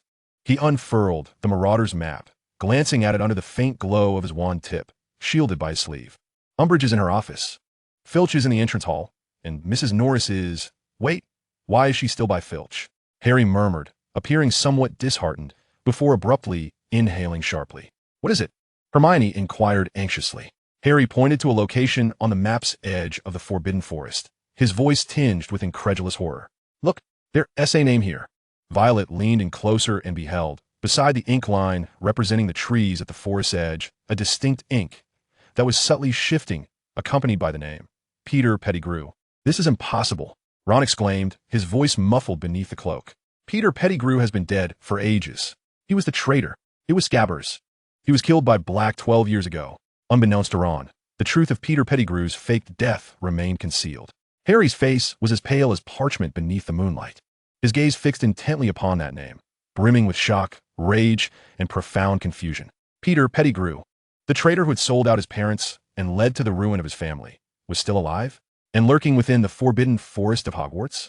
Violet, too, was taken aback, yet her keen eyes discerned another revelation that sent a chill down her spine. Near the name of Peter Pettigrew displayed on the Marauder's map, she perceived a faint, yet undeniably real, azure magical energy oscillation in the blank area representing the Forbidden Forest, reminiscent of the traces left behind during the theft of her dragon crystal. In that moment, the specter of betrayal, the clue to the stolen dragon crystal, and the mysterious disturbances deep within the forest bizarrely intertwined. The secrets hidden at the edge of the Forbidden Forest tonight were more astonishing and perilous than they had ever imagined. Chapter 53. Spirits and Uncontrolled Lightning. Peter Pettigrew. This name loomed like a frigid curse, freezing the air beneath the invisibility cloak. Harry Potter's breaths grew labored, his body trembling slightly from the overwhelming shock and surging hatred. For 12 years, he had believed that this traitor had paid for his parents' deaths, perishing at the hands of his godfather, Sirius Black. Yet now, the clearly moving ink blot on the map mocked him, shattering that belief like glass. It's impossible. The map must be wrong. Ron's voice quavered, his complexion scarcely better than Harry's. The fact that Scabbers, Pettigrew in disguise, had once been his pet filling him with a nauseating sense of betrayal. The map does not lie. Hermione's voice, though tinged with fear, held more of a calm analysis. It was created by Moony, Wormtail, Padfoot, and Prongs. She suddenly halted, realizing something. Wormtail was Peter Pettigrew. He had been involved in its creation. Thus, he must possess a method to deceive the map, or perhaps he had never truly died. As they were engulfed by the enormity of this revelation, Violet forced herself to shift her focus away from that name. Her keen eyes remained locked onto the fleeting azure, magical energy in that area. This wave, akin to the traces of her stolen dragon crystal, seemed even fainter and more unstable, like an incomplete mark or remnants shed from a greater entity. Could it be that Peter Pettigrew was linked to the mysterious forces behind the theft of the dragon crystal? Was he merely a pawn or... He*s moving. Harry suddenly growled, his eyes fixated upon the map. The ink blot representing Peter Pettigrew was advancing deeper into the Forbidden Forest, its pace deliberate, but its direction unmistakable. We must follow him. Harry nearly tore off the invisibility cloak, ready to charge forth. The flames of vengeance blazed in his green eyes after 12 years. An opportunity to avenge his parents seemed tantalizingly close. Harry, no. Hermione urgently grasped his arm, her voice sharp and insistent. It's too dangerous. We don't know what else lurks in the Forbidden Forest. And look at the map. He*s heading even deeper. I don't care. Harry struggled fiercely, his strength astonishing. He was the traitor who had caused his parents' demise. He must pay the price. Ron also intervened to restrain Harry. Mate, calm down. We are cloaked in invisibility, But the creatures in the Forbidden Forest rely on more than just sight. With scent and sound, entering could lead to our doom. Violet observed the three in contention, casting a glance at the depths of the forest, as dark as a gaping maw. Her instincts hinted that the appearance of Wormtail, Peter Pettigrew, and the eerie azure magical traces were no mere coincidence. Was this a trap, or the key to unraveling the mystery? Harry's impulsiveness could endanger them all. Yet allowing Peter to vanish might mean permanently losing the trail. Just then, an unexpected event occurred. A crackle, a ghastly, twisted flash of lightning erupted without warning from a dense thicket near the edge of the Forbidden Forest, where Wormtail had just been. This was no natural lightning. It bore a distorted, agonizing magical essence, flickering like a dying electric eel. Peter emitted a short, piercing scream, scrambling away towards the depths of the forest, vanishing into the shadows in an instant. The bizarre flash of lightning, after a few moments of eruption, seemed to drain of its power, rapidly dimming and retracting until it vanished, leaving only a faint charred scent and the unsettling residue of magic in the air. Beneath the invisibility cloak, silence reigned. Harry ceased his struggle, staring in astonishment at the spot where the light had disappeared. Hermione and Ron wore expressions of sheer horror. What was that? Ron stammered. Hermione shook her head, her face pale. I don't know. I've never heard of such magic. It looks unstable, agonizing. Violet's keen eyes meticulously traced the remnants left after the light's disappearance. The azure magical fluctuations had intensified momentarily when the lightning appeared, only to dissipate alongside it. She was certain that this peculiar lightning was connected to the power that had stolen the dragon crystal, and it seemed to be in a state of chaos or struggle. Peter's terrified reaction further indicated that this lightning might not be under his control, perhaps even a threat to him. He is not alone. Violet softly broke the silence. The lightning and whatever accompanied it are perilous. Moreover, it appears something's gone awry. Her words somewhat calmed Harry. The hatred still burned fiercely in his heart, but the incomprehensible spectacle before him restored a measure of reason. Rushing in blindly could not only thwart his vengeance, but also endanger his friends. Harry bit his lip tightly, his fists clenched, nails digging into his palms. He cast one last glance at the dark Forbidden Forest, which had swallowed the figure of his enemy and concealed unknown horrors. He nodded with difficulty. The quartet retreated silently, the atmosphere heavier than before. The discoveries on the Marauder's map and the eerie lightning weighed heavily on each heart like two massive stones. She sensed that the crisis at Hogwarts was shifting from struggle for internal power to a far grander and more perilous vortex involving ancient magic, traitorous spirits, and unknown dark forces. And she, along with her friends, found themselves inevitably standing at the precipice of the vortex. Chapter 54. The Prelude to Division. I must inform Sirius, Harry exclaimed, his voice hoarse with excitement. He had to know. Peter was still alive. He had been wrongfully accused all along. Harry, calm down. Hermione immediately cautioned, glancing warily around them. How do you intend to tell him? By the fireplace? Umbridge is undoubtedly monitoring all public hearths. With Hedwig? What if the letter gets intercepted? Then what am I supposed to do? Harry growled, his fists clenched. Pretend I know nothing? That Wormtail Peter. He caused my parents' demise. He is currently in the Forbidden Forest. We are aware. Ron also attempted to soothe Harry, but Hermione was right. We couldn't act recklessly. You must consider why Peter has appeared at Hogwarts at this moment. What is his connection to that bolt of lightning? There must be a greater conspiracy at play. I care not for any conspiracy.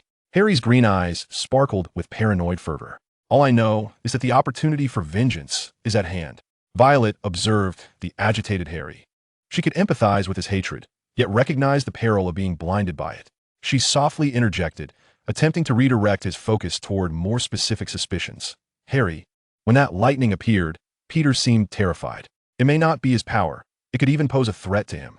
If we could ascertain what that lightning was, perhaps we could better understand whom Peter serves or what troubles he has encountered. Harry panted, gazing at Violet, seemingly absorbing her words. Yet the flames of hatred remained unquenched, merely suppressed for the moment. We require more information. Hermione seized the opportunity to emphasize. We need to devise a plan, a safe plan, to investigate the Forbidden Forest and Peter while ensuring our own safety. Acting blindly will only alert the enemy and potentially endanger ourselves. In the ensuing days, the atmosphere within the castle grew increasingly ominous. Umbridge appeared to tighten her grip on the students, and the members of the investigative task force lurked through the corridors like phantoms. More disconcertingly, Violet sensed that the chilling gaze of the hooded Auror lingered upon her for extended periods, as if they too had become aware of something amiss, becoming ever more vigilant. On Tuesday evening, Violet once again ventured alone to the secluded corridor on the 8th floor where she had discovered the whispers. Since the theft of the dragon crystal, she had occasionally returned here, hoping to hear that mysterious warning once more. Tonight, a strong premonition washed over her, leaning against the cold stone wall. She held her breath in anticipation. Initially, only the sound of the wind coursing through the corridor could be heard. Gradually, however, that familiar, gossamer-like voice seeped through the cracks in the stone once more, this time clearer than ever. The traitor's footsteps have summoned the greedy hounds. The resonance of the crystal weeps in the darkness. When pink allies with shadow, the true hunt shall commence. Trust your eyes, but remain wary of the shadows at your side. The voice abruptly fell silent, causing Violet's heart to race. The footprints of the traitor evidently point to the diminutive Peter, while the greedy hounds refer to Umbridge and the hooded Auror, or perhaps to others. The crystals weeping in the darkness tugged painfully at her heart. Indeed, the dragon crystal had succumbed to the clutches of darkness. The alliance of pink and shadow confirmed her suspicions. Umbridge and the hooded Auror were indeed in cahoots, and the true hunt signified that perilous actions were imminent. What weighed most heavily on her mind was the final admonition to beware the shadows around her. What could it mean? Was it a reference to the ever-watchful hooded Auror, or did it suggest that instability might lurk within her own circle? Was it still Harry, driven by animosity, or was something else entirely? Violet, upon seeing Chio, rose and approached her, speaking softly. "Thank you, you and Hermione. I know it was you who helped me." "No, it was you who did," Chio replied, shaking her head, a hint of a bittersweet smile gracing her lips. That day by the Black Lake felt surreal, as if awakening from a nightmare. Although sorrow lingers, the sense of being manipulated and distorted has vanished. She paused, gazing into Violet's eyes, her tone growing serious. "I've heard many things have transpired lately. Umbridge has become increasingly intolerable. It seems Harry and the others are in trouble." Violet remained silent, awaiting Chio's elaboration. Taking a deep breath, Chio appeared resolute. "I wish to offer my assistance. Though my powers may be trivial, an additional ally means an augmentation of strength." Lowering her voice, she added, "I might possess information unknown to you regarding Umbridge and that Auror." Violet's violet eyes narrowed slightly. "What information?" Chio leaned in closer, her voice almost a whisper. "When I was summoned to the office for a heart-to-heart, although my emotions were tumultuous for most of the time, during moments of clarity, I overheard Umbridge and that Auror speaking in hushed tones. They mentioned a certain term several times. Tracing back. Tracing back? Violet's heart stirred. The phrase seemed to pertain to tracking or seeking origins. "Yes," Chio affirmed, nodding emphatically. "It appears they are searching for some ancient source of power within Hogwarts. That Auror even mentioned that the vessel is unstable and requires a pure key." "Vessel? Key?" Violet felt her blood run cold in an instant. Was it the dragon crystal? Or perhaps her own dragon blood lineage? The information brought forth by Chio was akin to a crucial piece of a puzzle, aligning with the whispers in the corner. Indeed, Umbridge and the hooded Auror's objective was the ancient power, and the appearance of Peter and the unstable lightning may very well relate to the so-called vessel. The identity and intentions of the enemy were becoming increasingly clear, and danger was encroaching ever closer. Violet understood that the days of tranquility had come to an irrevocable end. The hunt of pink and shadow was about to commence, and she must swiftly consolidate her strength and discern the true significance of the shadows surrounding her. Chapter 55, Shattered Trust. The information brought by Chio was like a stone cast into the still surface of a lake, stirring ripples within Violet's heart. The terms tracing back, vessel, and key pointed toward a distinct and perilous conspiracy aimed directly at ancient magical power, with her dragon blood heritage undoubtedly being the prime target. The whispers in the corner served as a warning to remain vigilant of the shadows around, casting an invisible sense of distrust over the entire Ravenclaw common room. She needed to share this intelligence with Hermione and the others, yet Harry's emotions remained volatile. Directly mentioning the key and ancient powers might provoke him or lead to unnecessary inquiries. Violet resolved to speak with Hermione in private first. The following morning, she arrived at the Great Hall early, lingering near the Gryffindor table in anticipation of Hermione's arrival. However, the first to appear were Harry and Ron. Both appeared unrest, with deep shadows under Harry's eyes, his demeanor taut like a stretched string. "Good morning, Violet," Ron yawned, greeting her with a lackluster energy. Hermione soon joined them. Clutching a hefty book, her brow furrowed, seemingly troubled by some matter. The four gathered briefly. "Hermione," Harry spoke first, his tone laced with concern. "Are you all right? We need to talk." There's nothing to discuss. Hermione, Harry interrupted brusquely, his gaze fixed on his plate, unless you agree that we must act swiftly. I dreamt of that scene again last night.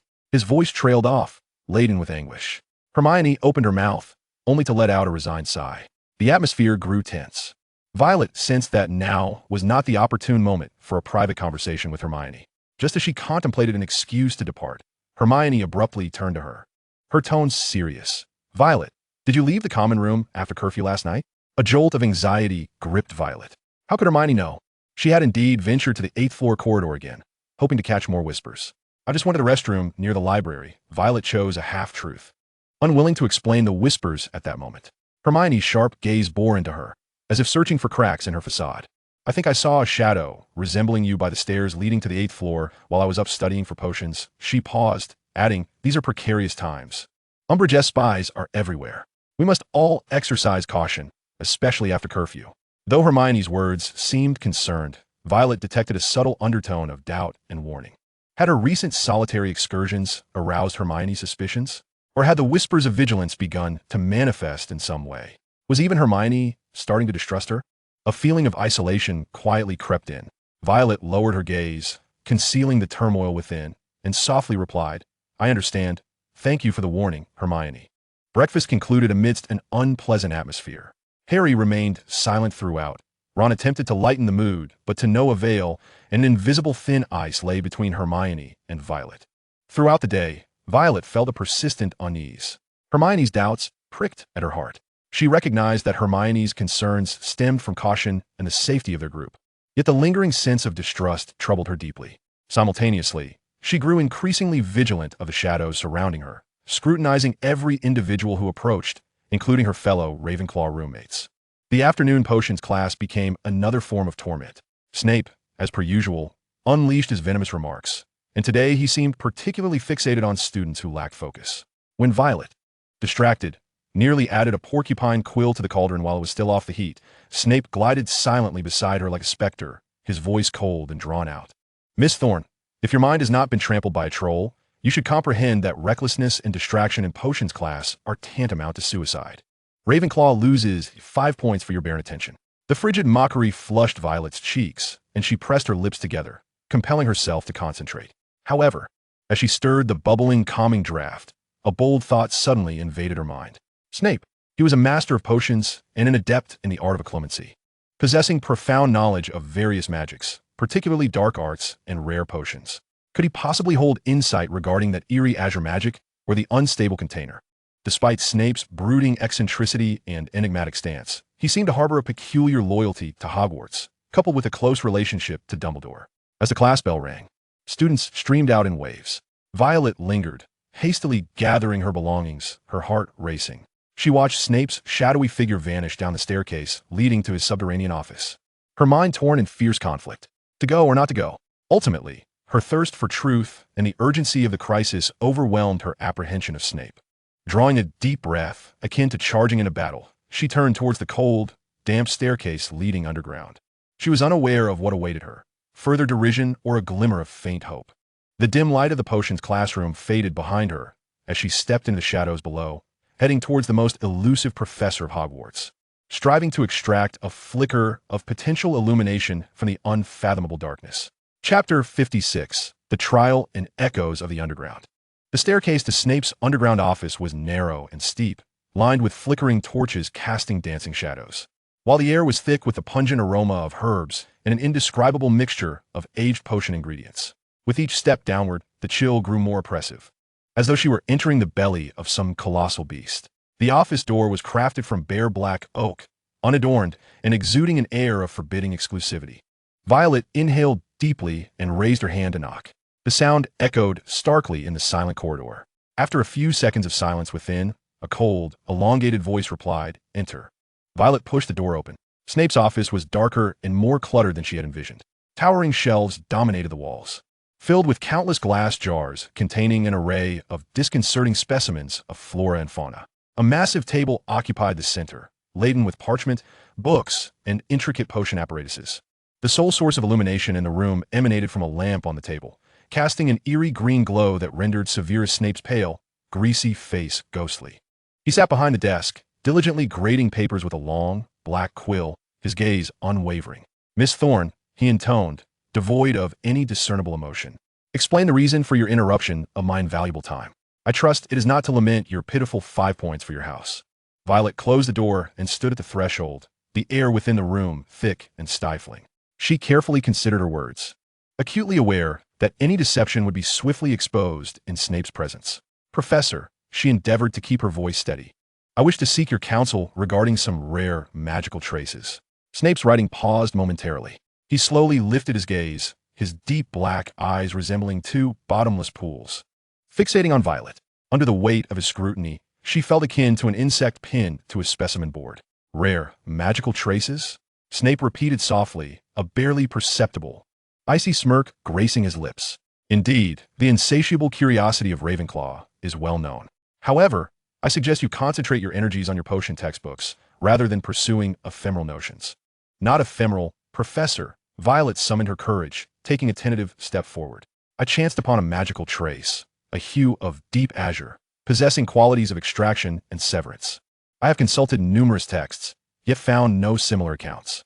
She deliberately concealed the origin of the trace, the theft from Madame Loris and the dragon crystal, merely describing the phenomenon. "Deep azure extraction and severance," Snape mused, his fingers unconsciously tapping the desk. "An intriguing description. It does not sound like magic typically encountered within the Hogwarts curriculum. Where did you happen upon this?" Snape's gaze bore into her, the silence stretching for a full minute.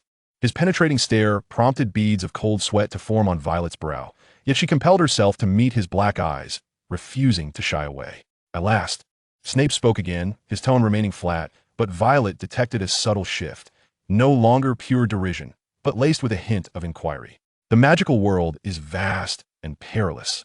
Miss Thorne, many ancient, even forbidden powers leave traces that are not as apparent as flickering fluorescence." He continued slowly, "What you describe evokes memories of some very obscure, almost forgotten categories of dark magic, involving disturbances at the level of the soul or the coercive transfer of power." Soul disturbance, power transfer. Violet's heart sank. This perfectly aligned with the characteristics of Madame Loris's loss of her spirit and the ethereal theft of the dragon crystal. "Of course," Snape interjected, his voice once again turning frigid. "This is merely a baseless conjecture based on your vague description. At your age and level of knowledge, to encounter or even comprehend such realms of magic is akin to the fantasies of a dreamer. I am more inclined to believe that your imagination is unduly vivid, or that your perception has deviated." He was testing her, warning her. Having disclosed a sliver of crucial information, he immediately dismissed it, leaving no room for leverage. "Understand, Professor. Thank you for your guidance." Violet understood that further inquiries would only arouse deeper suspicions. The information she had gleaned today far exceeded her expectations. The ethereal blue magic likely fell within the realm of profound and perilous dark arts. Just as she was about to take her leave, Snape unexpectedly posed a seemingly unrelated question. "Miss Thorne, I have observed your recent closeness with Potter and his small circle." A chill ran through Violet. "We occasionally discuss academic matters, Professor. Is that so?" Snape's voice slithered like a serpent. "I hope that is indeed the case. Hogwarts is currently traversing a delicate phase. Blindly following certain doomed impulses will only lead to self-destruction. The wisdom of Ravenclaw should be employed in more worthy pursuits." His gaze swept over her, ensuring he would not be embroiled in unnecessary troubles. "You may leave." The final words carried a clear implication and warning.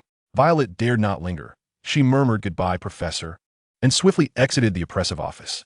Umbridge's minions were constantly surveilling the entrance to Snape's office. Violet's heart raced anew. Had her visit already caught Umbridge's attention? Was Snape's warning merely a caution against her association with Harry, or a portent of a greater peril? Chapter 57. Anomalies on the Map. The information divulged by Snape was crucial. The ethereal blue magic was related to the transfer of souls or power. This nearly corroborated the essence of Lady Loris's loss of spirit and the theft of the dragon crystal from afar. The enemy wielded a dangerously potent dark magic. Yet, Snape's attitude remained ambiguous. Was his warning a benevolent caution or a duplicitous misdirection? Did Umbridge already know of her visit to Snape? If so, what consequences might ensue? Isolation surged over her like a tidal wave. Hermione's doubts, Harry's impulsiveness, and even Autumn's seemingly good intentions left her feeling that trust was a fragile thread. It was as if she were wandering alone through a fog, each step potentially leading to a misstep. A gentle knock interrupted her thoughts. Who is it? It's me. Hermione. Violet hesitated briefly before rising to open the door. Hermione stood outside, her expression tinged with a hint of apology and concern. Can we talk? Hermione asked softly. Violet nodded and stepped aside to let her in. I'm sorry about this morning, Violet, Hermione stated directly after shutting the door. I shouldn't have questioned you like that. I was just too anxious. Harry's condition worries me, and with Umbridge lurking everywhere, I fear that any mistake made by any one of us could lead to dreadful consequences. She sighed, rubbing her temples. But I have no right to interfere with your actions, nor should I distrust you. We are a team, or at least I hope we are. Hermione's sincere apology eased the thorn in Violet's heart somewhat. She understood the pressure Hermione faced as the de facto strategist of their small resistance group. A burden far heavier than it appeared. A warning? Hermione's attention was immediately piqued. About what? Violet selectively divulged to Hermione the details about the alliance of Pink and Shadows, the true hunt, and the caution regarding the shadows lurking nearby, omitting any direct references to the dragon crystal and her own bloodline. Upon hearing this, Hermione's expression grew increasingly grave. The collaboration of Pink and Shadows confirmed that Umbridge and that Auror were indeed in cahoots. It seemed that a significant upheaval was imminent in their hunt. As for the shadows surrounding them, she pondered, it was undoubtedly disquieting. However, we must not allow a vague warning to foster mutual suspicion. That is precisely what our adversaries desire. Hermione's rational analysis provided Violet with a flicker of solace.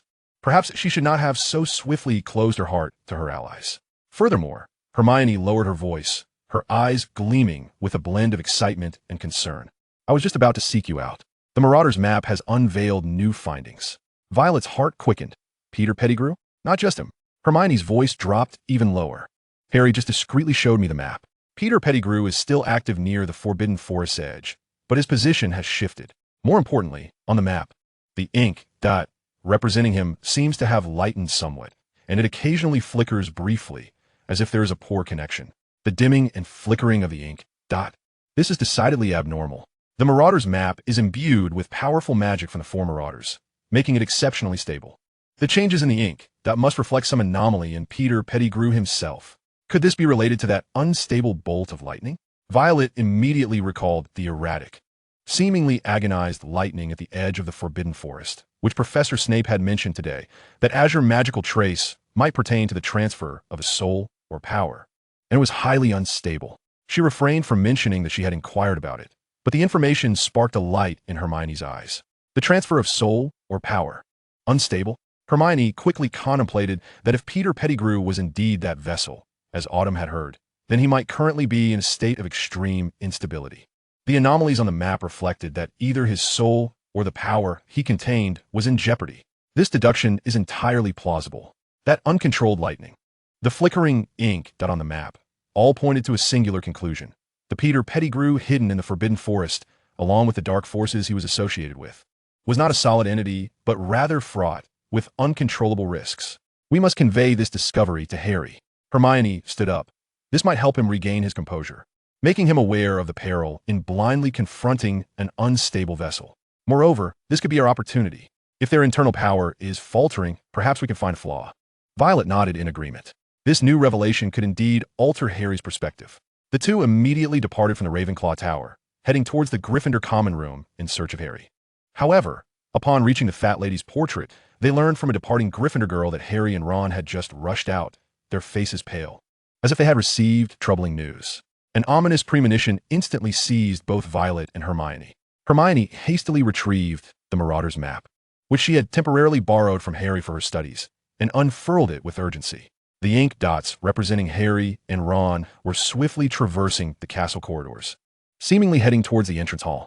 However, what sent chills down their spines was the faint, flickering dot representing Peter Pettigrew at the edge of the Forbidden Forest, now emanating a barely perceptible halo of intense magical disturbance, only discernible under the utmost scrutiny, reminiscent of the ominous signs preceding a strange lightning strike. This is bad, Hermione exclaimed, realizing they must have uncovered something about Pettigrew and could be on the verge of venturing out. They had to stop them. The fragile alliance had just begun to mend, yet a new crisis loomed ominously. Harry and Ron's reckless actions, coupled with the impending anomaly at the forest's edge, thrust everyone into an even more perilous situation. Chapter 58. The Hunt at the Edge of the Forbidden Forest. Quickly, Hermione's voice, tinged with acute anxiety, pierced the air as she swiftly tucked away the Marauder's map. Alongside Violet, like two arrows loosed from a bow, they dashed towards the castle's grand entrance. Her heart raced violently within her chest, a tempest of icy dread and searing urgency coiling together. Violet activated her Seer SI, not only to navigate the dimly lit path, but also to detect any unusual magical fluctuations in the atmosphere.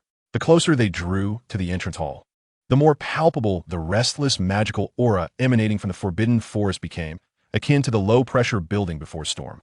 They burst through the castle doors, the biting night wind enveloping them. The moonlight, intermittently obscured by drifting clouds, cast an ethereal glow over the surroundings, rendering the landscape ghostly and indistinct. In the distance, the dark silhouette of the Forbidden Forest loomed like a colossal beast, radiating an ominous presence. "Look over there." Hermione pointed towards an area near the Whomping Willow at the forest's edge, illuminated by the brief shafts of moonlight filtering through the clouds. They discerned two familiar figures rapidly approaching the forest periphery. It was Harry and Ron. They seemed intent on using the underbrush for cover. "Harry, Ron, stop!" Hermione shouted with all her might, but the distance rendered her voice futile, carried away by the wind. Just then, calamity struck. Brilliant red beams of light suddenly erupted from the shadows along the path leading from the castle to the greenhouse, striking the ground in front of Harry and Ron with explosive force, sending dirt and grass flying. "It's a stunning spell. All petrified. Disarm them." Umbridge's shrill voice rang out, accompanied by another cold voice, likely that of the hooded Auror. At least 5 or 6 figures surged from the shadows, fanning out to encircle them, their wands aglow with menacing brilliance. Umbridge, the hooded Auror, and several core members of the investigative task force. This is a trap. Umbridge had anticipated that Harry would not be able to resist seeking out Pettigrew, lying in wait for him here. Harry and Ron were momentarily stunned by the sudden assault, hastily raising their wands to defend themselves. The red spells collided in the darkness, crackling with explosive sounds. Harry, with his remarkable Quidditch reflexes, narrowly evaded several spells, while Ron appeared flustered and perilously overwhelmed. "We must go help them," Hermione exclaimed anxiously, drawing her wand and preparing to rush forward. "Wait!" Violet urgently grasped her arm, her heart racing. She could clearly perceive that at the moment Umbridge and her cohorts arrived, the magical disturbances at the edge of the Forbidden Forest intensified dramatically. The unstable energy source representing Peter Pettigrew was fluctuating violently, as if provoked by the external conflict. Moreover, she noticed that Umbridge's expression was not merely one of triumph over rule-breaking students, but rather a sinister grin laced with greed and urgency. Her target extended beyond Harry. She aimed to exploit this opportunity to either flush out or capture Peter Pettigrew, or the object he possessed. "We cannot charge in recklessly. That would only ensnare everyone and could potentially ignite the unstable container at the forest's edge. We cannot approach directly." Violet insisted hastily to Hermione, "It's a trap, and the dangers within the forest are spiraling out of control. What should we do? Just stand by and watch them get captured?" Hermione was on the verge of tears. Violet's mind raced with unprecedented speed. Should they lure the adversary away? Create chaos? Was there any means to divert Umbridge's attention, granting Harry and Ron a chance to escape while avoiding provoking the perilous entities in the forest? Her gaze swept across the darkened scene, landing on Hagrid's isolated hut in the distance. Hagrid. He was not in the castle today. Perhaps he was at his hut. As the professor of care of magical creatures, he was intimately familiar with the Forbidden Forest and would undoubtedly not stand idly by while students were harmed by Umbridge. "Go get Hagrid," Violet decisively instructed Hermione.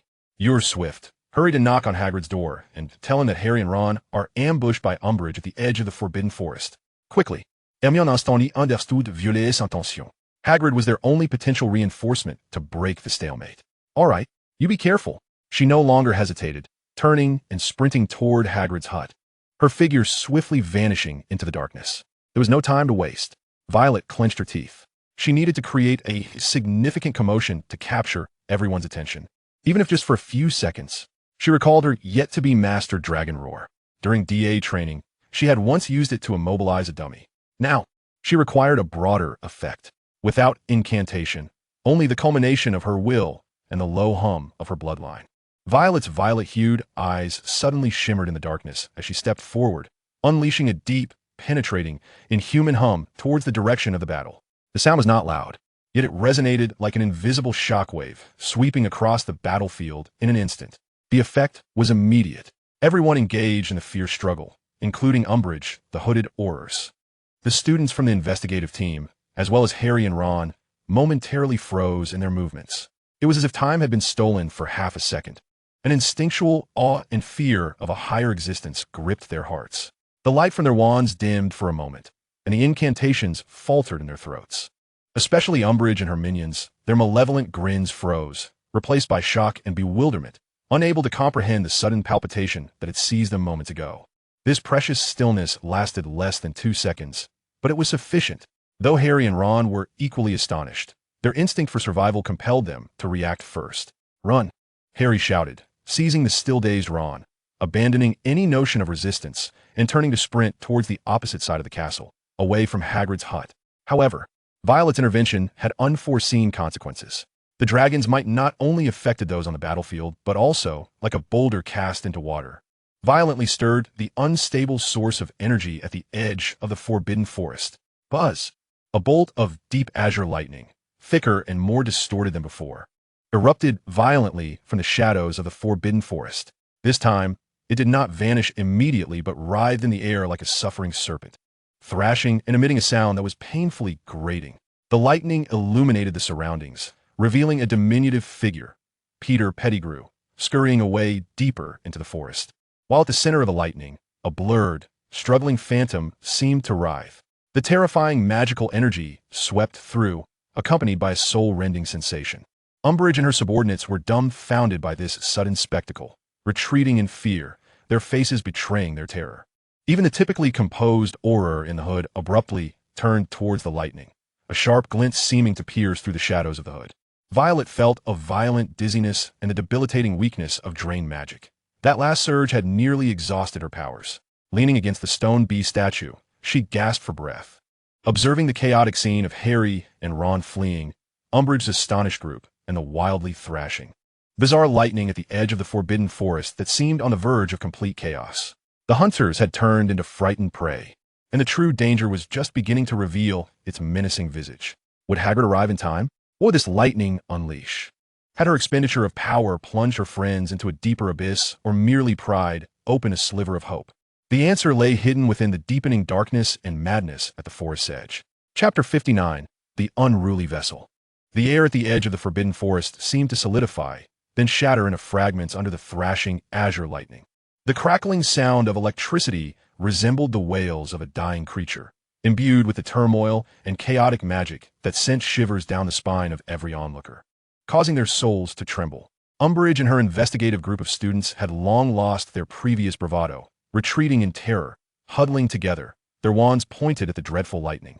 Yet none dared to cast a spell, fearing even more horrific repercussions.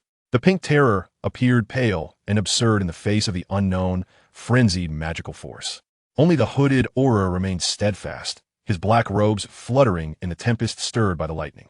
Beneath the shadow of his hood, he fixated intently on the indistinct, struggling specter at the heart of the lightning. Violet could perceive the shroud of lifeless gray magic surrounding him pulsating violently, as if something within yearned desperately to break free. He raised a gloved hand, seemingly intent on action, yet hesitated, suspended in midair, wary of this uncontrollable vessel. Violet, concealed behind a stone beast statue, felt an overwhelming weakness that nearly toppled her, yet her keen eyes remained locked on the flash. As she observed, an astonishing revelation caused her to gasp. The struggling specter at the center of the lightning bore a fundamentally distinct outline and an exceedingly faint essence of soul compared to the ink blot representing the diminutive Peter on the life map. It appeared more akin to the forcibly stripped, distorted essence of a magical creature. In contrast, Peter's life force resembled a trivial parasite clinging to this essence, being violently torn asunder and dissolved. Was it possible that little Peter was not the true essence of the vessel? Merely a pitiable anchor or shell employed to bind and channel the power of some perilous magical entity. And now, this shell was on the verge of collapse. At that moment, the earth trembled with a deep rumble. Boom! Boom! Boom! A massive figure, resembling a small mountain, brandished a pink umbrella, though everyone knew it was likely his wand, charging toward them like an enraged god of war from the direction of Hagrid's hut. It was Hagrid. With each step of his colossal frame, The ground quaked, his face contorted with fury beneath his thick mane, and his bell-like eyes widened, glaring fiercely at Umbridge and the terrifying lightning behind him. Umbridge! Hagrid's roar resounded like thunder, overpowering the crackling of the lightning. What have you done to my students? And what in the woods is that monstrous thing? Hagrid's arrival was akin to a boulder plunging into a chaotic pond. Umbridge shrieked in terror, retreating behind the hooded Auror. The students of the investigation team turned pale, trembling in fear. The hooded Auror abruptly turned to face Hagrid, confronted with the fury of the half-giant. He finally broke his silence, speaking in a cold, rigid voice that suggested he had long refrained from conversation. Rubius Hagrid, stand down. The Ministry of Magic is at work. Those who obstruct are considered accomplices. To hell with your Ministry of Magic. Hagrid dismissed the warning entirely, raising the pink umbrella without hesitation and aiming it at the hooded Auror, causing him to collapse. A thick beam of red light shot toward the Auror, who nimbly sidestepped, firing back a silent spell, a swift silver streak imbued with binding intent. Although Hagrid was immense, his movements were surprisingly agile. He deflected the silver light with the umbrella, and the spell collided with the canopy, erupting in a shower of sparks. Is this all you can manage? You cowardly sneak!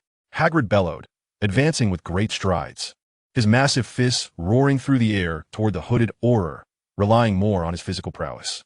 Clearly unprepared for Hagrid's direct assault, the hooded Auror hastily retreated, his black robe swirling as he narrowly dodged the formidable punch that thundered through the air.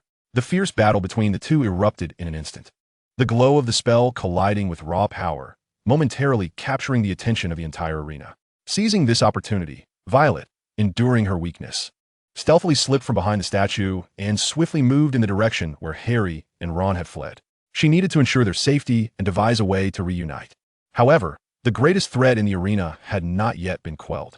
The eerie blue lightning, fueled by Hagrid's immense life energy and the tumult of magical combat, became increasingly ferocious. No longer merely writhing, it began to lash out indiscriminately like true lightning. Crack! A fork of lightning struck the ground near Umbridge and her cohorts, exploding into a charred pit, sending them fleeing in terror, crying out for help. Another bolt swept towards the fierce struggle between Hagrid and the hooded Auror. Hagrid, relying on his primal instincts, ducked just in time as the lightning grazed his scalp, striking a small tree behind him, which instantly carbonized and shattered. The hooded Auror deflected the lightning with a complex protective spell, but the force of the spell forced him several steps back, lifting the edge of his hood. In that fleeting moment, Violet caught a glimpse of the Auror's profile beneath the hood, a face pallid and devoid of color, skin taut against bone. Not a strand of hair in sight. Most unsettling was the sharpness of his ears, reminiscent of something not entirely human, and in that brief instant, his eyes reflected the slitted pupils of a reptile. He was not human, or not entirely. This revelation sent shivers down Violet's spine. Even worse, after several indiscriminate strikes, the lightning seemed to sense something, abruptly changing direction, like an enraged serpent, and lunged toward the area where Violet was concealed and moving. Had it sensed the dragons might she had unleashed? Or perhaps the ancient bloodline that coursed through her veins? The shadow of death loomed ominously. Violet attempted to evade, but her exhausted body lagged, leaving her helplessly watching the devastating azure light magnify rapidly within her pupils. Violet, get down. Boom. The lightning struck the very spot where they had been standing moments before, leaving behind a smoldering pit. The scorching wave of heat rushed towards them. Harry pulled the shaken Violet close, and Ron hurried over. The three of them crouched in the shallow crater, witnessing the apocalyptic scene outside, the lightning wreaking havoc, the non-human Auror battling Hagrid, and the remnants of Umbridge's group scattering like birds startled from their roost. That lightning seems to be targeting us. Harry gripped his wand tightly, his gaze fixed on the bolt that began to hover ominously near them, as if searching for a target, his face a mask of confusion and fear. It might be looking for me. Violet's voice was hoarse. My bloodline attracts it. Harry and Ron stared at her in shock. Just then, the azure lightning appeared to have locked onto its target, gathering its power once more, emitting a piercing shriek, as though countless fragmented souls were wailing in agony. Then, like a colossal arrow released from the bow, it no longer struck aimlessly but surged straight towards the shallow pit where the three were hiding, exuding an aura of annihilation. There was no escape. Chapter 60, The Thorne Guardian. The scent of death hung palpably in the air, accompanied by the piercing wail of azure lightning that rent the atmosphere. Violet could feel each strand of her hair standing on end due to the static electricity, while her skin throbbed with a searing pain. The small, shallow pit she had sought refuge in was rendered utterly futile against such ferocious power. Harry roared, attempting to sustain the ironclad spell, and Ron raised his wand.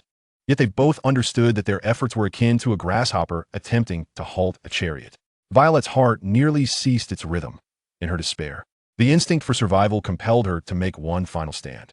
She was not seeking defense, but rather attempting to use her feeble mental strength to interfere, resonate, and call forth the essence of ancient magical beings entwined within that lightning. She was uncertain of its efficacy. It was the only method related to her lineage that she could conceive. Concentrating all her remaining will, she cast aside fear and weakness, sending forth a silent cry in her heart, mingling her draconic bloodline's perception and invocation of the primal force. A miracle unfolded. Simultaneously, a warm flow, newly awakened from her draconic language training, surged forth within her at an unprecedented pace, creating a powerful resonance with the mark upon her chest. A barrier, composed of countless fine magical scales, materialized instantaneously before the trio. The barrier shimmered in a translucent silver-purple hue, its surface flowing with magical patterns resembling thorny vines, exuding an aura that was both ancient and resilient. This was the fusion evolution of the Thorne magic of the Thorne family and Violet's instinct for dragon-blooded protection. The dragon scale, Thorne Guardian. Boom! The azure lightning collided fiercely with the silver-purple barrier. There was no cataclysmic explosion, but rather a jarring, metallic screech akin to metal being forcibly torn asunder. The silver-purple barrier quivered violently, the thorn patterns flashing wildly, as if engaged in a direct struggle with the destructive and stripping force of the lightning. The dispersing energy shockwave sent the surrounding grass flying and dirt scattering. Behind the barrier, Harry, Ron, and Violet were thrown about by the tremendous force, their ears ringing. Yet they were alive. The barrier had withstood the fatal blow. Violet felt a piercing pain radiate from the mark on her chest, as if all her magical energy had been instantaneously siphoned away. Her vision darkened, and she nearly fainted. The self-activated protective barrier consumed far more than she had anticipated. Meanwhile, the azure lightning, having struck the barrier, seemed to undergo a violent transformation, becoming even more frenzied and unstable. The ethereal shadow of the magical being at the center of the lightning emitted a tortured shriek, thrashing more violently. It appeared to sense a force within Violet's protective barrier that was both familiar and repulsive. Now was the moment. The hooded Auror who had been entangled with Hagrid witnessed this scene, particularly the radiant family crest upon Violet's chest and the unique protective magic she exhibited. Igniting a fervent light within his cold, slit-like pupils, he disregarded Hagrid, feigned a move, and his body glided backward like a specter, simultaneously retrieving a black box inscribed with intricate runes from beneath his dark robes. He aimed the box at the raging lightning, uttering an obscure incantation. The runes on the box illuminated one by one, generating a powerful force that acted upon the lightning and the ethereal spirit within. No, you cannot. Hagrid realized what he intended to do and rushed forward with a roar, but it was too late. The force seemed to exert a peculiar effect on the unstable spirit. The eerie blue lightning emitted a reluctant wail, and the struggling ethereal figure was ensnared as if by an invisible giant hand, twisting and shrinking, forcibly drawn towards the black box. The faint breath of the diminutive Peter Pettigrew, ensnared by the spirit's power, was also pulled within. All transpired in the blink of an eye. The hooded Auror cast a lingering glance at Violet, who lay weakened and shocked upon the ground, particularly at the family crest on her chest, which was slowly dimming. A barely perceptible smile tugged at the corner of his mouth beneath the hood. He did not linger, his form flickering as if merging with the shadows, swiftly vanishing towards the forbidden forest, paying no heed to the disbanded Umbridge and her entourage. Hagrid rushed to the scene, watching the disappearing Auror and the lightning, pounding his chest in frustration, yet feeling utterly helpless. He hurried to the edge of the shallow pit to check on the three. "Are you all right?" Merlin's beard. "What was that just now?" "And you, Violet." Hagrid's gaze fell upon the fading glow of the crest on Violet's chest, his eyes wide with shock and confusion.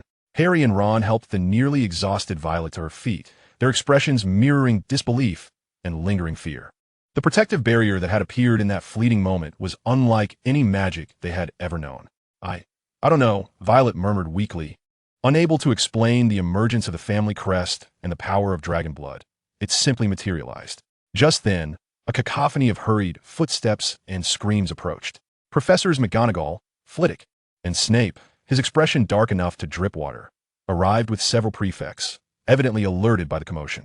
They surveyed the chaotic scene, taking in the visibly shaken Hagrid and the three battered students, their faces etched with concern. Umbridge and her terrified minions timidly emerged from their hiding spots, attempting to cast blame. Minerva, did you see? Potter and the others were out at night and caused a dangerous magical explosion. And that Thorne, she used some kind of dark magic. Silence, Dolores. Professor McGonagall snapped, her gaze sweeping across the scene before settling on Violet, particularly the faintly glowing crest partially hidden beneath her disheveled clothing, a flicker of extreme shock and a complex understanding crossing her features. Yet, she quickly masked it. Peter Pettigrew and the perilous magical spirit had been taken by the hooded Auror. The secret of her dragon blood, revealed in this moment of crisis, seemed to have attracted the attention of many, Hagrid, the professors, especially that Auror. And the meaningful glance from the Auror before his departure made her realize that the true target, all along, might have been herself or the ancient lineage she represented. The crisis has temporarily abated, yet a far greater storm, one that appears to be specifically directed at her, seems to be brewing. She has been compelled to unveil her hidden strength and stand at the forefront of this conspiracy. Chapter 61. The Morning Light of the Infirmary. She abruptly opened her eyes, greeted by the familiar white drapery of the school infirmary. Sunlight streamed in through the high windows, casting bright patches of light upon the clean floor. The surroundings were tranquil, punctuated only by the distant, lively footsteps of Madame Pomfrey and the subtle clinking of potion vials. She was alive. This realization elicited a long sigh of relief.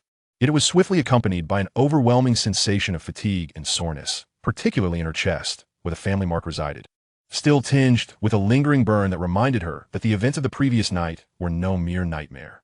Cautiously, she wiggled her fingers, confirming that aside from her exhaustion and aches, she bore no severe injuries.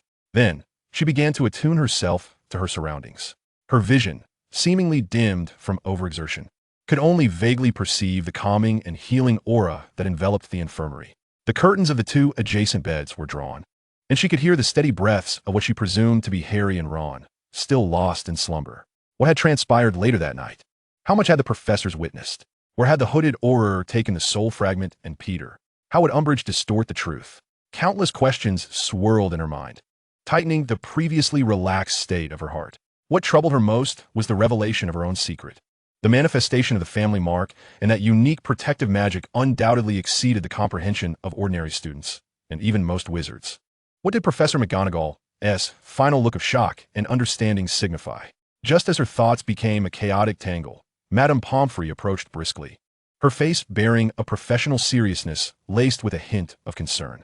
"Oh, you're awake, Miss Thorne." She examined Violet's pupils and pulse, noting the severe magical exhaustion and minor burns that required rest. "Drink this blood-replenishing potion and this calming draught." Madame Pomfrey handed her 2 vials of potion. Violet obediently consumed the potions, a warm sensation coursing down her throat, dispelling some of the chill and weariness. "Madame Pomfrey, what about Potter and Weasley?" "They are fine, merely sporting some scrapes and shaken nerves. They're sleeping soundly," Madame Pomfrey interjected, her tone leaving no room for argument. "What you need most right now is rest. Do not overthink things.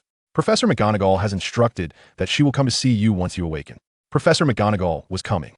Violet's heart quickened at the thought. Indeed, it was not long before Professor McGonagall's figure appeared at the infirmary door, dressed impeccably in a dark green robe. Her expression was more serious than usual as she strode purposefully to Violet's bedside. Madame Pomfrey, understanding the need for privacy, discreetly withdrew and drew the curtains around the nearby beds, granting them a relatively intimate space. "Miss Thorne," Professor McGonagall's voice was low and calm. Yet Violet sensed the weight behind it.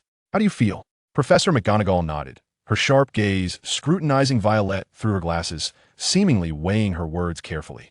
The events that transpired last night at the edge of the Forbidden Forest were grave and exceedingly intricate. She spoke slowly, stating that Professor Umbridge firmly believes that Potter and Mr. Weasley ventured out at night, which resulted in a perilous magical explosion. And she accused you of employing unauthorized and dangerous dark magic. Violet's heart sank. She yearned to defend herself, but Professor McGonagall raised a hand to silence her. However, Professor McGonagall's tone shifted, laced with a hint of coldness, as she continued, What Professor Umbridge conveyed is not entirely accurate. Professor Snape, Professor Flitwick, and I witness spells aimed at attacking students. Yet we also observe your remarkable defensive capabilities in safeguarding your classmates. Violet held her breath, awaiting the continuation. Professor McGonagall paused momentarily, her gaze settling on Violet's chest, where beneath her robes the mark had faded. Yet it seemed as if she could still feel the weight of her scrutiny. The Thorne family is an ancient and enigmatic lineage, a fact not wholly unknown in the wizarding world. Her voice dropped lower. The blood that courses through your veins, along with the power it carries, is, in the eyes of some, both a treasure and a source of calamity. Violet suddenly looked up, shocked at Professor McGonagall's forthright mention of her lineage. Do you know who they are? Violet inquired eagerly. I do not know much, nor is it definitive, Professor McGonagall replied, shaking her head. They are a clandestine faction lurking in the shadows of the Ministry of Magic, obsessively pursuing ancient magic and the power of bloodlines. Headmaster Dumbledore has been monitoring them, yet their movements are as elusive as phantoms. Dumbledore. Violet thought of the ever-wise and mysterious headmaster. It was Headmaster Dumbledore who sent me here, she uttered. Professor McGonagall seemed to read her thoughts. He wishes to see you, once you feel somewhat better. Meeting Dumbledore. Violet's heart raced. What could this mean? An interrogation? A safeguard? Or perhaps an invitation to an alliance? What should I say? Violet asked, a touch bewildered. Speak the truth, my child. Professor McGonagall's tone softened slightly, but only what you are willing to share. Albus Dumbledore may be the only one capable of providing you with guidance and protection amidst this deepening darkness. However, he must also grasp the situation to make an informed judgment. Professor McGonagall's words seemed to open a heavy door before Violet, revealing an unknown path, one that could lead to a safe haven or a deeper whirlpool. Yet she understood that after the events of the previous night, she could no longer conceal herself or struggle in solitude. The final gaze of that hooded aura loomed over her like the sword of Damocles. I understand, Professor. Violet inhaled deeply and nodded. I am willing to meet Headmaster Dumbledore. Professor McGonagall appeared relieved, a faint glimmer of approval gracing her serious countenance. Excellent. Once you have recovered, I shall make the arrangements. In the meantime, rest well and refrain from discussing our conversation with anyone. Particularly, she cast a significant glance towards the door of the infirmary. Those clad in pink cardigans. Having spoken, Professor McGonagall turned and left, her posture still upright, yet it seemed to carry a hint of fatigue. The morning light in the hospital was warm and tranquil, but she was acutely aware that this was merely a fleeting calm within the eye of the storm. Her encounter with the most formidable wizard of Hogwarts would undoubtedly determine the course of her future. The dragon blood coursing through her veins, once regarded as a secret and a burden, appeared destined to propel her toward the very heart of the encroaching dark conflict. She gently clenched her hand beneath the blanket, and within her violet eyes, confusion gradually gave way to a resolute determination. Regardless of the path ahead, she must face it with courage. Chapter 62. The Headmaster's Proposal. Violet remained in the hospital for most of the day, during which Madame Pomfrey administered potions to invigorate and restore her magical energy. Harry and Ron awoke as noon approached, and aside from some fear and superficial injuries, they were largely unscathed. Madame Pomfrey firmly prohibited them from discussing the events of the previous night, insisting they rest quietly. As she followed Professor McGonagall silently down the castle corridors, Violet's heart raced with each step closer to the renowned stone bee statue.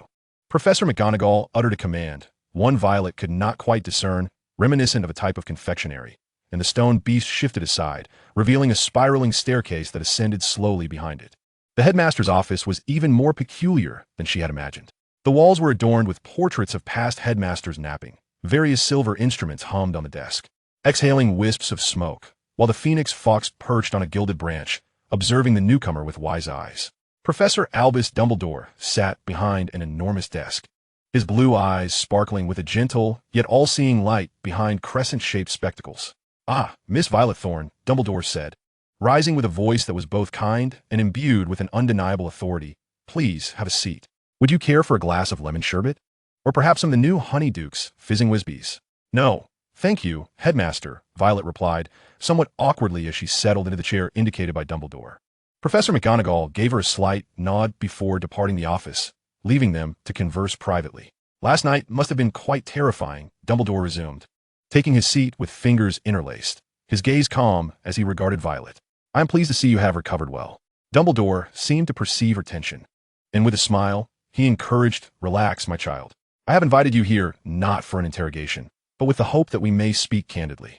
About last night, about what is transpiring at Hogwarts, and about the power that you and your family inherit. He had, indeed, cut to the heart of the matter. Violet took a deep breath, lifting her gaze to meet those blue eyes that seemed to penetrate the very soul. What would you like to know, Headmaster? Let us begin with your feelings. Dumbledore guided her. What you have seen with your eyes and felt with your heart. For instance, what are your thoughts on Dolores Umbridge and her rather unusual aura companion? Violet pondered her words, striving to express her impressions of Umbridge's magical aura, pale pink, imbued with a desire for control, and her observations of the hooded aura, magically hollow, seemingly inhuman, and unnaturally attuned to ancient magical artifacts and traces. She mentioned the protective enchantments of the Owl Post, the suppressed reports, and the anomalies at the edge of the Forbidden Forest, including that strange bolt of lightning. Dumbledore listened intently, nodding gently. When Violet alluded to the aura's possibly inhuman traits, a flicker of intrigue crossed his gaze behind his crescent-shaped glasses. Astute observations, Miss Thorne. Dumbledore commended. The aura you describe likely belongs to a clandestine organization known as the Source Seekers.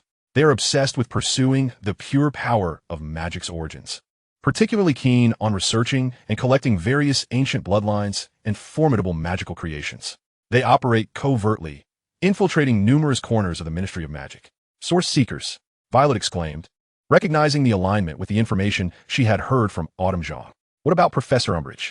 Dolores, Dumbledore's tone took on a barely perceptible chill, is more enamored with power and control. Her collaboration with the Source Seekers resembles a mutually beneficial arrangement. She facilitates their operations at Hogwarts, while they bolster her authority within the school, aiding in suppressing certain voices and forces that they prefer to keep at bay. He cast a meaningful glance at Violet. Violet understood. Umbridge was the overt enforcer, while the Source Seekers operated as the shadowy puppeteers, united in their objective to eradicate Dumbledore's influence and control Hogwarts. With the Source Seekers harboring deeper ambitions to locate and seize ancient powers, such as her dragon blood heritage. And what of that lightning and the essence? Violet inquired, voicing her foremost concern. Dumbledore's expression turned grave. That is a most perilous and inhumane magical construct. The Source Seekers attempt to forcibly extract the essence of powerful magical creatures and infuse it into a temporary vessel to harness its power. When he mentioned the name Peter Pettigrew, his tone remained devoid of emotion, as if he had become an unfortunate vessel of such experimentation. Yet, it was evident that the endeavor had faltered, the essence was highly unstable, and Peter, as a vessel, was on the brink of collapse. Thus, Peter was not merely a traitor, but a tragic subject of experimentation. This realization left Violet with a complex array of emotions. A chill ran through her. What should I do, Headmaster? Dumbledore gazed at her, his eyes profound. I have two propositions. First, I could arrange for you to temporarily leave Hogwarts and seek refuge in a safe location, such as the Order of the Phoenix's Sanctuary, until the situation clarifies. Leave Hogwarts? Abandon Hermione, Harry, and the others to hide alone? Violet almost instantaneously dismissed this option in her mind. She was not one to shy away. And what would happen to her friends if she left? Would the Source Seekers retaliate against them? What is the second option? She inquired. A familiar glimmer of expectation flickered in Dumbledore's eyes. The second choice is to remain. However, this signifies that you must learn to better control and conceal your powers, while also recognizing that at times, it may be necessary to wield this gift to aid in the protection of the castle and those dear to you. He paused, adding that this undertaking is no simple task, fraught with peril, and may even compel you to make some difficult choices. To remain and fight. This was precisely what resonated within Violet's heart. She did not wish to depart like a coward. Her family had safeguarded ancient secrets for generations. Retreating was not an option for her. I choose to stay, Headmaster, Violet declared, her voice soft yet resolutely firm. Dumbledore nodded slowly. A mixture of relief and concern etched upon his face. I am pleased by your choice, yet I worry for the challenges you shall face. Minerva will offer you assistance to the best of her ability, and Severus may provide unique insights in certain specific areas, though engaging with him requires utmost caution. He referred to potions and the defense against the dark arts. I understand, Violet acknowledged, realizing that this meant she would officially stand shoulder to shoulder with Dumbledore, confronting Umbridge and the enigmatic origins of the threat together. Meanwhile, Harry and Ron stood before the portrait of the fat lady, embroiled in a heated debate with Hermione. Harry's face was flushed with anger, Ron chiming in, while Hermione appeared anxious and exasperated. He does nothing. It's always like this. He only shows up when things are beyond repair. Harry's voice brimmed with uncontainable fury, clearly directing his ire at Dumbledore, who knew Peter was still alive. Aware that deranged Auror and Umbridge were in cahoots. Yet, he merely urged them to remain calm and trust in the school. What good was that? Had it not been for Violet and Hagrid last night, they might well have perished. Harry, calm down. Hermione attempted to reason. The headmaster must have his reasons. What we need is a plan, not reckless action. Consideration? Is consideration merely watching us being attacked like bait? Harry nearly roared, and Violet. How much more is she hiding from us? What is that barrier? What does it mean that Dumbledore is meeting with her alone? Aren't we in this together? Violet froze in her tracks. Harry's words pierced her heart like a dagger. She understood his anger and fear, yet his distrust stung her deeply. She yearned to step forward and clarify, but Harry's next words plunged her into an icy void. Perhaps she is just like Dumbledore, believing we are unworthy of the truth. Or perhaps those strange powers of hers are inherently flawed. The seeds of suspicion, once sown, rapidly sprouted under the nurturing of fear and anger. The resolve established moments ago in the headmaster's office was shattered by the distrust of her companions. Violet stood in the shadows, watching her quarreling friends, for the first time sensing that the trials ahead might not solely stem from external adversaries. Chapter 63, An Unexpected Visitor. Hermione turned around and noticed Violet standing not far away. A wave of embarrassment and regret washed over her. Violet, when did you arrive? Harry, he didn't mean it that way. He is just too scared and too angry. Violet emerged from the shadows, her face striving to maintain an air of calm, yet the hurt in her violet eyes was unmistakable. I heard you, she murmured softly. It's all right, Hermione. I understand. But did she truly comprehend? Understanding does not equate to being unscathed. Mere moments ago, she had resolved in the headmaster's office to remain and confront danger together, only to be met with doubts regarding her motives and abilities from her comrades. This sense of isolation was far more suffocating than facing a hooded Auror. What did Professor Dumbledore say? Hermione eagerly shifted the topic, attempting to alleviate the tension. Violet relayed Dumbledore's insights on the bloodline sect, magical creatures, and the two choices ahead, omitting specific evaluations regarding her own lineage. Hermione listened intently, her brow furrowed. The bloodline sect collects ancient bloodlines and magical creations. She murmured, this certainly explains much. Their ambitions extend beyond Hogwarts. She turned to Violet, her gaze resolute. Your decision to stay was wise. We cannot yield to such forces. Harry was merely impulsive. I shall explain things to him again. Violet forced a smile, refraining from further comment. She understood Harry's temperament. Once he made up his mind, it was difficult to sway him. Moreover, some rifts, once formed, could not be easily bridged by mere explanations. Harry was clearly avoiding Violet, eschewing eye contact in class, and sitting far away during meals, which also led Ron to distance himself from her. Only Hermione endeavored to maintain the connection among the trio. Yet the atmosphere was always somewhat delicate and awkward. The activities of Dumbledore's army were naturally suspended indefinitely. That once vibrant and hopeful secret society had now become a mere shadow of its former self. Violet poured more of her energy into solitary study and introspection. She dared not return to the 8th floor corridor, which might harbor whispers, but instead frequented the edge of the library's restricted section, searching for any trace of soul magic, power transfer, or ancient protective spells. Each night, she would retreat to a secluded corner of the Ravenclaw Tower, continuing to practice that dragon language vocabulary, striving to solidify the protective power awakened in a moment of peril. The family crest upon her chest no longer manifested, yet she could feel that inner warmth had grown more substantial than before. On Thursday afternoon, having just exited the library and on her way to History of Magic class, she was intercepted in a quiet corridor by a familiar face, Cho Chang. Violet. Cho's expression was somewhat tense as she quickly glanced around, lowering her voice. Can we speak for a moment in a private place? Surprised, Violet nodded. The two made their way to a nearby, abandoned broom closet, which was laden with dust and filled with old brooms. What is it, Cho? Violet inquired. Cho bit her lip, seemingly choosing her words carefully. I know Harry has some misunderstandings regarding you lately. P.S. under immense pressure, Cedric's situation, and now Umbridge and all those dreadful matters. Violet remained silent, awaiting her continuation. I'm not here to apologize for him. Cho lifted her gaze, meeting Violet's eyes. I want to convey that I believe in you. On that day by the Black Lake, I could still feel it. You were different from us, endowed with a unique capability. Yet, you chose to wield that ability to assist me, safeguarding everyone. That is enough. Autumn's trust enveloped Violet like a gentle warmth. slightly melting the layers of ice encasing her heart. "Thank you," she whispered softly. Moreover, Autumn's voice dipped lower, tinged with a hint of fear. "I have recently heard some troubling news. Umbridge and that Auror seem not to have relinquished their ambitions following their last defeat.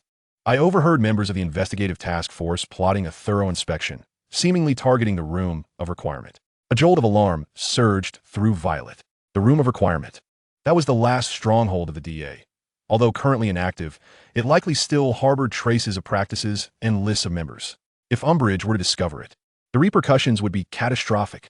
"Is the information reliable?" Violet inquired urgently. "I'm not certain," Autumn replied with a shake of her head. "But the girl who spoke is one of Umbridge's most trusted aides. Moreover, she seemed quite excited when she mentioned it, as though she possessed some assurance.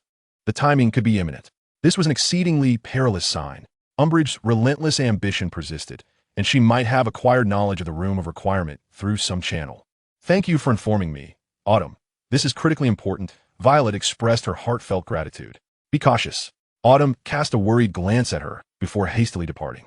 Violet remained rooted in place, her thoughts a tumultuous whirl. She had to immediately alert Hermione. Furthermore, she must devise a means to eliminate any potential evidence from the Room of Requirement before Umbridge could act. However, this necessitated access to the room, and her current relationship with Harry was. At that moment, an unexpected figure appeared at the end of the corridor. It was Neville Longbottom. He seemed to have summoned his courage, his round face betraying tension. Yet his gaze remained resolute as he approached Violet directly. "Miss Stone," Neville's voice trembled slightly, but he spoke earnestly. "I want to thank you. That night in the Room of Requirement, I appreciate how you saved me with that peculiar wind." He referred to the stasis Violet had created using a spell when the dummy fell. Violet was taken aback by Neville's deliberate gratitude. It seemed he had held onto that memory of her rescue. "No need for thanks, Longbottom. It was the right thing to do." Neville shook his head emphatically. "No, it meant a lot to me. And about last night, I've heard what happened. I know you cast powerful spells to protect Harry and Ron." He paused, his face reddening slightly, but his voice grew stronger. "I believe you are a good person, regardless of what others may say. If you need assistance, like someone to keep watch, I can help." Neville's words were straightforward, yet imbued with undeniable sincerity. In this moment shrouded in suspicion and fear, the trust emanating from the most unassuming classmate felt particularly precious. Violet gazed at Neville, who appeared anxious yet steadfast, her heart a tumult of emotions. While the cracks of distrust widened on one side, unexpected support quietly emerged from another. The path ahead remained shrouded in fog, fraught with danger. Yet she sensed she was not entirely alone. "Thank you, Neville." Violet's voice trembled slightly as she endeavored to present a smile. "Perhaps I truly require your assistance. The crisis looms ominously. Allies are scattered, yet new connections may be quietly forming in the most unexpected places." Chapter 64. The Disappearing Traces. Autumn's warning resonated like a tolling bell in Violet's mind. The Room of Requirement must not fall into Umbridge's hands. Within it lies not only evidence of DA's existence, but also their potentially sole sanctuary for practicing defensive magic in safety. She promptly sought out Hermione, divulging the information Autumn had revealed. Hermione's complexion drained to a pallid hue. "Merlin, how could she know? Could there truly be a traitor among us?" Though Hermione refrained from uttering the word, her fearful gaze spoke volumes. Harry's suspicions seemed to spread like a contagion. This was not the time for such inquiries. Violet forced herself to remain calm. "We must expeditiously clear out the contents within as swiftly as possible. But how do we gain entry?" Hermione expressed her anxiety, aware that Umbridge had undoubtedly intensified her patrols, and they were uncertain of her precise movements. What they happened to cross paths? "Tonight, we shall go," Violet resolved, seizing the opportunity before they were fully prepared. "I need your Marauder's map to evade the patrols." Hermione hesitated.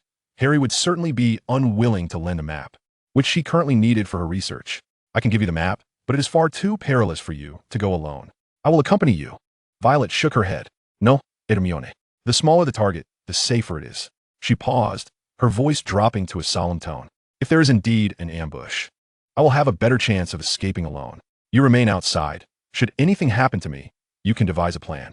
Hermione gazed into Violet's resolute eyes, understanding her determination and the unspoken implications of her words. If this is a trap aimed at Violet, Hermione's presence would only lead to their mutual entrapment. Gritting her teeth, she retrieved the Marauder's map from her bag and solemnly entrusted it to Violet. "Be exceedingly cautious. Retreat at the first sign of trouble." "I will." Violet accepted the map, feeling the lingering warmth of magic upon the parchment. At that moment, Neville's figure appeared around the corner of the corridor. He seemed to be passing by fortuitously, yet his gaze was unmistakably fixed on Violet, offering a slight nod. Violet understood that he had come to ascertain whether his promise to stand watch was still required. A plan rapidly coalesced in Violet's mind. She whispered to Hermione, "Let Neville assist me. He is less conspicuous and can keep watch at the far end of the 8th floor corridor. If there is a situation, he can signal me with the agreed-upon signal."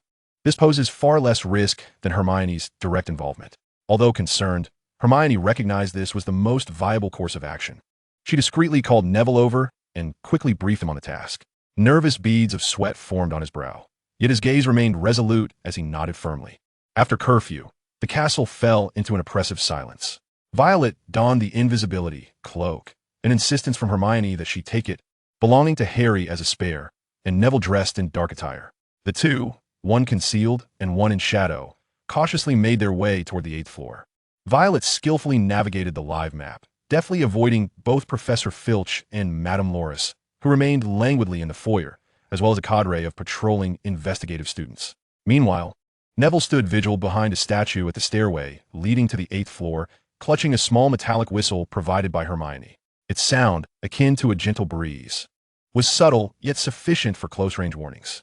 Violet approached the tapestry depicting the troll mercilessly beating the hapless Barnaby, taking a deep breath to concentrate, silently repeating to herself, "I need a hiding place. I need a hiding place."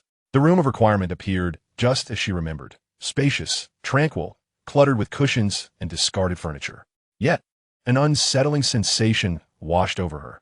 The residual traces of magic in the air were alarmingly faint, almost imperceptible, devoid of the vibrant energy that had once surged through the room from countless students practicing within its confines. This was amiss. Hastily, she made her way toward the corner where several old boxes had housed the DA members' roster, practice notes, and spare wands. As she lifted the lid of one box, her heart sank. It was empty. Not just this box. She scrutinized every conceivable hiding spot. Beneath the cushions, behind the furniture, every trace of the DA was gone. The roster, the notes, even the magical signatures they had left behind during their training had vanished without a trace. The room was as pristine as if it had never been utilized, save for a few genuinely abandoned objects cloaked in dust, who had come before her and Hermione to clear this place. And so thoroughly that even the magical remnants had been nearly eradicated. Had Dumbledore sent someone? Or was it that shadowy figure that had been lurking in the background? Violet stood in the center of the desolate room, a chill creeping down her spine. The sensation of being outmaneuvered by an unseen force, with intentions shrouded in mystery, was far more unnerving than confronting imminent danger. If Umbridge were to burst in now, she would see nothing more than an ordinary storage room. But that did not signify the end of the threat. Rather, it indicated that another power was orchestrating events from the shadows. She needed to escape this place immediately. Just as this thought crossed her mind, a faint yet distinctly discernible metallic whistle pierced the air. It was Neville's warning. Someone was approaching. Violet's heart raced as she dashed toward the door, but she could already hear footsteps and voices echoing from the corridor outside. It was Umbridge's shrill voice, accompanied by the chatter of several investigative students. They were truly coming. Exiting now would be tantamount to walking into a trap. Violet recoiled sharply, scanning her surroundings. Although the room of requirement was spacious, it offered no viable hiding spots. The invisibility cloak could conceal her form, but it could not eliminate the sound of her footsteps or her scent. In such a confined space, a close search would surely reveal her presence. In her moment of despair, her gaze fell upon a massive, cracked mirror hanging on the wall opposite her. This object had been there long before. In a frantic rush, she sprinted toward the mirror, fervently thinking, "I need a place to hide. A crevice where no one can find me."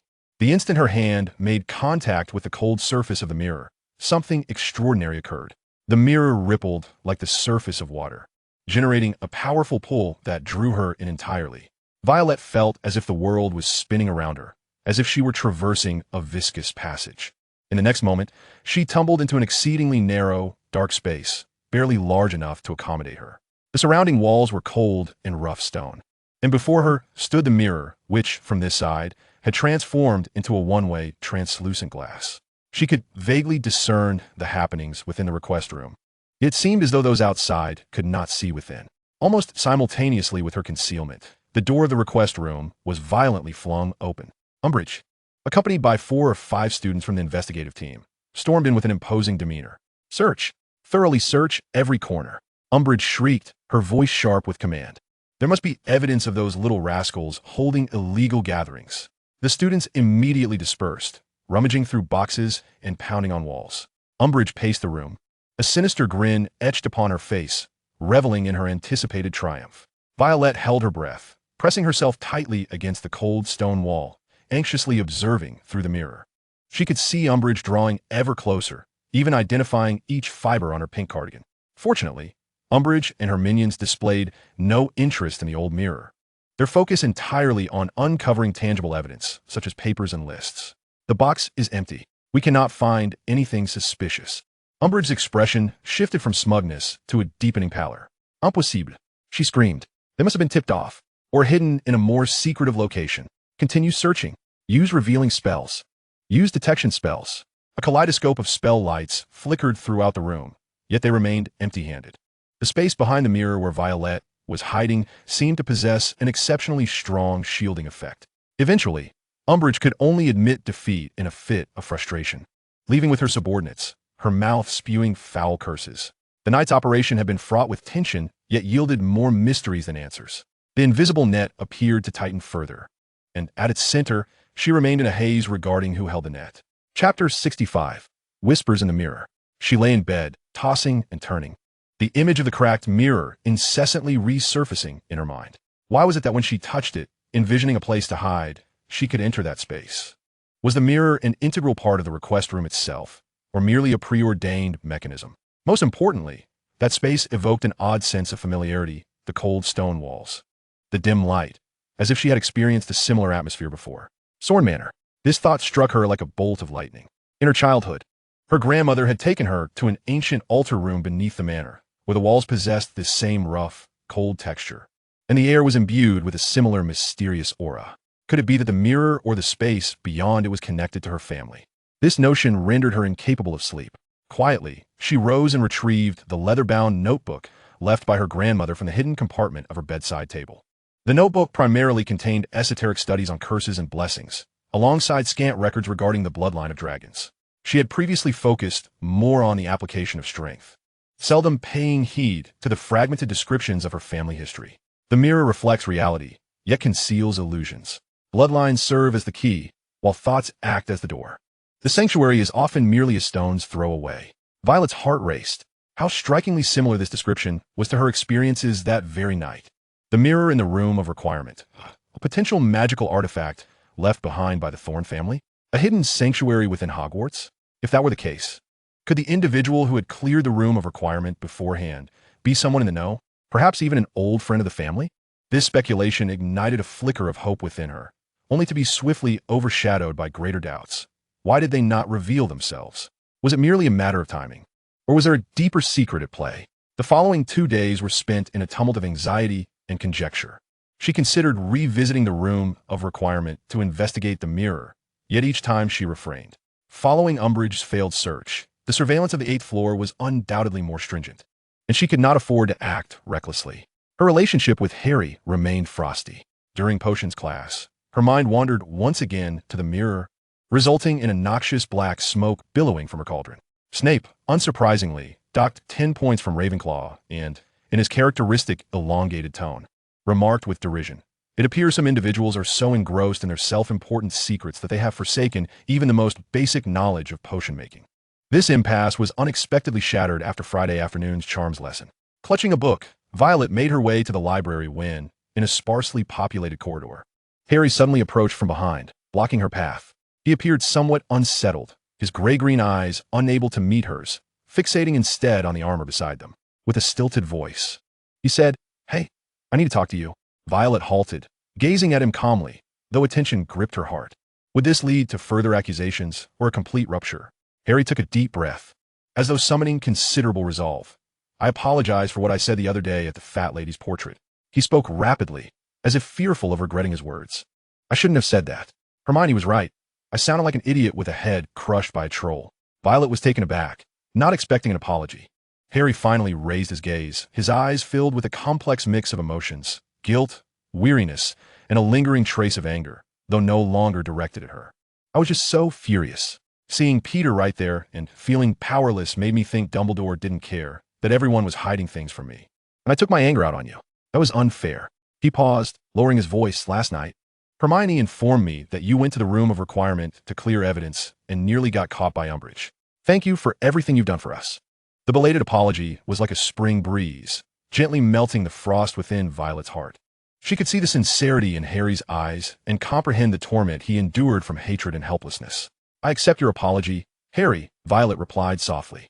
I too have kept things from you, regarding my family and certain abilities. It is not a matter of distrust. It is simply that these matters are too intricate and perilous, and I do not know how to express them. I understand. Harry nodded solemnly, his expression turning serious. Hermione had shared some insights with me. She suggested that you might possess an ancient lineage, which is precisely what the bloodline faction seeks. He clenched his fist, resolute. Regardless of the circumstances, we stand united. Umbridge and that twisted Auror are our true adversaries. We must cease our internal strife. By the way, Harry seemed to recall something and lowered his voice. When you examined the Marauders map, did you notice any peculiar locations aside from Peter and that Auror? Harry's face took on a strange expression. Upon further scrutiny of the map, he discovered that occasionally faint, nearly invisible ink spots would flicker across it, appearing momentarily before vanishing. Their positions unpredictable. Initially, he suspected a flaw in the map, but Hermione posited that it might be some form of powerful invisibility magic or something non-corporeal. Those fleeting, barely discernible ink spots? Violet felt a stir within her. This reminded her of the mysterious entity that cleansed the room of requirement, as well as the voice that had warned her from the shadows of the library. Could it be that the Marauders map is unable to fully capture its presence? We must exercise greater caution, Violet stated. The secrets concealed within Hogwarts may exceed our expectations. The reconciliation brought a brief solace. Yet the inadvertent information revealed by Harry pointed towards a deeper enigma. Were the cleanser, the warning entity, and the flickering shadows on the map manifestations of the same being? Are they friend or foe? Just as Violet fell into contemplation, Autumn Jong hurriedly approached from the opposite end of the corridor, panic etched across her face. Harry, Violet, she gasped, breathless. It's bad. I just heard news that Umbridge has somehow convinced Minister Fudge to dispatch a special task force, claiming they will thoroughly investigate the safety hazards at Hogwarts, arriving tomorrow. The leader is that hooded Auror. A new tempest, poised to strike with greater ferocity, was on the horizon. Chapter 66, The Silent Confrontation. The news brought by Autumn was like a colossal stone cast into an already turbulent lake, stirring up a tempest of chaos. The special task force, led by that inhuman hooded Auror, signified that the bloodline faction would no longer linger in Umbridge's shadow, but would instead step into the spotlight, conducting open searches and suppressions at Hogwarts. Their target was unmistakable: Violet, along with any remnants of ancient magic that might exist. Panic spread silently among the students like a plague. On Saturday morning, when a cadre of wizards donned in matching black uniforms with crimson trim, their faces grim and eyes sharp, entered the great hall under the leadership of the now hoodless Auror, who revealed a pale, expressionless face with reptilian slit pupils, introducing himself as Professor Walton Rohr and Umbridge. Even the usually boisterous Gryffindor table fell into a profound silence. These task force members were evidently not ordinary Aurors. Their movements were synchronized and exuded an air of deadly precision, their magical energy restrained yet perilous. Rohr's cold, slitted gaze swept across the entire hall, sending a chill up the spine of every student it touched, as his gaze swept over the Ravenclaw long table, lingering intentionally yet momentarily on Violet. She felt the family crest upon her chest radiate a subtle warmth. An instinctive fear of being preyed upon by a formidable adversary tightened her grip on the fork in her hand. Students, Umbridge announced from the staff table, her syrupy voice dripping with triumph, to ensure the absolute safety of Hogwarts. The Ministry of Magic has dispatched Professor Rowell and his security task force to the school to assist in a comprehensive security risk assessment. During this period, we ask for your full cooperation with the task force's efforts. Any obstruction or concealment will be regarded as a challenge to the authority of the ministry. Thus commenced the so-called assessment. The task force combed through every nook and cranny of the castle with meticulous precision. They inspected classrooms, common rooms, and even forcibly entered the dormitories, rummaging through belongings and employing various detection spells to scan the walls and floors. The atmosphere was stifling. As students' personal items were carelessly disturbed, complaints echoed among them, yet none dared to openly resist. Violet found herself under intense scrutiny. Her dormitory was searched repeatedly, with her luggage, books, and even every piece of clothing subjected to thorough examination. The task force posed sharp inquiries, probing insinuations regarding her family and her abilities. Violet maintained the characteristic calmness and reticence of a Ravenclaw, responding with ignorance and uncertainty, while diligently employing her mental occlusion skills to thwart any potential intrusion of her thoughts. Harry, Hermione, and Ron were similarly subjected to rigorous questioning, particularly Harry, from whom the task force seemed intent on extracting any information concerning Dumbledore and clandestine organizations. However, the trio appeared well prepared, their accounts unwaveringly consistent, insisting they knew nothing. Yet, resistance was not solely characterized by silence. During the search of the Gryffindor common room, Fred and George inadvertently toppled a box containing their newly developed portable swamp sample, inundating half the room with sticky, bubbling magical sludge, throwing the task force members into disarray and forcing a halt to their search.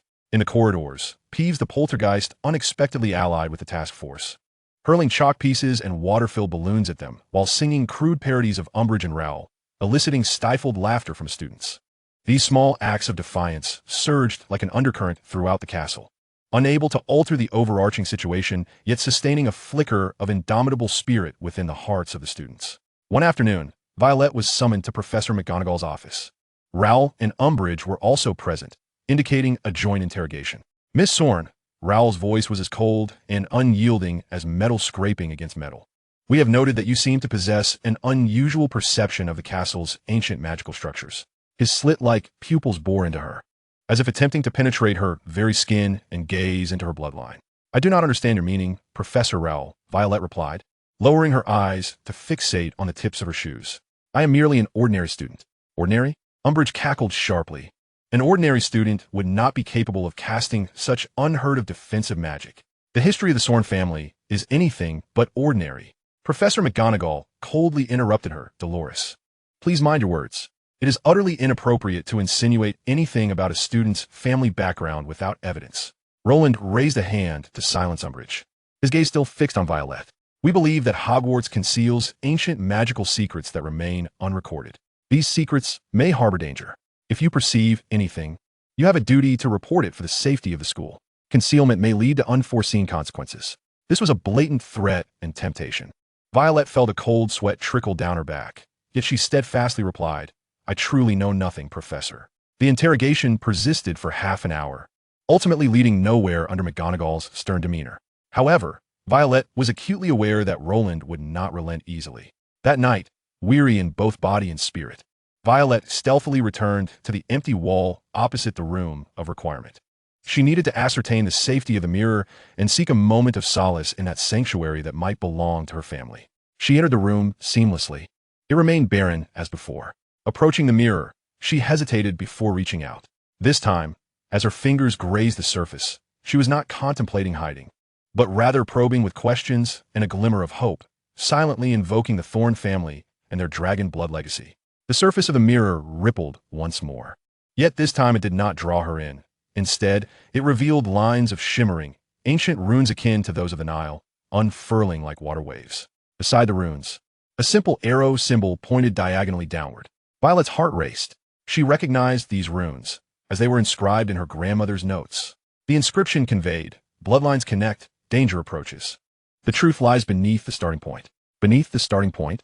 What starting point? Was it Hogwarts' inception, or the connection between the Thorne family and Hogwarts?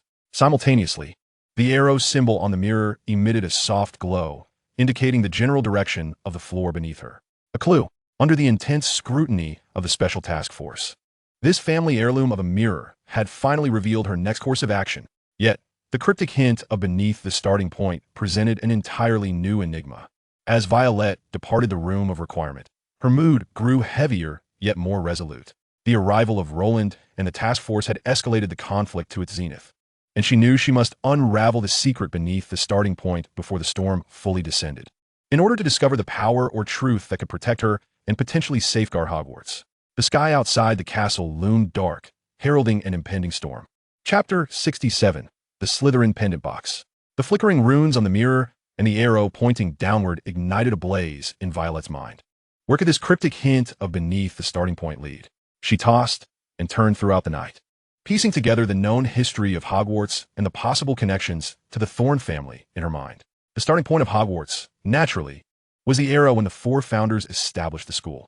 The divergence between Salazar Slytherin and the other three founders, along with the legend of the chamber he left behind, stands as one of Hogwarts' most renowned ancient secrets. Could the place beneath refer to the chamber of Slytherin?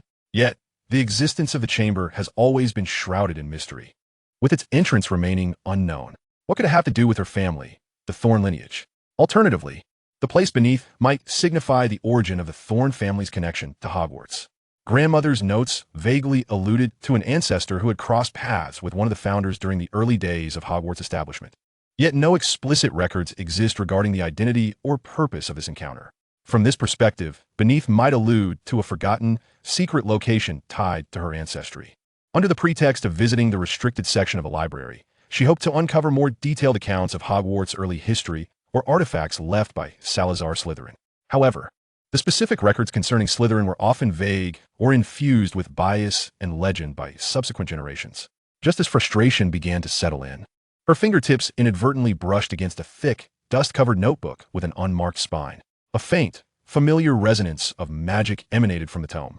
Violet's heart quickened as she extracted it. The cover was blank, but upon opening the first page, she was greeted by a familiar, slightly ornate handwriting. Her breath nearly caught in her throat. These were her grandmother's research notes from her youth. She had never anticipated discovering her grandmother's relics in the restricted section of Hogwarts.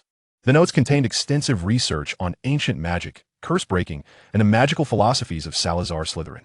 Beside a page discussing the magic of blood purity, her grandmother had scrawled a hasty remark. S once stated, "True power resides in the heart's origin and the reach of the mind." The tale of the chamber may not be mere folly, yet the entrance may not be defined by the basilisk. Could our ancestors have known another path? The S likely referred to Slytherin. The notion of the heart's origin and the reach of the mind bore a striking resemblance to the operational principles of the Room of Requirement. And the phrase about ancestors knowing another path resonated like thunder in Violet's mind. It suggested that the Thorne family's forebears might have discovered an alternative route leading to Slytherin's chamber or related secrets. The clues surrounding the place beneath, the secrets of Slytherin, and the potential alternative pathways seemed to intertwine. The mirror's guidance might very well point to a hidden location associated with Slytherin, one that her ancestors were aware of. This revelation filled her with both exhilaration and trepidation. The thrill of having found direction clashed with the unease of Slytherin's frequent associations with dark magic and blood purity, dangerous terms that could lead her into perilous secrets, the outcome of which was uncertain.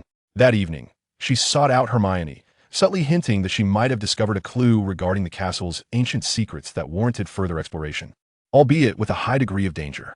Hermione's brow furrowed upon hearing this. "Violet, this is far too risky. The action team is still searching everywhere. And you know what Slytherin's secrets imply." Hermione lowered her voice. "We cannot act on our own. We must inform Professor Dumbledore.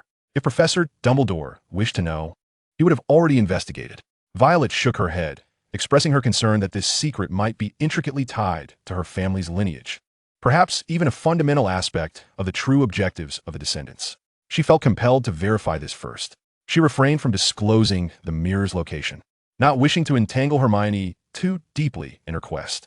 Hermione, gazing into Violet's resolute eyes, realized that her attempts to dissuade her would be futile. Perhaps it would be prudent to inform Harry and Ron. The presence of an additional ally could prove invaluable. Harry, too, regretted his previous treatment of her. After a moment's hesitation, Violet finally nodded. In the face of unknown peril, reliable companions were indeed essential. Moreover, reconciling with Harry necessitated collaborative efforts to mend their relationship. Later that evening, after curfew, the quartet reconvened on the 8th floor, shrouded in the cloak of invisibility. The atmosphere was somewhat charged. Harry and Ron appeared awkward, yet their gazes were filled with determination.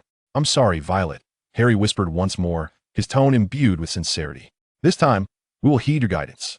Violet nodded, offering no further words, as she led them into the Room of Requirement.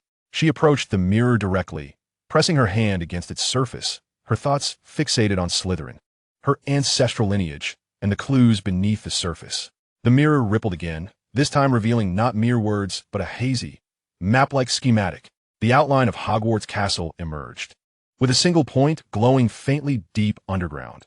accompanied by a small serpentine symbol. An almost imperceptible dotted line snaked down from the mirror's position, pointing towards that luminous spot. By Merlin, Hermione gasped. Is this truly real? Another route to the chamber of Slytherin? Whatever it is, we shall discover it, Ron exclaimed, a mix of fear and exhilaration coursing through him. As they descended further, the air grew increasingly cold and damp, the walls adorned with aged, mottled magical patterns, starkly contrasting the castle's upper levels. Harry's scar began to throb, heightening his anxiety. Eventually, they halted before a stark stone wall exuding a chilling aura. According to the map, this was their destination. The wall bore no discernible doors or mechanisms, only an exquisitely carved stone serpent, almost seamlessly integrated with the rock's texture. Its eyes two dim black gemstones. What now? Ron whispered, his wand cautiously scanning the surroundings. Violet stepped forward, scrutinizing the stone serpent. Recalling the mirror's hint that blood was the key, she bit her lip, gently pricked her fingertip with her wand, allowing a drop of blood to fall onto the serpent's head. The moment the blood made contact with the stone, it seemed to be absorbed. The serpent's eyes flared to life with a crimson glow. The entire stone wall emitted a low rumble and slowly slid aside, revealing a narrow, deep passageway that beckoned to be traversed, filled with an unsettling amalgamation of dust, ancient magic, and a chilling metallic scent. Beneath the opening lay an abyss of profound darkness. Harry raised his wand, the flickering light illuminating a steep stone staircase leading into the unknown depths. I'll take the lead, he declared, taking a deep breath as he stepped forward. Hermione and Ron followed closely behind.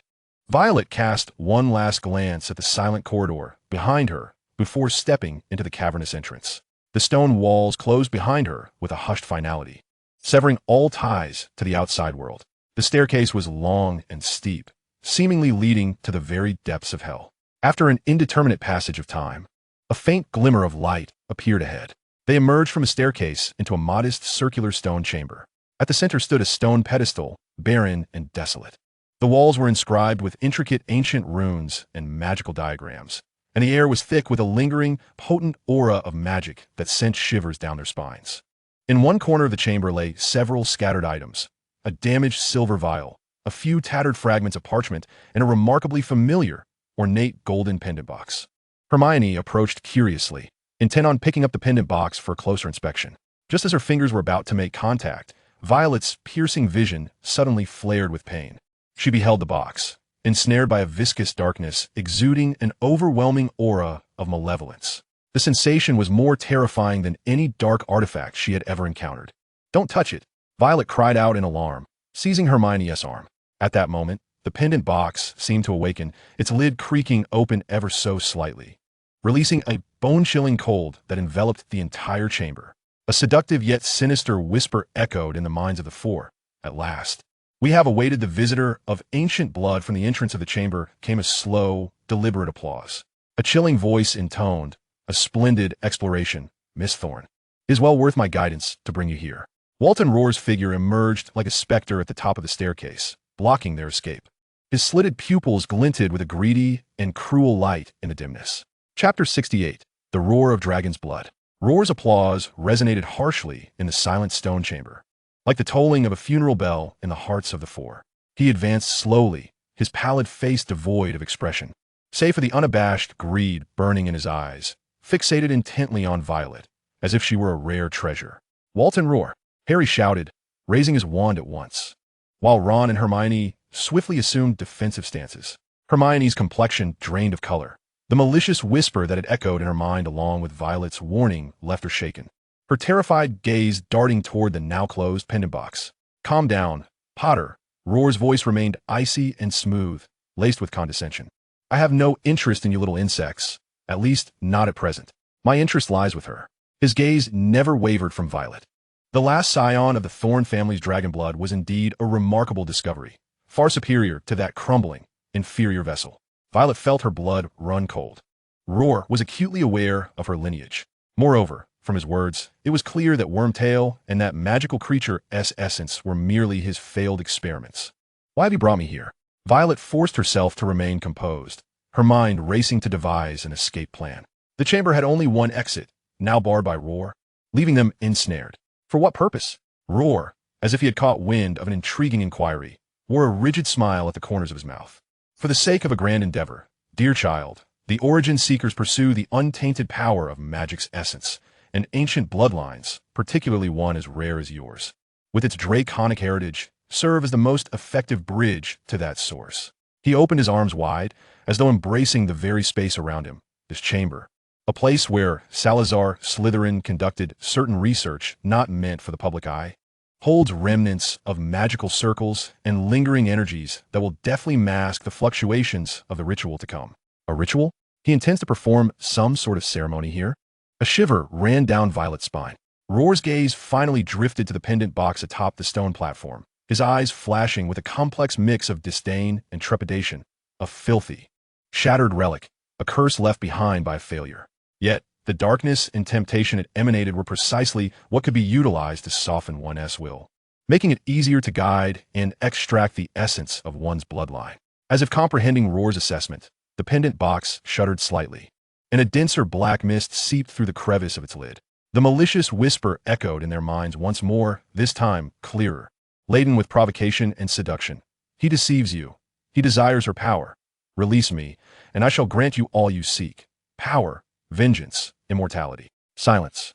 Harry cried out, pressing his hand against his scar, which reacted violently to the nefarious force. Ron and Hermione displayed evident struggle, clearly battling against the invasive whispers. Violet, too, felt her mind sway, a surge of inexplicable anger and destructive desire rising within her. Yet in that moment, the family crest upon her chest radiated warmth once more. An ancient and regal power surged from the depths of her bloodline, like a pure spring washing away the evil temptation, restoring her clarity. The draconic bloodline seemed to possess an innate resistance to such soul-level darkness. Roar noticed her transformation, surprise flickering in his slit-like pupils, soon overshadowed by deeper greed.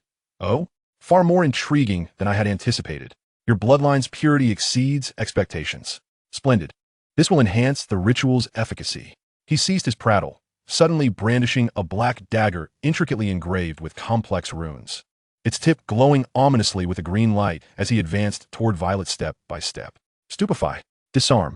Harry and Ron simultaneously cast their spells.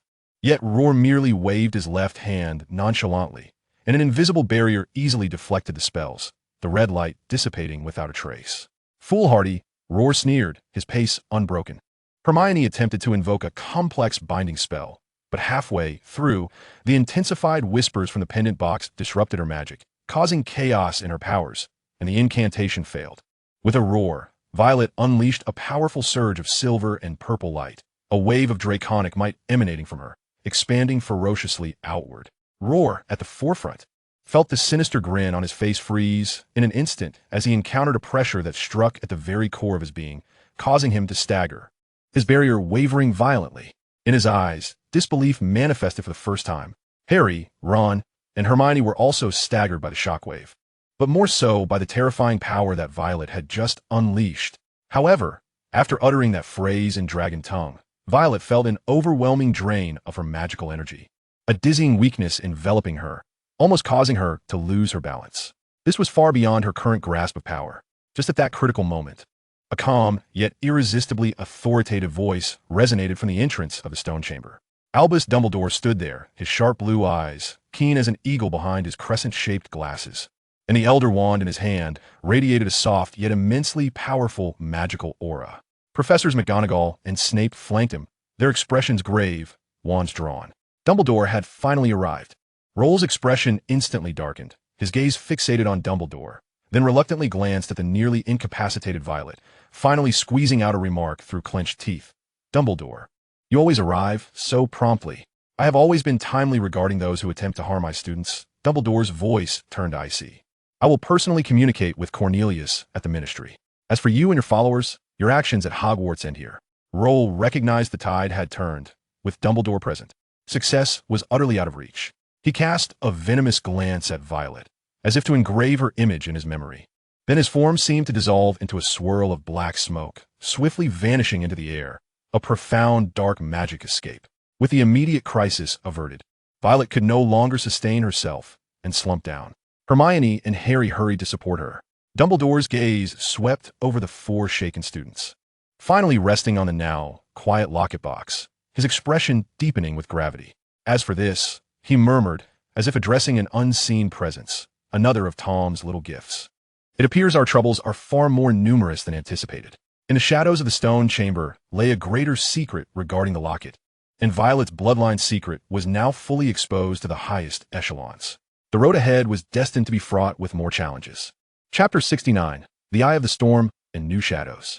"Oh, you have finally awakened, dear," Madame Pomfrey approached, gently touching her forehead. "Your magical energy is severely depleted, and your spirit is wounded. You must rest, absolutely rest. No more complex spells, understand?" Violet nodded, her voice still a bit hoarse. Potter and the others. Just as she spoke, the door to the infirmary creaked open, and Hermione, Harry, and Ron peeked in. Upon seeing Violet awake, relief washed over their faces. "How do you feel?" Hermione quickly moved to her bedside, a roll of parchment in hand, seemingly notes. "Much better," Violet replied, making an effort to sit up a little. She observed that Harry's gaze towards her had transformed completely. The previous doubt and aloofness had been supplanted by a complex blend of gratitude, astonishment, and a hint of reverence. Ron, on the other hand, simply gave a thumbs up. "Merlin's beard, Violet!" Ron exclaimed in a hushed tone, his excitement palpable. Your roar was akin to that of an actual dragon. It even made that twisted Rowell take a step back. Harry then added, "Thank you for saving us once again. And I apologize for all the nonsense I uttered earlier." His apology carried a weightier sincerity than before. Violet felt the last remnants of her resentment dissipate. Having endured a life-and-death trial, the former rift seemed to have been replaced by a more robust bond of camaraderie, forged in battle. "The locket box," Hermione said, her voice tinged with apprehension, was later taken by Professor Dumbledore. He claimed it was an exceedingly dangerous dark magical artifact, known as a Horcrux. Horcrux? Violet had never encountered that term, but the mere mention of it sent shivers down her spine. "An Umbridge in that task force," Harry continued, a look of relief on his face. "I heard that Minister Fudge was summoned by Professor Dumbledore for a discussion, and the very next day, the task force was disbanded. Though Umbridge still lingers at the school, her arrogance has diminished. We haven't seen her roaming about much these past few days." In the afternoon, Professor Dumbledore indeed came to visit her. Clad in a purple robe adorned with celestial motifs, he bore a gentle smile, yet Violet sensed a lingering gravity in his expression. "I am pleased to see you recovering well, Miss Thorne," Dumbledore said as he settled into a chair beside her bed. "Your courage and the strength you displayed at a critical moment are truly remarkable." "That power is uncontrollable," Violet murmured, a hint of trepidation in her voice. "Such formidable power often is, especially in its nascent stages," Dumbledore acknowledged with understanding, "which is precisely why learning and guidance are essential. Regarding your lineage and the events of last night, I believe we must engage in a more candid discussion." With a flick of his wand, he cast a silent soundproofing charm around them. "The Rowell faction, to which Walton belongs, is an ancient and fanatical organization," Dumbledore began to elucidate. "They venerate the primal forces of magic and believe that by collecting and studying ancient bloodlines and powerful magical relics, they can approach or even master this power. Your dragon blood heritage is a treasure beyond compare to them." Violet felt her heart sink. As for that locket box, Dumbledore's tone grew markedly grave. "It is an exceedingly malevolent creation known as a Horcrux. The creation of a Horcrux necessitates the splitting of one's soul, a most sacrilegious act against life and magic. That locket box belongs to a very dangerous dark wizard." He refrained from naming the individual. Yet Violet could nearly ascertain the identity of the one whose name could not be spoken. There may exist some connection or transaction between the Rowell faction and this dark wizard. Dumbledore's blue eyes were as profound as the ocean. Finding and destroying the Horcrux is one of the keys to combating the darkness, but the endeavor is exceedingly perilous and requires careful consideration. Violet comprehended that she was entangled not merely in the power struggles of the school, but in the ultimate confrontation against Voldemort and his minions. "What should I do, Professor?" she inquired. "First and foremost, you must learn to control and conceal your powers," Dumbledore replied earnestly. "I will ask Professor Snape to guide you in certain aspects. Do not resist. Severus is a master of occlumency and an expert in potions and dark magic. His knowledge is indispensable to you." The thought of being instructed by Snape unsettled Violet, yet she recognized it as her best option at present. "Secondly, remain vigilant, but also strive to lead a normal student life," Dumbledore continued, his gaze imbued with kindness. "Friendship and the joys of everyday life are among the finest shields against darkness. Your friends are trustworthy." As their conversation concluded, Violet felt a heavier heart, yet a clearer mind. She understood the true nature and ultimate purpose of her enemies. and she delineated her forthcoming path to learn to control her powers under Snape's tutelage while preparing alongside her friends for the greater storm that loomed ahead. However, beneath the calm, an undercurrent of turmoil persisted. One night, Violet was jolted awake by a sudden palpitation. The family crest on her chest faintly radiated warmth, accompanied by a distant, indistinct sense of summons, laced with unease, emanating from a direction within the castle. Not from the room of requirement, but rather, it seemed to beckon from the dungeons. She sat up, gazing out into the inky darkness of the night. Snape's office and the potions classroom were located in the dungeon. Was it merely her imagination, or were new shadows beginning to coalesce in the dark? She realized that the eye of the storm was merely a transient piece. The true trial had perhaps only just begun. Chapter 70, the first lesson in the dungeon. The faint tremor emanating from the dungeon entwined itself around Violet's heart like a delicate thread, rendering her sleepless throughout the night. The following day was Saturday, devoid of scheduled classes, yet her anxiety was greater than on any other day. At breakfast, a familiar silver Patronus, a doe, gracefully approached the Ravenclaw table. Delivering Professor McGonagall's voice, "Miss Thorne, please report to Professor Snape's office promptly at 10 o'clock. The inevitable had finally arrived. Violet, tasting nothing of her food, pushed her oatmeal around her bowl, and with Hermione's encouraging gaze and the mixed looks of sympathy and curiosity from Harry and Ron, she made her solitary way toward the staircase leading to the dungeons. The further she descended, the colder and more humid the air became, the flickering light of the torches on the walls casting shadows that stretched and contracted. The faint sensation originating from her bloodline seemed somewhat clearer, akin to a silent resonance guiding her towards Snape's office. This conviction further solidified her belief that last night's feeling was not an illusion. Standing before the bare black oak door, Violet inhaled the cold air tinged with the scent of potions and knocked. "Enter," came Snape's icy voice from within. As she pushed open the door, the sight within the office was unchanged from her previous visit.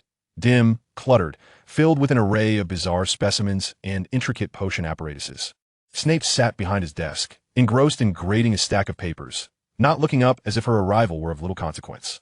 "Close the door, Miss Thorne," he said softly, as the quill danced across the parchment, forming a glaring T reminiscent of a monstrous creature. Violet complied, sealing the door behind her and standing quietly in the center of the room, awaiting his command. Silence enveloped the air, punctuated only by the faint scratching of the quill and the distant ticking of an unfamiliar instrument in the corner. After what felt like an eternity of 5 minutes, Snape finally set down his pen and slowly raised his gaze. His black eyes, akin to two fathomless pools of stagnant water, fell upon her devoid of emotion. "The headmaster believes," he began, his voice sliding like a serpent, "that your uncontrollable, unique talent requires restraint to prevent further catastrophic incidents akin to those at the edge of the Forbidden Forest or the Chamber of Secrets." He emphasized the word catastrophic with a sardonic tone.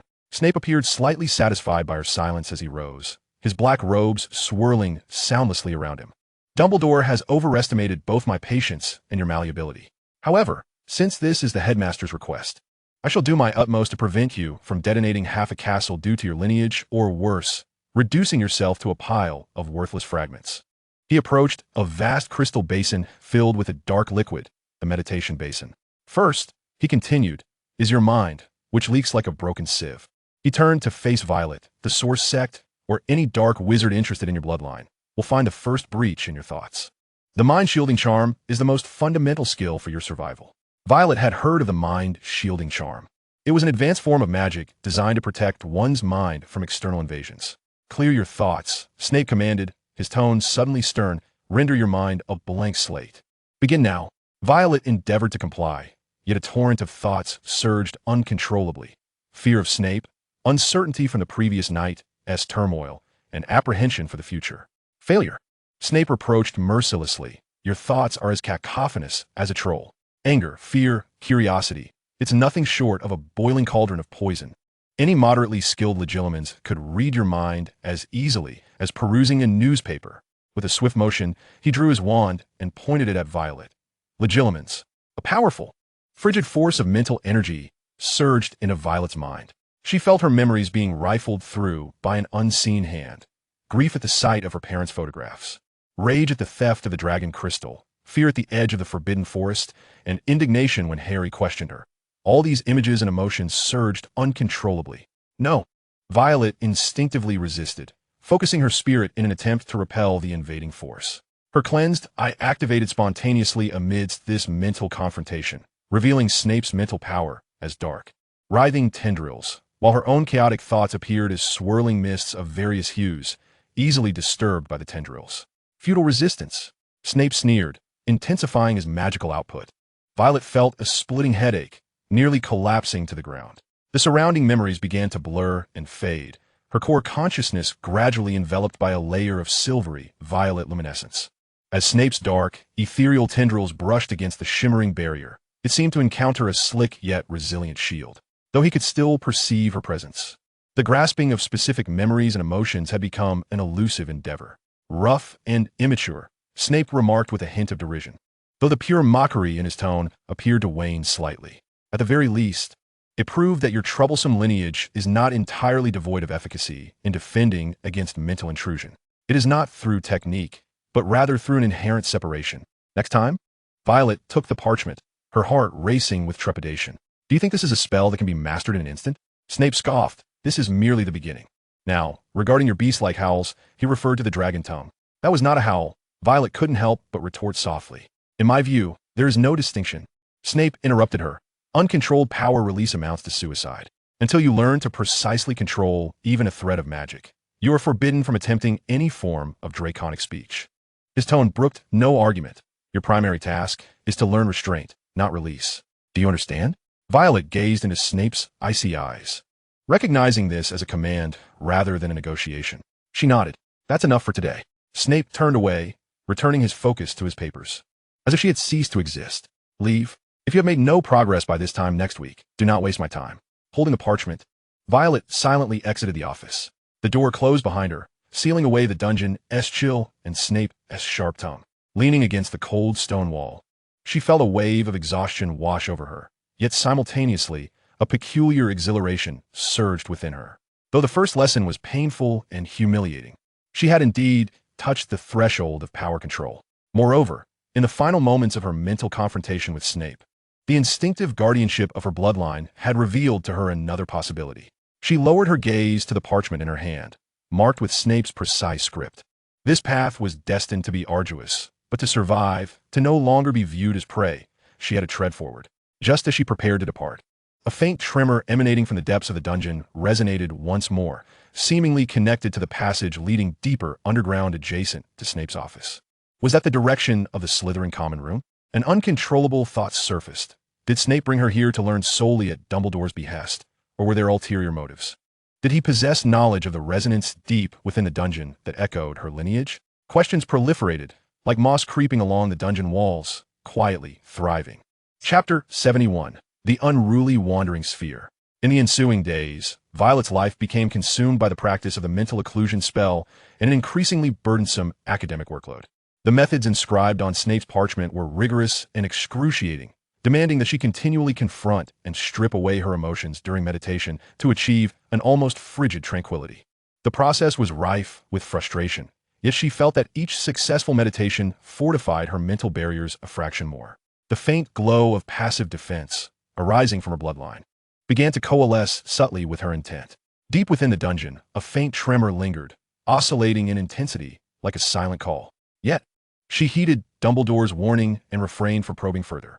Instead, she devoted her entire energy to controlling and concealing the sensation. The facade of tranquility at Hogwarts persisted.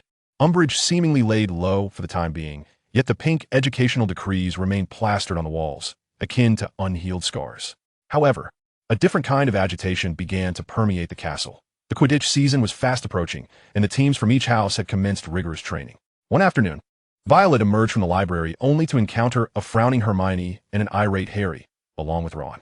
"It's utterly preposterous," Harry exclaimed with indignation. "Umbridge has issued a new Quidditch scrutiny decree. All team members must pass her moral and disciplinary tests to compete." Angelina, the captain of Gryffindor, was nearly beside herself with worry. "This is clearly aimed at Gryffindor," Ron chimed in, especially targeting Harry. "She is determined to prevent us from competing." Violet was not surprised by this turn of events. Umbridge would seize any opportunity to undermine Dumbledore and Harry's reputation. However, an unexpected announcement soon followed. Due to the graduation of Quidditch commentator Lee Jordan the previous year, a vacancy had arisen for a new commentator. and Hogwarts Radio decided to hold auditions open to all students. You should give it a try, Violet. Hermione suddenly suggested, her eyes lighting up. If you become a commentator, you can watch all the matches, including Gryffindor's, without any pretense. And with your keen observational skills, you might even uncover details that often go unnoticed. She winked suggestively. Violet felt a stir within her. This was indeed a splendid idea.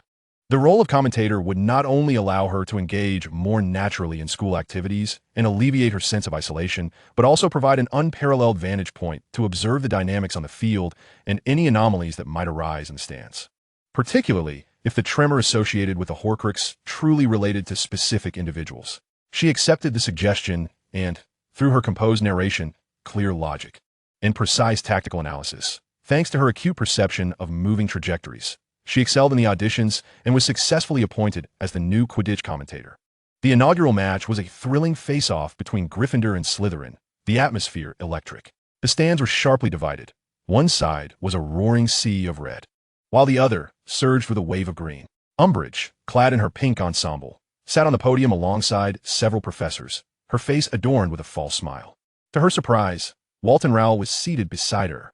Although he was no longer the head of the security task force, he appeared to remain as a ministry-appointed observer, his cold, slitted gaze sweeping over the crowd. Violet took her place high in the commentary box, adjusting the magical amplifier, acutely aware of Rowell's gaze occasionally drifting towards her. Both intentional and unintentional. She inhaled deeply, striving to employ her mental barriers, focusing her attention on the game unfolding before her. As the match commenced, she swiftly immersed herself in the atmosphere, narrating the unfolding events with a tone that was both clear and fervent, an extreme for her. Potter with a splendid dive. It seems he has spotted the golden snitch, but the Slytherin chaser swiftly executed a brilliant feint. Potter sends. The bludger is in relentless pursuit. Her commentary was objective and precise, even predicting some intricate passing routes, which left many students in awe. However, in the intervals of her narration, her keen eyes were subtly vigilant. She observed the bright golden light emanating from Harry, a symbol of tension and concentration. The gray-green aura surrounding Malfoy, tinged with jealousy and malice, and the tumultuous magical field created by the emotions of the students in the stands. At that moment, as her gaze swept across a remote corner of the Slytherin stands, her heart raced.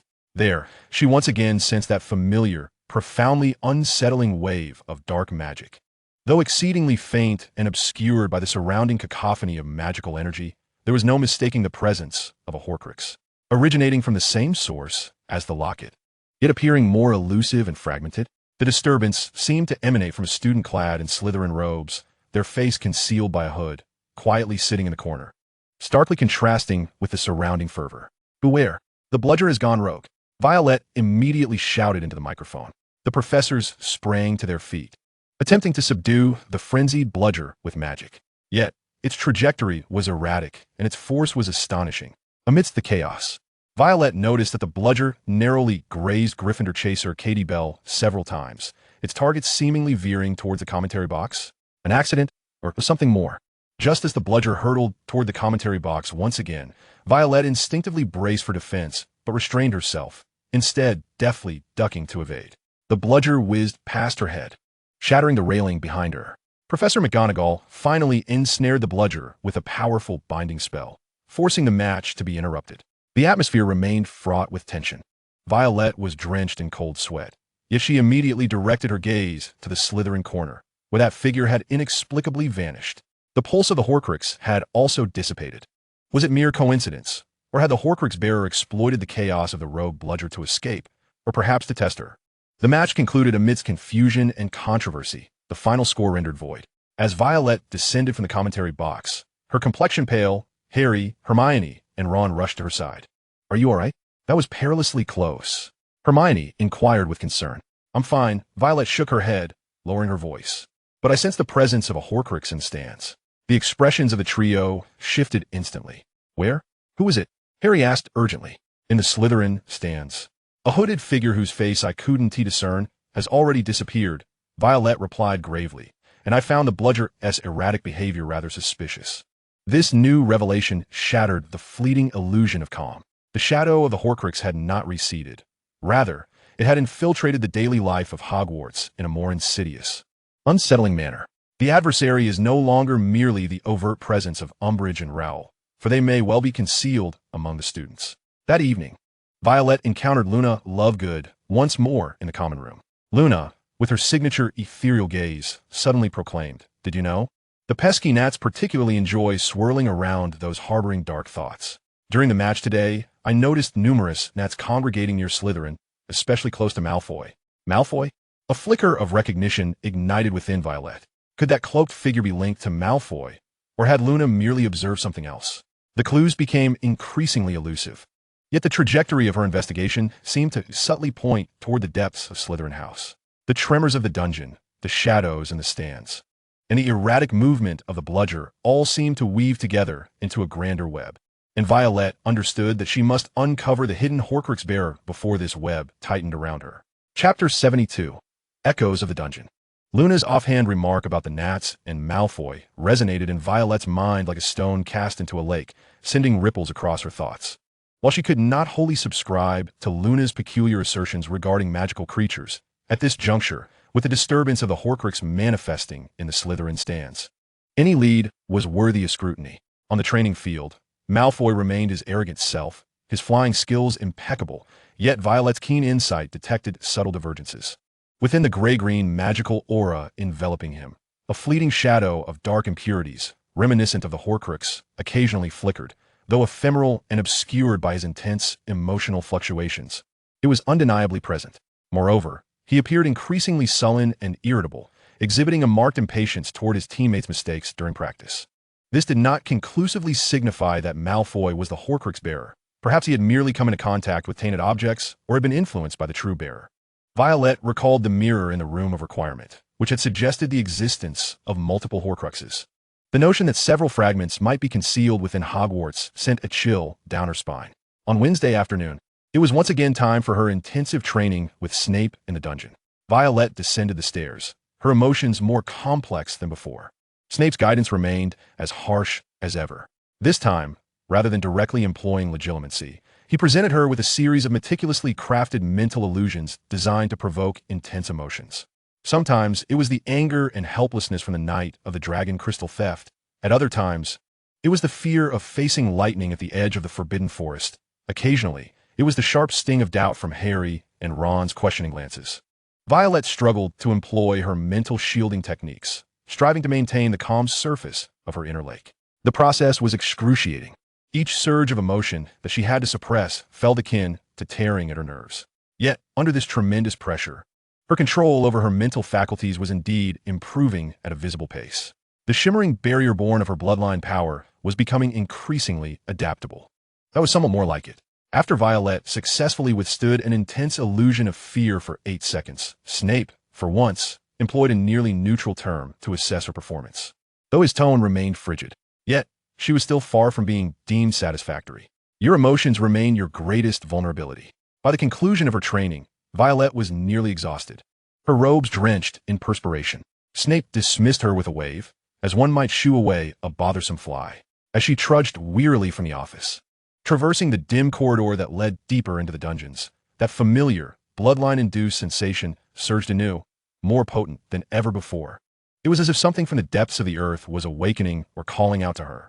She halted, suppressing her mental fatigue, and focused her gaze down the corridor. In the dim light, only the cold stone walls and endless shadows were visible. Yet, through her magical perception, she discerned an exceedingly faint but extraordinarily pure stream of ancient magic, flowing like an underground river from the depths of the dungeon, resonating with her dragon blood lineage. This was certainly not the malevolent, dark magic of a Horcrux. It seemed to be a protective force, more closely tied to Hogwarts Castle itself, perhaps even older. Did Slytherin leave behind more than just the Chamber of Secrets and Horcruxes? Miss Thorne, Snape's icy voice suddenly rang out from behind her, startling her. If you find the scenery of the dungeon so intriguing, I would not mind augmenting your detention with a task to clean all the potion storerooms. Violet whirled around, startled to see Snape standing at the office door, his black robes blending almost seamlessly with the shadows, his piercing black eyes fixed upon her. No, professor. I'm merely a bit fatigued and lost in thought, she quickly replied, lowering her gaze, her heart racing. Had he discovered her secret? Did he know of the mysteries that lay within the depths of the dungeons? Snape chose not to press the matter further, merely snorting dismissively. Then be swift in your departure. The dungeons are not a suitable place for a leisurely stroll. He emphasized the word stroll deliberately before turning to close the office door. Violet felt compelled to leave hastily. However, Snape's final words and the intensity of his gaze convinced her that something lay hidden within the depths of the dungeon.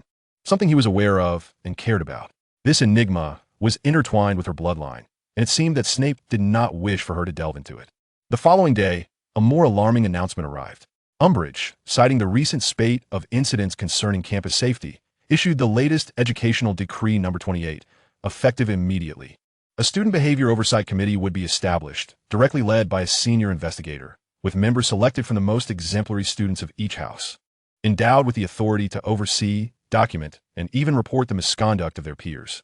This effectively established a system of informants among the student body. Upon the news breaking, an atmosphere of suspicion and tension instantaneously enveloped the castle. Who would become a member of the oversight committee? Could friendships still be trusted? Violet noted that when Malfoy's gaze swept over her, the dark impurities within the gray-green aura seemed to flicker once more. Luna's taunting hints, Umbridge's new appointment, and the call from the depths of the dungeon all appeared to converge toward a singular direction. Yet, just as she attempted to untangle her thoughts, Hermione rushed to her side. An unprecedented panic etched across her face. Violet, this is terrible. Harry has just been taken away by Malfoy and his cohort. He was accused of defaming the Ministry of Magic and was to be taken to Umbridge's office for a conversation. A crisis, in the most direct manner, had once again descended upon them. Chapter 73, The Shadow of the Informer. The news brought by Hermione struck like thunder, shattering the fragile calm that enveloped Hogwarts. Malfoy, wielding his newly acquired power, had taken direct action against Harry. Everyone was acutely aware of the implications of a conversation with Umbridge. We must act. Hermione, her eyes brimming with tears, was frantic. Umbridge would surely employ that dreadful quill. Or worse. Ron's face turned pale, his fists clenched. Yet he could think of no viable plan. Should they storm the office? That would play right into their hands. They would apprehend us all. Violet forced herself to remain calm, her mind racing through fear and anger. A direct assault was out of the question. A more cunning approach was required. She recalled the Marauder's map and immediately said to Hermione, "The map. Let us see who else is in Umbridge's office. If it's just Umbridge and Malfoy." Perhaps Hermione swiftly produced the Marauder's map, which had almost become an essential part of their strategy, and unfurled it quickly. The ink spot representing Harry was indeed in Umbridge's office, accompanied by Umbridge and Malfoy. Yet, disconcertingly, there was another ink spot marked with, just like the one for Raoul. That pervert is there too. Ron exclaimed in horror. The situation had worsened. With Raoul present, any attempt at a rescue would be tantamount to suicide. A direct confrontation was impossible. They needed to outsmart them. Violet took a deep breath as a daring plan began to form in her mind. They needed to create a distraction large enough that Umbridge and Raoul would have to leave the office to handle it, even if only for a few minutes. A distraction? How do we create that? Ron inquired. Violet's gaze drifted towards the depths of the castle, the dungeons. Professor Snape's potion storage. She recalled Snape's previous threats. If something unexpected were to occur there, like a strong-smelling, astonishing yet harmless potion being overturned. Wafting throughout the castle, Hermione instantly grasped her meaning. To draw the tiger from the mountain. Snape would surely be furious. And, as a senior investigator, Umbridge, along with Raoul as an observer, would be compelled to investigate. But it's too dangerous. If we get caught there's no time. Violet's tone was resolute. This was their only chance to save Harry. I will go to the dungeons. Hermione, you seek out Professor McGonagall without divulging the specific plan.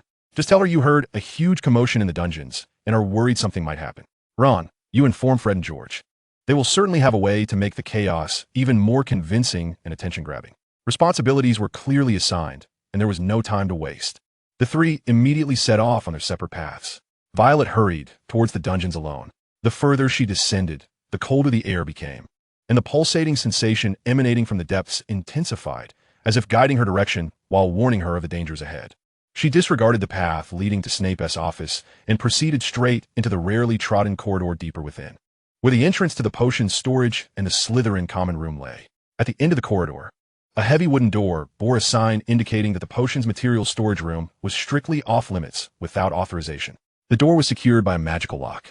Violet concentrated intently, attempting several non-aggressive, unlocking spells she had learned from the restricted section, but to no avail.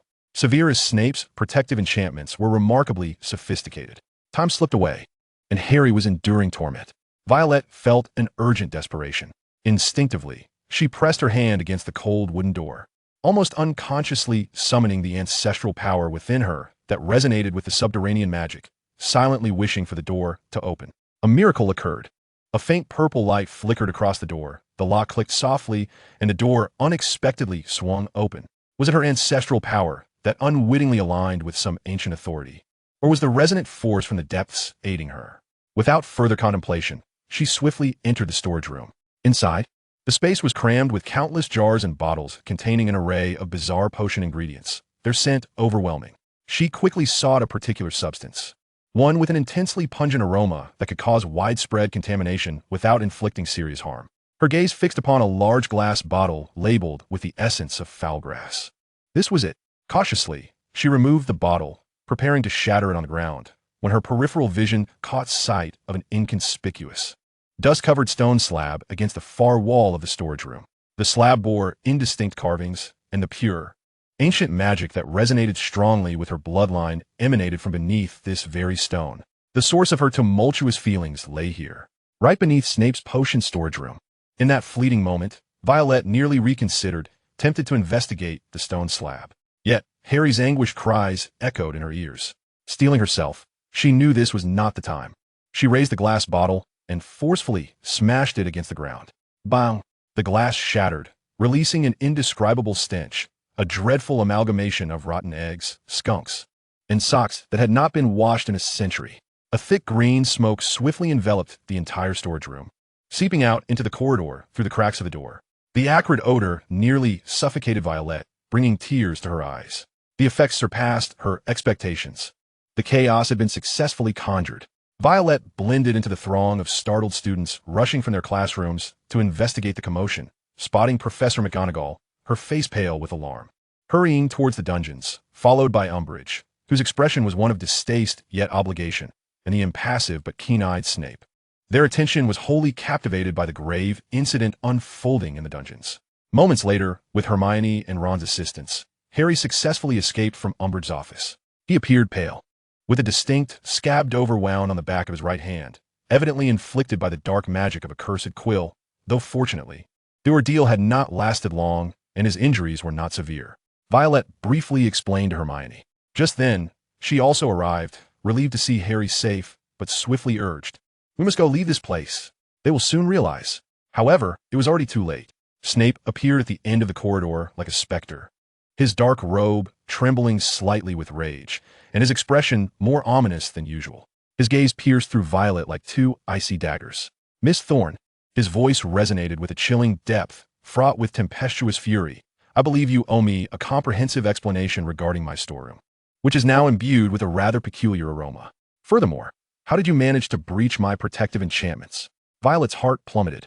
She had successfully rescued Harry, yet she had simultaneously exposed herself and potentially trespassed upon the secrets buried deep within Snape's impenetrable fortress.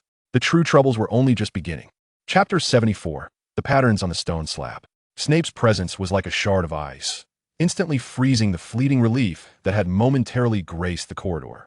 The students recoiled in terror, their whispers abruptly silenced. Harry, Hermione, and Ron instinctively shielded Violet, despite their own slight tremors of fear. "Professor Snape," came Professor McGonagall's stern voice from behind, carrying the lingering stench of the dungeons. "This matter necessitates thorough investigation. Yet perhaps we should relocate." All eyes were fixed upon Violet. She could sense Harry's anxiety, Hermione's concern, and the curious yet fearful gazes of the surrounding students. Her mind raced. Line would be easily unraveled by Snape, while the truth could expose the secrets of her lineage. Just as she found herself ensnared in uncertainty, a calm voice interjected. "I believe this matter may pertain to me as well, Severus." Professor Dumbledore had appeared at the opposite end of the corridor, approaching with measured steps, his gaze sweeping over the assembly before settling on Snape. Snape's brow furrowed ever so slightly. "Albus?" Earlier that very day, Dumbledore had spoken in a tranquil tone, as if discussing the weather. "I entrusted Miss Thorne to retrieve an old artifact I inadvertently misplaced in the vicinity many years ago. That artifact was inadvertently imbued with some rather peculiar concealment charms, which may have interacted unexpectedly with your protective spells, resulting in this unfortunate incident." He glanced at Violet, a subtle implication in his eyes. I sincerely apologize, Miss Thorne. It was my oversight that entangled you in this predicament and caused such chaos. Dumbledore was coming to her rescue, crafting a seemingly plausible yet fundamentally flawed excuse. Snape, however, was clearly skeptical, suspicion and derision flickering in his dark eyes. Yet, he could not openly dispute the headmaster. An artifact? Snape elongated his tone. One that requires the smashing of foul-smelling essence of the grass sprites to uncover? Oh, that is clearly an unfortunate mishap, Dumbledore responded with a smile. It is not uncommon for things to be accidentally overturned in a moment of panic. As for the damages and the need for cleanup in the storeroom, I shall take responsibility. Regarding Miss Thorne, he turned to Violet. Detention is inevitable. You may arrange that. Severus, after all, she has unwittingly damaged your property. Dumbledore nonchalantly categorized a grave breach and act of destruction as a mere accident. Umbridge stood nearby, her face turning an ashen hue, seemingly poised to speak, yet was silenced by a mere glance from Rel. His slit-like pupils were fixed intently on Dumbledore before darting momentarily towards Violet, as if weighing a significant decision. The final words were directed towards all the students, and the crowd dispersed as if liberated from a heavy burden. Harry, Hermione, and Ron shielded Violet, hastily departing from the tumultuous scene. Upon their return to Gryffindor Tower, the four breathed a collective sigh of relief. That was too close, Ron exclaimed, thumping his chest. How could Professor Dumbledore have appeared just in time? He must have been watching closely, Hermione deduced. With all that commotion in the dungeons, he surely became aware. But that excuse of his, Snape wouldn't buy it. Yet he protected Violet, Harry noted, his gaze toward her filled with complexity. Once again, Violet, thank you for standing up for me. Violet shook her head, her thoughts preoccupied with another matter. Dumbledore's mention of an old object as a pretext hinted at something deeper. His reference to special concealment spells and interactions perhaps suggested that her bloodline's power could indeed influence some ancient magic within the dungeons. She recalled the dusty stone slab in the storeroom and the resonant vibrations emanating from beneath. There was undoubtedly something down there, linked to her lineage. Snape was aware of it. He was obstructing her approach. But that is too perilous. Hermione interjected, alarmed. Snape's detention is clearly a trap. He will be watching you closely. I understand. Violet inhaled deeply, but this is my only chance. Detention grants me a legitimate reason to visit the dungeons nightly. Though Snape will monitor me, I too can observe him, seeking clues. This was an exceedingly precarious decision, akin to dancing upon the edge of a blade. Yet the call from below and the shadow of the Horcrux compelled her forward, leaving no room for retreat. In the ensuing days, Violet embarked on her life of detention. Each night, following curfew, she appeared punctually in Snape's cold, subterranean office, under his scrutiny, scrubbing cauldrons, mortars, and glass bottles that were encrusted with stubborn stains. Snape seldom spoke, occasionally criticizing her cleaning speed or thoroughness with biting remarks. The air was thick with oppressive silence. Nonetheless, Violet did not relinquish her perceptive abilities. As she toiled mechanically, she quietly activated her keen senses, scrutinizing the magical traces within the office and the corridor beyond. She confirmed that the pure magical energy resonating with her indeed emanated from the direction of the storeroom, and notably, at specific times around midnight.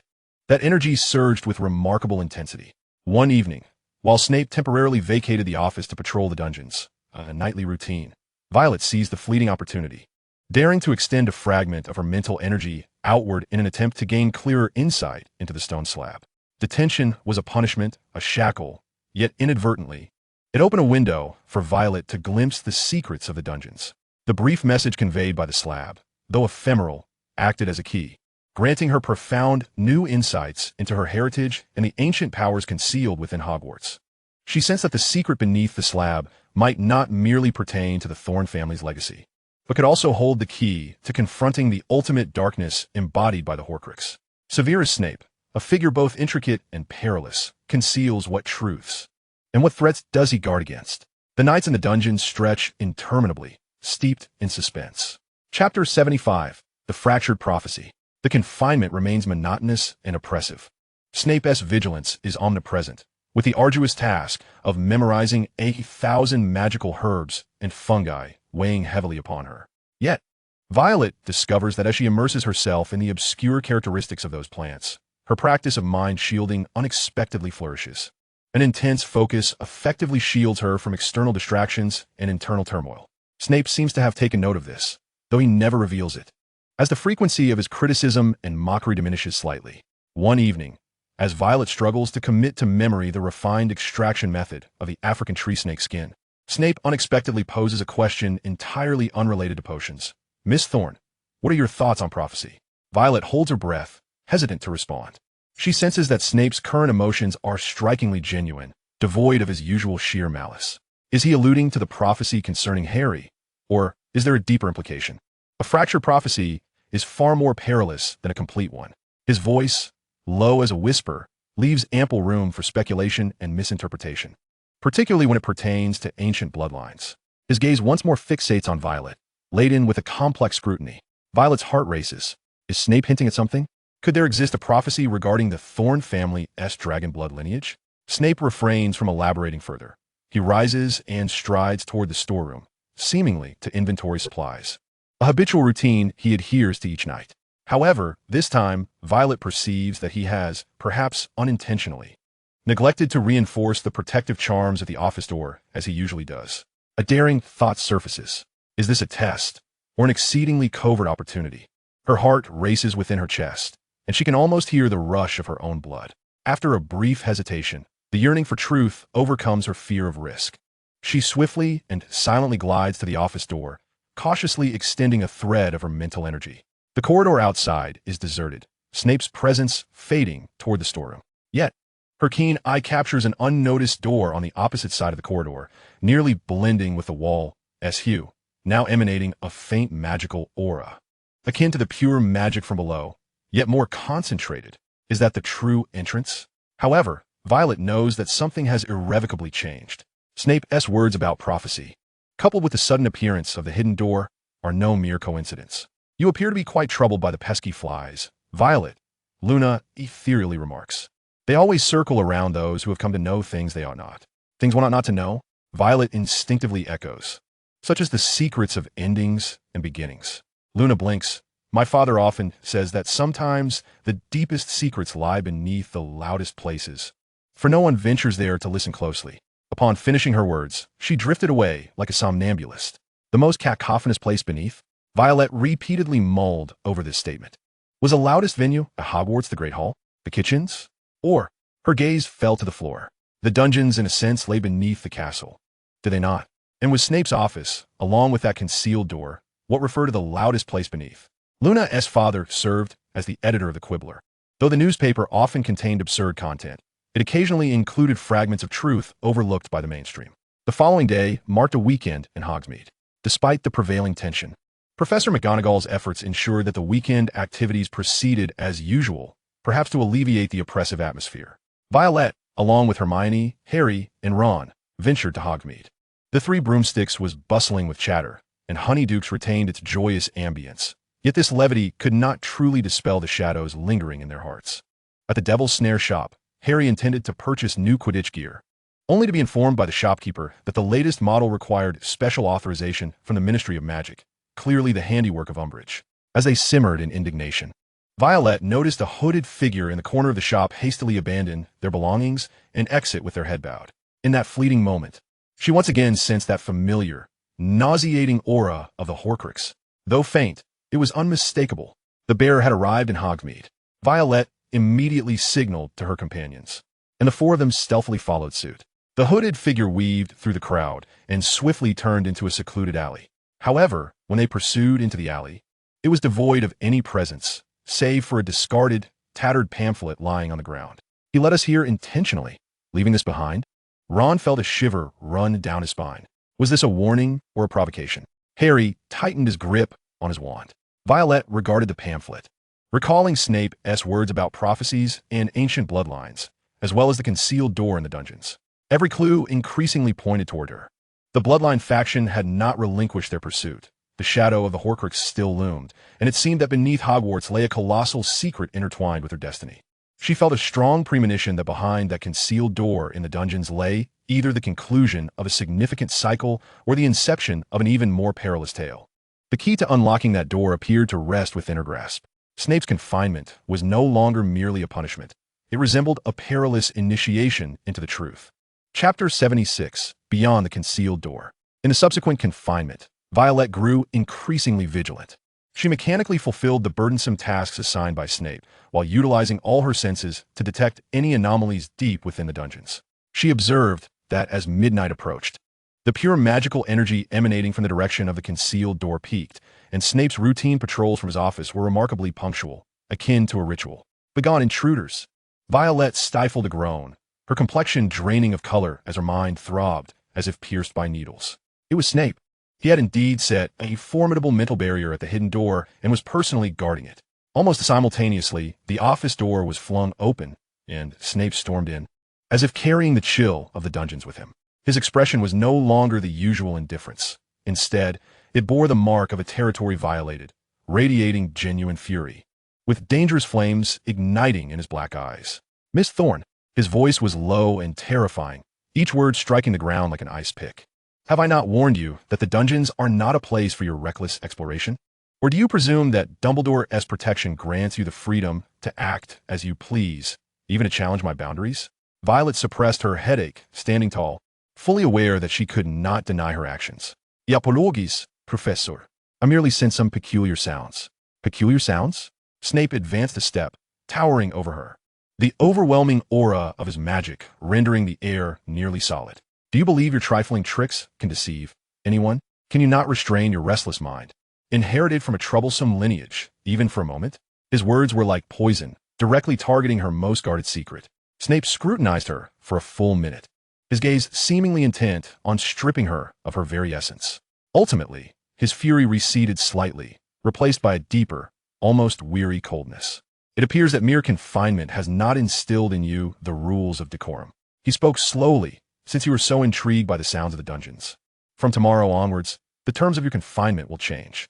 You shall clean all the armors and statues in the public areas of the dungeons by hand, without the use of magic. Perhaps such laborious toil will quiet your overly active mind."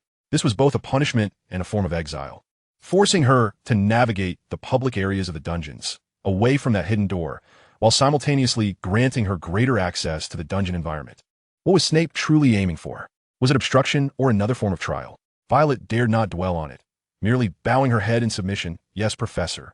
The following evening, Violet's confinement transformed into the arduous task of polishing the cold, heavy armors and grotesque gargoyles adorning the dungeon corridors. The work was tedious and physically demanding, the frigid metal and stone causing her fingers to ache.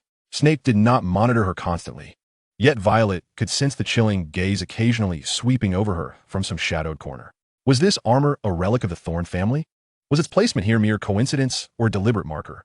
She suppressed her excitement, meticulously cleaning the armor while quietly attuning herself to her surroundings. Standing beside this armor, the pure magical resonance emanating from the depths seemed clearer than ever. Moreover, from this angle, she could faintly discern a flickering, steady light deep within the dark, abandoned area beneath the staircase. What lay there? Days later, one evening, an unexpected turn of events unfolded. Harry, Ron, and Hermione rushed to find Violet, who had just concluded her confinement, utterly exhausted. "That Malfoy!" Harry expressed his anger, declaring that he was boasting about receiving a special assignment from Umbridge, granting him the use of the Room of Requirement. He claimed it was to establish an elite dueling club, but it was undoubtedly a cover for a new investigation headquarters.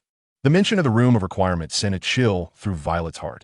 It had once served as the DA's stronghold and housed the mysterious mirror. If Malfoy could indeed access it, would he uncover the mirror's secrets? Might he even discover an alternative path to the Chamber of Slytherin? "We must ascertain his intentions," Hermione urged, but the Marauder's map revealed nothing of the room's interior. A perilous plan began to take shape in Violet's mind. She recalled that the Room of Requirement could transform into any desired form, if Malfoy was using it as a base. Its internal structure would surely differ from its previous use by the DA. Perhaps there was a way to glimpse inside. That evening, she returned once more to the blank wall on the 8th floor. Instead of seeking entry, she focused her mind and murmured, "I require a room that allows me to see inside, a chamber to monitor the Room of Requirement." To her astonishment, the mirror displayed the interior of the room in real time. Violet held her breath, straining to listen. However, as the mirror provided only visuals without sound, she could only make out a few words through lip reading. The face of Malfoy, filled with an unsettling fervor and arrogance unbefitting his age, spoke of a ring that must be found to a tall, slender Slytherin girl. She nodded, her lips moving as if uttering the name Gaunt. Gaunt? The surname struck Violet as somewhat familiar. Suddenly, she recalled seeing it in the ancient lineages of wizarding families, where the Gaunt family was described as descendants of Salazar Slytherin, a lineage that ardently revered pure blood but had since fallen into decline. Was Malfoy's task related to Slytherin's relics? Or perhaps to Horcruxes? The mention of the ring heightened her alertness. At that moment, the reflection of Malfoy seemed to sense something amiss. He abruptly lifted his head, casting a suspicious glance around the walls. Violet's heart raced as she swiftly severed her connection with the mirror and fled the monitoring chamber. Though she had not heard the complete conversation, the words gaunt and ring echoed in her mind like stones cast into a lake, sending ripples of concern. Malfoy was indeed working for Voldemort, and their objective appeared to point towards another item potentially linked to Horcruxes, a ring. The secrets hidden deep within the dungeons remained unsolved, while new threats loomed ever closer. Violet felt as though she stood at the center of a vast whirlpool, dark currents from various directions tugging her towards an unfathomable abyss. Snape's warnings, Luna's riddles, Malfoy's conspiracies, the calls from below. What conclusions would all these clues ultimately lead to? Gazing into the heavy night enveloping the castle, she realized that time may be running out for her. Chapter 77, Gaunt's Old Manor. The words gaunt and ring seared into Violet's mind like two blazing irons. She immediately relayed her observations to Harry, Hermione, and Ron. Hermione's reaction was the most intense. She almost immediately dashed to the library, scouring all records pertaining to the Gaunt family. The following day, with dark circles under her eyes, she brought forth disquieting revelations. The Gaunt family was the last direct lineage of Salazar Slytherin, notorious for their violent temperament, reverence for pure blood, and inbreeding, with the last generation nearly all perishing in Azkaban. It was said that their family possessed a black gemstone ring, a relic passed down from Slytherin himself, regarded as the family's token. But as the family declined, the ring vanished. If Malfoy is searching for that ring, Harry's expression turned grave. Does it imply that it could also be a Horcrux? Hermione interjected, her voice trembling. It is highly probable. The heirlooms of Slytherin hold immense significance for Voldemort. This conjecture sent a chill through the four of them. Another Horcrux may be out in the world, and Malfoy is actively pursuing it. We must prevent him, Ron exclaimed. But how can we stop him? We do not even know where the ring might be. But where is the Gaunt mansion? Harry inquired. The objective was clear, yet the means of getting there posed a dilemma. Hogwarts was heavily fortified, with Umbridge and Malfoy's spies lurking everywhere. Leaving the school without permission was perilous. Furthermore, the Gaunt mansion was fraught with danger. Just as they found themselves at a loss, the confinement in the dungeon presented Violet with an unexpected opportunity. Snape seemed still incensed by her nocturnal intrusion, intensifying her punishment by commanding her to clean the staircase leading to the abandoned storeroom, as well as the dark area beneath the stairs. Clear out the rubbish down there and sort it properly, Snape coldly instructed. Remember, only clean the visible trash and do not touch anything you ought not to. Otherwise, he did not finish his sentence, but the implied threat was unmistakable. This was evidently a trap. Was Snape attempting to warn her of the dangers in that area, or test her? Alarm bells rang in Violet's mind, yet on the surface, she could only obediently grasp the broom and dustpan, making her way toward the eerie staircase. The staircase was steep and narrow, shrouded in dust and cobwebs. The further she descended, the colder the air became, and the pure magic resonating with her bloodline grew increasingly clear and potent. The flickering glimmer in the darkness below became more distinct, resembling a solitary guiding light. She descended the staircase and stepped into the abandoned storeroom. It was cluttered with dilapidated desks and chairs, fragments of broken armor, and various objects of uncertain purpose, the air thick with a musty odor. The glimmer emanated from an object partially concealed by tattered canvas at the farthest depths of the storeroom. Violet's heart raced. The sense of resonance originated from there. She cautiously approached and gently lifted the canvas with her broom. Beneath the fabric lay an oval mirror, tall enough for a person, embedded within an ancient stone frame. The mirror's surface remained smooth as ever, but the carvings on the frame were not of thorn violets, but rather entwined serpents and skulls, exuding a sinister aura. This was by no means the family heirloom mirror from the Room of Requirement. Yet, Violet's keen sight clearly discerned that the core magical veins within this ominous mirror shared the same origin as those of the mirror in the Room of Requirement. It was merely distorted and cloaked by a potent, darkly seductive magical energy. The pure magic that resonated with her was imprisoned deep within the mirror, akin to a confined soul emitting a faint call. This was a family mirror, corrupted by dark magic. Could it be that the Thorne family possessed more than one such mirror? She recalled Snape's warning against touching anything that she ought not to. This mirror was undoubtedly something to be avoided. Yet, she sensed that the pure power suppressed within its depths seemed to harbor significant information, perhaps regarding her lineage or how to combat Horcruxes. Temptation coexisted with peril.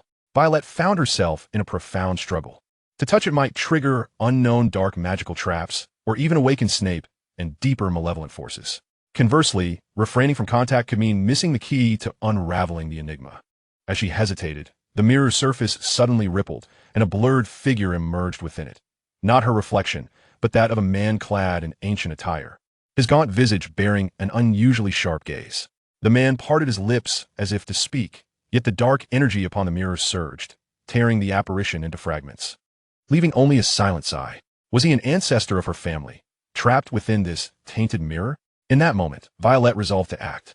She could not allow her family's relics to be consumed by darkness, nor could she overlook any potential clues.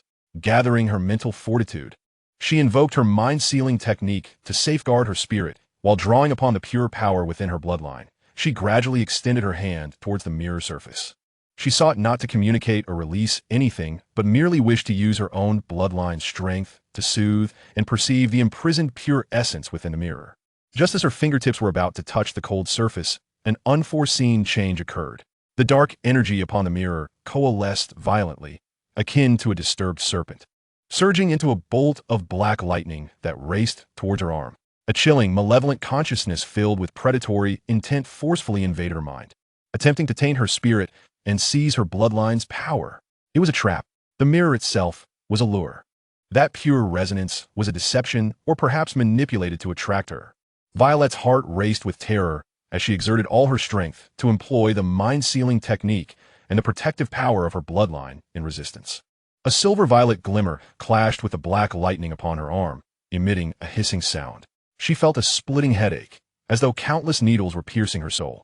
Just as she was on the verge of collapse, a deep, ancient dragon's roar echoed from the depths of the dungeon. This roar was not a physical sound, but a vibration that directly affected the magical essence. The tremor reached the mirror, causing the dark energy upon its surface to react as if encountering its nemesis, fluctuating violently, and a slight reprieve from its encroachment upon Violet emerged. The mirror regained its tranquility, and the glimmer faded, as if nothing had transpired. Yet, Violet understood that she had just traversed the threshold of hell. What was that dragon's roar from the depths of the dungeon that aided her? Was it the authentic power sealed beneath the earth? Or yet another test by Snape? Footsteps echoed from above the staircase, and Severus Snape's figure materialized at the entrance of the warehouse. He gazed at Violet, who was sitting on the ground, her complexion pale, and then glanced at the seemingly unremarkable mirror, a fleeting, elusive emotion flickering in his dark eyes. Violet struggled to rise, unwilling to cast another glance at the mirror, and staggered away. Although she had narrowly escaped this perilous adventure, she had also inadvertently revealed the lurking dangers and secrets hidden deep within the dungeon. The dragon's roar that had come to her aid left behind yet another enigma. The threat of the Gunther estate remained unresolved, and the dungeon's traps continued to haunt her thoughts. Violet felt as though a vast net, targeting her and her lineage, was tightening ominously from every direction. Chapter 78. The Dragon's Roar from Beneath. The harrowing encounter in the dungeon warehouse left Violet in a state of lingering unease for several days. The faint black electrical marks on her arm had faded under Madame Pomfrey's care, yet the chilling sensation of having her soul touched by malicious intent lingered long after. However, this venture was not entirely devoid of reward. Beyond a deeper understanding of the dangers concealed within the dungeon, the most crucial discovery was the dragon's roar that had saved her, emanating from the depths below. Could this serve as a means to combat the Horcruxes and the bloodline cult? She could not ascertain, but it undoubtedly represented a glimmer of hope. After her escape from the warehouse, Snape did not impose any new punishments. In fact, he reduced her confinement's labor demands, allowing her merely to continue reciting the tedious texts on potions. His demeanor grew increasingly inscrutable, oscillating between coldness and the occasional cryptic inquiries regarding soul magic or ancient curses, as if testing the boundaries of her knowledge while simultaneously offering some subtle guidance. Violet approached him with caution, wary of any lapse in vigilance. Meanwhile, significant progress was being made on Harry's end. Through various inquiries and extensive research, Hermione had finally pinpointed the location of the Gunther estate. Nestled within a desolate forest near Little Hangleton, shrouded by potent muggle-repelling and forgetfulness charms that rendered it nearly undetectable to ordinary individuals. We must pay a visit. Harry insisted with unwavering resolve. We need to locate that ring before Malfoy does. If it truly is a Horcrux, it must not fall into Voldemort's hands. But how? Ron raised a practical concern. With Umbridge watching so closely, we can't simply waltz out of the school. Perhaps we need not go ourselves, Hermione mused, her gaze shifting towards Violet. Violet, you previously mentioned that the Mirror of Ariste can reveal distant scenes. Could it be employed to observe the Gunther estate? This suggestion ignited a spark within Violet. Theoretically, if that ancestral mirror possessed sufficient power, it could indeed enable remote viewing. However, this would necessitate incredibly precise localization and a deeper understanding of the mirror's magic, and the risks involved were considerable. I can attempt it, Violet replied, though lacking absolute confidence. She recognized this as the most viable plan thus far. However, I require more precise locational information, preferably a map with magical coordinates. Leave that to me. Hermione immediately remarked that she had seen some magical coordinates of ancient estates in the appendix of the old magic real estate registry. Although their accuracy could not be guaranteed, they could serve as a starting point. A preliminary plan was devised. Hermione would be responsible for locating and providing the possible magical coordinates of the Gaunt residence, while Violet would attempt to utilize the Mirror of Ariste for remote observation, confirming the current state of the old house and whether there were any signs of activity, such as for Malfoy. In the following 2 days, the quartet prepared separately. Hermione immersed herself in the restricted section of the library, seeking the obscure registry. Harry and Ron kept a vigilant watch on Malfoy and Umbridge. Violet continued her confinement, quietly practicing her control over her ancestral powers, hoping to communicate more effectively with the mirror. One night, after curfew, Violet entered the room of requirement once more, standing before the smooth surface of the family heirloom mirror. Hermione had already provided her with several potential magical coordinates. She pressed her hand against the mirror's surface, concentrating her mind on the coordinates provided by Hermione, as well as her strong desire to reveal the Gaunt residence. Initially, the mirror was a blur, only chaotic shadows swirling within. Violet continued to channel her magical energy, guiding her ancestral powers to resonate with the mirror. Gradually, the surface stabilized like rippling water, revealing a scene. It was a desolate wasteland, shrouded beneath a gloomy sky, overgrown with weeds. At the center of this wasteland stood a dilapidated stone cottage, nearly consumed by creeping vines. The windows were shattered, and the roof had partially collapsed, emanating a heavy sense of desolation and death. Even from behind the mirror, Violet could sense a faint, extremely uncomfortable residue of dark magic, reminiscent of a Horcrux but older and more diffuse. This was the Gaunt residence. It appeared to have been abandoned for many years, showing no signs of recent activity. Just as she attempted to draw closer for a clearer view within, the mirror suddenly convulsed violently.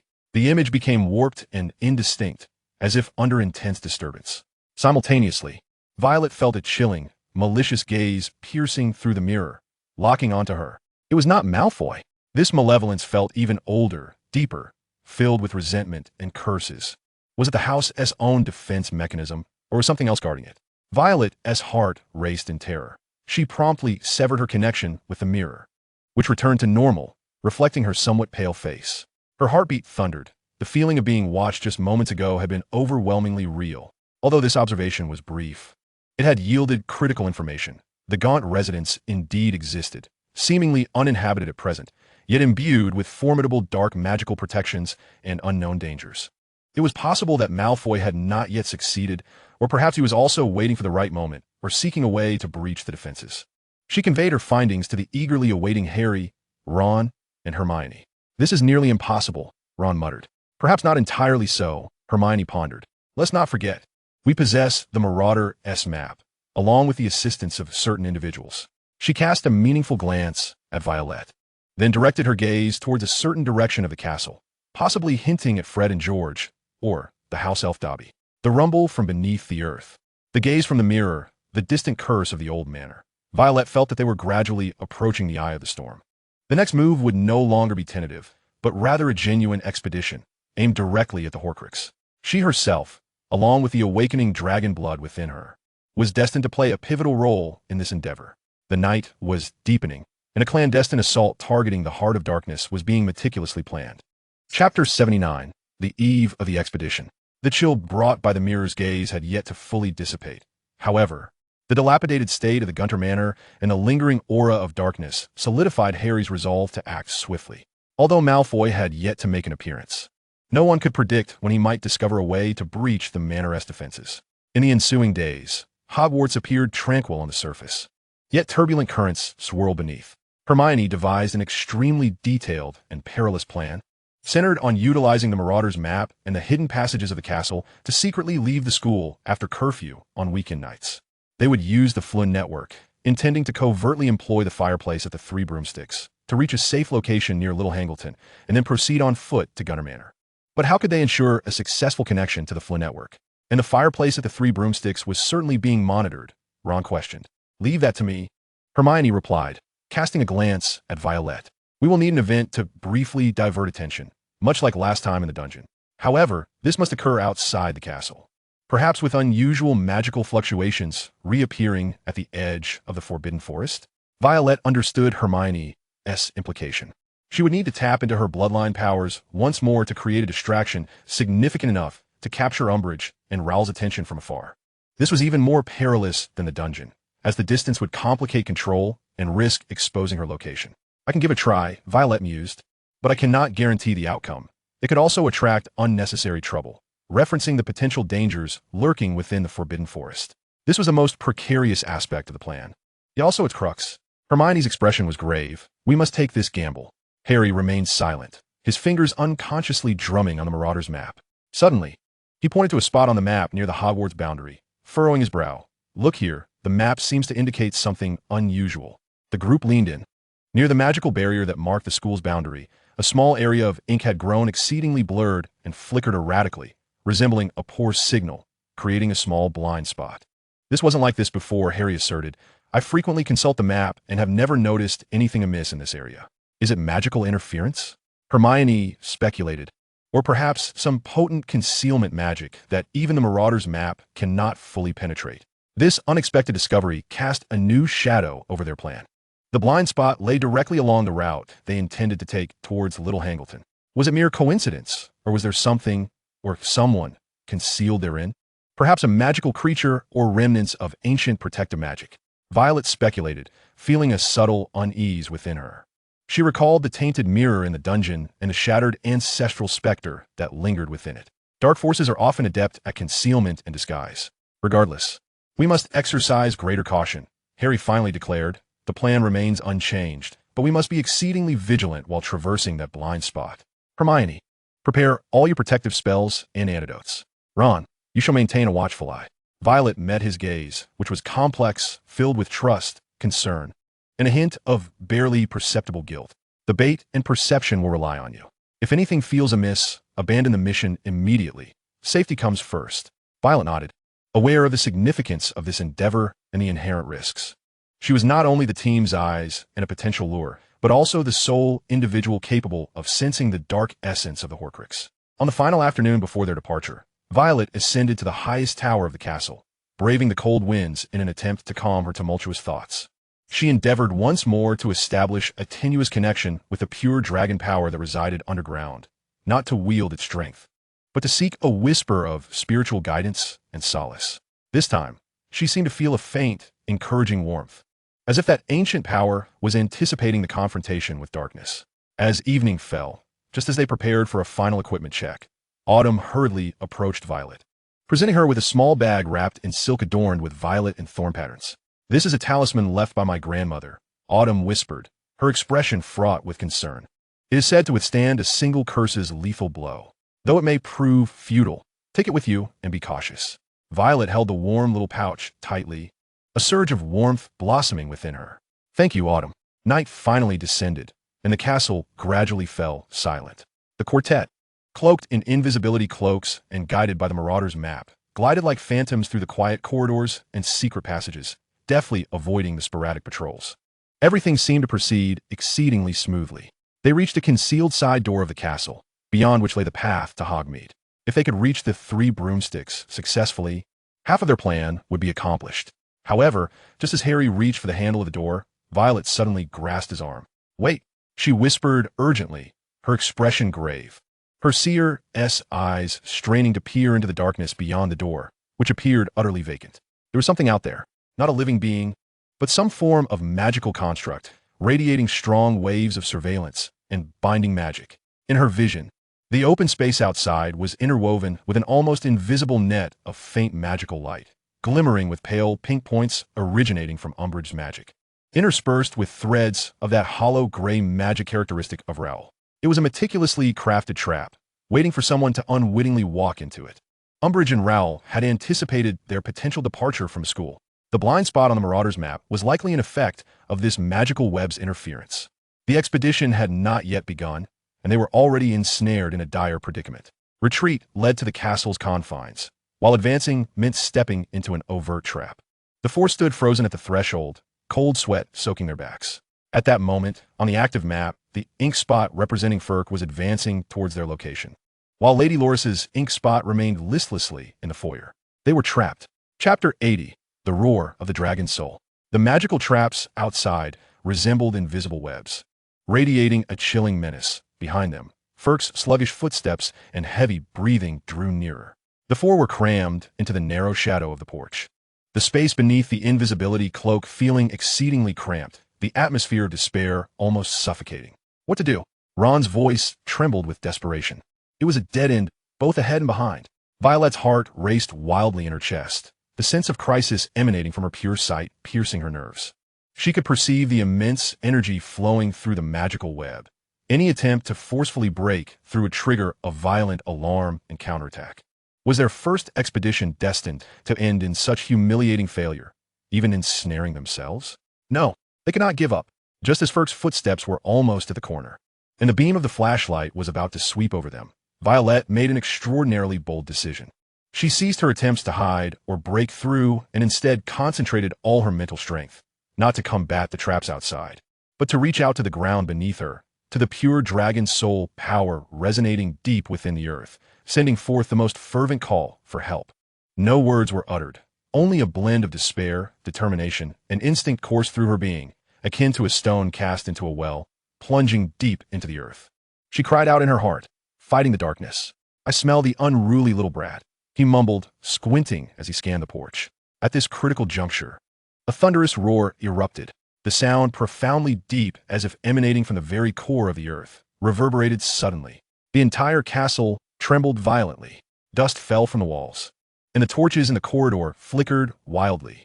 Firk, startled by the unexpected tremor, screamed, losing grip of his flashlight, which shattered upon impact. "An earthquake?" he exclaimed in terror, clutching his head and crouching down. It was not merely a tremor. Violet could distinctly sense a vast, ancient, and majestic wave of magical energy emanating from the dungeon, spreading upwards like a shock wave, instantly enveloping all of Hogwarts. This force precisely avoided the structure and inhabitants of the castle, yet violently impacted the dissonant, foreign magical marks. Foremost among them, the magical trap set by Umbridge and Rowell outside. In Violet's pure sight, the intricate magical web outside twisted and convulsed violently as if stones had been hurled into it, the pale pink and gray magical points flickering frantically. Then, as if torn by an invisible giant hand, it was ripped apart, disintegrating into the air. The trap had been forcefully dismantled. However, the eruption of this power brought about side effects. Magical items throughout the castle experienced varying degrees of disturbance. Portraits screamed in terror, armor clanked, and in the distance, the sound of shattering glass could be heard. The alarm resounded piercingly, thoroughly rousing the entire castle. "Run!" Harry was the first to react. Although he was unsure of what had transpired, the threat outside had vanished. He forcefully pushed open the side door, and the four of them burst forth from the castle, merging into the enveloping night. It was Violet. Hermione gazed at Violet in astonishment, her eyes brimming with incredulity. "What have you done?" "Let's not dwell on that," Harry interjected, pointing to the Marauder's map. "Look, Umbridge and Rowell's ink spots are racing out of the main castle. The other professors were also in motion. We must hasten to the 3 broomsticks immediately." The quartet dared not linger, sprinting along the path toward Hogsmeade. The commotion and lights from the castle provided them with crucial cover. They successfully slipped into the 3 Broomsticks Tavern. The proprietor, Madame Rosmerta, seemed to be drawn to the doorway by the ruckus outside, and made their way to the common fireplace. Hermione swiftly seized the flue powder. "Little Hangleton churchyard," she declared clearly, casting the powder into the flames, which erupted into vibrant green flames. She stepped boldly into the fire, vanishing from sight. Ron and Harry followed closely behind. Without a moment's hesitation, she too stepped into the emerald flames. After a dizzying whirl, the four stumbled out of the fireplace, landing on a cold, damp stone floor. The air was thick with the scents of earth, grass, and ancient gravestones. Moonlight filtered through the sparse clouds, illuminating a desolate graveyard and the distant outline of a small village. This was Little Hangleton. The expedition had, at last, taken a substantial first step after a harrowing beginning. However, the dark presence of the Gaunt Mansion loomed nearby, and the turmoil at Hogwarts would undoubtedly provoke a more rigorous pursuit. Their time had become increasingly pressing. Harry unfurled the Marauder's map. Though its scope was limited beyond the castle, it could still indicate the general vicinity, identifying their direction and pointing toward a dense thicket of dark woods on the other side of the village. Over there, his voice rang out clearly in the stillness of the graveyard, is the direction of the Gaunt Mansion. A chill wind swept through the graveyard, carrying the rustling sounds from the distant woods, as if heralding an ominous portent. Chapter 81. The Cursed Soil. The tranquility of Little Hangleton churchyard was shattered by the faint sounds of commotion emanating from the direction of Hogwarts, only to be quickly engulfed by the heavier silence that reigned in this place. The moonlight was pallid, casting grotesque shadows of the crooked gravestones, while the air was thick with the damp aroma of earth and an indescribable, aged scent of decay. Violet followed silently behind, her senses more acute than those of the others. Upon stepping onto this land, her innate perception activated to its fullest extent. In her eyes, this graveyard, and indeed the entire region of Little Hangleton, was shrouded in a thin yet viscous and profoundly disquieting haze of dark magic. This miasma was intermingled with poverty, oblivion, resentment, and remnants of some ancient malevolence. The darkness associated with the Gaunt Mansion had long seeped into every inch of the soil. The closer they approached the woods, the more intense this discomfort became. The trees at the edge of the thicket twisted grotesquely, their branches sparse, as if their vitality had been siphoned away by some unseen force. There were no insects buzzing, no birds calling, only a deathly silence and the heart-wrenching crunch of brittle twigs and leaves beneath their feet. Hermione attempted several detection spells, the tip of her wand emitting a faint glow, yet it appeared to be severely obstructed. The protective enchantments were potent and ancient, imbued with malice. Approaching directly would likely be perilous. The house itself served as a vast vessel for dark magic. Violet opened her eyes, her complexion pale, realizing she could not directly touch the walls or the doors and windows. The vines were alive, serving both defensive and alarm functions. How could they gain entry? Ron swallowed hard. Harry's gaze fell upon the crooked wooden door of the old mansion. Above the doorframe, a vague symbol became faintly visible in the moonlight, a serpent entwined around a bone, the emblem of Slytherin. Perhaps entering through the door was not necessary, he murmured, his eyes taking on an unusual glint. I recall that Slytherin's chamber required Parseltongue to unlock. Hermione immediately grasped his implication. Harry, are you suggesting that this door might also? I don't know, but we can certainly try. Harry took a deep breath and approached the gate, his eyes fixed intently on the door, producing a low, raspy, inhuman hiss, a sound of Parseltongue. Open. A chilling event transpired. The once seemingly dilapidated wooden door began to tremble slightly. Countless fine, scale-like patterns emerged upon the door, glowing softly with a green light. The serpent-shaped carving above the door suddenly illuminated two piercing red eyes. Harry was pushed back by this force. A look of pain and confusion etched upon his face. No, it seems to be rejecting me. Or perhaps it requires a more specific command. A thought stirred within Violet. She recalled the vision she had seen in the mirror, as well as the shattered prophecy hinted at by Snape. Could it be that opening this door necessitated not only Parseltongue, but also some sort of bloodline authentication?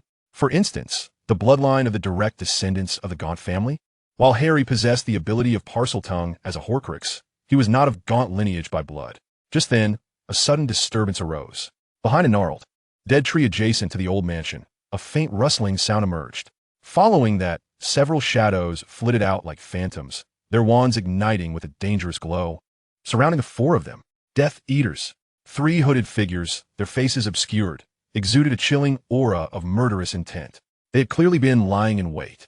It appeared we were not the only ones interested in this dilapidated house. A hoarse voice emerged from the lead shadow beneath the hood, laced with cruel amusement. Potter, along with a few oblivious companions. The Dark Lord will be pleased to see the gifts we bring. Ron and Hermione immediately positioned themselves back to back, wands raised, while Harry, suppressing his discomfort, shielded Violet. The situation took a dire turn as they found themselves trapped, caught between the impenetrable cursed door ahead and the predatory Death Eaters behind. Violet's heart sank to the depths. Had Malfoy leaked their plans? Or had their actions been under constant surveillance? The roar of the dragon's soul beneath the earth, though it had aided their escape from the castle, had undoubtedly exposed their unusual activity, drawing these hounds upon them. Attack. Capture Potter. Eliminate the others. The lead Death Eater commanded sharply. The green light of the killing curse pierced through the darkness in an instant. Chapter 82. The Bloodgate. The emerald glow of the curse tore through the night, aimed directly at Harry's face. In a moment of dire peril, Hermione forcefully shoved Harry aside, while the ironclad charm's barrier erupted before her. The green light collided with the barrier, creating blinding sparks. The barrier trembled violently, and Hermione staggered back, her face ashen. Disarm you. Ron's disarming spell shot toward another Death Eater, but it was effortlessly deflected. The three Death Eaters were evidently seasoned dark wizards, working in perfect harmony, their spells vicious, swiftly cornering the four into a desperate situation. Gather close, Harry shouted, casting obstacles to thwart the onslaught while desperately seeking an escape route. Yet, the Death Eaters' barrage confined them tightly against the old house's fence, leaving no avenue for retreat. Violet leaned against the cold iron bars, the malevolent magic of the Death Eaters intertwining with the dark aura of the old house behind her, nearly suffocating her. The cleansing eye instinctively operated at its peak under immense pressure. She could perceive the swirling black magic around the Death Eaters, as well as the restless serpentine patterns on the door of the old house. Harry's parcel tongue seemed to activate something. It was rejected due to the mismatched bloodline. Bloodline. The bloodline of the Gaunt family. A frenzied thought flickered through her mind. Her dragon blood was an ancient and potent lineage. Although it did not share the same origin as the Gaunt family, perhaps, just perhaps, it could deceive or forcibly resonate with the magical authentication of this door. Much like the way she had inadvertently opened Snape's storeroom door. This was a gamble for her life, but there was no other choice. Harry, say open to the door once more. Violet shouted at Harry, simultaneously biting her fingertip, allowing crimson droplets to seep forth. Though puzzled, Harry's trust compelled him to comply immediately. Hissing once more at the old door, open. The moment the serpentine words echoed, Violet pressed her bleeding fingertip against the rusted iron bars. She concentrated all her willpower, envisioning the ancient power contained within her blood, wielding it as an authority, a command superior to the door's defenses, forcibly infusing it with ancient blood as the guide. Open this door. She was not merely casting a spell. She was crying out from her very soul. A miracle occurred as her blood made contact with the bars. It was not absorbed by the rust, but instead surged forth like a living entity, rapidly spreading along the bars, transforming into a slender stream of blood shimmering with a faint golden light, instantly reaching the wooden door of the old house. The door of the old house swung open, revealing an unfathomable darkness within. The sudden turn of events left both parties in combat momentarily stunned. The Death Eaters clearly did not anticipate the door opening in such a manner, their movements faltering for an instant. Enter. Harry reacted swiftly, yanking the still-dazed Hermione and Ron along, dashing toward the ajar door. Violet followed closely behind. Stop them. Do not let them in. The lead Death Eater shouted in exasperation. The killing curse unleashed once more, but it was too late. The four stumbled into the old house, and Harry turned to shut the door, but it felt exceptionally heavy, and the Death Eaters were already at the threshold. Petrify them all. Hermione cast a spell at the door, momentarily halting the impending threat. It was futile. They wouldn't be held off for long. Ron, observing the precariously swaying door, shouted in despair. The interior of the old manor appeared even more dilapidated and menacing than the exterior. The air was thick with dust and mildew, furniture askew and draped in cobwebs. Yet, in Violet's keen perception, this place was a veritable nest of dark magic, the viscous negative energy almost palpable, pressing down to the point of suffocation. The sinister aura of the Horcrux ring loomed like a lighthouse in the darkness, distinctly pointing to an inconspicuous shelf above the fireplace in the living room, cloaked in a thick layer of dust. The ring is over there, Violet exclaimed, gesturing toward the fireplace. Just then, the Manor's door was blasted open by a powerful explosive curse, which splintered as three Death Eaters charged in with menacing grins. Separate them. Capture Potter first, the leader commanded. Seizing the moment, Violet dashed toward the fireplace, her sole focus on the ring. She leapt onto a rickety chair, reaching for the shelf. Just as her fingertips were about to brush against a small box wrapped in soiled cloth, a bone-chilling cold erupted from within the box. A raspy voice, filled with temptation and malice, resonated directly in her mind, tenfold more potent than the whispers in the room of requirement. Oh, the bloodline that craves power. I sense your soul so bright, so delectable. Release your mind, and I shall bestow upon you unimaginable strength. It was the Horcrux ring. It was actively enticing her. Violet felt a wave of dizziness wash over her, the yearning for power within her magnified 1,000-fold, her arm involuntarily reaching to open the box. But the family crest upon her chest burned once more, and her mental barriers surged into overdrive.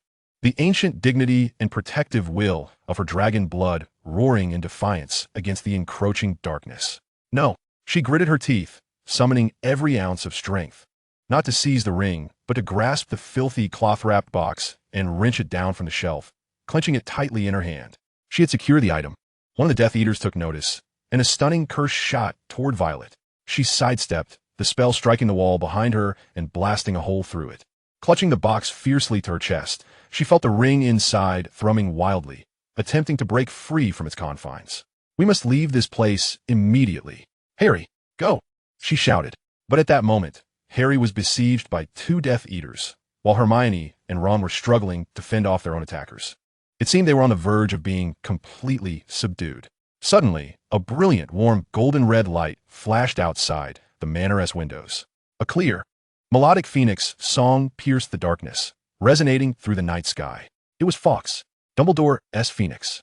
The appearance of the phoenix caused the Death Eaters to momentarily freeze, fear evident on their faces.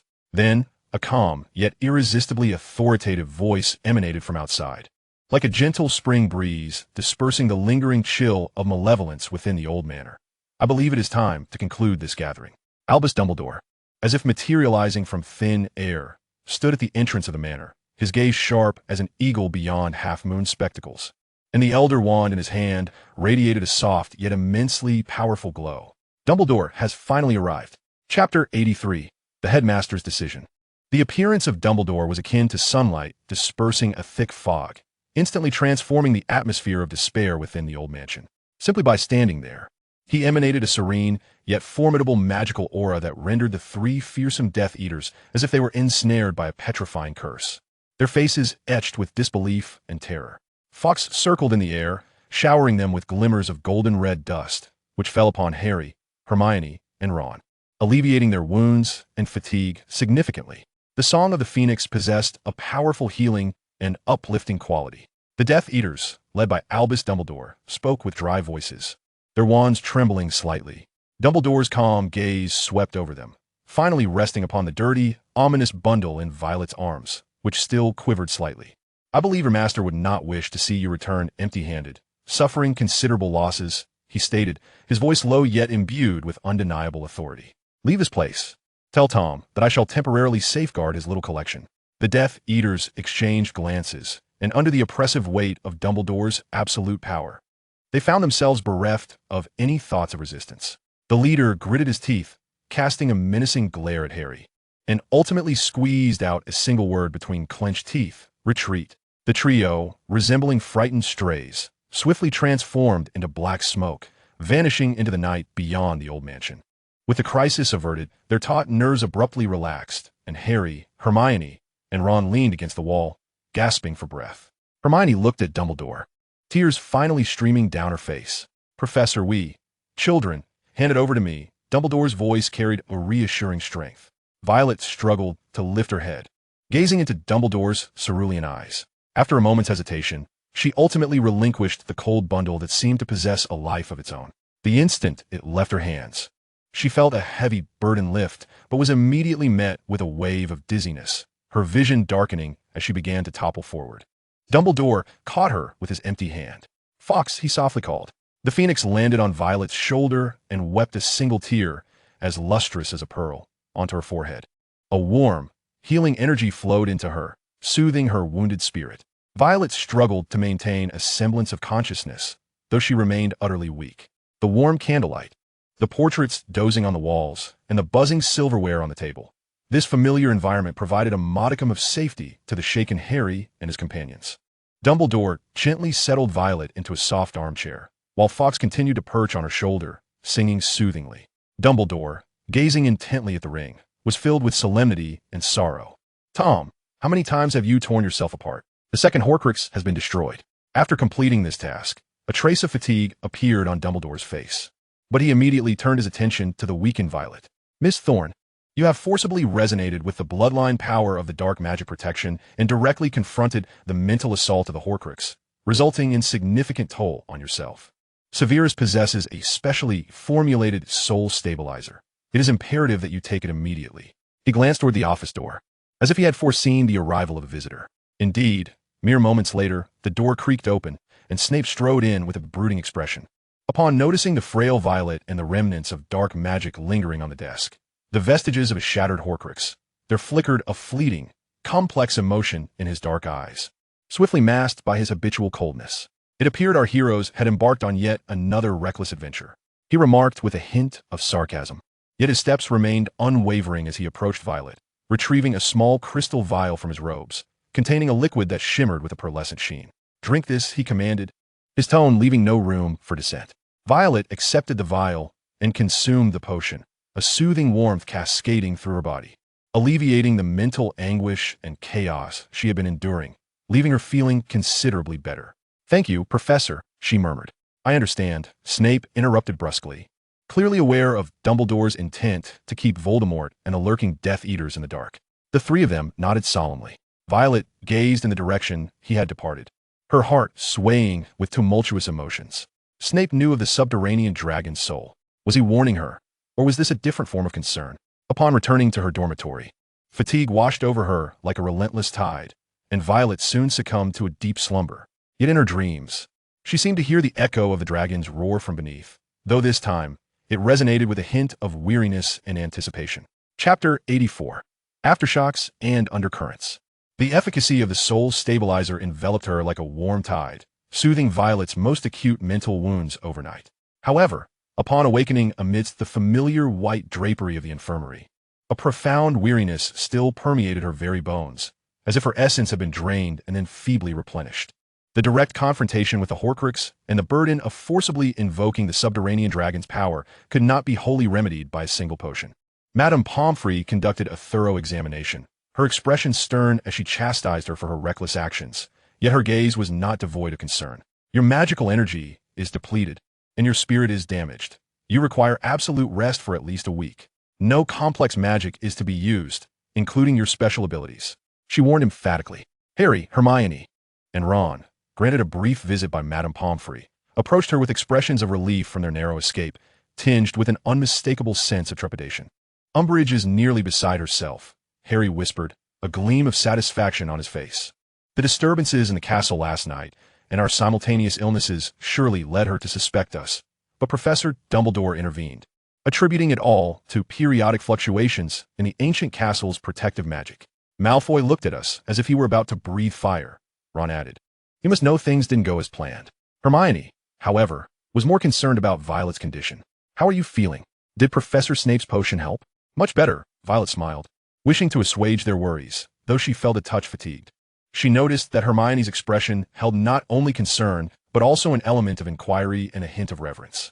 Last night, she opened the door with blood, demonstrating a prowess in confronting the soul artifact that evidently transcended the capabilities of an ordinary fifth-year student. Trust remained, yet the seeds of estrangement seemed to be quietly sown. Violet sighed inwardly. This was the price of exposing power. During her days of convalescence in the infirmary, the castle's surface returned to its former order. Although Umbridge harbored resentment, she refrained from taking further action in light of Dumbledore's formidable presence and the absence of evidence. Instead, her pink educational decrees became even more stringent, and the patrols of the investigation task force grew increasingly frequent. A palpable sense of foreboding loomed over Hogwarts, akin to the oppressive atmosphere before a storm. As was customary, Snape arrived to deliver her medication, expressionless as he handed her the potion bottle. He inquired briefly about her well-being before turning to leave, never uttering another word. However, Violet sensed that each time he departed, his seemingly casual gaze lingered momentarily on the family mark over her heart, though concealed by her clothing. He was monitoring her recovery and assessing the impact of the subterranean forces upon her. A week later, Violet was granted permission to leave the infirmary. Upon returning to classes and the castle life, she became increasingly silent and introspective. She heeded the warnings of Dumbledore and Snape, refraining from utilizing her clairvoyance and bloodline powers, devoting all her energies to the pursuit of ordinary studies and the deepening practice of mental shielding. She resembled a frightened clam, tightly encasing her tender heart within a formidable shell. Yet, as the trees longed for stillness, the winds refused to relent. One evening, while she was alone in the library perusing ancient magical texts, she sensed a chilling gaze upon her back. She lifted her head to find Malfoy leaning against a distant bookshelf, his slate-blue eyes coldly fixed on her, a malicious smirk gracing his lips. He neither approached nor spoke. Yet his gaze seemed to convey, "I know what you have done. This is not over." What troubled her further were the vague dreams that began to haunt her.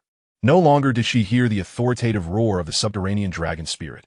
Instead, she was met with a sorrowful and urgent call, as if something imprisoned deep below was struggling, pleading for her aid. This call shared its origin with the pure dragon spirit she had previously sensed. Yet it bore an added weight of anguish and confinement. Amidst this veneer of tranquility and the surging turmoil within, a nameless note delivered by an owl shattered the impasse. The parchment was ordinary sheepskin, the writing altered by magic to obscure the handwriting, containing but a brief message: beware the changes in the Forbidden Forest. Shadows breed in ancient life. The Forbidden Forest? Shadows? Violet immediately recalled Hagrid's prior injury and the unrest among the Centaur tribe. Who sent this message?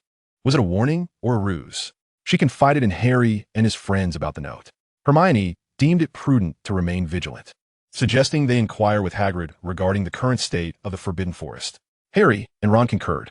The Forbidden Forest had always been the most mysterious and perilous place within Hogwarts, and no anomaly could be dismissed. Thus, on a Saturday afternoon, the four of them set off to Hagrid's hut. In the distance, they observed Hagrid outside, feeding his blast-ended Scroots, a perilous and unruly creature. Surprisingly, the typically boisterous Hagrid wore a rare expression of gravity and concern. Upon seeing them approach, he managed a forced smile, yet the worry in his eyes was unmistakable. "You've arrived just in time." Hagrid's voice was somewhat somber. "I was just about to seek someone to discuss the unsettling happenings in the Forbidden Forest. The Centaur tribe has sealed off their territory, forbidding any outsiders from approaching, not even me. Moreover, some normally docile creatures have become irritable and aggressive. It seems as though the entire forest is stirred by some ominous force." Hagrid's words echoed the warnings of the anonymous letter. The Forbidden Forest, this borderland of Hogwarts, appeared to be brewing a new tempest. Would this storm intertwine with the secrets beneath the earth and the shadow of the Horcruxes? Violet gazed at the dark, inky depths of the Forbidden Forest, a foreboding sense of dread rising within her. The adventure at the Gaunt Estate was merely a prelude. The true trial had perhaps only just commenced. Her bloodline, intricately tied to ancient powers, was destined to be thrust once more into the eye of the storm. Chapter 85. The Centaur's Warning. Hagrid's weighty words fell like a stone into the lake of their hearts. The unrest within the Forbidden Forest confirmed the warnings of the anonymous letter, tightening the nerves of the quartet, still fresh from their harrowing experience at the Gaunt Estate. Hagrid anxiously raked his unruly beard, lowering his booming voice. "It's hard to articulate, Harry. The centaurs are usually quite cryptic, but this time feels different. Firenze, the more amicable one, confided to me a few days ago that during their stargazing, they observed dark tides surging deep within the Forbidden Forest, tainting the ancient roots of life. Their territorial closure might be for self-preservation, or perhaps a form of purification ritual. Dark tides? Roots of life?" Hermione keenly seized upon these phrases, pondering if they indicated some source of contamination akin to dark magic. She instinctively glanced at Violet, evidently connecting the dots with the Horcruxes. Violet felt a stir of recognition. Her unique insight was acutely sensitive to dark magical pollution. If something of the Horcruxes' magnitude indeed lurked deep within the forest, she might be able to sense it. However, having overexerted herself previously, she hesitated to utilize her abilities recklessly. And the vastness of the Forbidden Forest made blind exploration akin to searching for a needle in a haystack. "What about the frenzied creatures?" Ron inquired nervously, seemingly recalling the descendants of Aragog. "Not just spiders," Hagrid replied, his brow furrowed with worry. "Unicorns have become restless, even charging at people. The tree guardians are attacking anything that approaches their trees. Even the most placid of serpents have turned aggressive. It's as if the entire ecosystem of the forest has been thrown into disarray." He gestured toward a makeshift, reinforced pen outside his hut. Do you see that? Just yesterday, I managed to corral a rampaging rumpet. Otherwise, it could have demolished half the forest. The situation is direr than we imagined. The Forbidden Forest is an inseparable part of Hogwarts, home to countless magical beings. If it spirals out of control, the consequences would be unimaginable. It's overwhelming. Hagrid shook his head, noting that the patrols of the centaurs showed no mercy to outsiders, and their archery skills were well known. Firenze, too, had been restricted in his freedom for divulging information. The direct paths to the centaurs were now blocked. The four of them fell into a contemplative silence. Perhaps direct contact was unnecessary. Violet spoke softly, recalling her father Luna's words. Sometimes, the deepest secrets are hidden beneath the loudest places. The Forbidden Forest was undoubtedly a cacophonous locale. Could there be clues concealed beneath its surface? Hagrid, do you think there are specific areas where creatures become agitated? Or perhaps certain patterns? For instance, is the disturbance more severe near ancient trees or water sources? What about Heart Lake? Violet noted the name, considering it might be at the heart of the issue. Leaving Hagrid's hut, the four felt a heavy weight upon them. The warning from the anonymous letter and Hagrid's confirmation pointed towards a profound transformation occurring deep within the Forbidden Forest. Was this upheaval connected to the shadow of Voldemort? Or was it indicative of an ancient crisis independent of him? We must venture in and see, Harry declared, gazing resolutely at the darkened edge of the forest. That's far too dangerous, Harry. Hermione immediately protested. Even Hagrid would not dare to go too deep. Wouldn't we be walking to our doom? But if there truly is something dark spreading within, we cannot simply stand by. Harry countered. Do not forget, on the other side of the forest lies Hogwarts. Perhaps we could observe from the periphery first, Violet suggested as a compromise. My sensing abilities have recovered somewhat. I could attempt to gauge the magical atmosphere without delving too deep. If there is indeed severe dark pollution, we can devise a more comprehensive plan. This proposal seemed prudent and garnered unanimous consent. They resolved to undertake a cautious reconnaissance at the forest's edge the following evening, before nightfall fully enveloped the land. The next evening, the sky was draped in ominous shades of red and gray, casting an unsettling glow over the Forbidden Forest. The four arrived at the forest's edge, selecting a location near the direction of Heart Lake. Towering trees loomed densely around them, and the air was thick with a peculiar scent, a blend of decaying vegetation and something acrid. Violet closed her eyes and cautiously released a thread of her perception, like a fishing line cast upon the water surface. Reaching into the depths of the forest, she dared not venture further, but focused on sensing the flow of surface magic. At first, she encountered the forest's inherent, vast, and wild magical essence. Yet, soon she detected a discordant note, a cold, foul darkness imbued with decay and resentment, like a tainted stream, slowly seeping into the surrounding life force. This dark magic bore a resemblance to the power of the Horcruxes she had encountered, yet it felt more primal and chaotic, as though it were not a product of human design, but rather a malignant growth born from nature's corruption. Violet stifled a gasp, severing her connection, staggering backward, her complexion paling. What is it? Hermione quickly supported her. There is something within, dark and furious. Violet panted. It has sensed me, as if to validate her words. A piercing cry of a unicorn echoed from the depths of the Forbidden Forest, followed by the resounding crash of breaking trees and the heavy thundering of some large creature's frantic flight. The sound emanated from the direction of Heart Lake and was drawing nearer. Run, Harry commanded decisively. The four turned and fled, but the noise behind them grew increasingly thunderous, as if some dreadful creature, incensed, was bursting forth from the forest. Would they manage to escape unscathed? What lay tainted in the depths of the Forbidden Forest? Chapter 86, The Corrupted Unicorn. Split up, Harry shouted, trying to mitigate the risk as they aimed to regroup by the Whomping Willow. But it was too late. A colossal shadow, akin to a cannonball, erupted from the thicket behind them, carrying an abominable stench, a nauseating blend of blood and decay, blocking their path. In the last flicker of twilight, they beheld the pursuer's form. It was a unicorn, yet utterly unrecognizable. Its once pristine coat was marred by filthy stains and festering wounds, glowing ominously with a sickly green phosphorescence. The iconic spiral horn was no longer the pure silver it should have been, but transformed into a cursed pitch black, dripping with a viscous, corrosive dark liquid. Its once gentle and beautiful blue eyes were now laced with bloodshot fury and murderous intent, fixated intently on the nearest.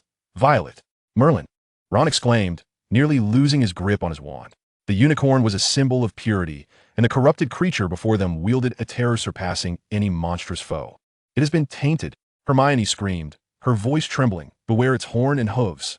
The corrupted unicorn let out a roar filled with anguish, lowering its head to target Violet with its wicked black horn, charging forward with incredible speed. Armor up. Harry and Hermione simultaneously cast the shield charm, their barriers overlapping before Violet. Bang!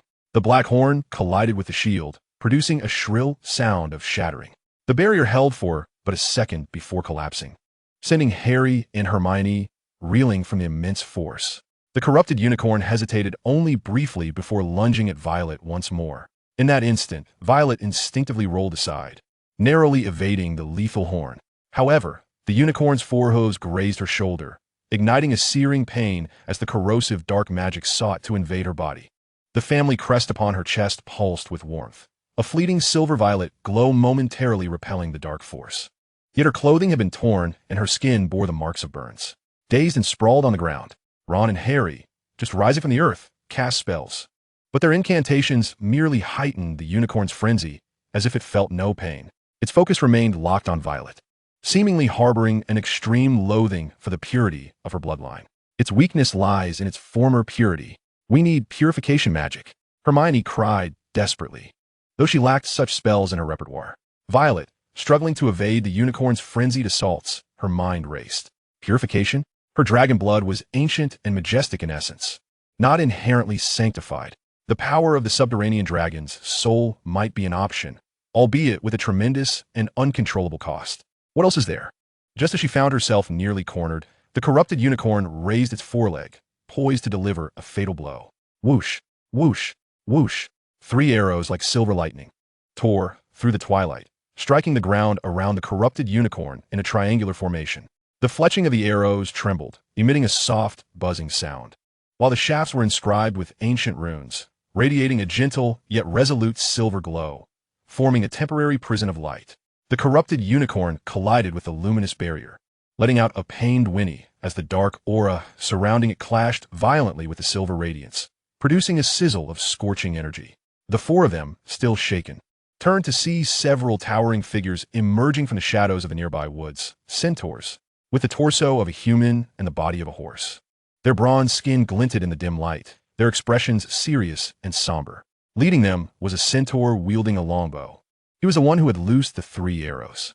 Violet recognized him as Firenze, but in that moment, his usual gentle demeanor was replaced by a weighty sadness and resolve. Leave his place, humans. Another elder centaur bellowed in a voice as deep as thunder. The sorrow of this forest is not something you can bear. Firenze gazed upon the struggling, roaring creature within the barrier. The unicorn shared a close bond with the centaurs, a flicker of pain crossing his features. Darkness surged from the depths of the Lake of Hearts, tainting the source of life. It magnified the shadows and suffering within all living beings, distorting their very essence. He turned his gaze toward Violet, his eyes deep and profound. And you, girl bearing the ancient power of the stars, your existence is like a lighthouse, drawing in the darkness. Yet you may also be one of the keys to dispelling it. But it is perilous. What lies within the Lake of Hearts? Hermione inquired anxiously. We do not know precisely, Firenze replied, shaking his head. It is a malignant fusion of ancient grievances and an exceedingly evil external force. It is eroding the vitality of the forbidden forest. We have attempted to purify it, but our strength is insufficient. He paused, looking at Violet. Perhaps only an equally ancient, yet fundamentally different power can contend with it. His words confirmed Violet's suspicions. The source of the forest's corruption was a hybrid entity, likely tied to ancient secrets slumbering beneath the earth, possibly involving dark magic from outside, such as remnants of Horcruxes. At that moment, the silver barrier formed by the 3 arrows began to flicker, becoming unstable. The corrupted unicorn's assaults grew ever more fierce, its dark essence relentlessly eroding the purifying light. We cannot contain it for long, the elder centaur urged. Quickly depart, before the moon rises above the treetops. Do not approach the forbidden forest again. Otherwise, the next arrows we shoot will not be aimed to protect you. The centaurs spoke no further, swiftly vanishing into the depths of the thicket, as if they had never existed. With the crisis momentarily averted, the 4 collapsed onto the ground, gasping for breath, drenched in cold sweat and fear. What did the centaurs mean? Ron asked, still shaken. Is Violet truly the key to dispelling the darkness? Hermione and Harry also turned their complex gazes toward Violet. Tonight's experience once again underscores the profound and perilous nature of the events in which Violet is entangled, far beyond what they had envisioned. Clutching her searing shoulder, Violet gazes into the depths of the Forbidden Forest, where darkness devours the light, her heart tumultuous with conflicting emotions. The centaur pointed the way, yet also heralded greater risks. She is the key, but what is the cost of wielding this key?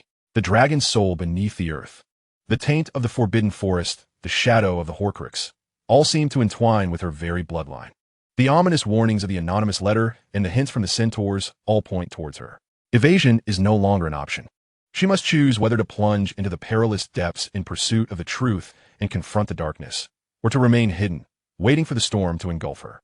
As the moonlight gradually ascends the treetops, its chill radiance falls, yet it fails to dispel the suffocating oppression at the edge of the Forbidden Forest. Violet realizes that her time for hesitation is fleeting. Chapter 87. The Headmaster's Secret Letter. She is no longer a mere observer lurking in the shadows. Her bloodline is destined to place her at the forefront of the storm. This sensation of being propelled by fate is both terrifying and, in a subtle way, ignites a flame deep within her that refuses to yield. Upon returning to Gryffindor Tower, the fat lady murmurs her discontent at their disheveled appearance, but ultimately grants them passage. A few night owls linger in the common room, casting curious glances at their pale faces and Violet's tattered clothing. The four of them, disinterested in explanations, hasten to the far corner to collapse into an armchair. What now? Ron's voice trembles with lingering fear. The centaur claimed Violet was the key. Was she to confront that creature in the Forbidden Forest alone? Certainly not.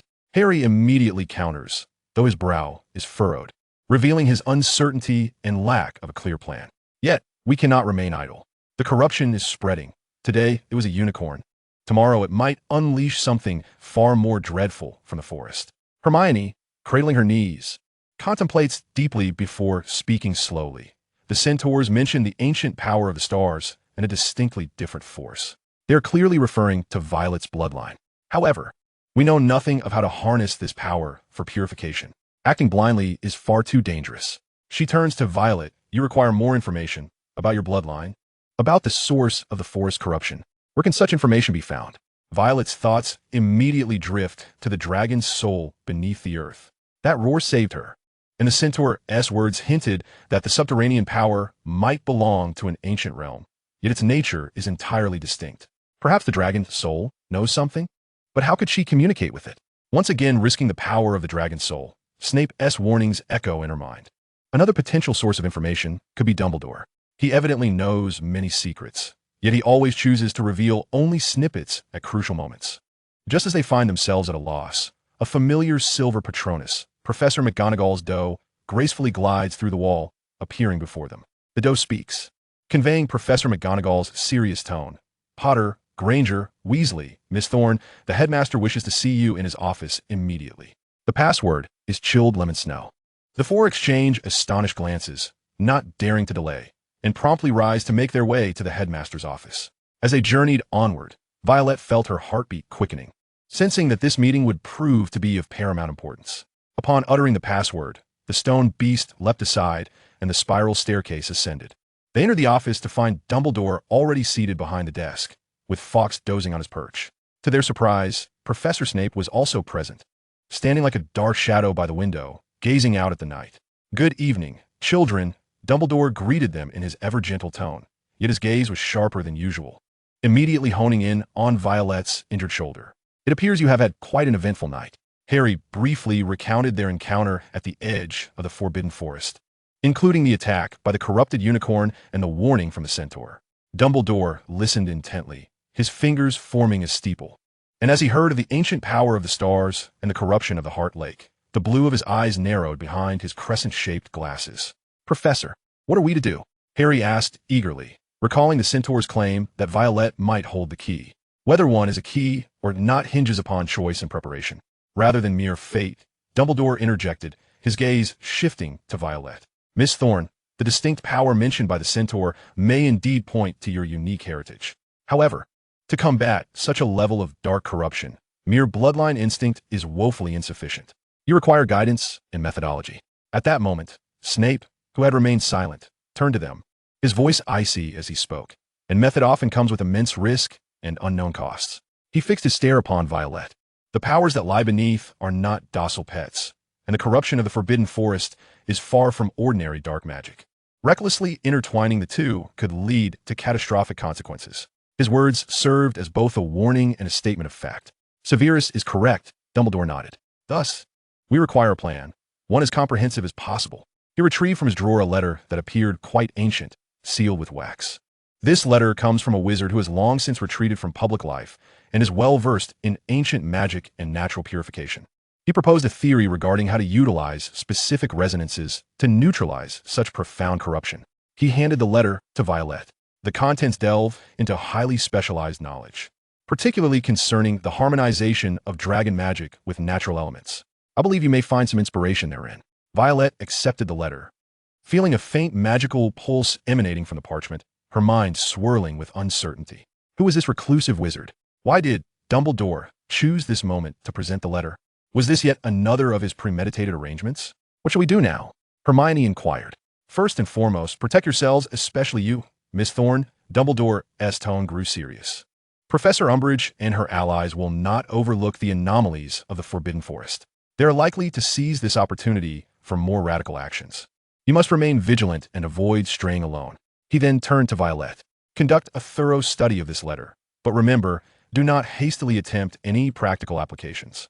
Should you have any doubts, you may consult Professor Snape. Snape let out a cold snort, yet offered no dissent. As the four departed from the headmaster's office, their spirits were weighed down, yet they glimpsed a glimmer of direction. Although Dumbledore did not provide a direct answer, he imparted clues and support. Snape's demeanor, while frigid, appeared to be woven into a broader scheme. Undoubtedly, this path was fraught with peril and hardship.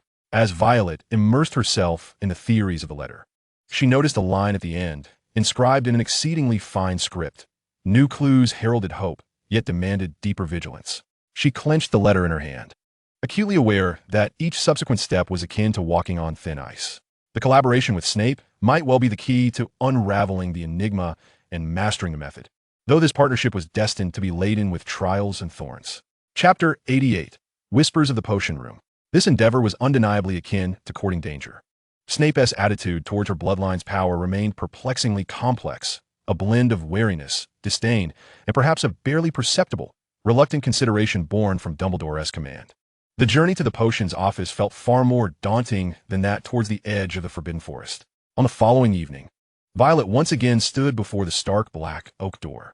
The chill of the dungeon air, suffused with the sense of various potion ingredients, heightened the clarity of her racing heartbeat. Drawing a deep breath, she rapped on the door. Enter, came Snape's cold voice, as unyielding as ever. Pushing open the door, she found the office unchanged, dim, cluttered, filled with bizarre specimens and intricate glass apparatuses. Snape stood before a cauldron, bubbling faintly, stirring with a black glass rod. His gaze unraised. A bitter yet oddly sweet aroma pervaded the air. Violet recognized it as a complex formulation for a high-level stabilizer, requiring meticulous attention. Professor Dumbledore has sent me to consult with you. Violet ventured cautiously, placing the ancient letter upon the corner of the desk. Snape's stirring paused momentarily as he lifted his eyelids, his dark eyes resembling a profound abyss in the dim light. I presume you are not here to inquire how to concoct a potion into a cauldron of refuse, Miss Thorne, he remarked, setting down the glass rod to meticulously wipe his fingers with a black cloth. His gaze swept over the letter without immediately grasping it. The resonance purification technique is fanciful and exceedingly perilous. Dumbledore has a penchant for imparting unrealistic hopes to the young. His words dripped with sarcasm. Yet Violet noted he did not outright dismiss the technique itself. Snape seated himself behind the desk, his fingertips poised in a pointed steeple. Harmony? He scoffed. It is not the pastoral resonance you might envision. It demands a precision so cold it borders on cruelty, requiring you to control your magical flow as one regulates their heartbeat. Any deviation could lead not to purification, but to detonation. As for the frequency, he paused, his gaze deepening. You must first listen, perceiving with your troublesome bloodline, yet it must be conducted in an utterly shielded state, otherwise. Utterly shielded? Violet pressed further, inquiring whether the cerebral closure technique could indeed be achieved. The cerebral closure technique safeguards your thoughts, rather than the conduit through which you interact with external forces. Snape replied coldly. That requires a more advanced skill, an internal barrier. Perhaps your instincts, derived from the beast within, may assist you to a certain extent. Though his words carried an undertone of insult, they also seemed to hint at a certain innate mastery over her domain, the dragon's might, attributed to her dragon blood lineage. At that moment, a faint, icy pang emanated from the family crest upon Violet's chest. It was not the searing heat of a warning, but rather the unsettling sensation of being observed. Instinctively, she activated the cerebral closure technique while quietly attuning her vision to its lowest setting, scanning her surroundings with vigilance. The office was devoid of anyone but herself and Snape. However, as her gaze skimmed past a large glass jar filled with murky green liquid in the corner, she seemed to observe the eye of some biological specimen within the jar, subtly shifting. A glimmer of shadowy energy reminiscent of the corrupted unicorn she had sensed earlier flickering beneath its surface. Was it an illusion? Or something more? Snape appeared to sense her momentary tension and the shift of her gaze. His dark eyes narrowed, his voice dropping to a near whisper laden with menace. It seemed your troubles have not only attracted the underground creatures, but also some flies that prefer to hide in jars. He was aware. He knew something was eavesdropping, and he chose to remain inscrutable, perhaps even leveraging this meeting for counter-surveillance. Regarding her preliminary grasp of the frequencies, Snape abruptly raised his voice, reverting to his usual stern demeanor. You need to master the 7th technique of magical power convergence first. This is mentioned in the appendix of advanced potion making. I expect to see your complete notes and understanding before next week's detention. Now leave. He issued the dismissal. Yet Violet comprehended the underlying message. The theoretical discussion had reached its limit, and true guidance would likely occur in a more secure setting, perhaps during detention. Presently, he had deliberately provided a seemingly relevant but fundamentally basic task to mislead potential listeners. Yes, Professor. Violet picked up the letter, bowed her head, and turned to depart. Just as she closed the office door, she thought she heard Snape murmur in an almost sighing tone, as if speaking to her or perhaps to himself. Remember, true corruption often begins with the smallest of cracks. The door shut behind her, sealing off the dungeon's chill and Snape's enigmatic words. Leaning against the cold stone wall, Violet's heart raced. This meeting felt less like guidance and more like a silent warning and a mutual trial. Snape was cautioning her that the source of danger was omnipresent, perhaps even perilously close. A few days later, an unexpected turn of events transpired. Umbridge abruptly announced that, in order to enhance campus safety and identify potential threats, random inspections of student common rooms and personal belongings would be conducted.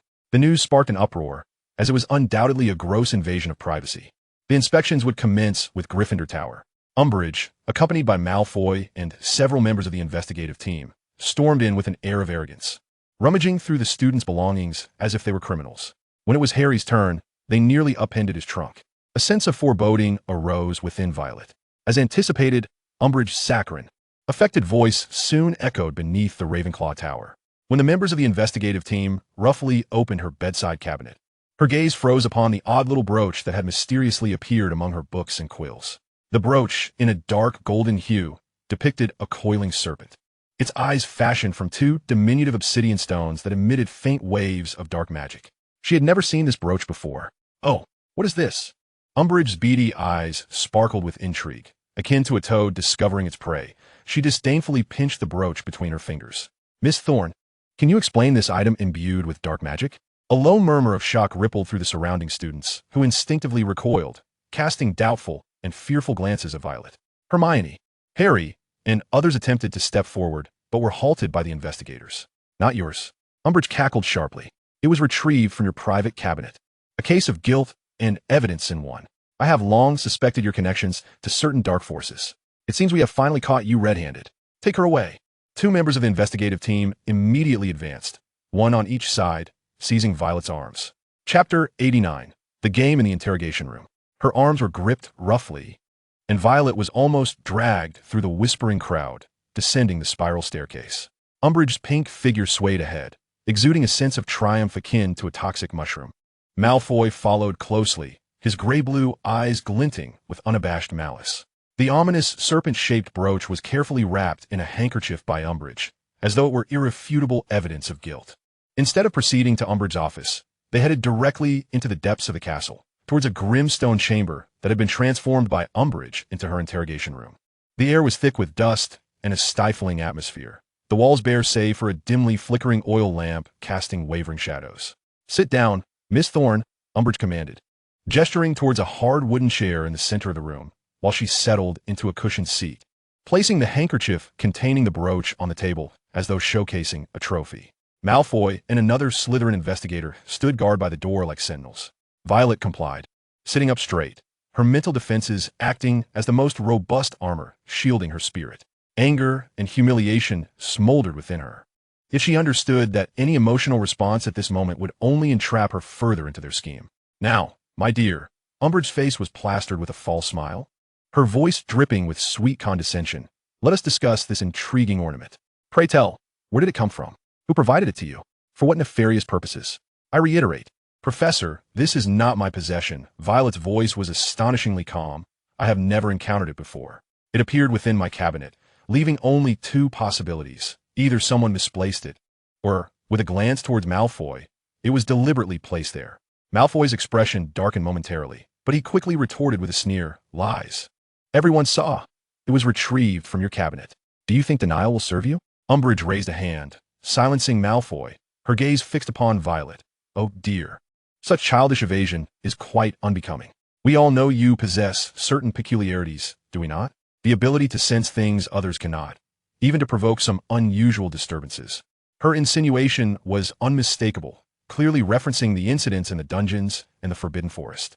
The traces of dark magic upon this brooch were so conspicuous that a girl as sensitive as you would fail to notice it nestled among your belongings, unless you consented to its presence, or it is, in fact, your own. This was a blatant sophistry, insidiously exploiting Violet's uniqueness. Violet realized that Umbridge and the puppeteer behind her aimed not only to frame her for harboring dark artifacts, but also to solidify her connection to dark forces, even suggesting she might be responsible for the corruption of the Forbidden Forest. Malfoy stepped forward, a cruel anticipation etched on his face, producing the familiar bloodstained black feather quill, the punishment quill. Perhaps you need to experience firsthand the value of honesty, Umbridge cooed as she prepared to inscribe upon the back of Violet's hand. I should not engage with dark magic until you are willing to speak the truth. Violet's heart plummeted. She had heard of the horrors of this quill, which could etch pain directly into the soul. Instinctively, she clenched her fist, the indomitable pride of her dragon blood surging within her. Resistance? Here. In the presence of Umbridge and two interrogators, the likelihood of success was nearly non-existent, only exacerbating her charges. Just as Malfoy approached with a malevolent grin, the quill's tip poised to make contact with her skin. Bang. The door to the interrogation room burst open, crashing against the wall with a resounding thud. Professor McGonagall stood in the doorway, her face pale with fury, her chest rising and falling with indignation. Behind her stood Professor Flitwick, equally displeased. Dolores. Professor McGonagall's voice was as sharp as ice. What is the meaning of this? Interrogating my student without the consent of the other heads, and in such a medieval manner. Umbridge's facial muscles twitched, but she quickly regained her false smile. Minerva, I am handling a serious case of dark magical artifacts.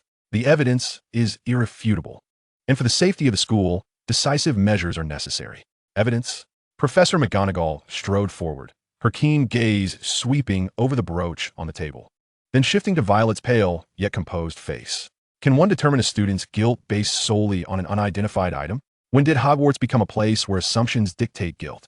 It was found in her cabinet. Umbridge shrieked. That only proves the item was within her cabinet. It does not prove ownership. Professor McGonagall stood her ground. I believe a more equitable investigation process is warranted. For instance, examining the magical residue on this brooch to see if it aligns with Miss Thorne's magical signature. Perhaps we should investigate who has recently touched it. At that moment, another voice interrupted, cold and smooth, akin to the stone walls of a dungeon. I might offer some professional insight. Snape appeared at the doorway like a specter, his dark cloak gliding silently across the threshold.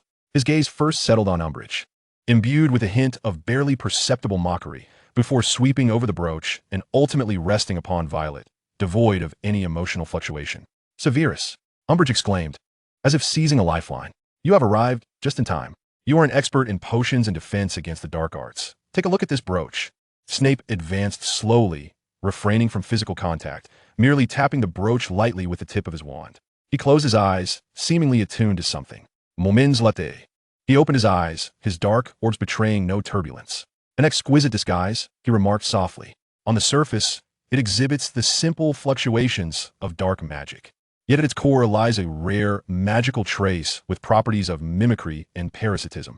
This magic excels in fabricating evidence and beguiling the mind.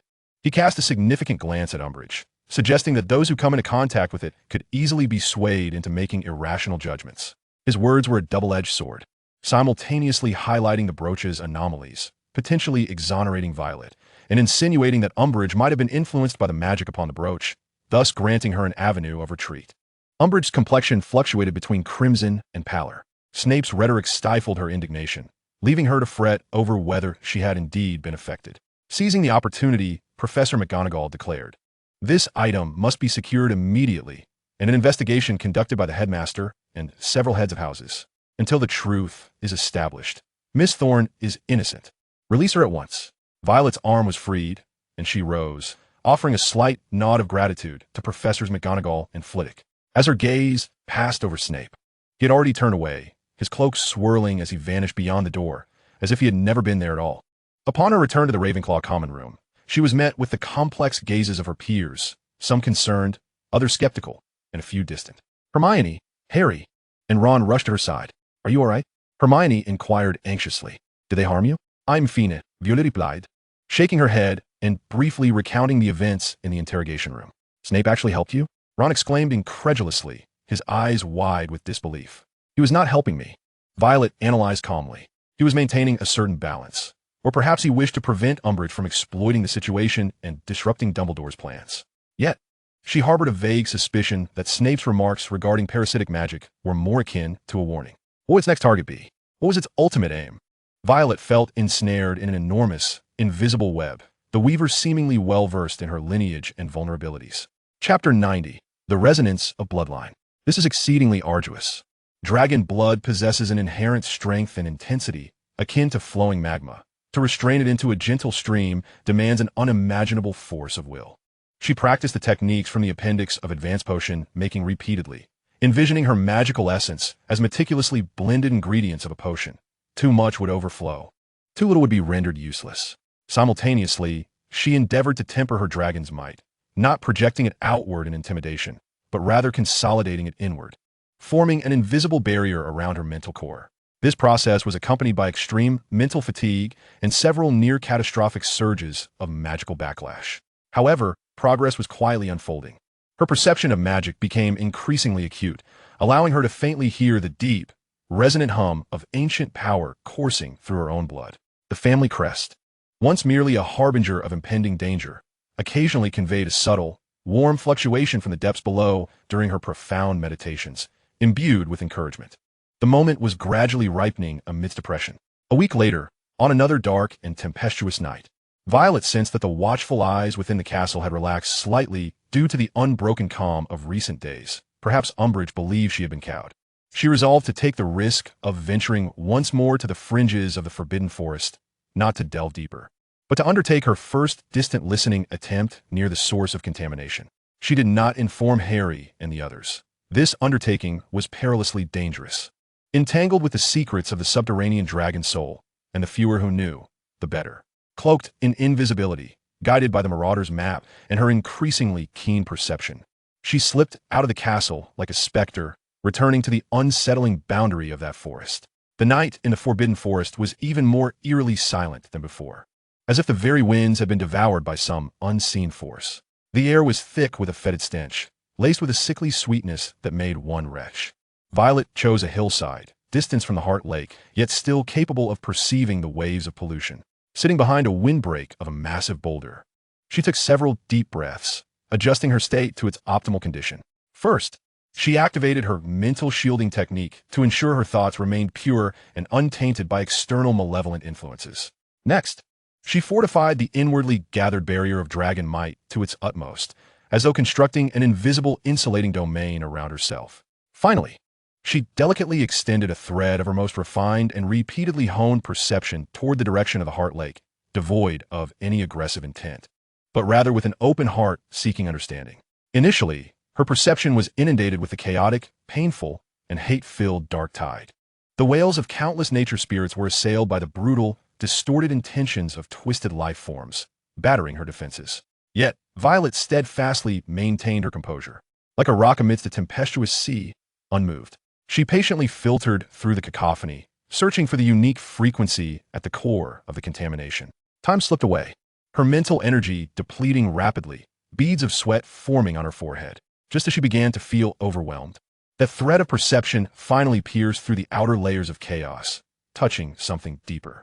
Was this the truth of the Heart Lake's pollution? An ancient existence, steeped in resentment? Just as Violet sought to capture this frequency with greater clarity, an unexpected transformation occurred. That lingering resentment seemed to sense this distinct and pure, probing awareness. No longer merely emitting pollution passively, it suddenly coalesced into a cold and malevolent needle, viciously piercing through Violet's perception and striking at her brain. At that moment, a voice, enticing yet twisted, resonated within her soul, mimicking her deepest desires. Release me, unite with me, and you shall acquire boundless power, the power of vengeance to make those who imprison and belittle you pay dearly. The mental barrier Violet had constructed trembled violently, her mind's defenses enduring unprecedented strain. The voice targeted her yearning for strength, her sorrow over her parents' demise, and her hatred for the Source sect and Voldemort. The allure was overwhelmingly potent. Just as she felt her barrier on the verge of shattering, her consciousness about to be engulfed by the torrent of resentment, a thunderous sound erupted. It was far clearer and more soul-shattering than before, as if emanating from the very depths of the earth, or directly exploding within her veins. The foundations of Hogwarts trembled once more. This time, Violet distinctly heard not a vague roar, but a dragon's roar, filled with majesty, fury, and a hint of urgent warning. This roar resonated with her own bloodline, like the call and protection of a sovereign to their subjects. The backlash vanished. Violet leaned weakly against the rock, gasping for breath. Her body drenched in cold sweat, yet her eyes shone with unusual brightness. The dragon spirit beneath the earth had saved her once again. Moreover, she now felt its will clearly. It was not dormant. It was aware of everything, watching over her and intervening at critical moments. Simultaneously, she finally captured the fleeting core frequency of the source of pollution, an eerie fluctuation brimming with distorted vitality and a sense of desperate confinement. The first step of purification, listening to the frequency, had been inadvertently achieved on the precipice of life and death. However, Violet comprehended fully that she was facing not merely a simple black magic pollution, but an ancient entity, steeped in resentment, ensnared deep within the forbidden forest. The dragon spirit beneath seemed to share a profound connection with this existence. The crisis had momentarily abated, yet a greater mystery and more formidable challenges had already begun to unfold. Chapter 91, Fractured Memories. The next day, she confined herself within the practice room conjured by the Room of Requirement, endeavoring to replicate and document that perilous core frequency. This was not spellcasting. Rather, it involved simulating that unique fluctuation with her own magical energy, akin to a tuning fork, within an absolutely shielded inner barrier. The process was exceedingly taxing on her mind, akin to dancing on the edge of a blade, where the slightest misstep could ignite disaster once more. Yet, she had to undertake this. It was the first step towards understanding and ultimately purifying it. The fragmented information convinced her that the dragon spirit below was deeply intertwined with Hogwarts and the Forbidden Forest, and its state of confinement was likely directly related to the source of pollution in the Lake of Hearts. It was time for her confinement session with Snape once more. This time, as she entered the potions office, Violet's mindset had transformed. She was no longer a passive recipient of judgment or reprimand, but rather an explorer wielding crucial clues. Severus Snape seemed to have noticed her transformation.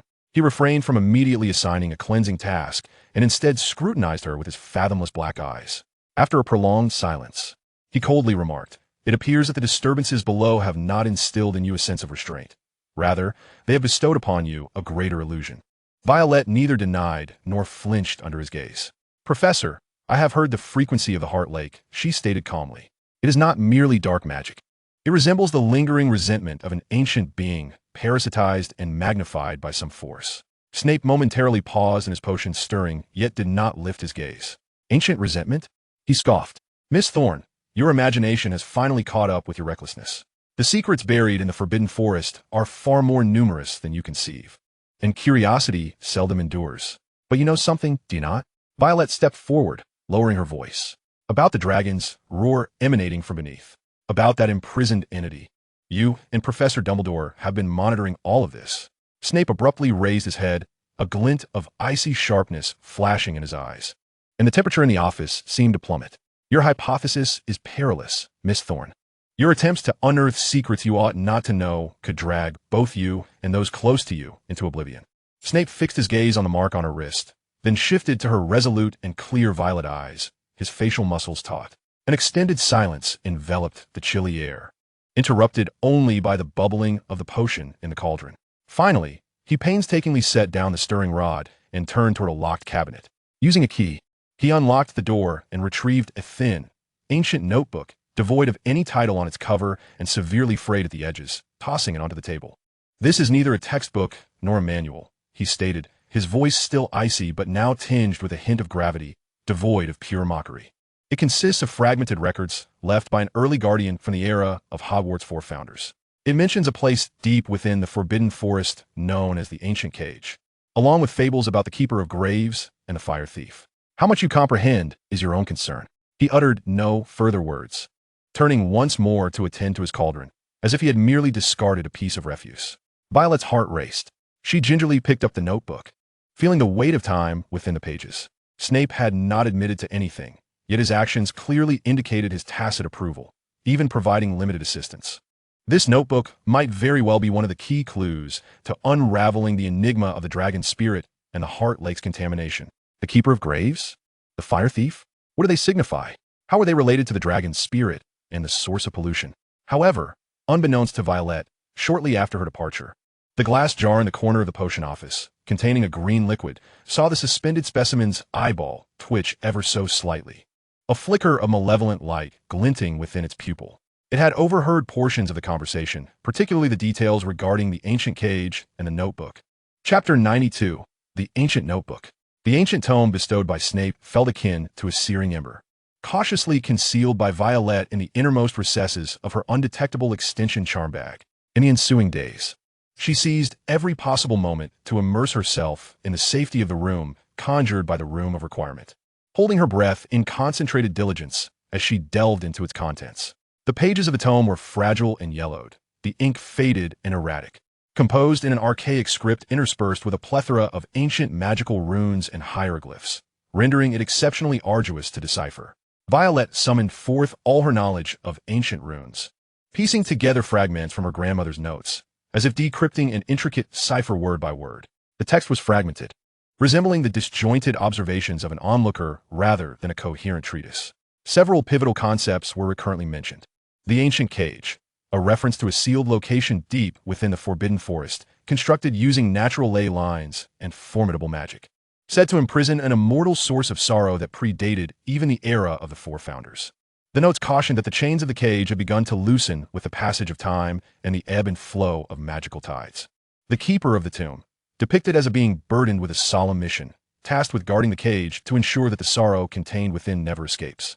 The notes suggested that the keeper was not human, but rather an ancient power intertwined with the very land of Hogwarts, possessing a longevity that transcended time.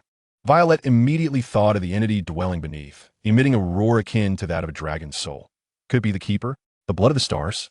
Did this refer to her own draconic lineage? Was her very blood the key to unraveling this millennium-old enigma? The resonance could potentially forge the chains anew, purification, yet might also lead to their shattering, unleashing greater calamities. The weight of this colossal responsibility left her breathless. While the notes did not explicitly elucidate the methods for purifying the Heart Lake, they underscore the necessity of comprehending the sorrow of the imprisoned to quell its fury. The true key resided within the covenant between the Keeper and stars. A covenant? What manner of pact could that be? How was she to communicate with the subterranean Keeper and grasp the nature of the imprisoned source of sorrow? Confusion enveloped her like a dense fog. She yearned for further information, for corroboration from diverse perspectives. At that moment, she recalled the Centaur Forenza. The Centaur tribe, skilled in the art of astrology and the understanding of destiny, likely possessed far greater knowledge of the history of the Forbidden Forest than the average person. How could she safely approach the Centaur? Since the last warning, the Centaur territory had been strictly sealed off. Violet contemplated a potential intermediary, Hagrid. Hagrid, with his affinity for the creatures of the Forbidden Forest, might be able to convey her message. On a drizzly afternoon, Violet ventured alone to Hagrid's hut. Hagrid was preoccupied with a particularly irritable blast-ended script, which was emitting sporadic sparks in its agitation. Upon seeing Violet, a grin broke through his rugged visage. Hagrid, Violet stated directly, carefully choosing her words, I need to speak with Firenze about the unsettling presence deep within the Forbidden Forest. It is of utmost importance. It was a perilous endeavor, yet perhaps her only opportunity. Grateful, Violet decided to test her luck that evening. As the rain subsided, a hazy twilight emerged on the horizon. Clad in her invisibility cloak, Violet stealthily approached the elevated area that Hagrid had described. The vista here is expansive, revealing the dark contours of the Forbidden Forest and the undulating mountains in the distance. She patiently awaits, savoring the moist air and the coolness of the grass beneath her feet. Just as the last remnants of daylight are about to fade, a tall figure silently emerges from the woods, Firenze. His silvery mane glimmers faintly in the twilight, resembling flowing mercury. He gazes upward at the stars barely visible through the gaps in the clouds, his expression focused and grave. Firenze, she softly calls, as she removes her invisibility cloak to reveal her form. Firenze lowers his head, recognizing her, and a flicker of surprise flashes in his eyes, though no hostility accompanies it. The girl of Starblood. You should not be here. Danger lurks like shadows, concealed all around. I seek answers. Violet meets his profound gaze about the ancient prison, the gravekeeper, and the fire thief. The sorrow of the Forbidden Forest must be soothed, and I may be entwined with it. Firenze pauses in silence, his gaze drifting back to the starry expanse. The celestial signs indicate that the dark threads entwining the Forbidden Forest are tethered at one end to a forgotten prison, the other held by the hands of one, guided by the stars. What the gravekeeper protects is not merely the prison, but an ancient equilibrium. The fire thief, in a reckless endeavor to steal the essence of this balance and ignite forbidden flames, will ultimately find only self-destruction. He hesitates, turning his gaze toward Violet, his eyes filled with compassion and a hint of expectation.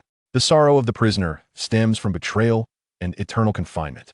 Understanding this sorrow is the first step to grasping the key. But remember, dear girl, proximity to the sorrowful may also lead to being consumed by it. Your lineage is a bridge, yet it may also serve as a conduit. Conduit? Violet feels a jolt within her. Does this imply that she could both connect with and soothe that power, while also becoming the vessel through which it breaks free? How can I communicate with the gravekeeper? What is the nature of the covenant? She inquires eagerly. Another riddle. Yet Violet captures the crucial information.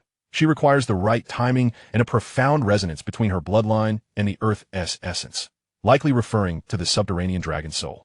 At that moment, Firenze suddenly lifts his head, alert, gazing into the depths of the Forbidden Forest. They're coming. Quickly, he urges, remember, trust your blood, but remain vigilant against the whispers that seek to confound it. Violet dares not delay and promptly dons her invisibility cloak, almost simultaneously with her vanishing form.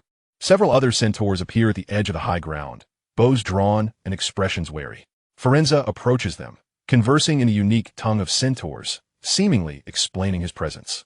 Violet quietly retreats, slipping away from the high ground, although she has not yet acquired a specific method of action. Firenze's words corroborate the contents of her notes and illuminate the path forward. She must await a specific celestial moment and strive for a deeper communion with the subterranean dragon soul. However, the term conduit resonates like a new alarm in her ears. The path of purification is fraught not only with external dangers, but also harbors the peril of backlash from the abyss. As she endeavors to comprehend and soothe that sorrow, will she herself be engulfed by that eternal anguish first? Chapter 93. Portents of Resonance. Meanwhile, the situation at Hogwarts is rapidly deteriorating. After the failure of her scheme involving the brooch, Umbridge did not temper her actions. Instead, she intensified her efforts. She enacted the new Educational Decree No. 29, mandating the establishment of a special course on the identification and defense against dark magic, compelling all fifth-year students to participate. On the first day of this course, the atmosphere was oppressively eerie. The classroom had been rearranged, with curtains drawn tightly shut, leaving only a few green glowing magical lamps to illuminate the space. The walls were adorned with distorted images of dark magic symbols, many of which were clearly exaggerated or fabricated. Umbridge herself donned a dark green robe, her face exhibiting an unnaturally forced and chillingly cordial smile. Children, she began in her sickly sweet voice, in these uncertain times, recognizing the darkness around us is the first step to protecting ourselves. This course will teach you how to identify the hidden threats that may be lurking among you. Her gaze swept across the classroom like a brush, lingering particularly longer on the faces of Violet, Harry, Hermione, and Ron. She then proceeded to showcase various so-called dark magical items, prominently featuring a replica of the serpentine brooch that Snape had identified as possessing parasitic mimetic qualities. Umbridge described it as an exceedingly malevolent medium of mental control, insinuating that individuals with particularly sensitive dispositions were more susceptible to being drawn in and manipulated by such objects. This was clearly a veiled reference aimed at Violet, adding further insult to injury. The students in the classroom murmured among themselves, casting glances at Violet filled with suspicion and fear. Even more unsettling was Umbridge's method of instruction. She compelled students to observe one another, documenting any suspicious behavior, and encouraged anonymous reporting. She exaggerated common magical occurrences, such as Peeves' pranks or the slight magical mishaps of students due to nerves, declaring them signs of dark encroachment. The atmosphere in the classroom became saturated with suspicion, accusation, and panic. Hermione clenched her fists tightly beneath the desk, her complexion pale. Harry and Ron glared at Umbridge, their anger simmering silently. Violet forced herself to remain composed, employing her mental barriers to resist the deliberate tide of malice surrounding her. She sensed that the magical aura emanating from Umbridge had grown increasingly chaotic and oily, as if genuinely influenced by some parasitic force. This new course loomed over the students like a heavy stone. The atmosphere within the castle grew even more oppressive, with friends reluctant to share a word for fear of misinterpretation and denunciation. Malfoy and his entourage became increasingly arrogant, as if they wielded the power of life and death. In this stifling environment, Violet felt an urgent need for strength and solutions. Guided by her notes and Firenze's hints, she began to closely monitor the celestial alignments. Professor Sinistra, during astronomy class, also sensed the unusual magical fluctuations emanating from the Forbidden Forest, casually mentioning that in a few days, a rare astral phenomenon, the Tears of the Stars cluster, would pass over the Forbidden Forest, possibly resonating faintly with the ley line magic. This was the moment she had been waiting for. Violet felt certain in her heart. This is likely the moment referred to by Firenze. When the stars aligned to form ancient patterns, she commenced her final preparations. Within the House of Wishes, she diligently practiced the convergence of her magical energy and the construction of her inner barriers, ensuring that she could maintain sufficient clarity and control during resonance. She also utilized the family crest as an anchor, attempting to convey a clearer intention to the subterranean dragon spirit, indicating her desire for communication at a specific time, with the purpose of reforging the chains and soothing sorrow. The responses remained intermittent, yet that ancient will seemed to grasp her intent, as the fragments of imagery conveyed a hint of scrutiny and a subtle, barely perceptible anticipation. However, on the eve of the Tear Star Cluster's anticipated arrival, an unexpected event transpired. Late at night, while Violet was organizing her notes in the common room, the active map indicated that Umbridge and Malfoy were, at that very moment, leaving the castle's main building, one after the other, and moving towards the edge of the Forbidden Forest. Violet's heart leapt in her throat.